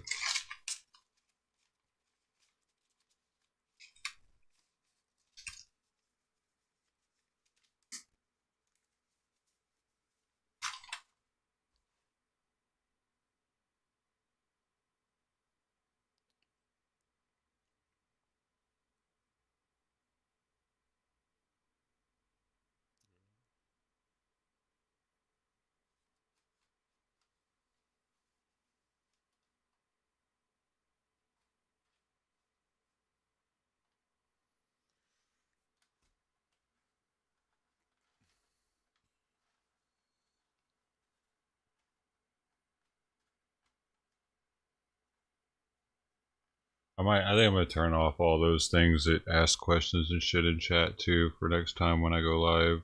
All of them. I'm tired of seeing that shit over there. All the questions, all that shit. I mean, the dough will still be there, but I'm not gonna. I'm tired of like I'm turning them off now. Actually, I don't want to forget. Tired of it. Tired of like I think that someone's saying something. It's just that dumb shit all the time.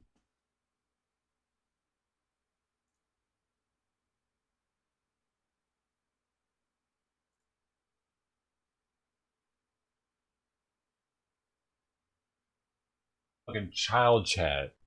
Fucking tired of it, dude. Child fucking chat. Adults wouldn't even want to hang out here. It's so fucking ridiculous with those dumbass things.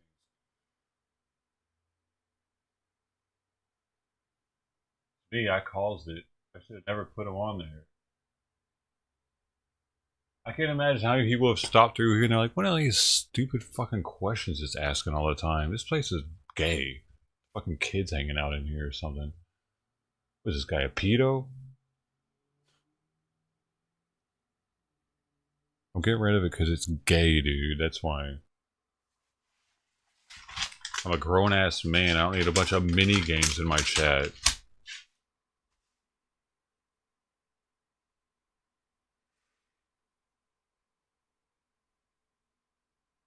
With vulgar words from Urban Dictionary. What the fuck am I doing with my life?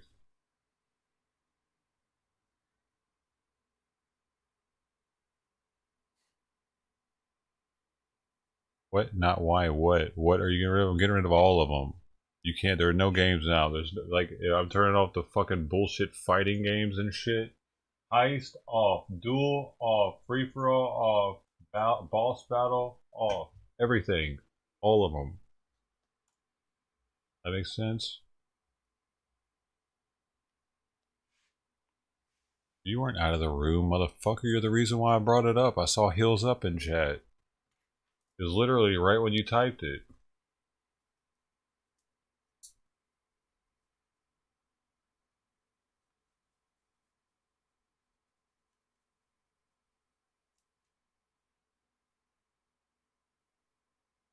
I'm a fucking babysitter of sorts.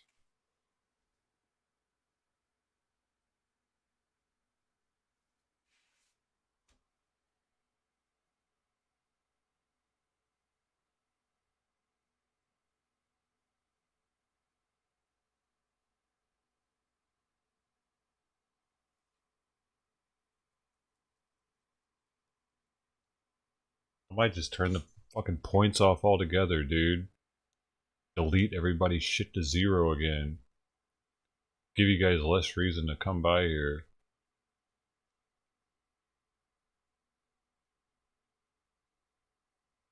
All it is a click of a button, dude.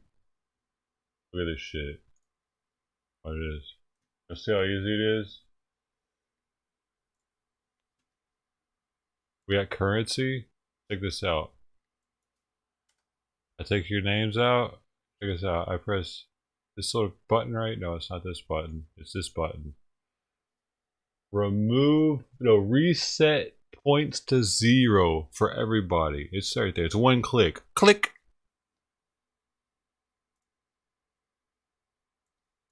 Fuck. I'm tired of it. I'm tired. Like, this shit's going nowhere. It's good. I'm like, at least if I'm gonna do this, I need to make myself more comfortable again and not have all that bullshit in chat constantly. That was only for the beginning where I needed people to, like, I don't know, be more interactive. Now, if you're not gonna be interactive, I'll just get the fuck out of here.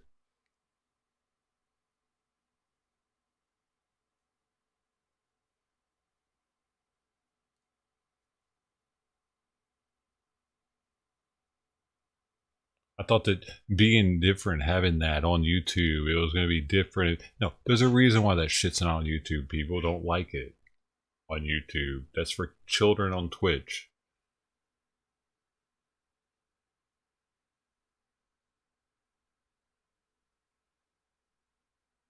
Who gives a fuck about those dumbass games on YouTube?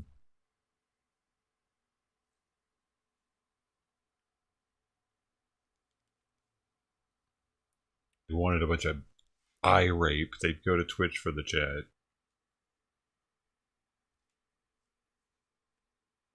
Probably partially why this channel's done so poor. I got those stupid ass fucking gay ass kitty games going off all the time.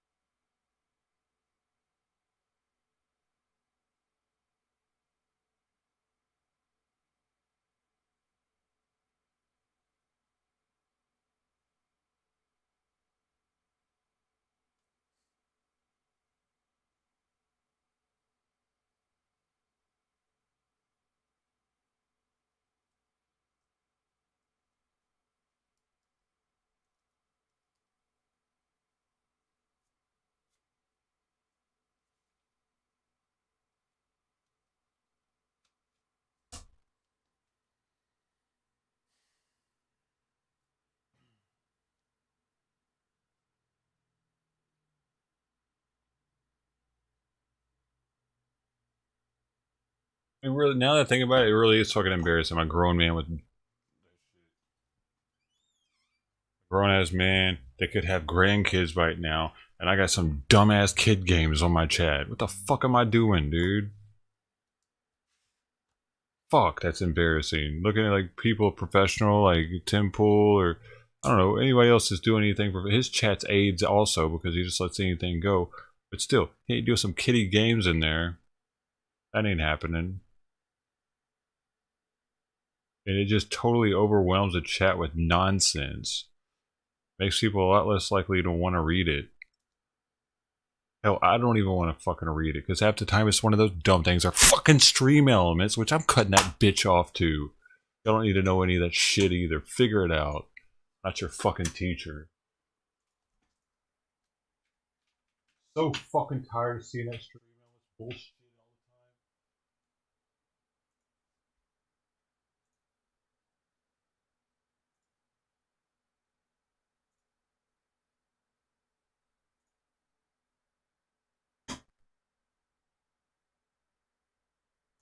Out of here. Parted channel. Get the fuck out of here.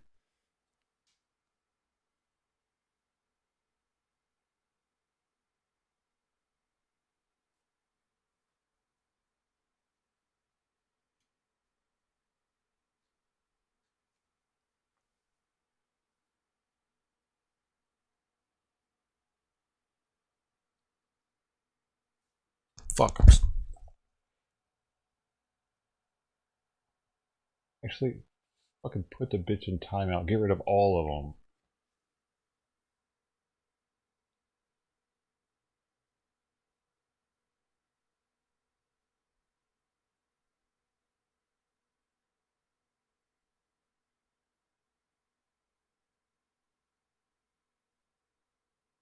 It's actually the worst, man. I'm sitting here thinking, oh, they're communicating shit, and I look over and it's all stream elements. It makes me want to fucking slap the phone, dude.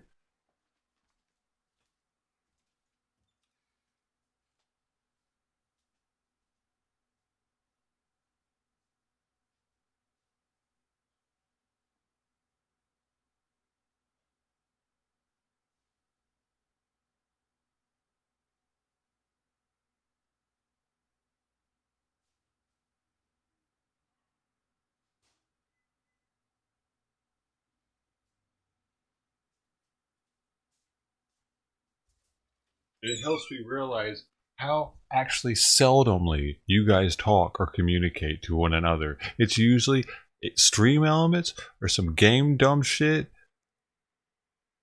or stream elements.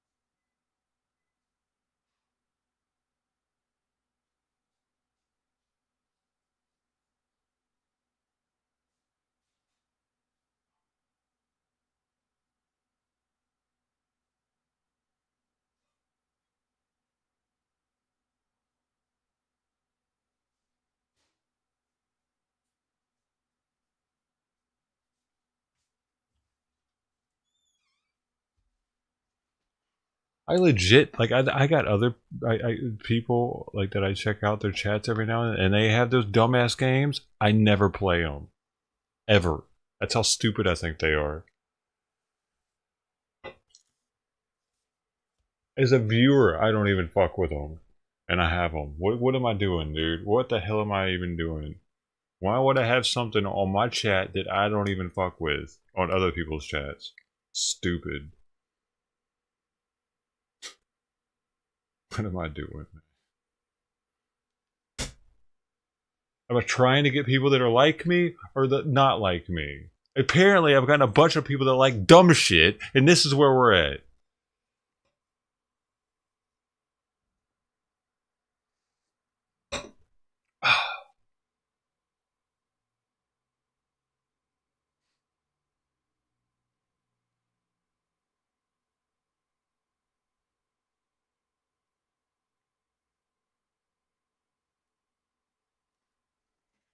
Settle, dude. I'm slowly quitting streaming. This is the start. Me taking all this shit away.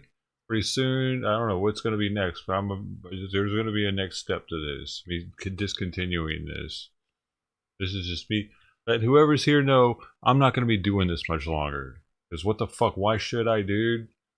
Yeah, I appreciate you guys, but fuck it, dude. I don't really appreciate you that much, apparently. Be real with it.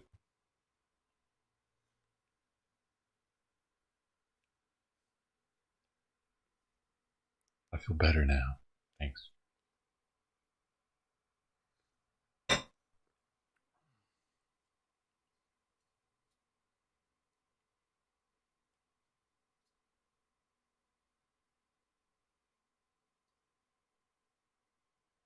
Forgive us. I don't know what that means, dude.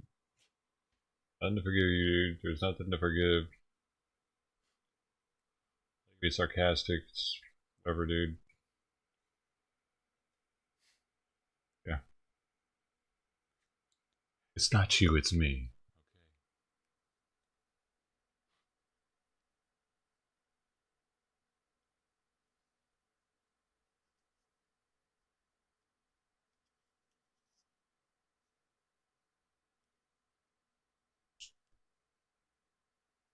I know I'm not going to want to do this sober. That's why. That's one of the main reasons. Not gonna want to, dude. Until I'm sober for a while, probably, and maybe not even then. That's why I'm saying this is probably about to end really soon, because if I don't get weed tomorrow, y'all aren't gonna see me. I'm not letting you guys see me go through shit. Fuck you. Why? Why would I just suffer for the camera for you? For what? No, I'm good. Suffer on my own time. Or fucking people be like, yeah,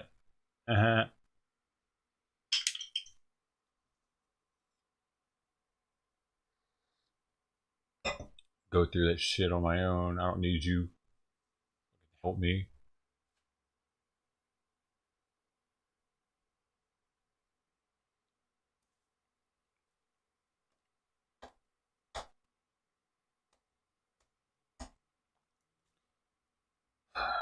The fact that you were entertained by that hurts me, dude. Actually, when I think about that, I'm like, are you drooling on yourself too?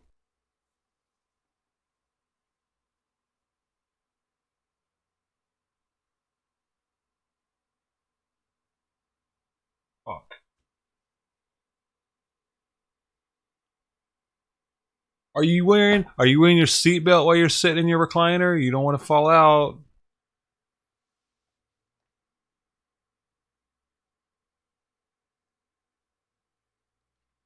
Yeah.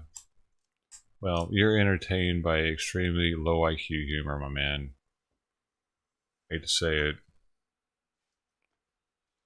But I was probably extremely stoned that day, and it like at entertainment level for retarded people. Like a smart person who like had shit to do with his life and was like on the up and up would have looked at that for 1 second and be like, what the fuck? Okay, that was a waste of my 2 seconds.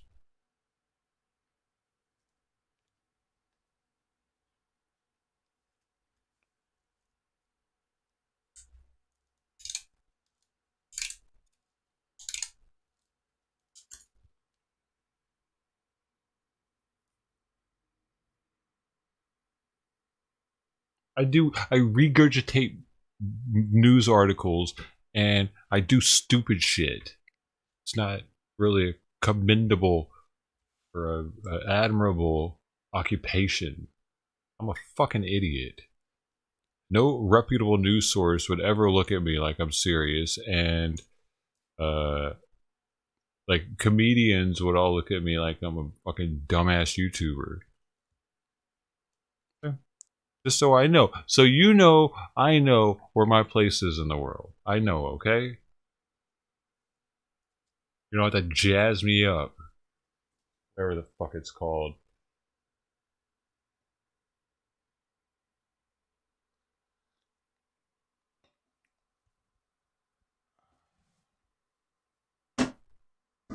Which it's shown in the numbers, dude. It's not, I mean, dude, it's here. It's the numbers, the analytics, they don't lie. I just keep doing it because I'm stoned and stupid. Everyone knows it but me.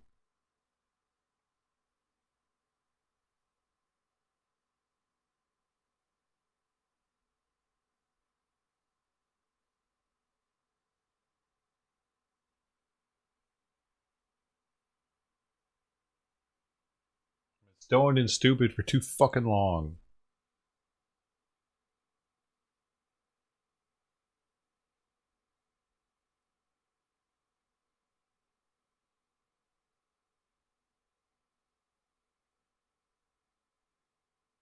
Just lost my life savings because I'm a dumbass fucking stoner.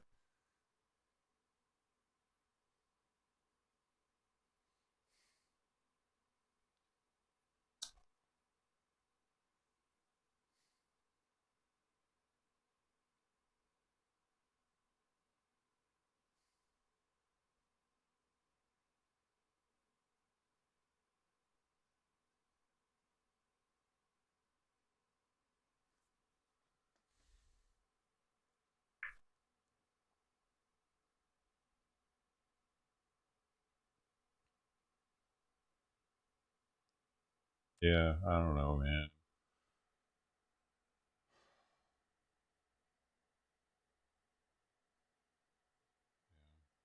I probably should stop looking at all the, because it's just, there's the Discord, the Twitch, the Facebook, there's just Instagram, all my shit is out there, so I'm always like, it's like the first thing I do when I get up is check everything, dude, and it's just a problem now because nothing's growing. It's fucking embarrassing. Everything's stagnated as fuck. I'm losing people. I'm just losing people every day. What am I doing, man? I'm losing all my money. I'm losing everything. It's just snowballing.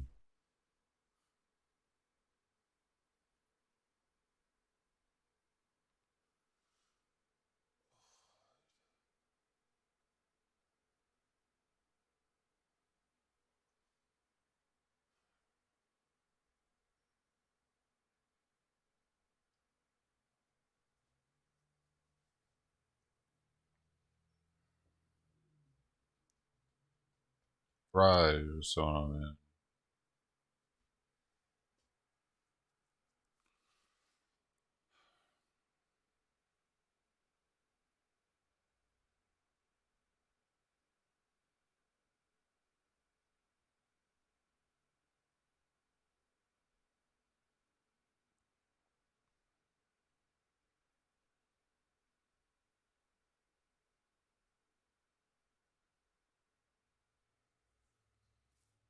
And if I just stop doing all that, I feel like I'll just stop.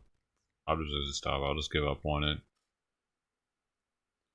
Because I'll get out of like this routine that I'm comfortable with, and then getting back in it will, that'll be uncomfortable now. It won't be comfortable again, or I won't be like, it won't be a routine anymore. Once I break the routine, I feel like I'm just gonna say, what the fuck was I thinking? I mean, maybe that's best, so.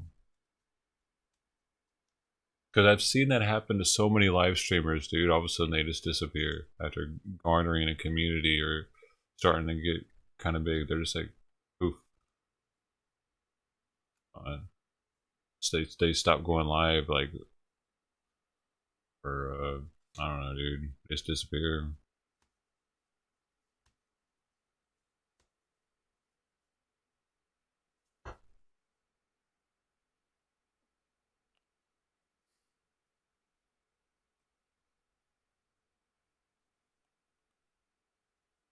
Because what would I have to fucking? I don't even know. I would like right now. Like it's something. It's like I do something particularly, but if I like once I'm sobered up, I'm gonna feel like this is a waste of time. I think just sitting here. I mean, if it's gonna be totally. It's not gonna be like this if I ever do it again. I know that. I know that if I were to take that break like that, definitely wouldn't be the same. Just sitting here all fucking day doing nothing, because I'm definitely wasting my life.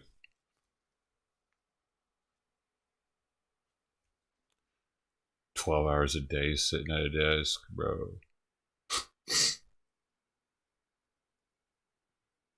It didn't pay off enough to do something like that. Was, wow, what am I doing?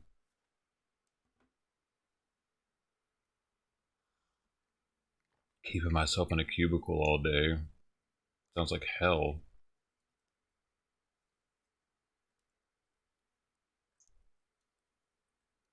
stoned is the only way to be able to do that for 12 hours a day, I feel.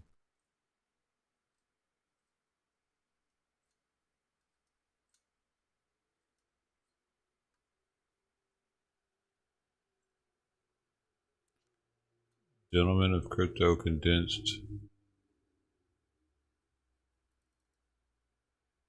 What? Check them out for what? Condense it into 30. Oh. What?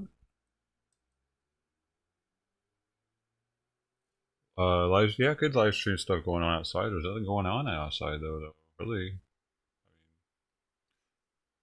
I've live streamed events before here in Long Beach, but nothing's happening. I've taken the stream to the beach before. We smoked a joint at the water and hung out with the homeless people down there a little bit. Just COVID's changed all that, dude. It's weird now. Everybody's got a mask on. It's like going up to a stranger and talking to them. It's like, I don't know, man. It just isn't fucking weird. Can't see their face.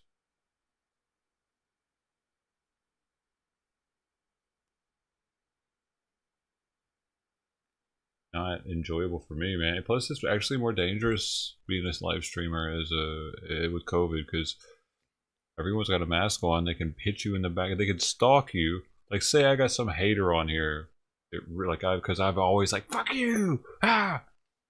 And he's like, oh yeah, you talking to me? Next thing I know, or next thing he knows, he pops on and sees me downtown Long Beach or some shit, some spot. It wouldn't be too hard to track me down and pop me in the back of the head with something. If he's got a mat. Dude, some people just got shot just recently downtown at Pine. So, that too. Mac could get shot. Worst case scenario, but hell, I've said some pretty, I don't know, vulgar stuff on here that could easily piss off some idiot.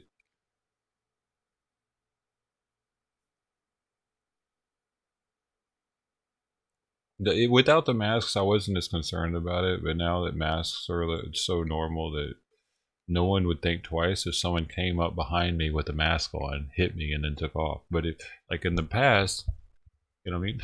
Way different when they don't have a mask.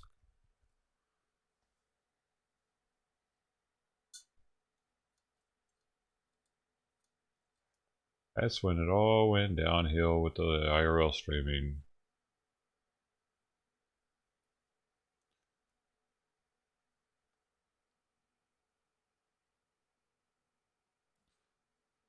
We're formatting a shorter now show? Oh. Shorter show. That's when the judo kicks in.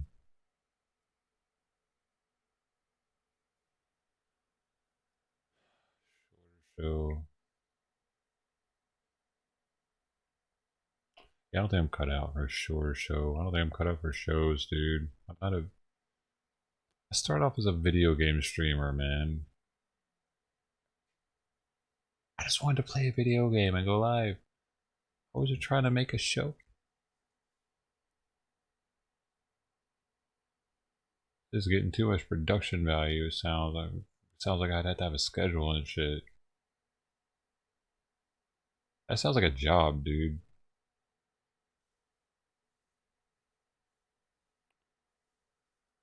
How about that?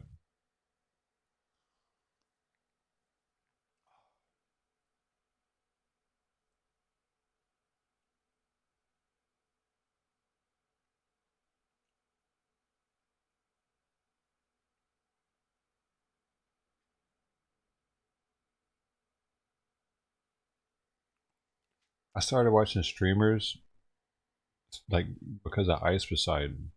He doesn't have a schedule. That's the kind of streamer I wanted to be. The non-scheduled type of streamer. No rhyme or reason to what's going on. Just randomly might go live and we might be somewhere, be doing something, or we might be playing a game or whatever. Was it trying to be Tim Pool with some regimented schedule and guests and shit? That's too much fucking work, man. I ain't got no help for that. It's me here. Hey, step one, at least we got rid of those stupid bot games. Hey, who's happy about that? I know someone's got to be happy about that.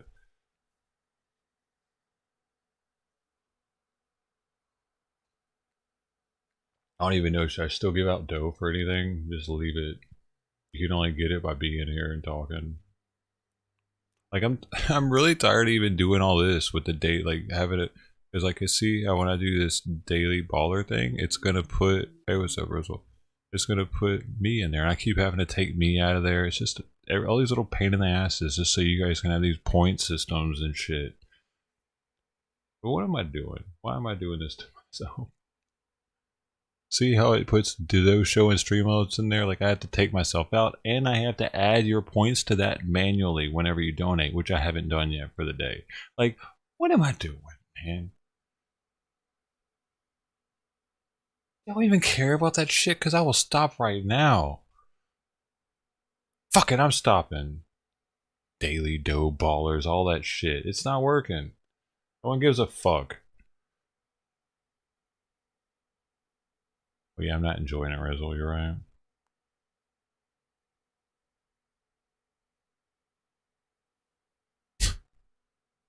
Love the sarcasm, dude. See, yeah, I needed. Stop that. Video game content is better than free TV. What's it? Really? Price is Right's on free TV though. It's another spider? That's harder, dude. I can't even believe I found that one. That was like, man, how often do you find a cool spider like that just walking in your house? Never. This is the first time I've ever seen that jumping spider inside. That was cool. Man, I hope I did. I still feel kind of bad he died. I feel like maybe I should just let him roam around. Because he did donuts for like 2 weeks at the top, spinning that web, and then he just died. Like, I think maybe he was going in circles because he wanted out of there. He just wanted to be free. I'll never know. Maybe he was just old.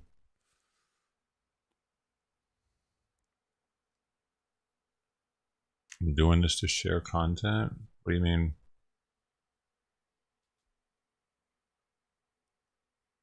You made the top, so you're higher. You're higher than that actually, because I didn't take myself out. Congratulations. See, it's like I got it. It's so like tedious. I gotta get this, and I gotta.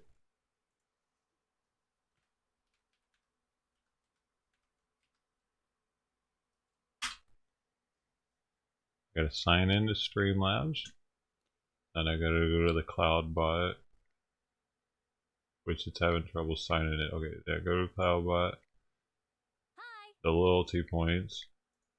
I gotta refresh it, and then I gotta delete stream elements off, and then I gotta delete the Doge show off. Yeah, it's not that big of a deal, but it's like if I don't do that every hour or so, I end up at the top of the list again. I have to keep doing it. Oh, like I said, I haven't added the points for people that donated today either. So there's that too.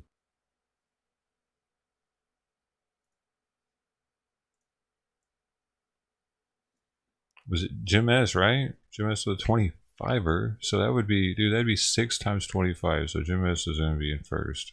I think it's, or is it 7? It's either 6 or 7 times 25. Like I gotta look at another account to even look at that. Like that's more time. It's just, what am I doing, dude? I spend so much time with these points, man. I'm tired of it.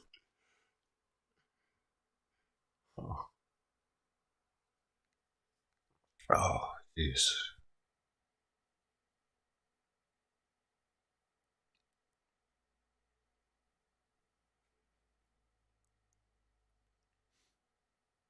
Other days when we were just so enjoying by the beach.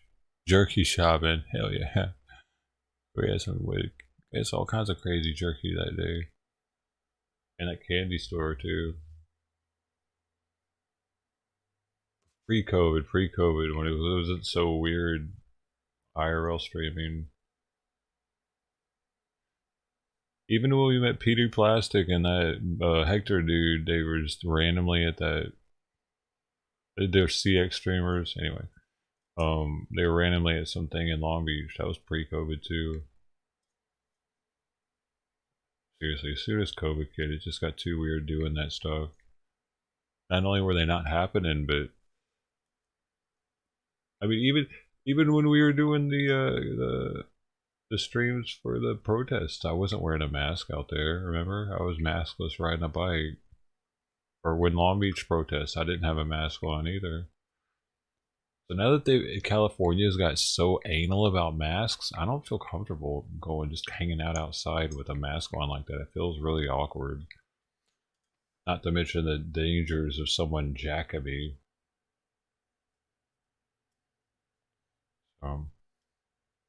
It's a California thing, probably. That LA County thing, I think more so than Northern California. There's, dude, LA County. They treat us like animals, kind of.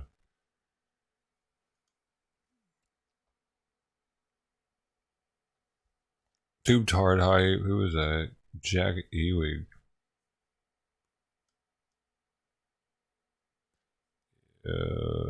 Yeah, talking about some lockdowns coming soon too.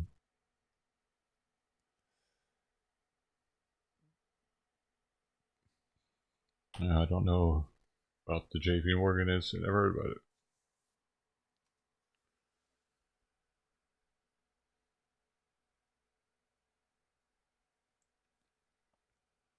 I think it's a bad idea me turning all those games off.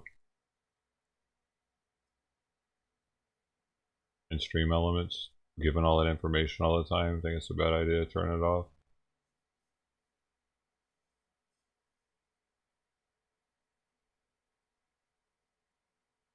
Just tired of it.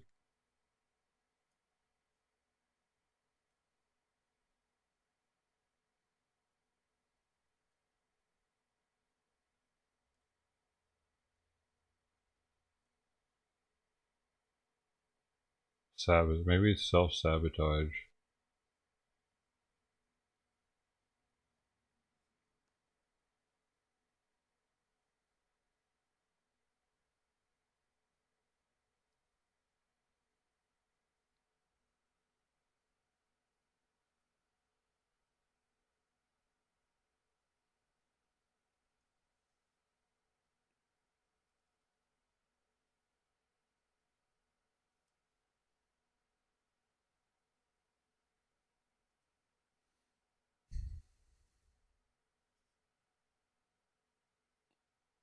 What do you mean, Jack? You just subbed just now.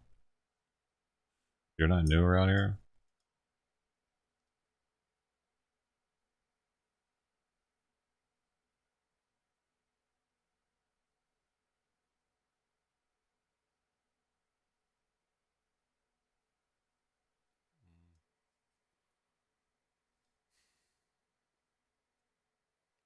I don't know, dude. Losing this money is just, it's made it harder to want to do anything. Honestly, dude, it's just making it hard to want to cover anything or to do this. Oh, want the money back, dude, and I can't do this well anymore because all I can think about is getting this money back. I screwed my life up with this, man.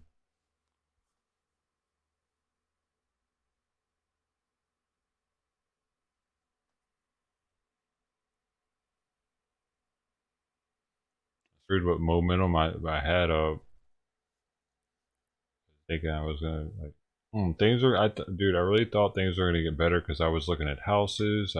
Dude, man, I'm gonna be able to have a house and be able to be a streamer. I was like, this is gonna be way better. Like it's, oh, dude, because I can't. I'm always having to shut that door because I think my neighbors can hear me. I know they can hear me. Actually, they can hear me through the glass, through the door. And I just wanted to have my own spot if I'm gonna do this, so I could stop being fucking paranoid if my neighbors hearing me constantly. That would have been nice. So I thought that would possibly make me a better streamer, not having to worry about them all the time. Be able to be more myself and not. Oh, are the neighbors gonna hear me? I shouldn't care, I guess, but I do. Because I don't know what they're talking about. They, you know what I'm saying? They could be talking about me and not like me, and I don't know it. I don't know. I don't like that. I wish they spoke English all the time. So I would know that they're talking about me. And I'm not just paranoid. My neighbor, like, he talked about the neighbor that they got shot and killed. He had a nickname for Goofy. He called him Goofy. Everybody in the neighborhood called him Goofy, I guess. It was just kind of weird to me that he was calling him Goofy like it was okay, like it was cool. And I was kind of like, if he's talking about him like that behind his back, he's probably doing the same thing to me. And then one day I heard him saying like polio or something. I don't know if he was like, it was right after I had done something or I forget. So I was eavesdropping for some reason, and I think that I'm like known as the chicken or some shit in the neighborhood because I don't ever go outside. He thinks I'm just scared of everything or something, or calls me the chicken. That's what I got from that, but I'll never know because I don't know what the fuck they're saying, man. I'm not gonna ask him, hey dude, are you calling me the chicken? Is that my nickname? He's not gonna tell me anyway. So yeah, it bothers me. I need to get out of here. It's not just that one situation, just the fact I don't think my neighbors like me. I'm the only white dude here. And I don't blend in with them at all.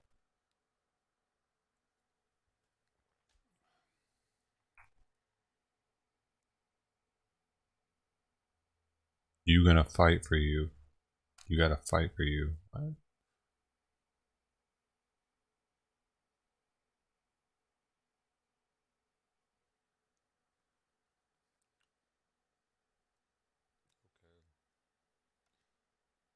I need to get this money back though.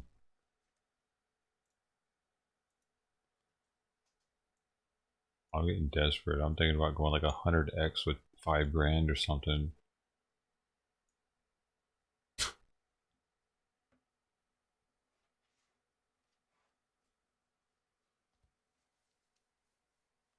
That'd get me back on top, wouldn't it?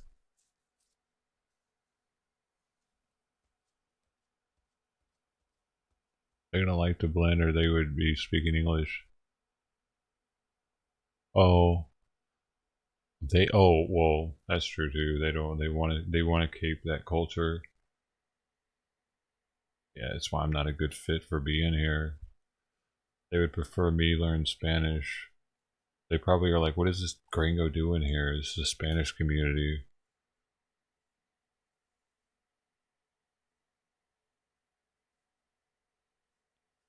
I wishes I'd move out so we can get a Spanish family in here, or a Mexican family. So that they'd be able to talk and stuff, hang out. Instead, I'm just the really weird neighbor. The bald, skinny gringo. I don't know. I think he might have the cancer. He's a little crazy, though, you know?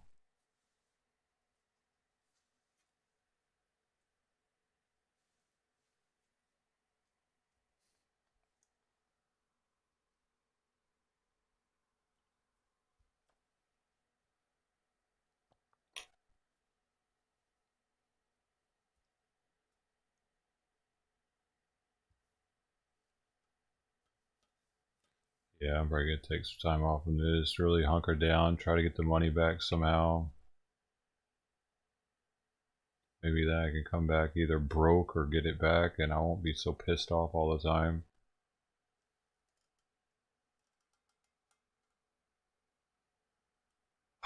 If I go broke doing it, I might not see me again.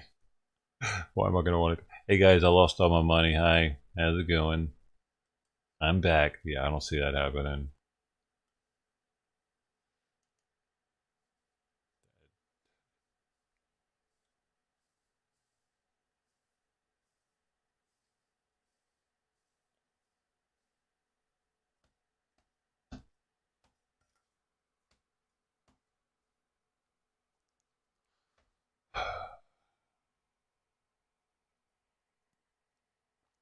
There I go.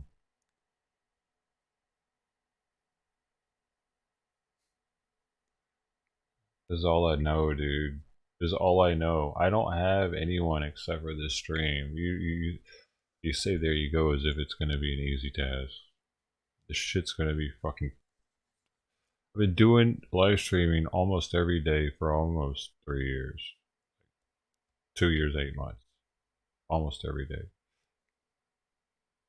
And I'm just gonna quit it and smoking weed on the same day. It's gonna be fucking hell on earth, dude. I'm gonna be alone going through shit, but I have to do it because this ain't working. This ain't working, man. It's not working anymore for me. Because I get on here and I can't get off until the 12 hours is up. It's bad. I don't know why it's like that. It's not healthy.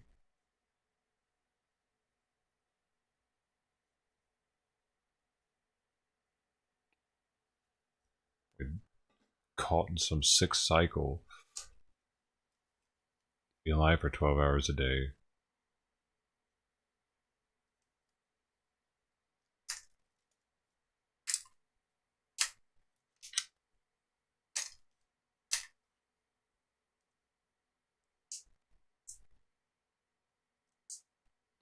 It's like, it's, I don't know if it's, I don't know, I guess it's fucking addicting. When you don't have anyone, any family or friends, yeah, this can get addicting, I think.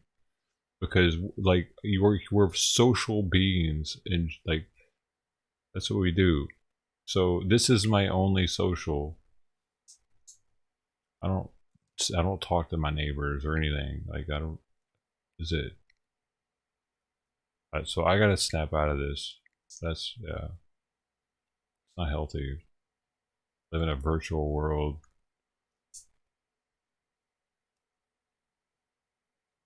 Where people are incentivized to be nice to me. It's fucking very weird.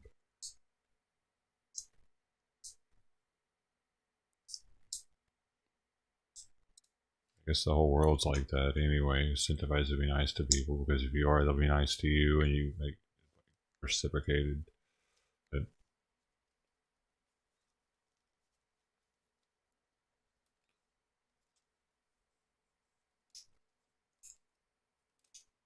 like that everywhere. Not just in the internet.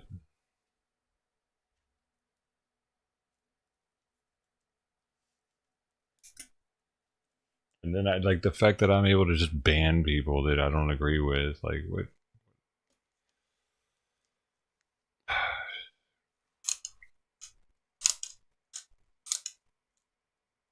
It's probably fucking my head up even more. Echo chamber vibe shit, whatever.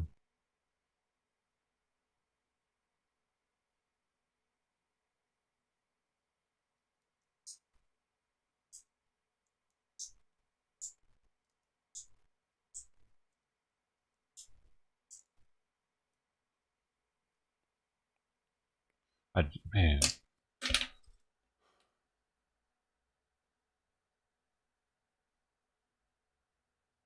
I just don't know how to get happy anymore, dude. I just don't, dude. Just don't.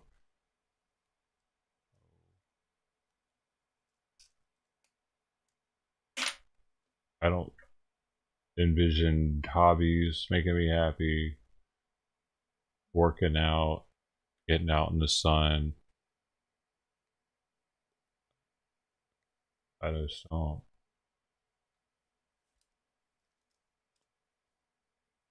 Moving would have made me happy. I was happy about that.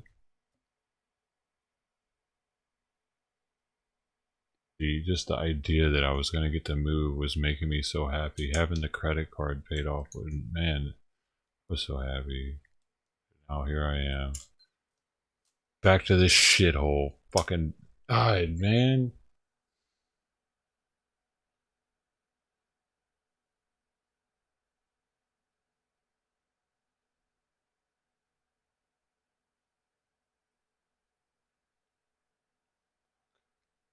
I haven't even got the freaking car fixed yet. The car is still shot up from the cops. From over a year ago. can't even open my rear passenger or my rear driver's side door because the handle's broken from where the cop shot it. So it's like every time I drive the car, it's a reminder of my failed streaming existence.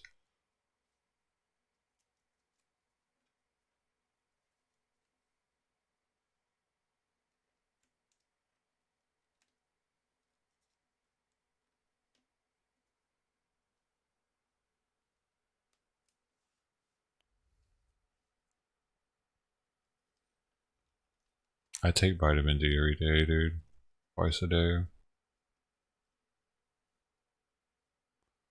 The neighbors talking about you is their problem, not yours. I don't know, man. I mean, I guess.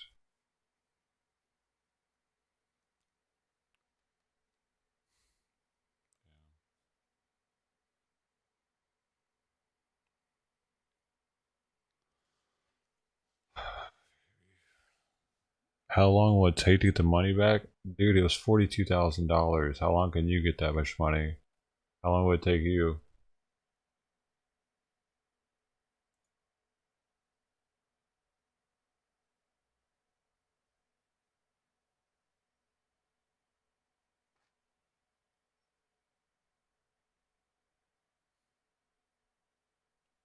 Years.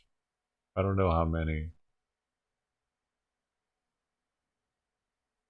At this rate.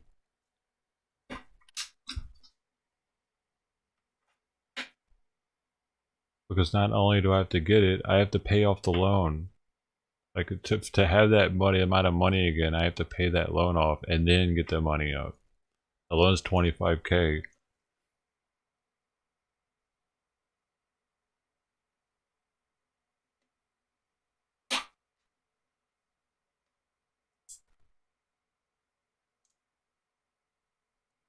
Fucked up.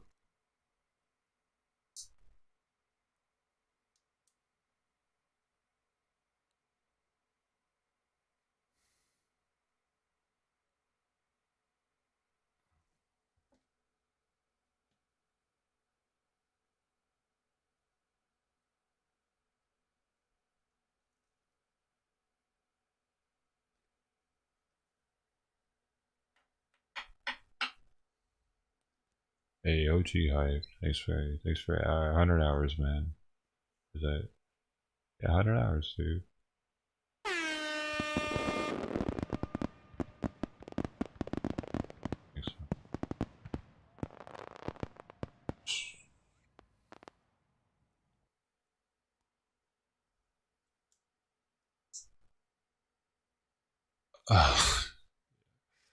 Yeah.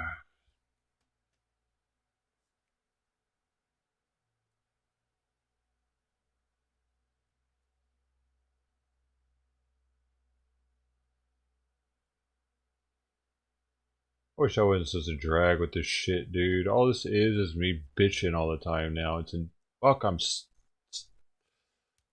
don't know, dude. In the back of my mind, I'm thinking maybe it'll help somebody else that's going through some shit. And they can see they're not the only one or some shit.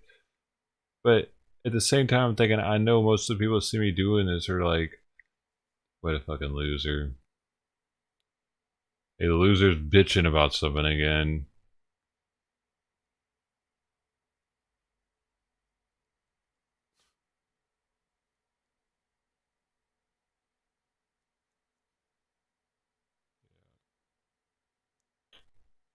Which is why we're not growing. Because that's what I am, the loser that's bitching about stuff. If I was something that wasn't that, it wouldn't suck. But this is who I am, this is what I do, and I'm gonna stop soon. It didn't work. Being yourself seldom works when it comes to live streaming. You gotta be this fake dick sucking fucking ass kisser constantly. Hey guys, what's going on?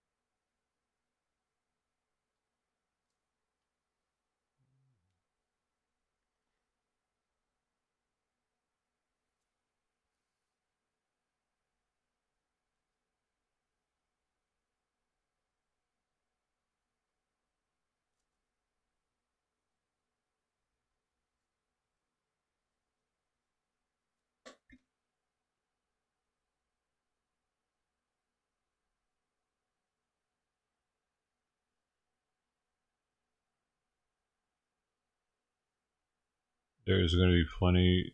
Oh.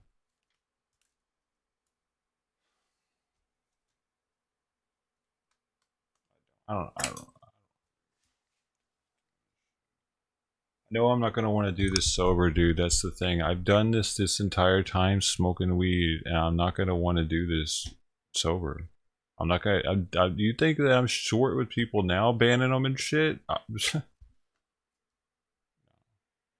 I'm not. No one's gonna be in chat. I'm just gonna be like ban, ban, ban, ban, ban. I might as well just turn fucking chat off at that point. I'll just be sitting here talking to myself.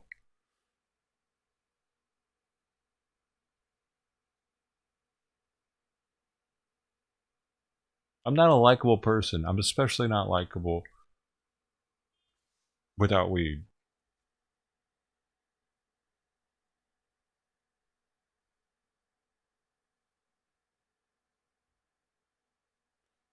So yeah, I doubt they would be coming for long.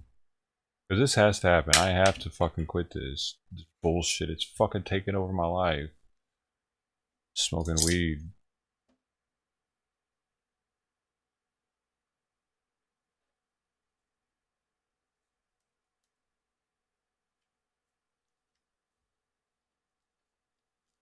Stand-up comedy.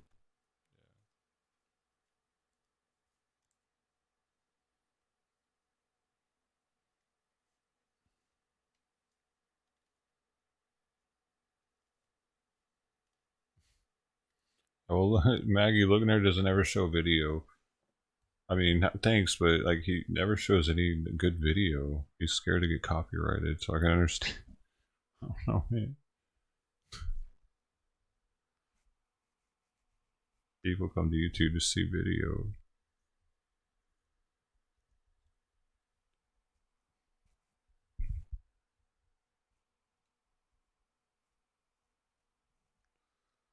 Oh, say, dude, really, dude, really. I just don't. Like. There's. I don't feel like. I appreciate you guys. I really don't feel like I'm needed on YouTube, dude. I don't. Yeah, I'm my like, and I think like seeing Wolf Neve last night going with Portland helped me to see that I'm unnecessary. Like, really, there doesn't need to be people restreaming shit. It's not necessary. It's just making the shit worse, man. There's like literally only like 20 people out there, and he's got 500 and something people watching it happen. And it's just like, why? Why give them the attention they don't deserve? They're just a fucking bunch of like wannabe servicemen or like grifters or squishy shielded. And I don't even want to fucking give them any time of day anymore, man. Fuck them. Hello, we're not needed. Those people restreaming that shit aren't needed. Neither was I.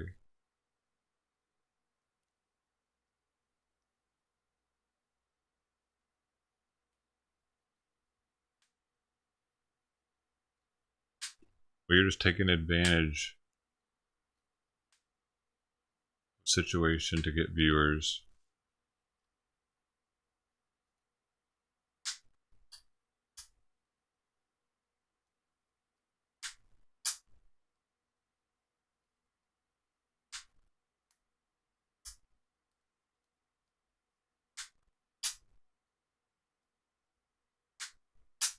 Not like us restreaming it helped it solve it or anything. It didn't do shit. We didn't help anything. No one needed to even know that shit was going on. Like, anybody that watched those restreams with me, y'all, like, do we really need to even know that was happening? I could have probably lived a much healthier life not paying any fucking attention to that. Doing my thing.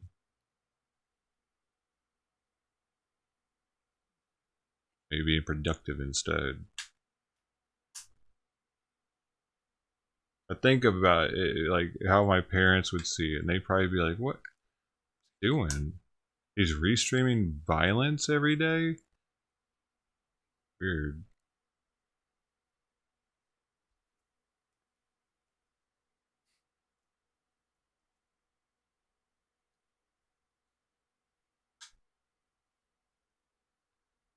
Oh, you didn't need it, Presso. You didn't need it, dude. Why? Why? Didn't help with voting. It didn't help with anything. With the changing any kind of laws in any cities, or they still defunded the police. They got what they wanted. They didn't. None of them went to jail. They all got. Most of the charges got dropped. I should say not all of them, but most of them.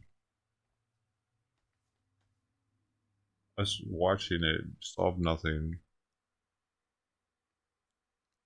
A waste of time.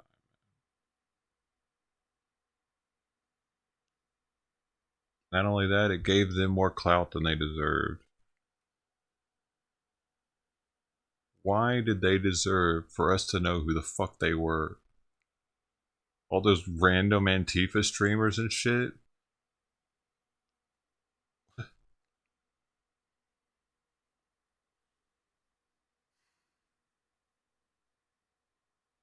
They should still be random nobodies. I don't want to know who Rosa is. Or any of them. I'm not trying to single them out, but I'm just saying, like, I would have never known who that Rosa chick was, or that other wannabe chick, I forget her name, Anita Noel Green. I had no reason to ever know that they existed. I'd be better off without it.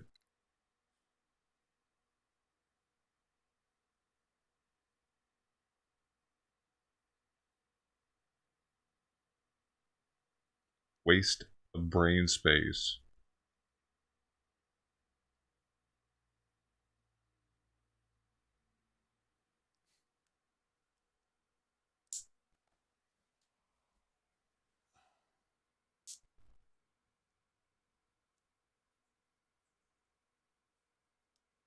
Oh, because it's not on the news. I see. It's still, we didn't change, we didn't do anything. Andy No is a prolific, like Antifa blaster. He's actually been on the news for it multiple times. They still didn't do shit about it. They're doing less about it. The cops aren't even showing up now. I mean, maybe that's what they did, because Antifa uses the cops as protection, but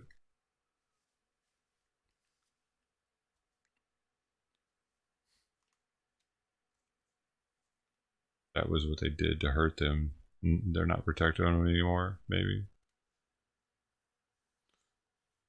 But I don't know. We didn't need to hear about it. People that don't live in Portland or in one of the cities that the stuff was happening in, not needed. Yeah, sure. If it's outside your front door, maybe. If it's in the city you're in, maybe.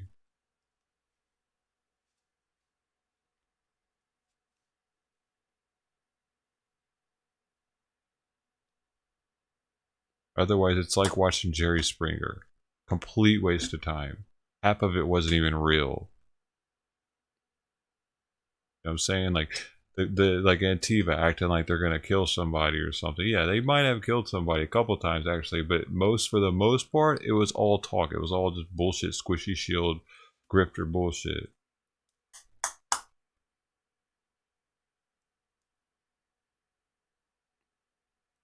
Want to get out of their mom's basement for the night.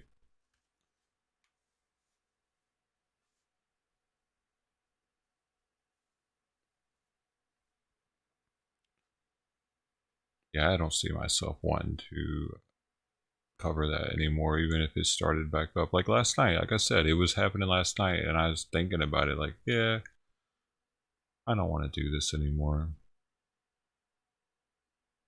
I wasn't excited about it. I was like, ugh, this is happening again? I don't know, dude. I was seeing like how everybody was so excited in chat and wanting to see violence, and even the dude streaming seemed to want to see violence too. Like, oh, here it comes, and how they were like, the streamers seemed to act like they were trying to convince chat that, oh, it's not over yet. Hey, we might have something here. I'm just sitting there like, do you want people to die tonight? What the fuck am I watching right now? I turned it off, went to sleep.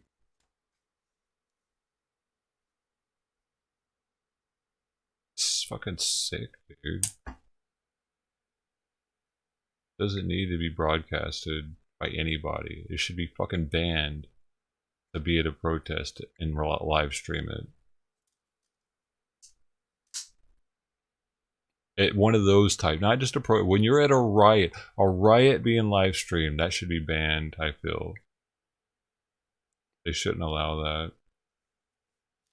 I'd be for that because it makes them want to do it more when they're able to get their message out to thousands of people. When it's only 20 of them fucking beating each other up, they don't like it as much.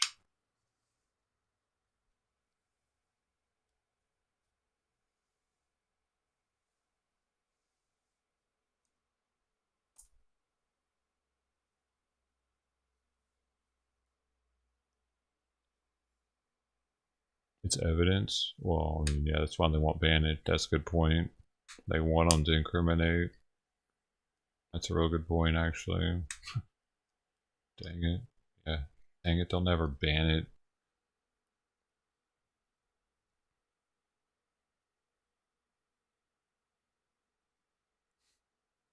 Great. You like hanging out? Thanks, Maggie.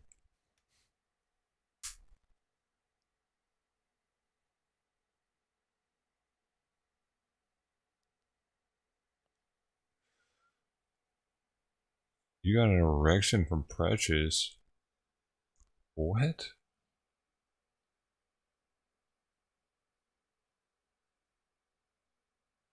You might be gay, dude. Have you seen this? Check this out.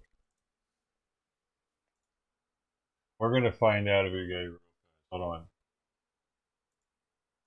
One second. Right here. Ready?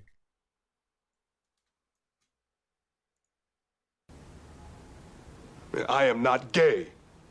I have relationships with women and sex with men. And I got news for you. That means you're gay.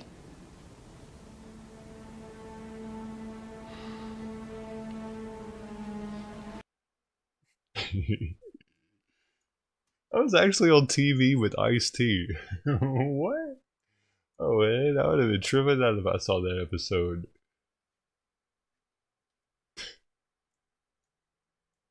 And with the I gotta do it again. With the music, it just makes it so perfect. I am not gay. I have relationships with women and sex with men. And I got news for you. That means you're gay.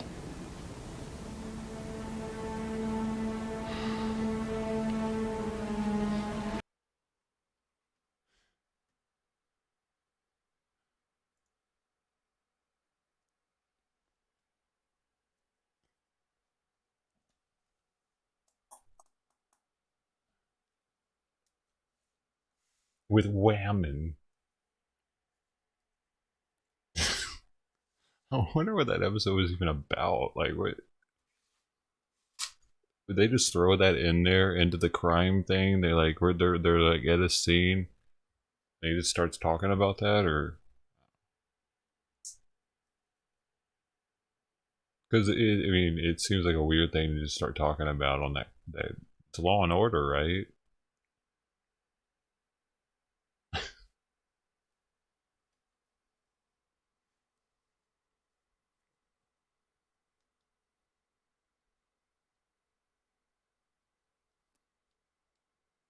Boom, boom, boom, boom, boom, boom, boom.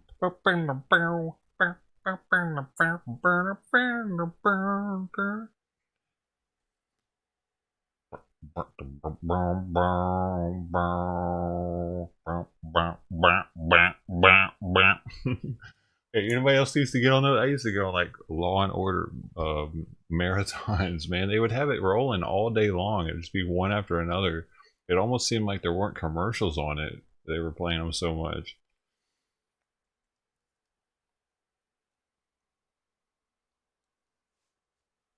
Play the real guitar? I'm no good with it, dude. Plus, I don't have calluses. It hurts, man.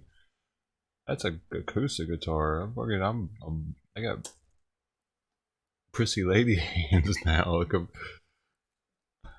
Plus, I'm not any good at it either, dude. So it's just embarrassing and it hurts.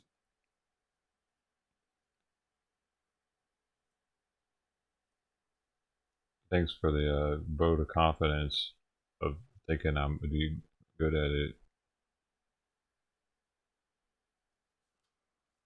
Y'all play guitar? That's very, very sweet of you to want me to play too, because most people are like, get away from me with your guitar, man.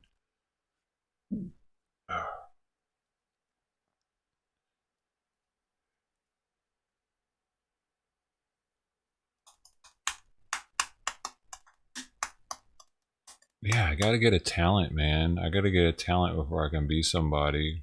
Right now, all I just know how to do is get fatter and smoke weed. I'm getting pretty good at it though. Huh?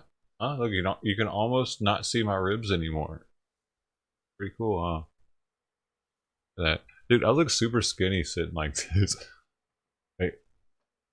Yeah, there. That was gay.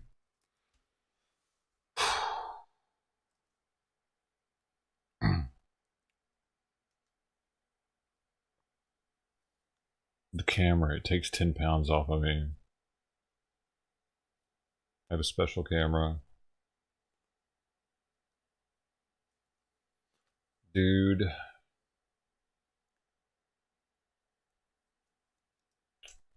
I thought I was getting fat. Maybe I'm not. Now that I see myself in the camera, maybe I'm still super scrawny.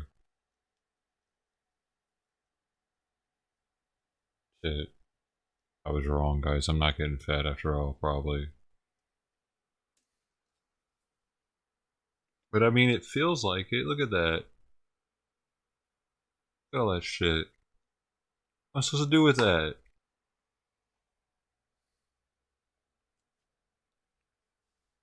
Auschwitz style, yes. I see. There you go. I like that positivity right there. What you got in Auschwitz? I'd be a fat ass. Yeah, I'm not doing so bad. I'd be high on the hog. Is it too soon? They'd be all jealous about all the meat I got on my bones in Auschwitz. They'd be like, where's he getting all his food from? This guy over here. Man, where the fuck is John getting all his food from? Look how big he is.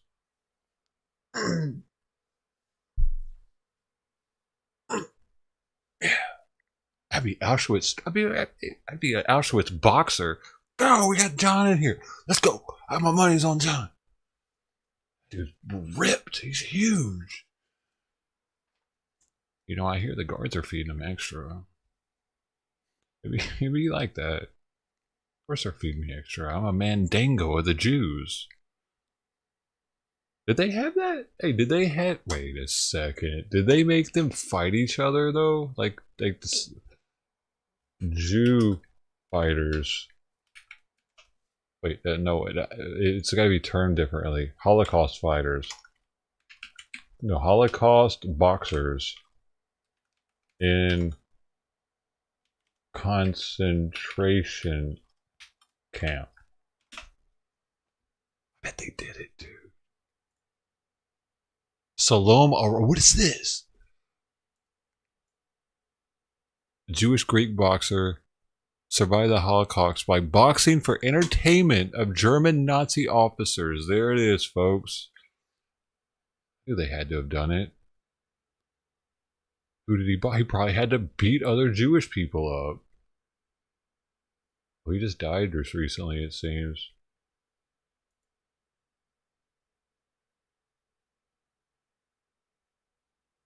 Over 200 bouts for the entertainment of German Nazi officers in Auschwitz concentration camp. Oh, there's a movie made about him, and William Dafoe is in it. Y'all seen that one? Triumph of the Spirit.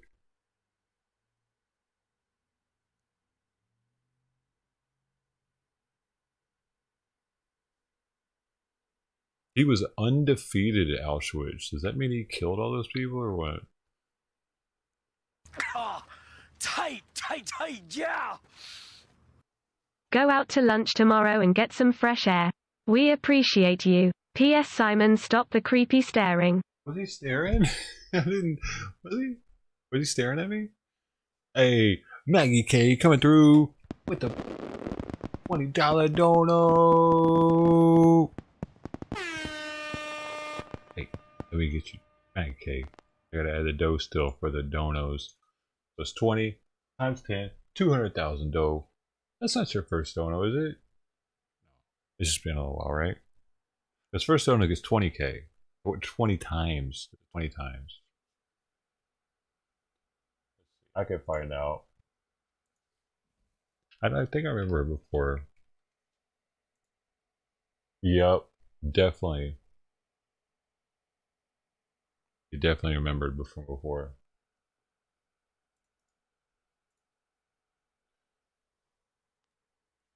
Not her first rodeo. I'm sorry, I put that information in my head. I do that a lot, dude. I need to stop smoking weed badly, dude. I'm pretty sure it has a lot to do with it.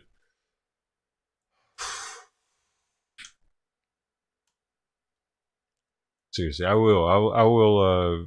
Okay, I'll try to get out of the house tomorrow. I need to anyway.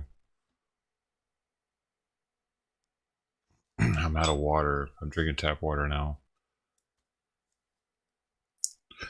But Maggie K.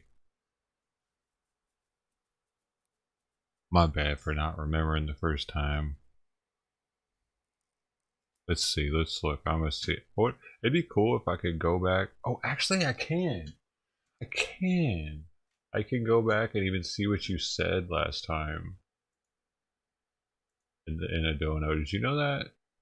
You want to see what you said? Let's see. I'm gonna see.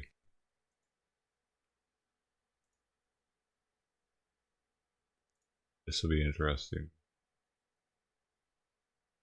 All right, 1 second. I'm signed in now.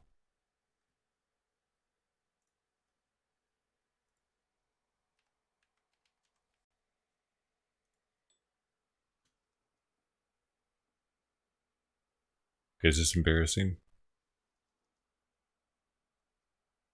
Oh, you always bring up Simon. That's sweet. I might have to get Simon a special treat for you. You're always so sweet with your dono messages too. Thanks for being like that. Man. There really are some cool people that come through here. As much shit as I talk, man. I'm not just saying that because the dono. Like, I'm saying that because I'm seeing the messages, the message that you got. You know what I mean? Y'all like. Thanks, man, for not. I don't know, dude. It'd be way easier for people just to be like, man, screw this guy. He sucks. He's always going off on me. I hate him. I'm leaving. That'd be so much easier to do.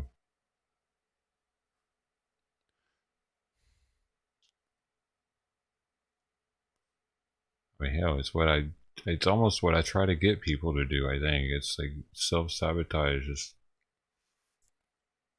I'm not going to let you ruin my streaming career. I'm going to do it myself. I just do that. It's like, I do it all the time.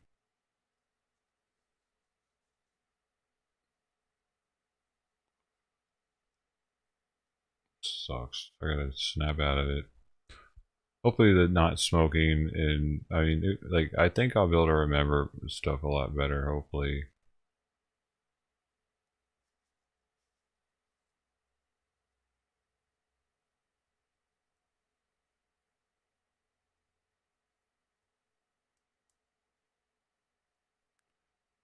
Definitely feels like I feel guilty of. It's like, not that I don't care enough, but I feel like it looks like I don't care enough. I don't remember all the donos, every last one of them. Should I be able to do that though? I don't know. I don't even know if that's possible.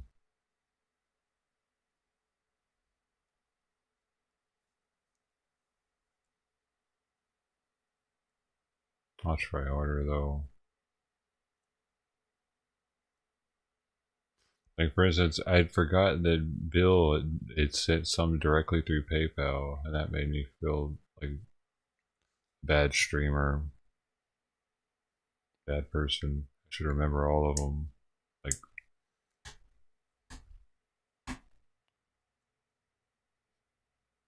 I need to get that ticker back up. That helps, I think. It helped me to keep it fresher longer.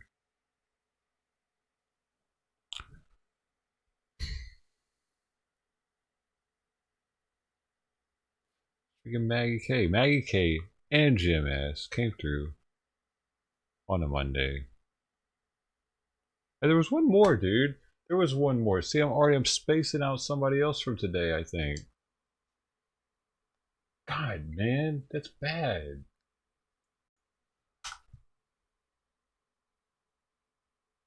It was Lou, wasn't it? Wait, was it Lou? I think it was Lou. I think Lou was the first, actually.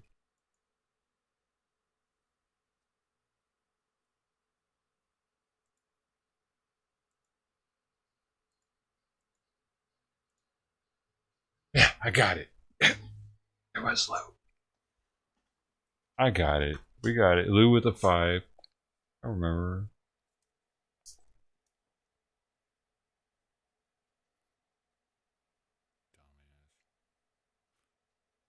I shouldn't even admit that I don't know. I don't remember. That's stupid. I'm so fucking stupid, dude.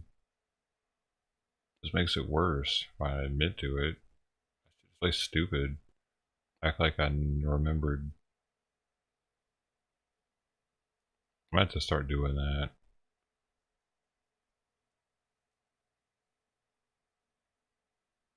Never again admit that I don't remember. Doesn't help anything. Only hurts.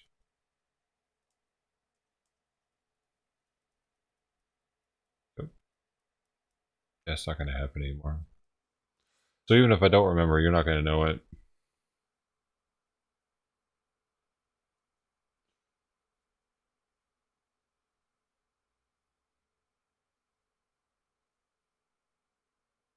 Lots of changes around here.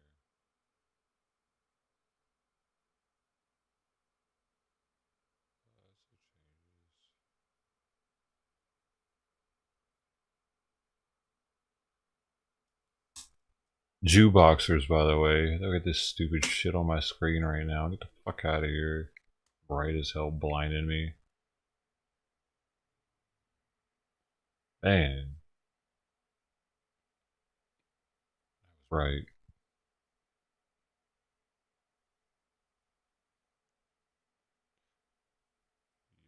Oh, so I'm trying to figure out how I can be better for people.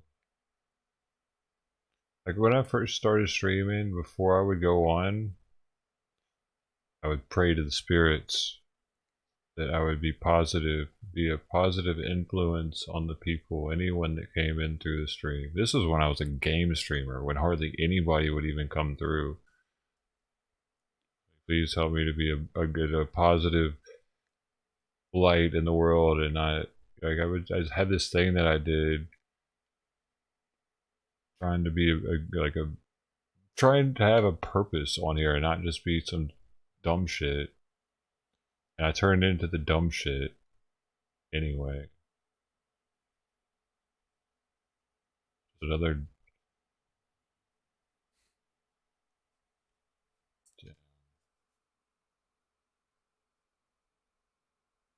It's hard to get out of this cycle, man.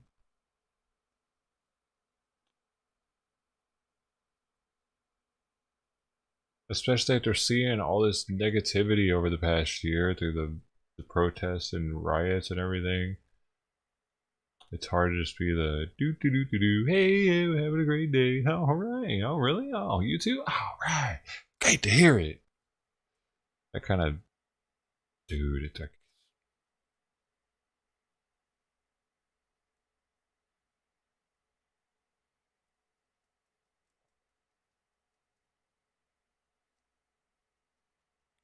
you can change the solar eyes.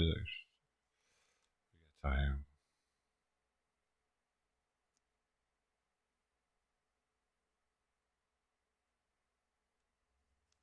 Do you like my drawings? They're of nothing.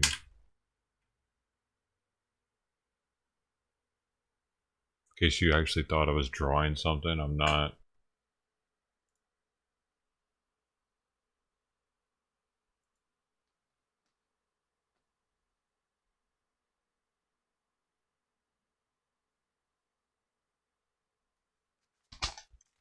Yes. Isn't that beautiful? Look, here's my other ones. Could we sell them? What else? Is there more? I might have more. Ooh. Oh. Ooh. Good, huh? Bet you didn't know I was such a good artist.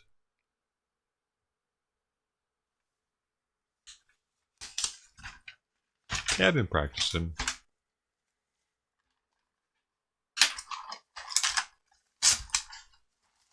I could mail these to you, and you could hang this on your wall even. Look, it's got an oil stain on it. That's from when I was eating. You could snort this. If you powdered this up, you could definitely snort it. Or smoke it. There's probably something in that. Especially if that's drool. I know there's stuff in my drool because, you know what I'm saying? It's in there. It's in me. And that's in me. They're both in me, and that's my liquid. Damn, well, better have something in it. What a waste, right?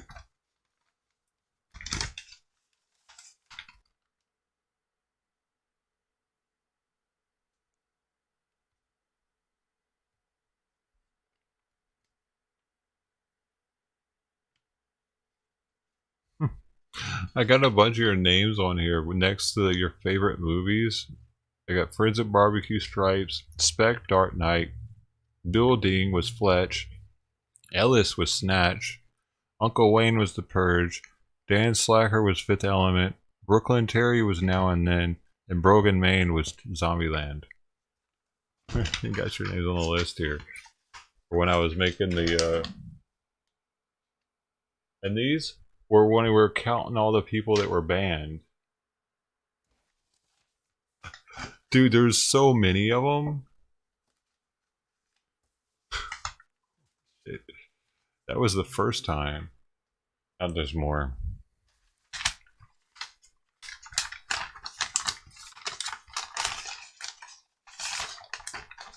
Yeah, we'll have to save this for whoever wants to auction on that. That's gonna be a totally worth something.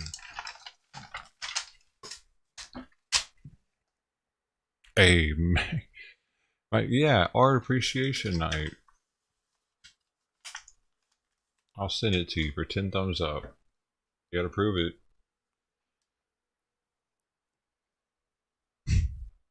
I don't know what I'm doing. Yeah, I don't know why anybody would like this, Maggie. This is I'm pretty sure this is one of the most scuffed shows on YouTube, if you consider it a show.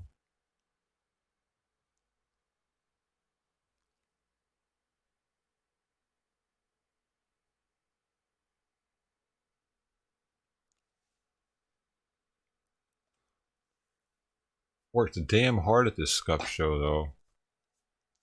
I'm promoting in like 50 different Discords.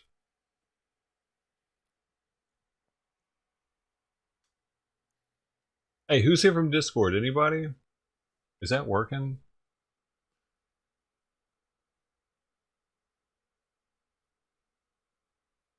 Man. Huh. Anybody?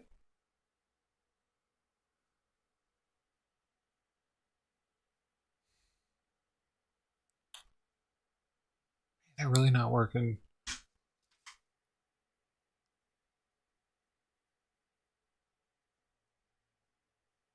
Huh? Anybody from Discord?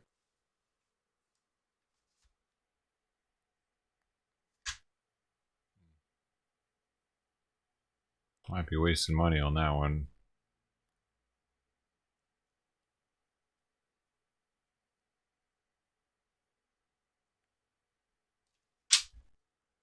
You know what we could do though? I could hit this resin right here. I think there might be some. Maybe there's one in one of the pipes in the kitchen. You know?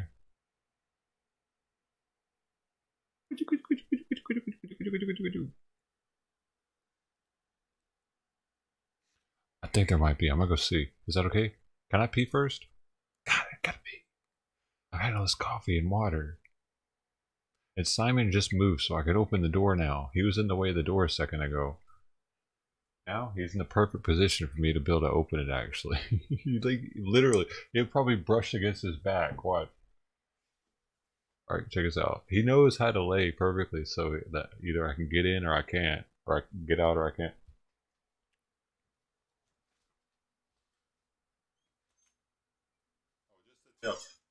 Just to tell, I'm actually surprised because oftentimes he'll be like where his head is just barely where the door will graze it as it's moving past him. It's like he knows geometry or something. I swear he knows geometry. He's a genius cat. Come hurry, I'll be right back.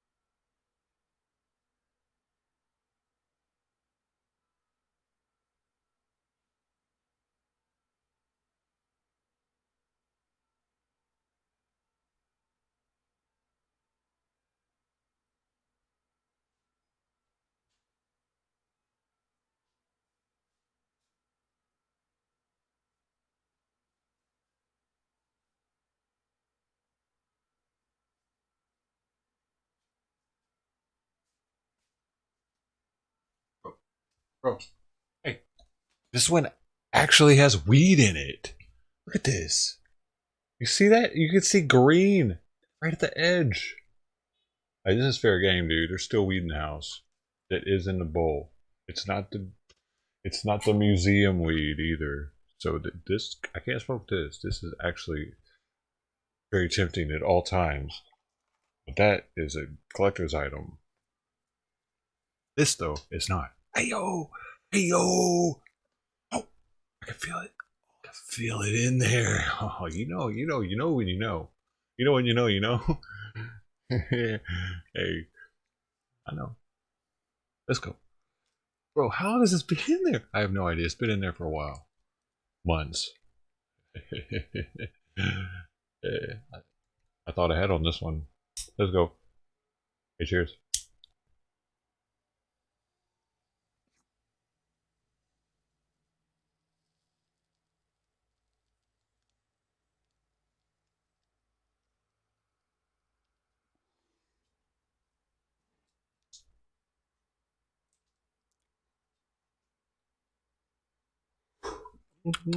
There's something there. I think that. Oh yeah, that tastes like weed. That doesn't taste like resin.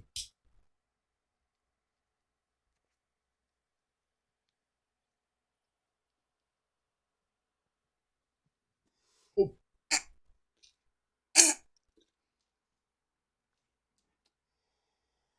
Ooh.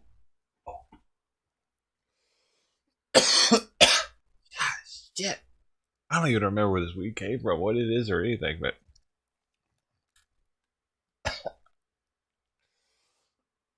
I don't think it was one of the higher end ones. Because, you know, it almost tastes like resin.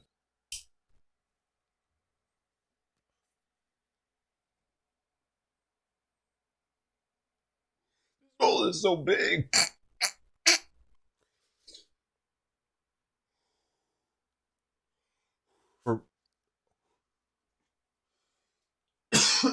For looking like it was cashed, I'm surprised it had that much in it. My nose is running.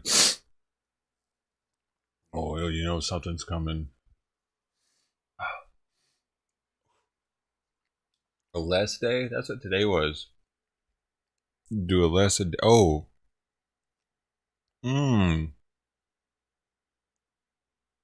That maybe. Like make it like I can't do it as often, at least at first. Like only like taper it like they do Xanax. I mean, actually, and then like lower the amount of times I'm allowed to do it. Maybe, dude. Maybe that would be best for just health wise, mental health wise, to not have to go through like that extreme mode. Dude, I gotta blow my nose. It actually made it run.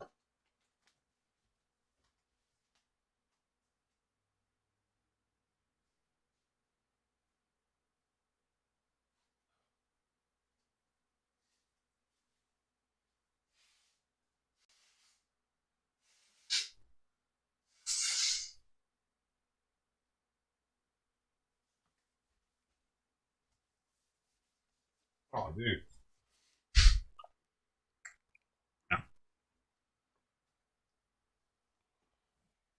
How is it that weed's able to wake somebody up? Isn't that crazy? Wean yourself. Yeah, maybe. Yeah, that's probably what I'll do. I think you're right. Maybe I'll like just get a weaker strain too, because I'm always getting stuff that's very nice. Yeah. So maybe I could like not do that. Get some like just some mids maybe, or a water hash instead of a BHO or rosin, because that BHO and rosin that stuff can get pretty stout. But like water hash is probably like half the strength. The thing with water hash though is it doesn't dab very well. Maybe I should just do, I don't know, should I just not even do dabs at all maybe?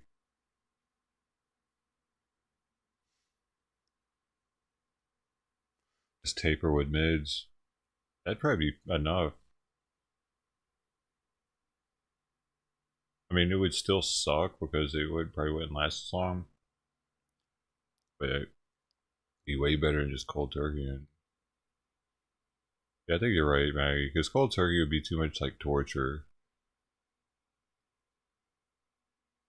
Like, what am I doing? I'm just gonna set, dude. I said like it's gonna be like a whole lot of what happened today. Because I hadn't smoked weed actually in like 2 days. It's been, I mean, it's been weed. I've been smoking. It's been just pissing me off because it's been this out of the inside of the pipe, resin or reclaim, and reclaim, reclaim does something weird. Every time I start getting on a reclaim binge where I was smoking that for like 3 or 4 days, dabbing that, it starts messing with my head. I don't know. I think it has a concentration of a certain THC type of THC, because there's probably thousands of chemicals in hash oil, not just THC. I don't know what else in there honestly, but like just because it's not on a test, you know how they test weed for things. My thinking is just because it's not on that test, just because they didn't test for it, that doesn't mean that there's not other weird ass chemicals that are in there, right? I don't know. Because if they're not testing for it, they won't see it. That's what I'm thinking. So there could be other weird stuff in there. They're just not looking. So who knows what's all in there? Or do they? Are they running it through something and it's like, well, they would have to know, it'd have to be a known chemical. Wouldn't it have to be a known molecule for them to detect it? Can we detect unknown molecules? Yeah, I guess. If it's visible some way, but how do they detect molecules in a THC oil? It's with burning it, right? It burns it, and then that receiver is somehow able to differentiate between, because here's what I'm thinking, because when I've done detecting of chemicals, it wasn't with a gas, what is it called? Anyway, it starts with gas. I did it with chemicals, like chemicals to find chemicals, and it changed colors, and it went up a plate and allowed it to separate on the plate, and was able to detect different stuff. But I've never actually seen how they do it with the gas spectrometer, whatever, thingamajigger. How is it able to do it? Do y'all know? I don't know. It burns it, and then what? Oh, I don't know. How's it able to do that? It's able to see what happens when I get stoned. I want to know about shit all of a sudden. It's weird. I don't know. This guy would never do this sober.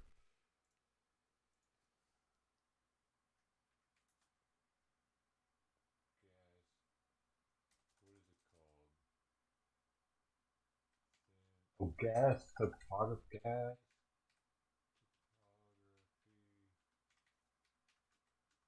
Is that what it's called? It's something like that. It's not topography. It's gas. What is it, y'all? Gas. No. Okay. I got it. Testing with. Ow! Coming up. Gas meter. Please come up. No. There it is. No, it's this. Chromatoc. That's it. Gas. That is it. That's the one I was looking for. Gas. Different categories of cannabinoids, but for the purpose of this research, we solely put our effort in analyzing the 8 different cannabinoids that you can find at the bottom of the slide. Of course, we have delta-9 THC because we mentioned that it's the most psychoactive cannabinoid, and it has always been the cannabinoid of most interest. Then we have its isomer, delta-8 THC. The only difference between these two molecules is the position of the double bond between 8,9 to 9,10. And we have delta-9 THCA. It's the acidic component that is the precursor of delta-9 THC. This molecule is actually extremely tricky to characterize by GCMS because the carboxyl group that you find on the phenyl group is highly labeled at the temperatures of the GC injector. And therefore, what happens to this molecule is that it gets degraded. This carboxyl group gets kicked out, and so delta-9 THCA is transformed to delta-9 THC. This will lead to both negative because no delta-9 THCA will appear on the chromatogram, but also false positive because the amount of delta-9 THC is going to be detected higher than what actually is found in the plant. So for this reason, the analysis of cannabinoids via GCMS actually needs to be done after a derivatization reaction, mainly silylation. And this type of reaction will actually protect the carboxyl group, avoiding its decarboxylation. Then terpenes are the second most important components of cannabis sativa, but as we mentioned, they are found in any plant. And in nature, there have been reported more than 50,000 different types of terpenes, but cannabis sativa has been reported to have solely 200 of them. And they come for odor and fragrances. For instance, limonene is the terpene that characterizes the lemon peel and confers that odor. But some of them, such as beta-caryophyllene, have been reported to actually have some therapeutic effects. So as you can see from the 3 bottom structures of 3 different terpenes, their chemical structure confers them a pretty high volatility, so they are perfectly suitable for GC analysis. And as of today, 3 different types of she's saying they're extremely volatile, which makes them good, which means that they're burning this stuff, right? Volatile means they burn it, or it has to be able to be like vaporized or something. Distributed, but how do they detect it though? How is it able to actually differentiate between the different chemicals? Structure is represented at the bottom of the table, and different types found in CBD oils or in other types of extracts. So in these slides, these two tables only describe the different types of conditions that I used. The table on the left. She's Italian. That's cool, man. She's Italian. It took me a second. He says after everything like that. I had a friend in Austria, in Vienna. He was an Italian dude. He's the only person I've ever heard talk like that. Hey, you doing? I'm from Italy. You know, he was always she's barely doing it, but either she's Italian or she's close to Italy. Shows and describes the silylation reaction, as we said earlier. The silylation agent that we decided to use is the STFA, that is represented in its molecular form structure is represented at the bottom of the table. Do it again. And we use the 1% of TMCS as a catalyst. There it is. The procedure is pretty fast and straightforward. That's straightforward. The standard was dried of the solvent with the. That's cool. Italia. And that dude was so cool. That dude, it's funny though, because he had the best weed of anybody in Austria. Real talk. He didn't have much of it either. But he shared some with me because I was a Californian and he wanted to like be like, hey, we got some stuff out here. That dude, man. I miss it. That dude was cool. I saw him multiple trips too. He was still there when I went back. That was cool, man. Bro, I need to go back to Europe sometime, but they got you having to do all these COVID vaccines and shit now, man. Come on, bro. Hey, do you though? Do you have to get vaccinated to go to Europe? I still don't know how she's figuring out what's what. I can't. Wow, that's shit. See, I was doing thin layer chromatography, which is different than this. This uses gases. It burns shit.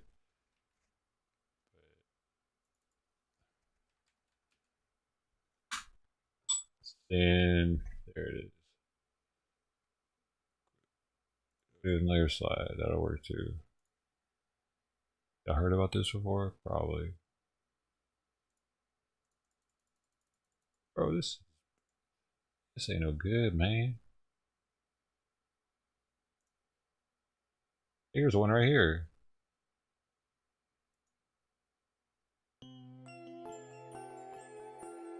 You got the slide, and you put your chemical on here, and this draws it up. We're going to use some silica, which has been sprayed onto an aluminium sheet. Oh yeah, this cool. is called a TLC plate. He's talking all about it. We use the properties of the silica and the properties of a solvent to draw the compounds up the plate at differing rates depending on the characteristics of the compound. First of all, we need to make a TLC spotter. Heat the centre of a capillary tube in the blue cone of a micro Bunsen burner flame.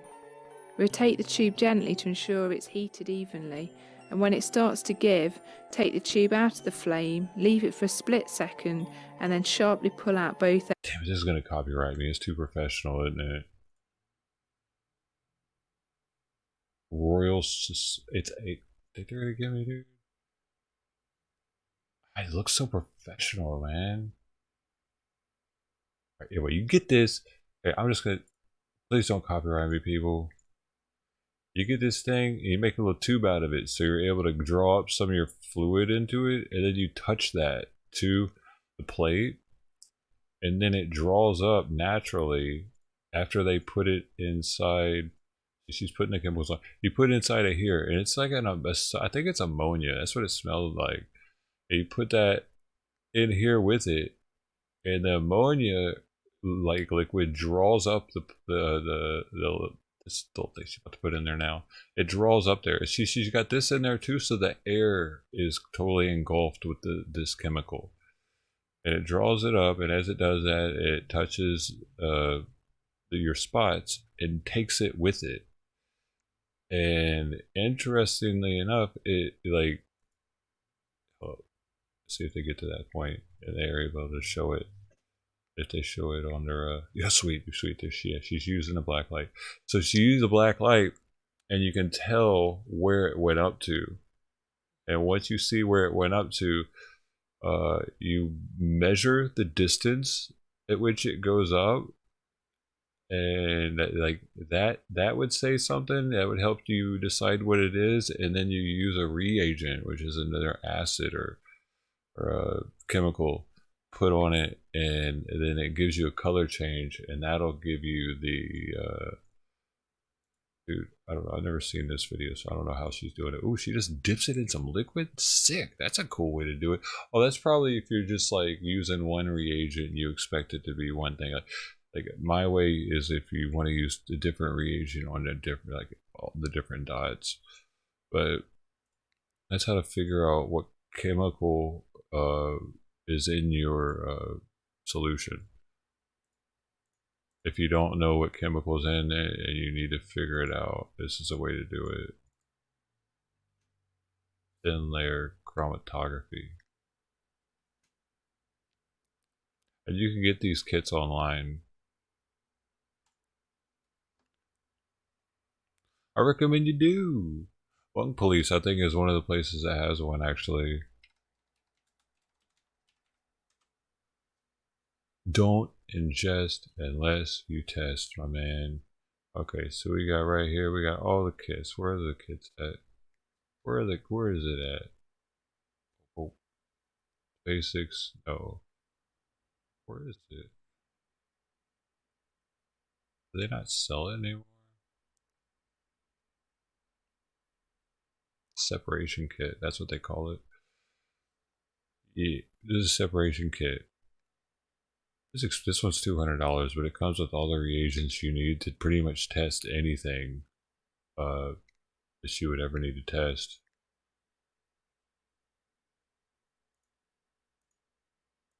Including like psychedelics, uppers, downers, everything.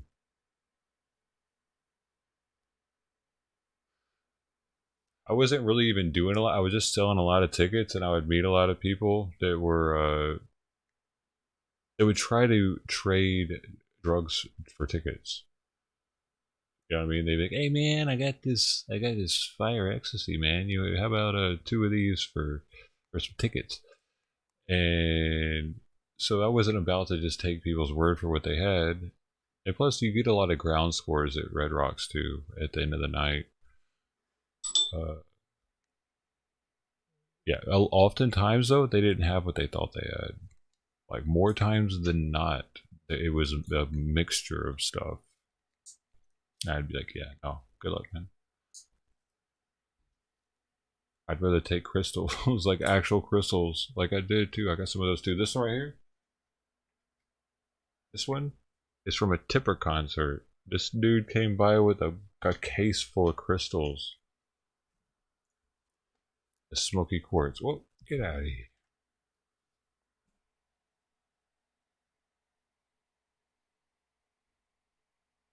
It has a shadow of a crystal inside of it. You can barely see it. It's like in there. There's that one. This one came from that dude too.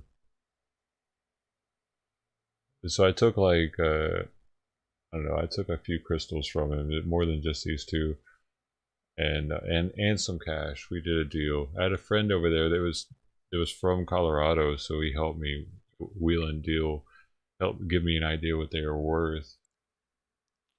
So, hey, this is better than bad drugs, dude.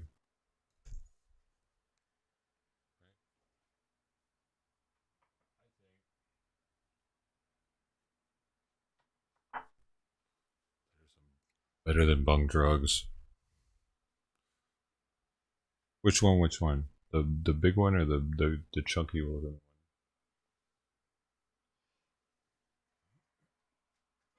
I can't remember what else he gave me. I thought there were more crystals, but There are a lot of hippies in Colorado. They're cool. Give it 2 days. Try not doing it during your productive hours, and maybe just have an evening puff. You sleep better.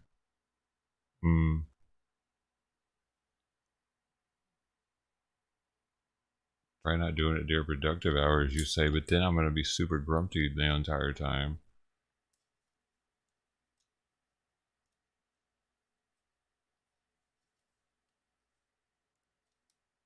That we might have to do. I don't have any right now, so tomorrow's going to be kind of weird, but I'm baked right now, dude. Jeez. Layer tomography. What am I talking about? Hey, tomography. Where are we going right here? I need water. I'm like super cotton mouth and everything. Actually, I got some almond milk.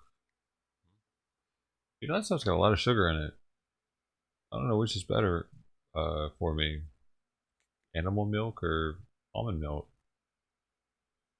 They say sugar's giving us cancer. I don't know. That's what Netflix said. This thing's in my face. Get out of my face, man.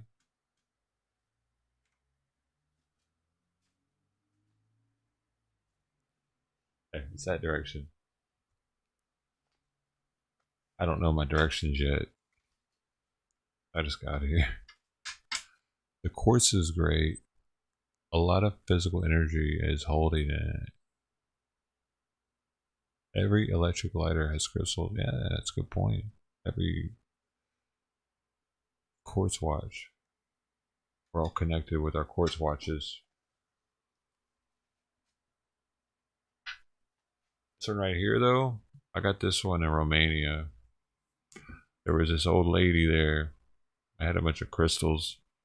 I should have gotten a purple one too, because they had purple ones and these citrines. So I guess amethyst and citrine. Look how orange that is. We don't have these in America. Not that orange. Can't get them here. I showed this to other people. I'm like, damn, that's an orange citrine. Because most of them here look more like.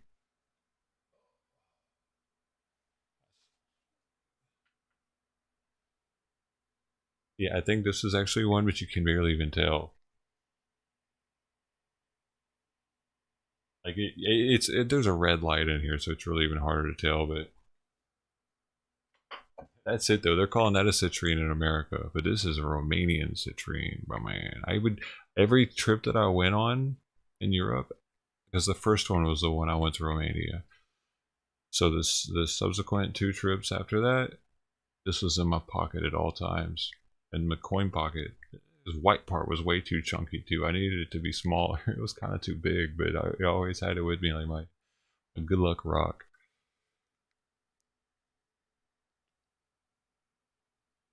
It's probably my favorite one then because of that. Wasn't hard to get here.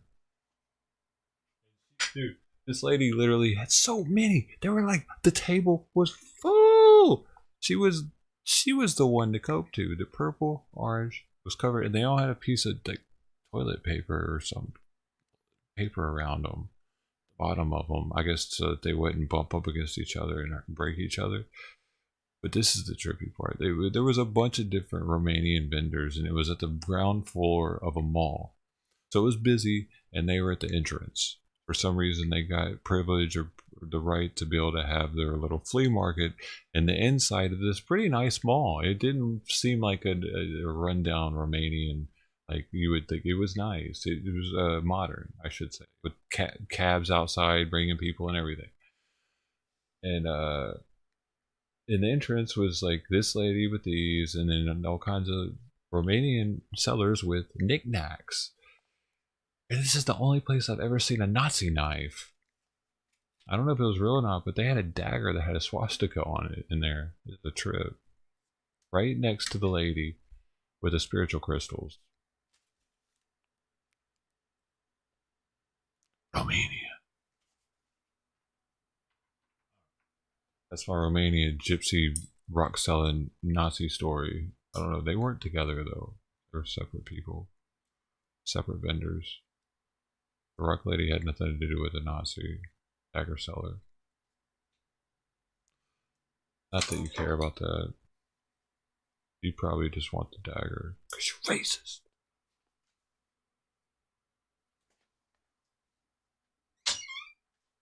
My neighbors probably think I like Nazis now or something. I don't. I did not buy the dagger.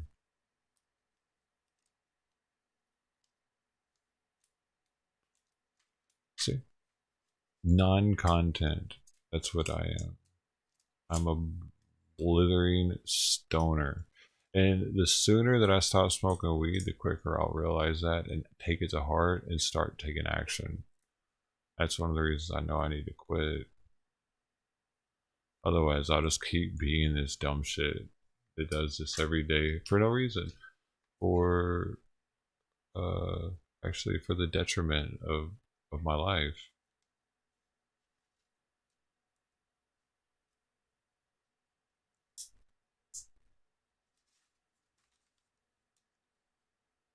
It allows me to be comfortable doing nothing. That has to end.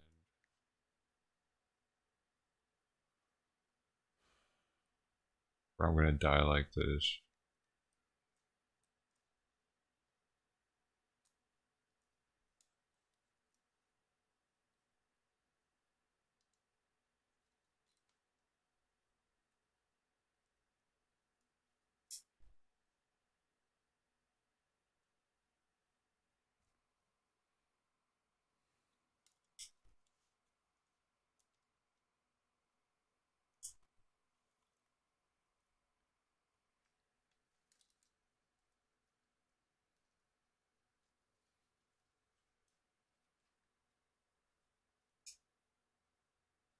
The orange color maybe come from titanium or oxidative iron.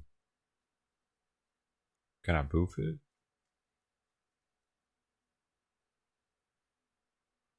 You know, that's the real question. Can I boof? Because I thought about it before the flight for safety. Keep me in the zone, chakras aligned and all. But I didn't want it. I didn't want to get stuck.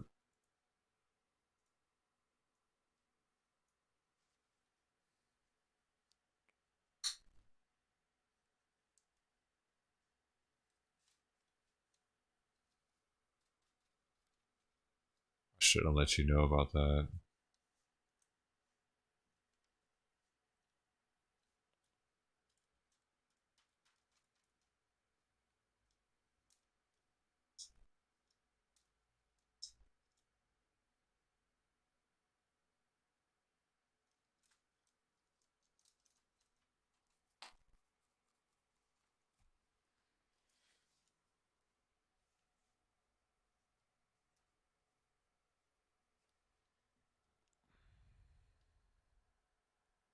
Isn't it so much better without stream elements bugging all the time?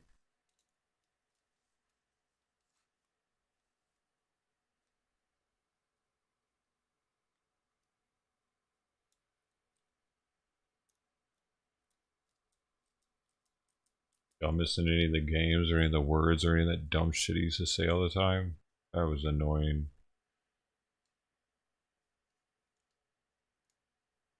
I don't miss it at all because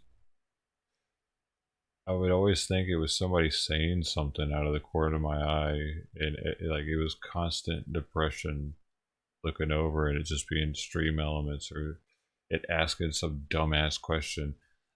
Spell this, hurry up, or whatever. I don't even know, dude. No, no, no more.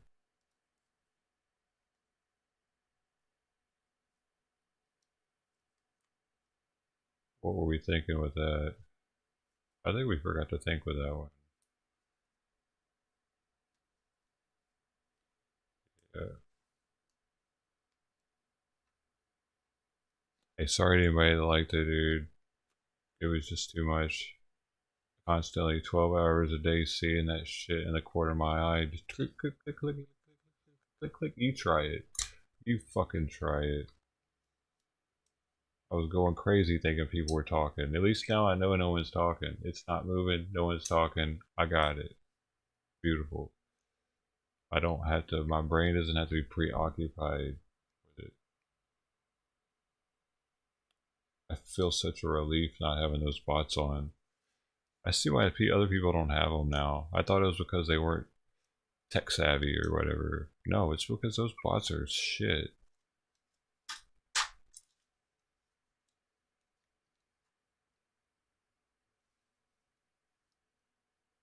They're for new streamers. They're not for people that actually have people in chat. But I mean, that's what I am. But they can have that shit. I don't need to be the one to tell people put it in any kind of mode or to put the resolution, any of that. What am I doing? I'm doing too much.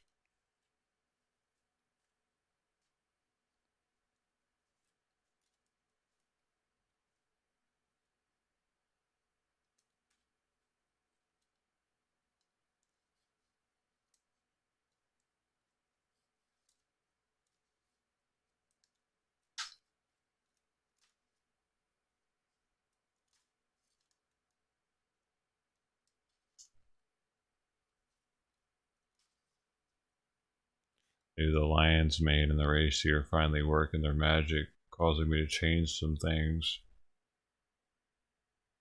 I've been taking them every day for like 2 months, 3-4 months, something. They're supposed to do something, finally.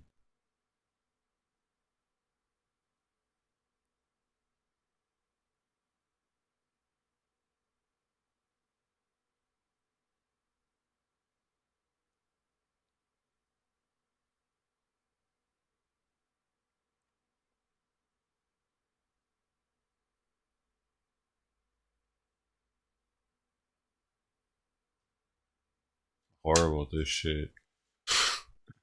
Oh my god, like I just, like how I make fun of people for playing the games and shit. It's like, what am I doing, man? I'm such an asshole. Like making fun of donators that are doing it and shit. Like I don't, like I'm not meant to have friends. Really, I'm not meant for anybody to like me at all because I don't deserve it. I'm an asshole. I am intentionally an asshole to people so they won't like me for that purpose.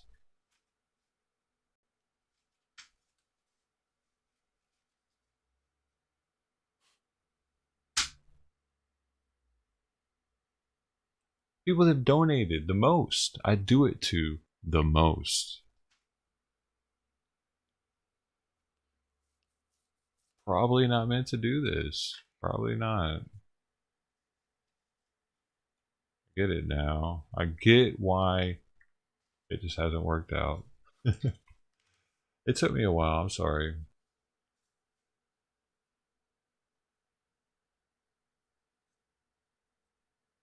Because I don't care about people enough. I don't care about you enough to be like, you gotta really care about people. I gotta actually care more about you than about myself, and I probably don't. I probably don't. I doubt it. There's no way. There's no way. I definitely care more about me than you. I gotta do the opposite to do good at this. That's how it works. Sorry. Too selfish. Too self-centered. My own little world. Destined for failure.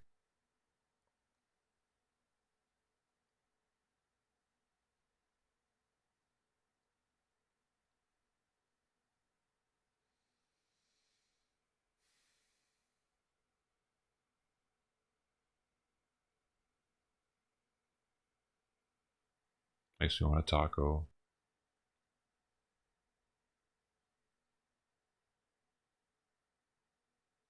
And a beer.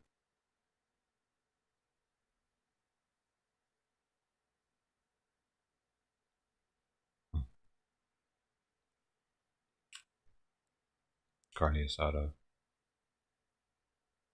Salsa verde. Cilantro, onion, street taco. Double corn tortilla. Radishes. Pickled carrots. Fire good pepper. Ay, ay, ay. Bro. The lime squeezed in the beer. Sour on that outside, you know, when you put it to your lips. So cold, so refreshing. Those Mexicans know how to make a refreshing beer, don't they? Cerveza. Cerveza. Oh, the name itself in their language is sexy. Un cerveza, por favor.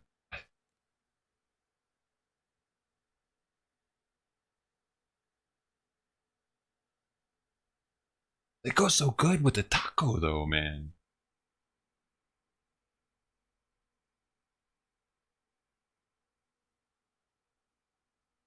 Are you sure that Mexicans didn't invent beer, lager? Because I'm pretty sure it's like the perfect food, beer and tacos. Garden of Eden type shit. Forbidden fruit.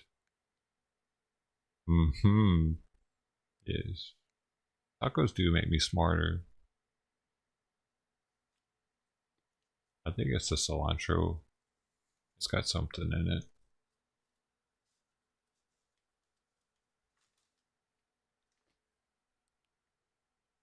An AO2.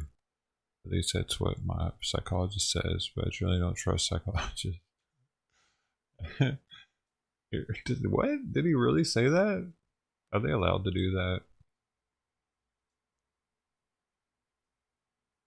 I'm pretty sure he didn't use different words.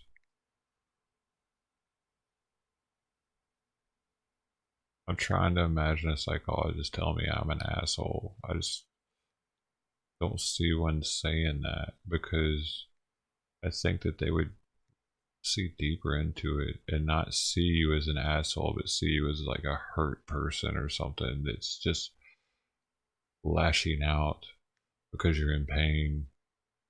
Not an asshole, man. I'm the psychologist. You're not an asshole.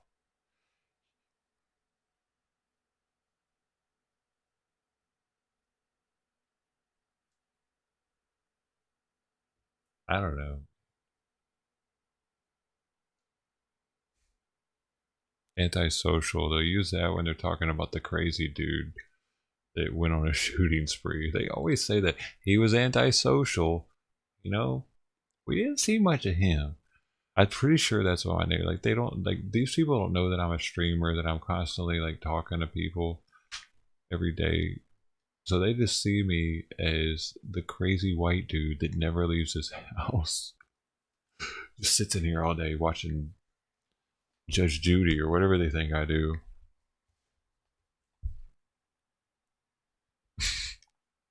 Right? Well, I mean, what would you think if I was your neighbor? I always got weird colored lights coming out my front window at all times of the night too. That'd be kind of weird. They used to change colors constantly.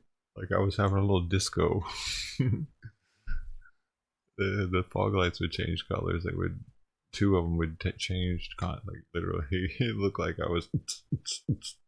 And sometimes I'd go outside with my little pink tank top. They probably thought I was a webcam, like a Chatterbait streamer or something. They probably still do. They think I'm in here all greased up on the floor with my legs spread open, beating off. Ay, ay, ay, what is he doing today? He's got the red light on, I say. At night they could see it kind of here.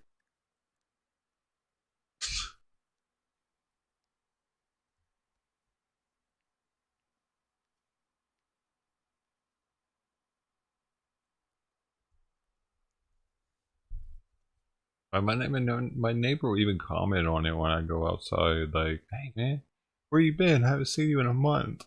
Literally, he'll say that to me. I'll be like, "Oh, I've been here." It's like, man, really? Can't even hear you. I don't know. I I think he has my place tapped at this point, because when I first moved in, I could hear everything that happened through the wall. Like literally, I moved in and everything. I was like, what is this? Can they hear everything too? I can't even whisper without them hearing me. But now I can't hear anything coming through the wall. So who's paying them to tap me? I mean, what? Did they not even talk over there anymore? They just listen constantly. That's their job. They're getting paid just to listen. Every day they get up and they have like these special contraptions that are hooked up to the wall. They're like suction cup contraptions that the government gave them.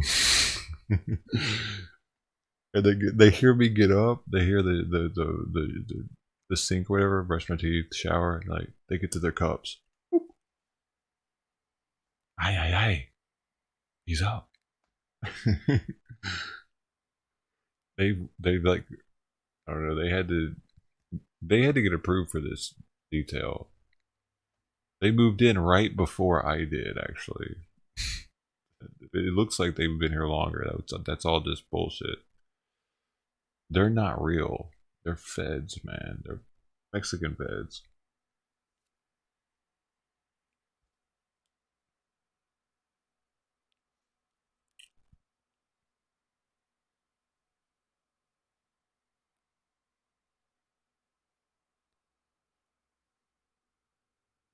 Boom, boom, boom, boom, boom, boom, boom.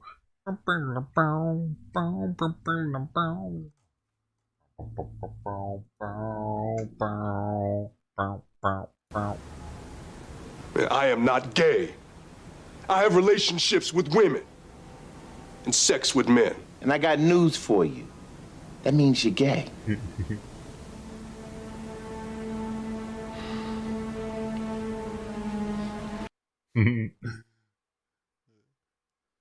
It's the best thing that they ever played on that show. It's hilarious, dude. I could watch that part of it every day.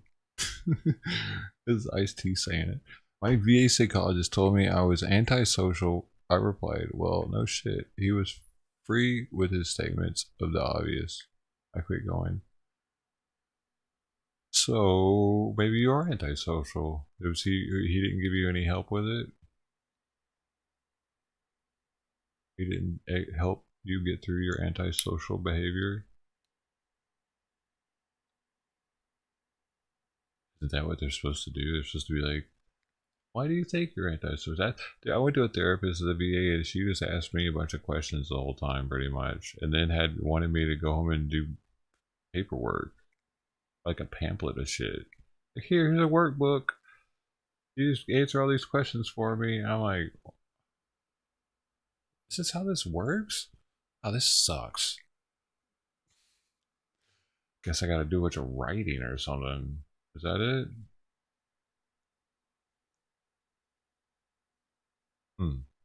I don't like writing. Reminds me of doing write-offs when I was a kid. Your mom ever make you do write-offs too? My hand would start cramping up. I'd be like, I'd start just writing the same word. I, will, not. It would start looking all like.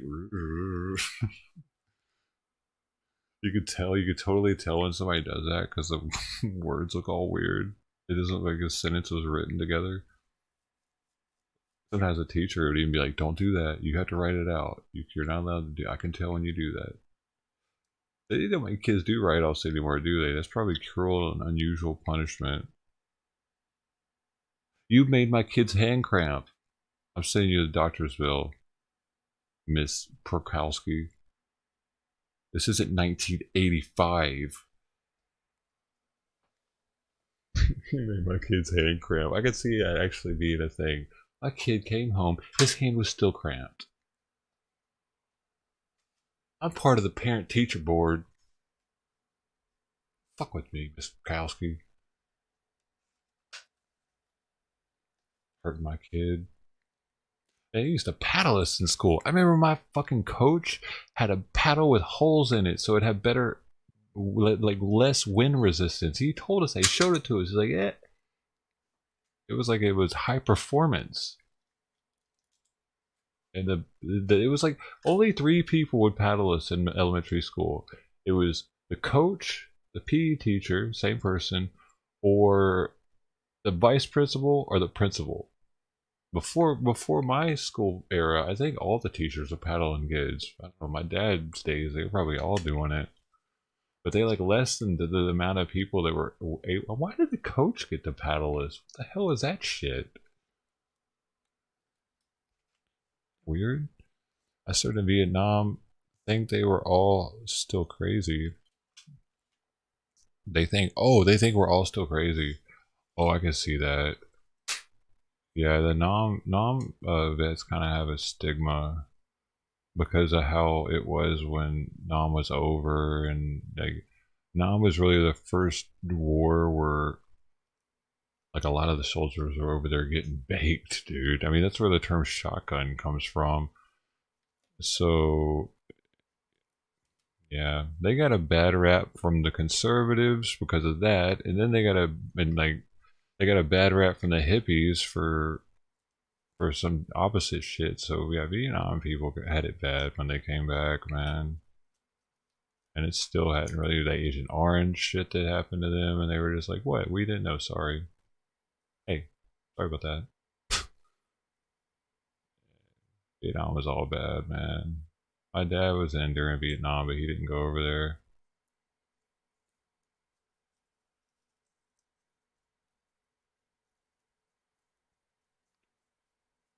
He stayed on a base here in the States.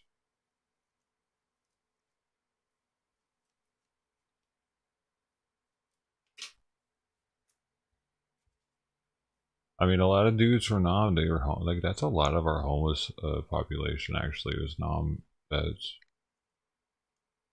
Because they just had it so bad when they came back. But they didn't get the ticker tape parade that the World War II people got, or World War One. They literally had ticker tape parades where people were throwing paper and shit all out the windows, and they were fucking parents were handing them their daughter. Take my daughter. You're your saviors. Vietnam people came back and they were actually get spit on. It's fucking. I mean, everybody knows, like, they've seen it in movies and stuff, but it's easy to forget.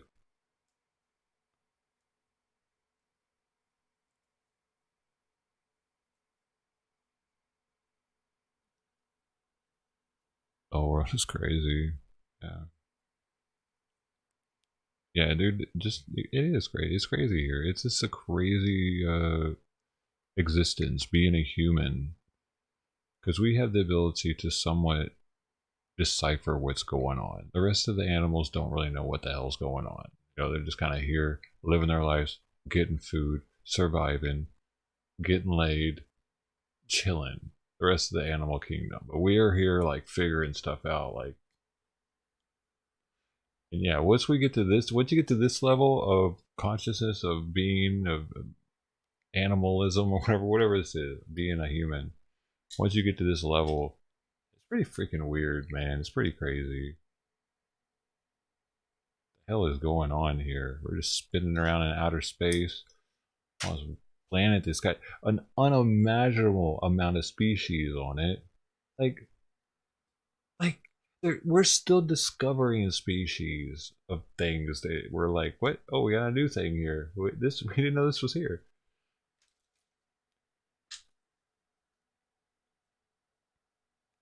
Like, not only do we have a bunch of stuff, but we got a bunch of like subspecies of that same thing. You know, like there'll be a lily, but then there will be like 100 different types of lilies or whatever. How is that possible? How do we have so much different shit here? And we're at the top of it. We're at the top of the list of all the shit. We could just take that lily and go, fuck you, lily. We're at the top of the kingdom, animal kingdom. Pretty wild, man.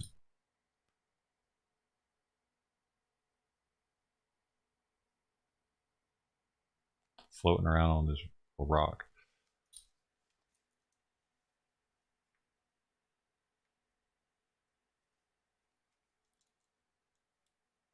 Baku. What's AO? What is AO so far? Lost Buku. What's AO?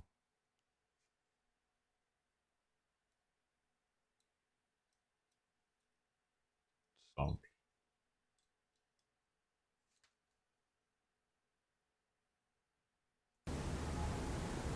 I am not gay. I have relationships with women and sex with men. And I got news for you. That means you're gay. I love it. Ice-T is our food. He's so good at that. He's so good at that, dude. Man, I don't know how he's doing.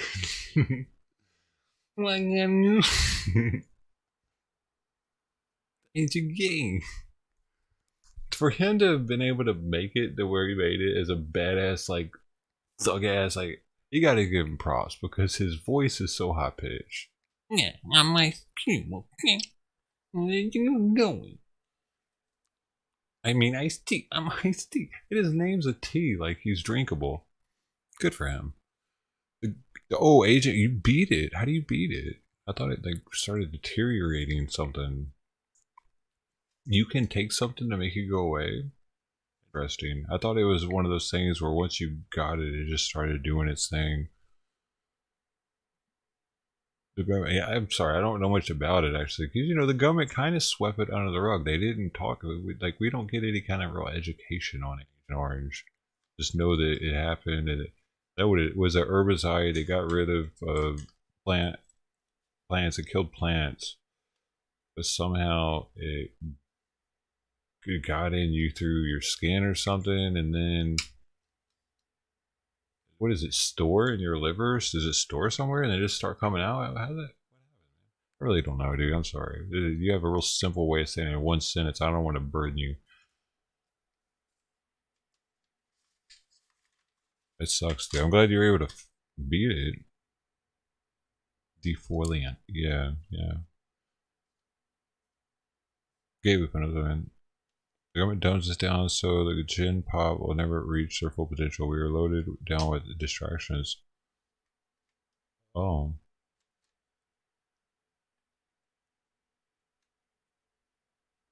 It doesn't help that the average IQ of America is under 100. It's 98. 98. 98. That means, on average, people in America are a little bit retarded. Are you one of those people? Because I'm not. I've had my IQ tested by the VA. I had my IQ tested by a neuropsychologist. It took a day and a half. Are you one of the fucking idiots? If you are, I need you to stop watching me.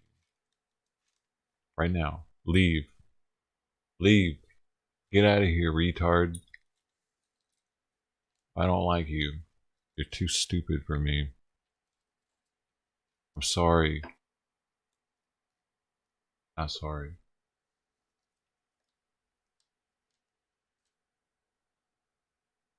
Oh, did you see that? Some people left, right? I think they left as I was saying it, though.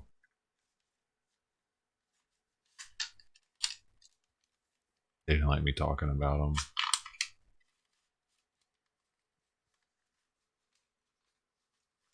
It's not good to know your own IQ, though. When it's above average, it's not good to know it because it does kind of make you think, so I was right. I am a little bit smarter than everybody else. What?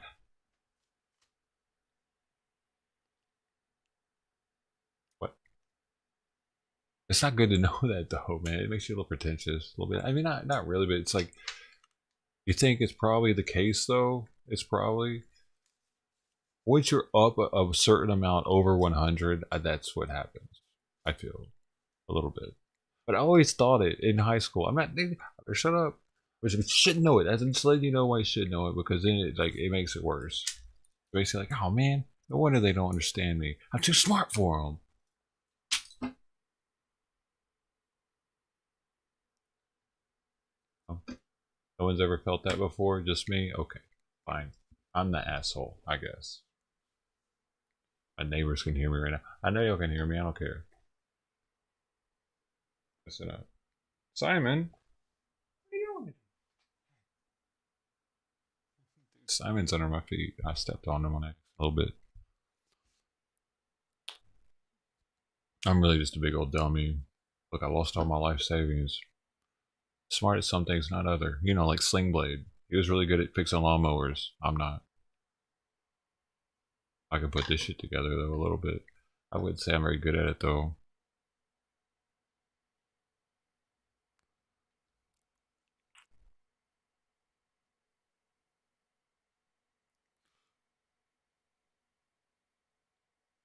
I gotta figure out something to do to use my intellect somehow, other than streaming.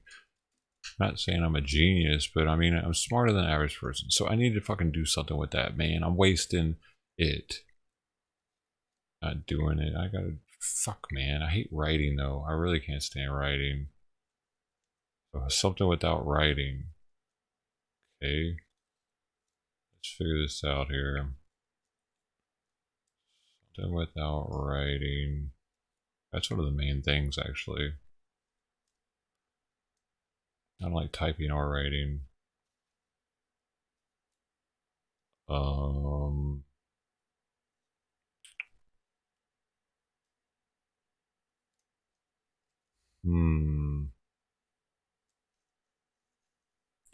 I gonna do?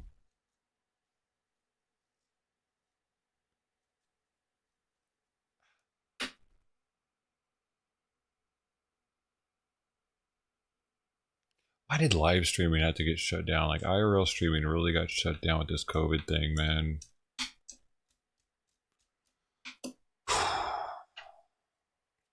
It's just so awkward looking walking around with a camera now compared to before too, because there's like, I don't know, man.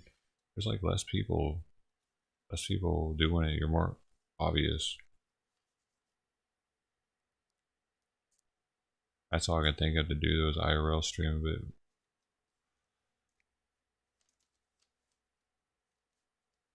there's no use for that either. Like there's no need for it either though. It needs to be something that's purposeful. Like Action Kid does purposeful IRL by walking a city and showing a city the way he does.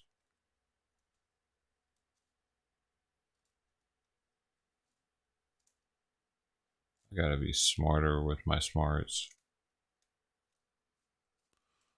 Gold and silver prices are looking good right now. If you're into the market, futures are affecting the prices in a big way. The world could use more truth tellers, independent journalists, not part of the system.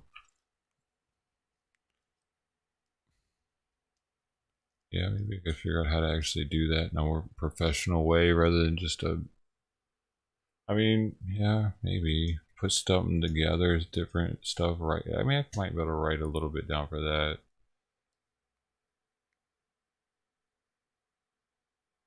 I was kind of doing that a little bit, finding stuff on Facebook that was stories, but I needed it to be more.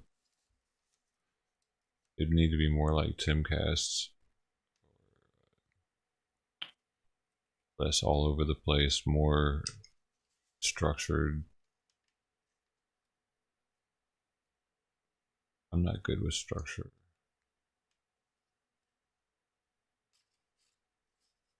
You get better, maybe. I don't figure it out.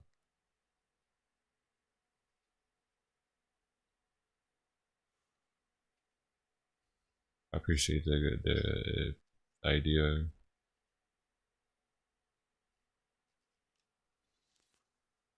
GatewayPundit.com. Dude, I've banned so many people, dude. I'm surprised I haven't banned you with a name like that. I get so ban heavy. I just ban people because they have names. Your name's too long. You're out of here. Like, I'm surprised that Peterbilt tubes lasted this long. I must have gotten just burn out on banning. They gotta piss me off now, I guess. Hey.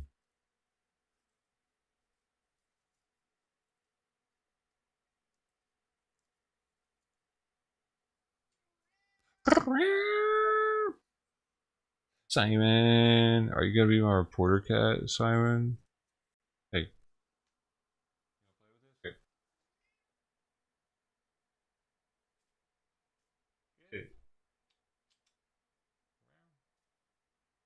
No, he's not. He's just laying there.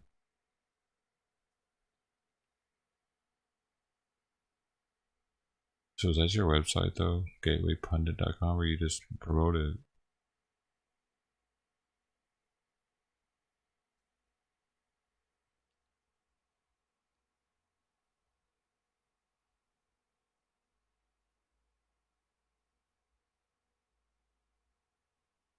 Gold and silver though, I feel like are double topping, dude.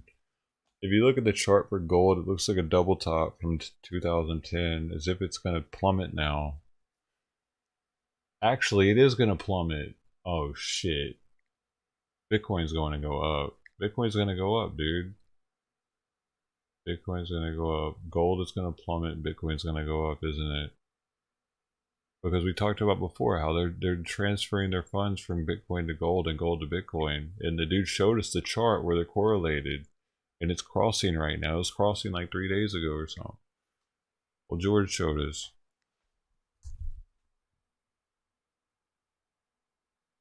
Gold's gonna keep going down probably. Oh man, do I really have to go long on Bitcoin now?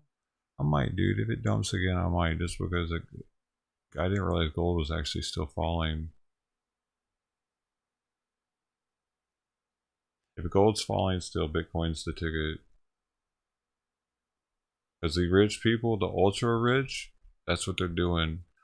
They're flip-flopping gold to Bitcoin, Bitcoin to gold. And CryptoZara showed it on his channel. He had a chart that had them both on there, and it's done it more than once already.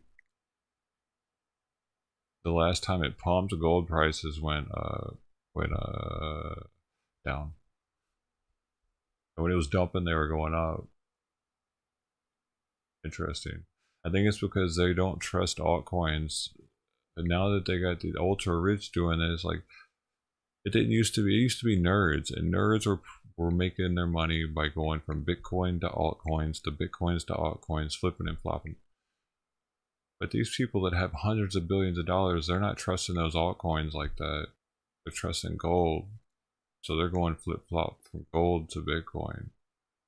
That's what they're comfortable with already, was the gold. Huh.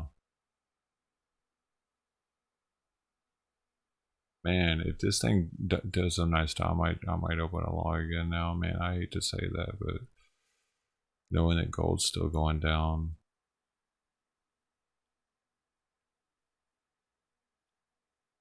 Who knows? Maybe it's about to turn.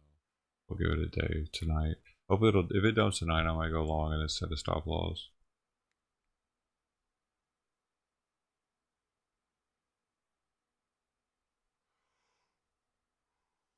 You got that chart? No, I don't know what chart that was, man. I don't know if he did like a compare, I think, where you put one over the other, compare to or add symbol. He did his gold price. So it'd be, let me get one that I don't have anything written on. So this and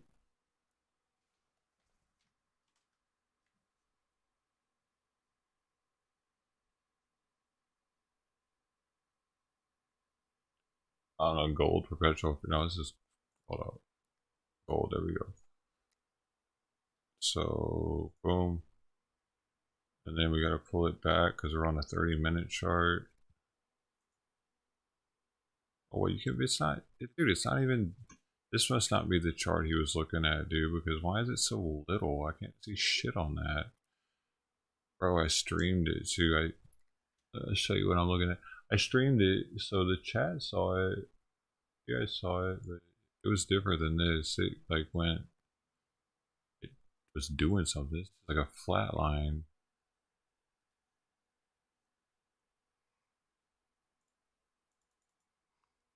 Oh, how you did it, dude?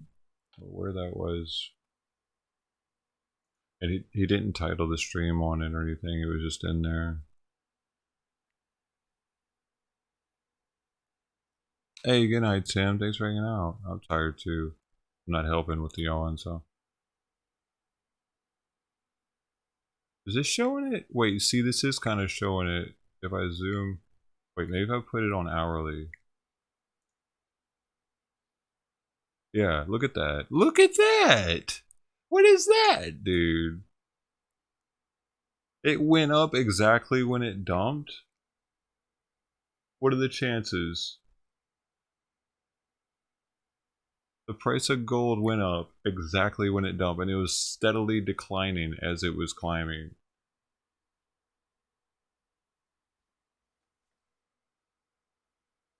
Huh. What do you know? They're literally going straight from Bitcoin to gold and gold to Bitcoin.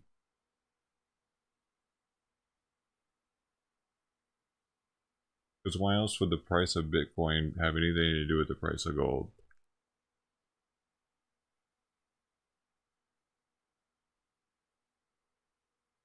You still with me, Bitcoin BMW?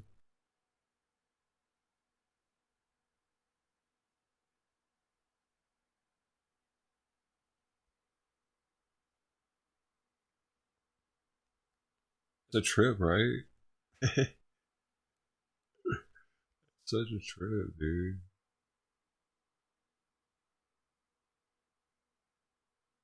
That it even does any kind of movement at the same time like that.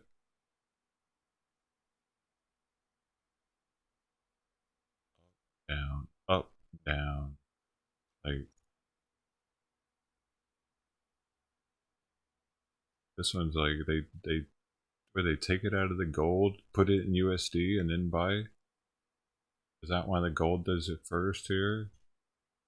Does it after the dump because they sell it, get USD, buy gold? That's why it's a delay. They have to sell, then buy the gold back. They have to sell, then buy the USD, then the BTC. Is that why it does it here first, then here, then here, and then here?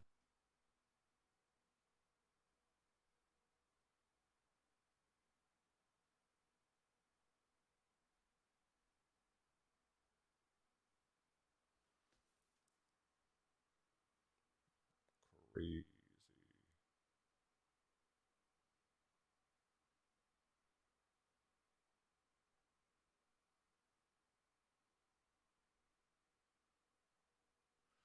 So yeah, that's got me thinking maybe go long, man. As much as I don't want to. It's hard, it doesn't work right when you scroll it back. I don't know, it messes up its ability to, unless it wasn't until then that they started, I don't know, weird. But if you look back, if I go back to 4 hour and take this off so we can see, take this off. Oh yeah, it's not, I can't make this work correctly, dude. I don't know what I'm doing.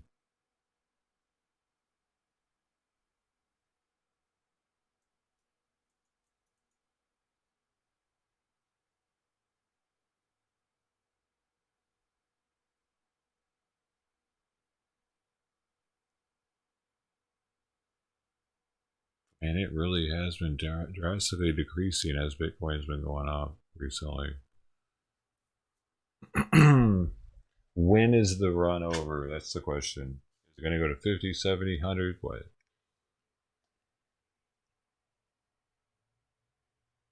Think about a Shigo. I did. It was a Cryptos RS, man. He's the one that brought it. The old George over there, the Asian dude on YouTube. You've probably seen him around. That dude. I might not agree with everything he says, but he definitely comes with some correct information.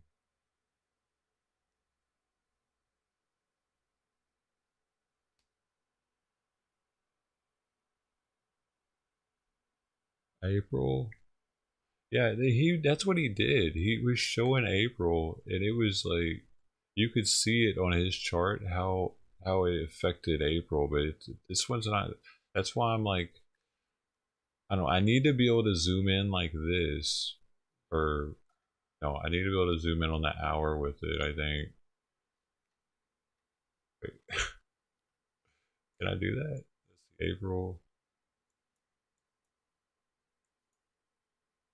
Hey, there's April. I mean, gold did go up here. It didn't go up dramatically, but it did go up as it's coming down. Look at it go down here as it's going up. It dumped a little bit as it's rising.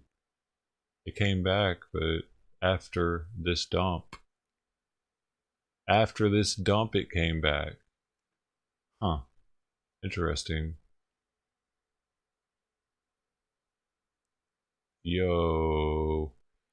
This raised a little bit, but not as much as I would have thought it would. I'm pretty sure whatever he showed much more volatility in gold during this period. But it's just, this chart's weird, man. I don't know how to... It was something else that he was looking at, maybe, because it definitely crossed it in a pretty drastic manner. Maybe he was looking at time. Do it. Would that do it? Oh, that's gonna take forever to get back there.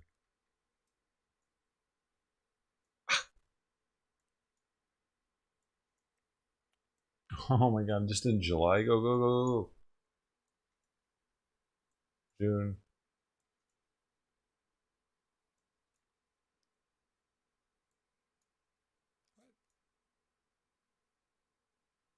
What happened? It's not letting me go further back. Weird.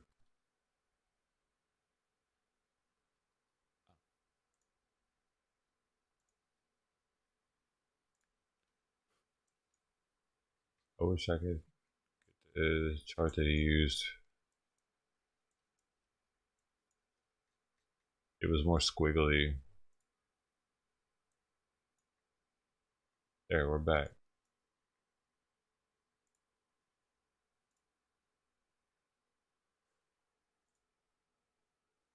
Let's see how that would look over here. Maybe I could get it. No. Is there a better chart, maybe? What does this one look like? Same one.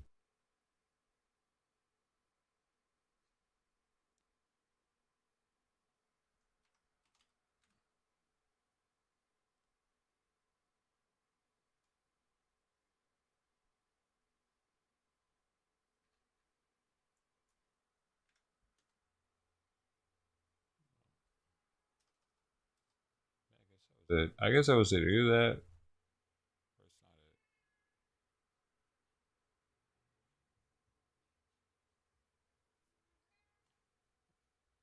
Like, this one's different than the other one a little bit.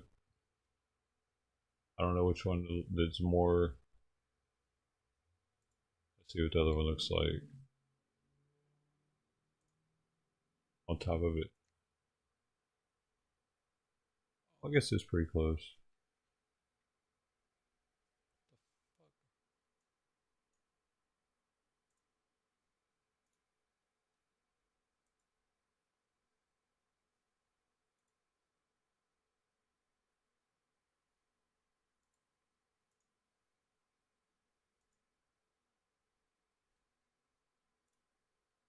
Yeah, it's pretty much right on it, actually. Never mind.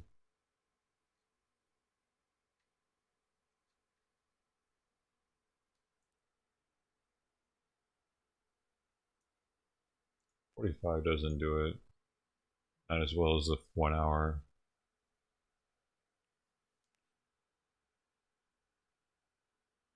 Oh, you watch him sometimes? Yeah, I watch him. I see he's just live so much that I often will be flipping through and I'll see him, so I'll check out what he's doing, what he's talking about.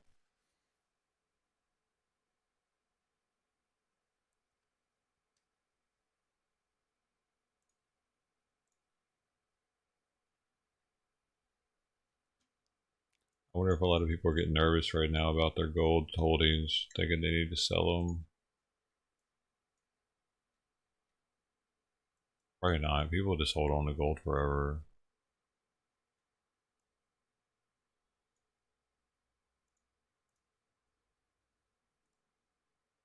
Ooh, take profit on the 30. We gotta take profit on the 30. All we need is a bear signal, bro.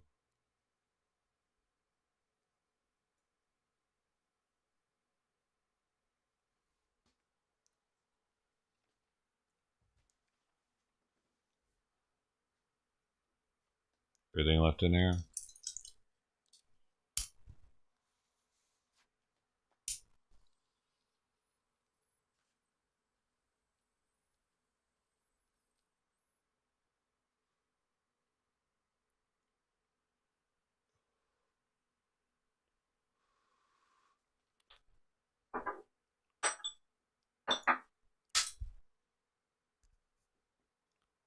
I think the elite are holding BTC and gold equally. Gold is a safety net for them along with land. Oh yeah, land would be nice, wouldn't it? Probably right though. Probably both.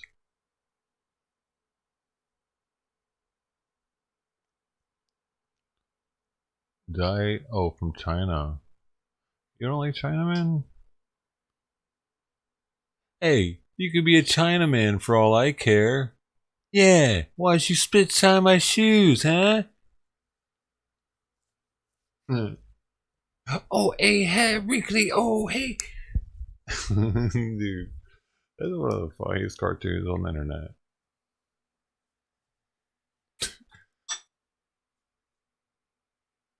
Oh, Black Betty. What I'm talking about.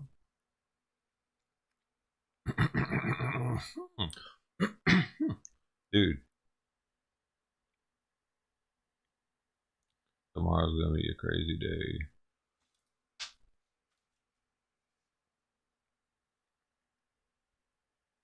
Yep. We might get a little and do the weaning thing like Maggie was recommending. I'll have to think about it. That's probably gonna be a best idea. Since I have that ability, you know. Yeah. There's no need to torture, is there?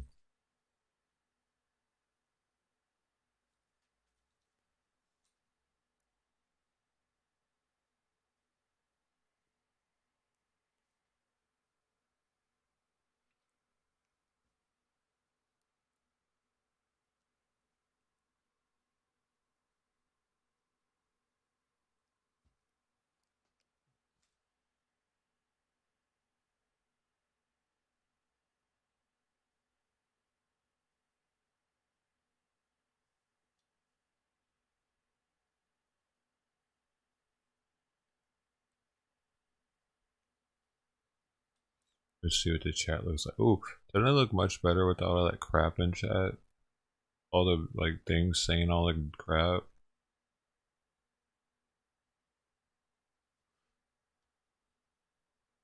It's nice not seeing it say like the dough show all the time and stream elements and all the questions and shit to window.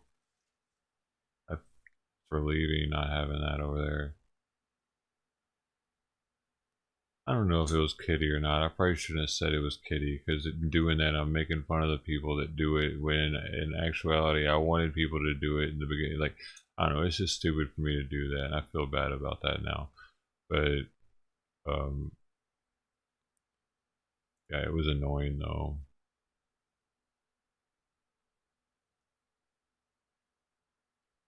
Having it.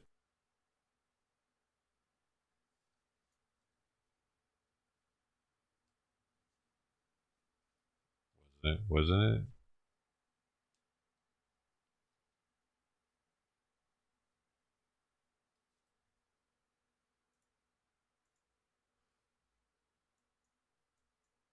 I probably didn't care.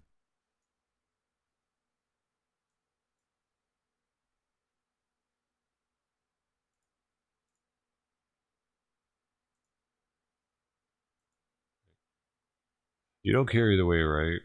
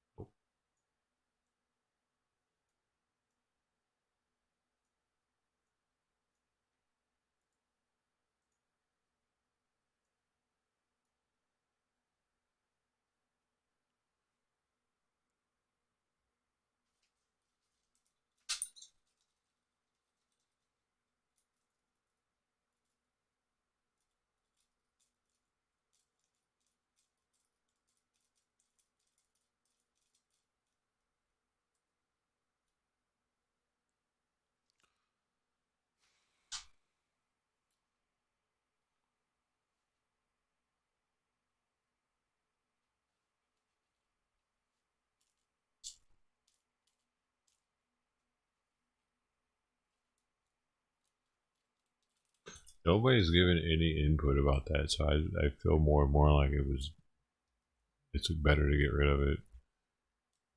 Bitcoin is 45,770 at the moment. Boss fights. Oh, the Joe Mama thing. So is that all I should keep in?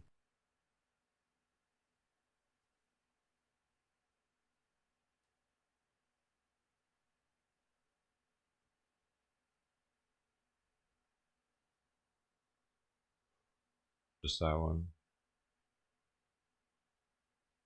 Because that at least doesn't do it very often. Or maybe I just have them doing it too frequently, so it's just overwhelming.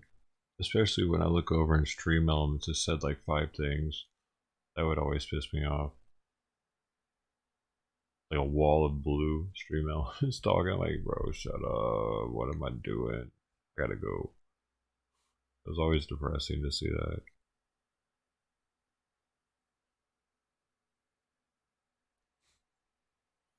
You don't know what it's like to be streaming, and the only person talking in chat is a bot.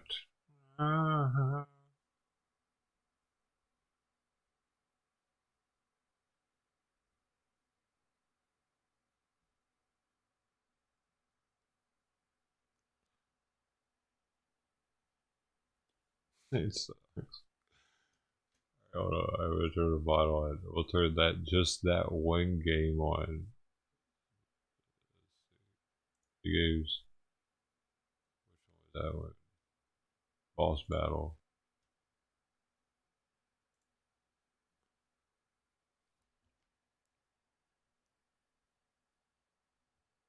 Oh, I gotta reset the scripts for it to turn on. Oh no, people have to type it that right for it to work.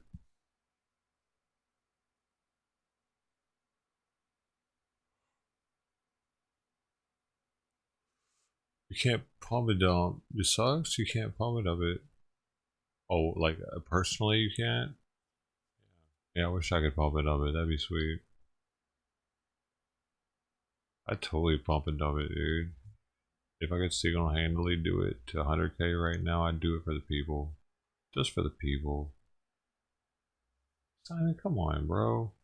Get out of here. You've already eaten so much food today. Get off of me.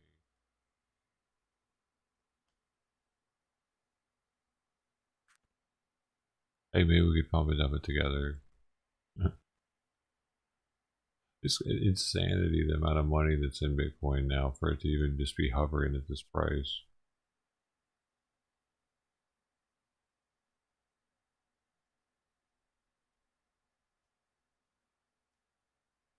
I have to go long soon. Hey, did it just dump?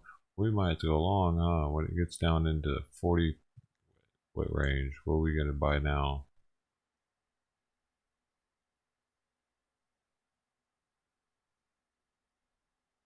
Or maybe it'll just dump tonight. I'm too scared. It really hasn't gotten down to a price that's gonna make people buy. Like, this definitely isn't that price. I don't understand who's buying now, really. Like, retail's not buying right now, man. I don't know anybody that's actually buying more Bitcoin right now, except I'm looking at it. Maybe people that come through here, but these people, like the people that randomly in public, my neighbors, none of them are getting this. None of them, there's no way. But 75-90% of people aren't buying Bitcoin. So who's buying it? And who's going to buy it at the top? Was that when they're going to start buying it? My neighbors are going to get it at the top? No, they're not. They wouldn't do that. No one's going to buy $100,000 Bitcoin this season, this year. So, like, it's probably like, man, it's got to come down soon. 45 to 50 is its max. It's going to come down within a week, right? Huge risk by 2 Bitcoins. Is it? I shorted 2 Bitcoins yesterday and made $350 off of it.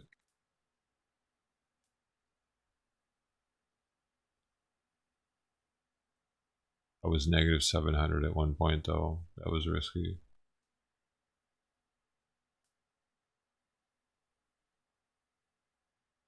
I could have made 1600 if I just held it though. It was just going off of this indicator here. If this turns bear after going green for a while like this, it's a good deal. It's a good buy. You're gonna make money off of it. See, does it every time. Bear, boom. First bear, boom. First bear, boom. I believe in miracles. This one, boom. Okay, all of them do it though. You go. There's like very few of them that a 30-minute first bear doesn't make money. So now I'm just sitting there waiting for that to happen again. Even that second one would have made money. I was nervous about the second one though.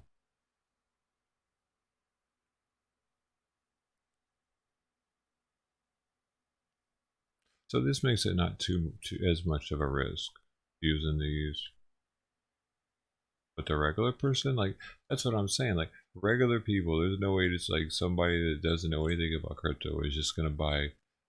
I mean, maybe very, very small amount, but what's that gonna do? It's just too volatile, man. You could lose 10%. You say you put $10,000 in, you could lose $1,000 going to sleep and waking up. Who's trying to do that?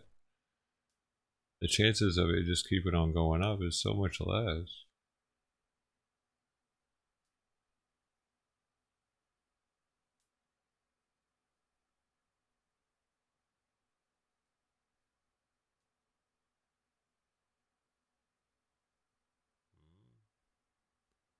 Maybe though. Maybe it does though. You never. It's like, dude, you can't discount its ability to just do what it wants sometimes.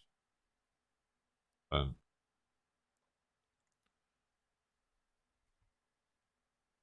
betting on it going down though. Bear for life. No, well, actually, I'm a bear until it goes back down, and then I'm gonna turn bull again. We got to get down in the 20k range. 20k range will turn a lot of people bull, and then like I'll believe again.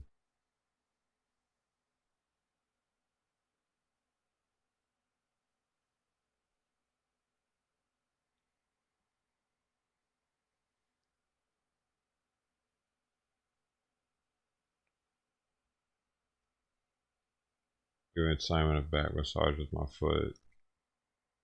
I'm pretty sure he likes it, dude. He's chilling.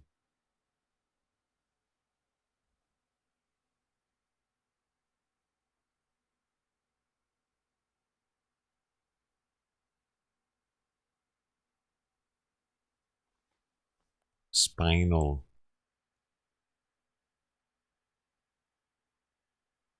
Are you hungry?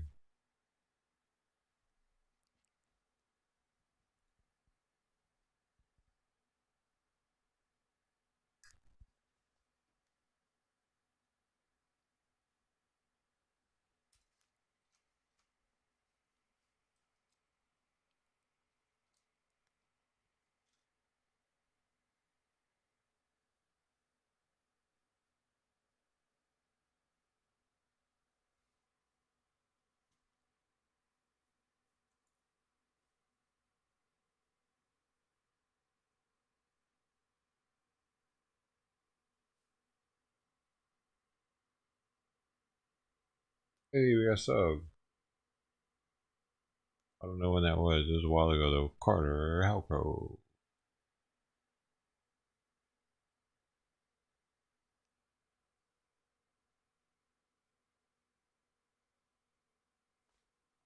Don't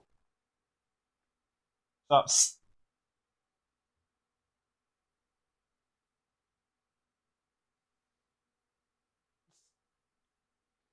Jeez, got this thing with licking my leg, man. When he's hungry, he just started licking my calf.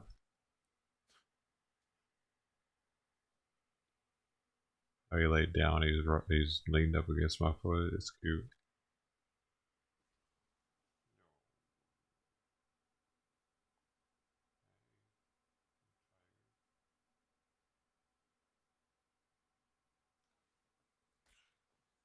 Poor guy. It's about time for me to go though. I'm just chilling until my time's up.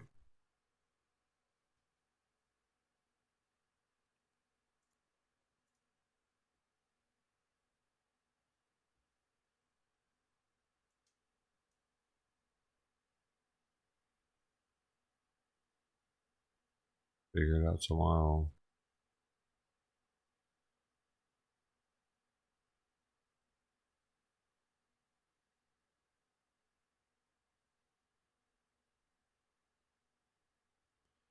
Nobody played the game. I'm turning it back off.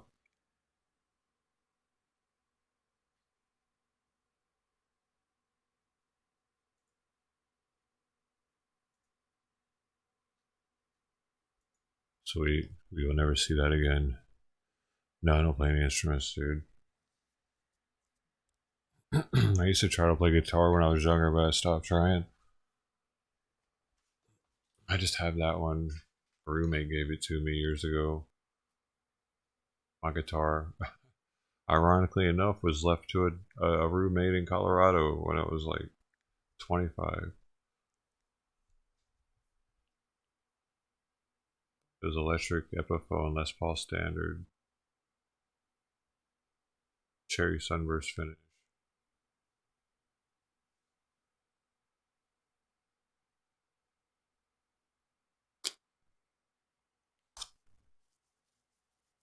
The time when I bought it when I was a youngster, it was the most expensive thing I'd ever bought. And I wheeled and dealed a guitar shop for it. I got a catalog price for it. I was able to get a catalog price from a local store. Lower than the catalog price, actually. Give me a deal.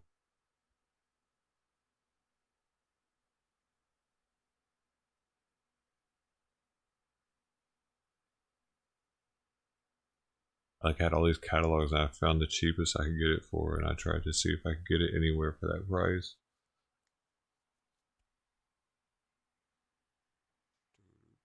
Man, that was a sweet guitar. I probably would have kept playing if I didn't lose the guitar. But after I lost my guitar, dude, I just fucking was. I think I was just bitter, dude. Like, I forget how I couldn't get it back, but it was like gone at some point. Damn. Well, I'm not gonna play guitar anymore.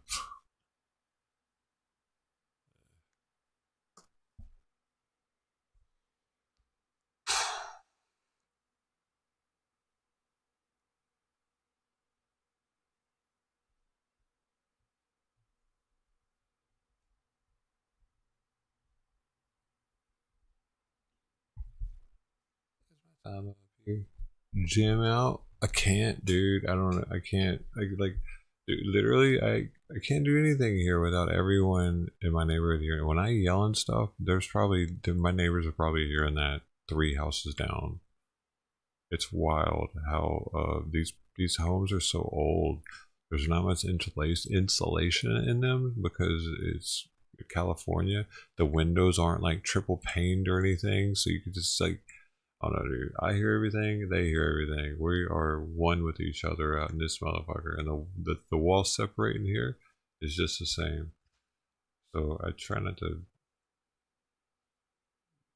be too loud, really. Sometimes I get pissed off, and that gets the best of me.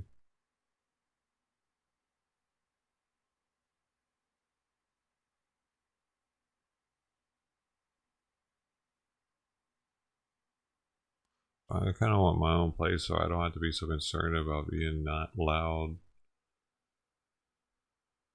or attracting attention over here. It doesn't help that this is the ghetto. It's straight hood. We're just gangland, Cambodian gang turf.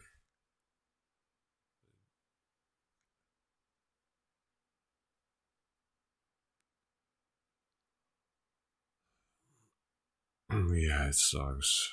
I thought it was gonna be different. I didn't look at the place in person. I had a friend look at it. They liked it, so I went with it. And within my first day here, I was like, "Oh shit!" Actually, before I even moved in, I tried to back out. The same night that I sent them like I signed it, you know, I digitally signed it online. Within an hour from that, I was like, you know what? Hold up! I just noticed something. Never mind. Abort, abort. And they pretty much told me I was asked out. I was gonna have to, like, I'd had to pay the rent until they found somebody to move in. And I was just too nervous. I didn't know how long that would take them, so I was like, "Fuck it, okay, I'll be there in a week or whatever it was." But on hindsight, I really wish I would have just said, "Yeah, okay, I'll figure it out. I'll go in debt, but please find somebody fast. I don't want the place anymore." I really should have. Oh well. Like I don't have a window from the living room, dude. It's just that weird hall in there. This is the only window I have, and it's in this bedroom, which I've made into this streaming room. It's just such a shitty place to live, dude. They messed it up with how they redesigned it. This room wasn't here until right before I moved in. This wall wasn't here behind me. They put it here. They shouldn't have. This could have been a big ass living room, a 1-bedroom living room, and I'd have been much happier with that. This wall not being here. But then I wouldn't have, because the walls are so thin separating us that would have sucked too.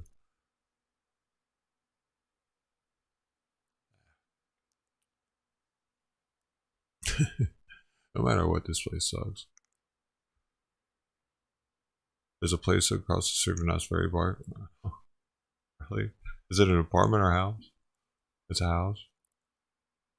Is it night? Dude, that's expensive though. That's more than this place. Dang. This place is $16.60, and I have a garage though that I can put the car in and close it. Personal garage. Winter tires and everything in there.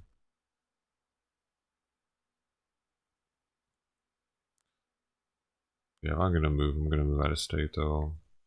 I need the housing market to crash. So before that happens, I was waiting on that.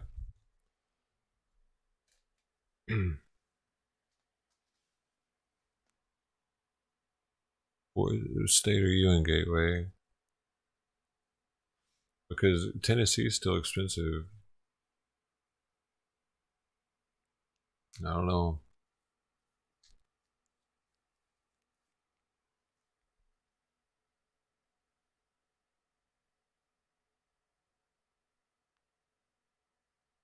Hey, you just eat it. Are you seriously? You could do that? You could just eat it? Not 2 meals a day like that? It's funny. Hey, is that what you're doing? Oh, it's an apartment? Oh. Yeah. Virginia, man. Oh, man. Oh, Virginia's so cheap. Tennessee just seems like it's still pretty expensive. I mean, I'm looking at houses though, and houses are like they're all expensive still. Gotta go. Oh my god.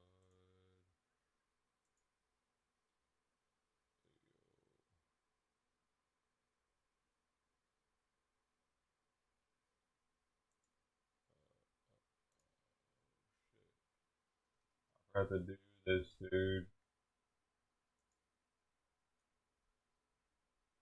I forgot to do this.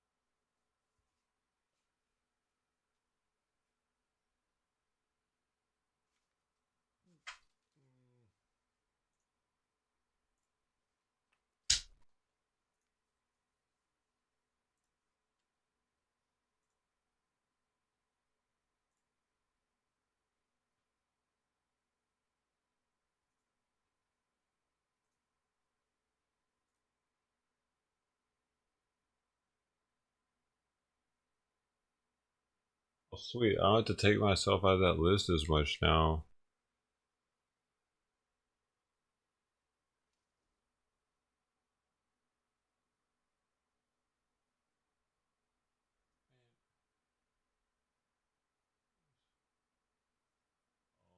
Gosh, I'm fucking slipping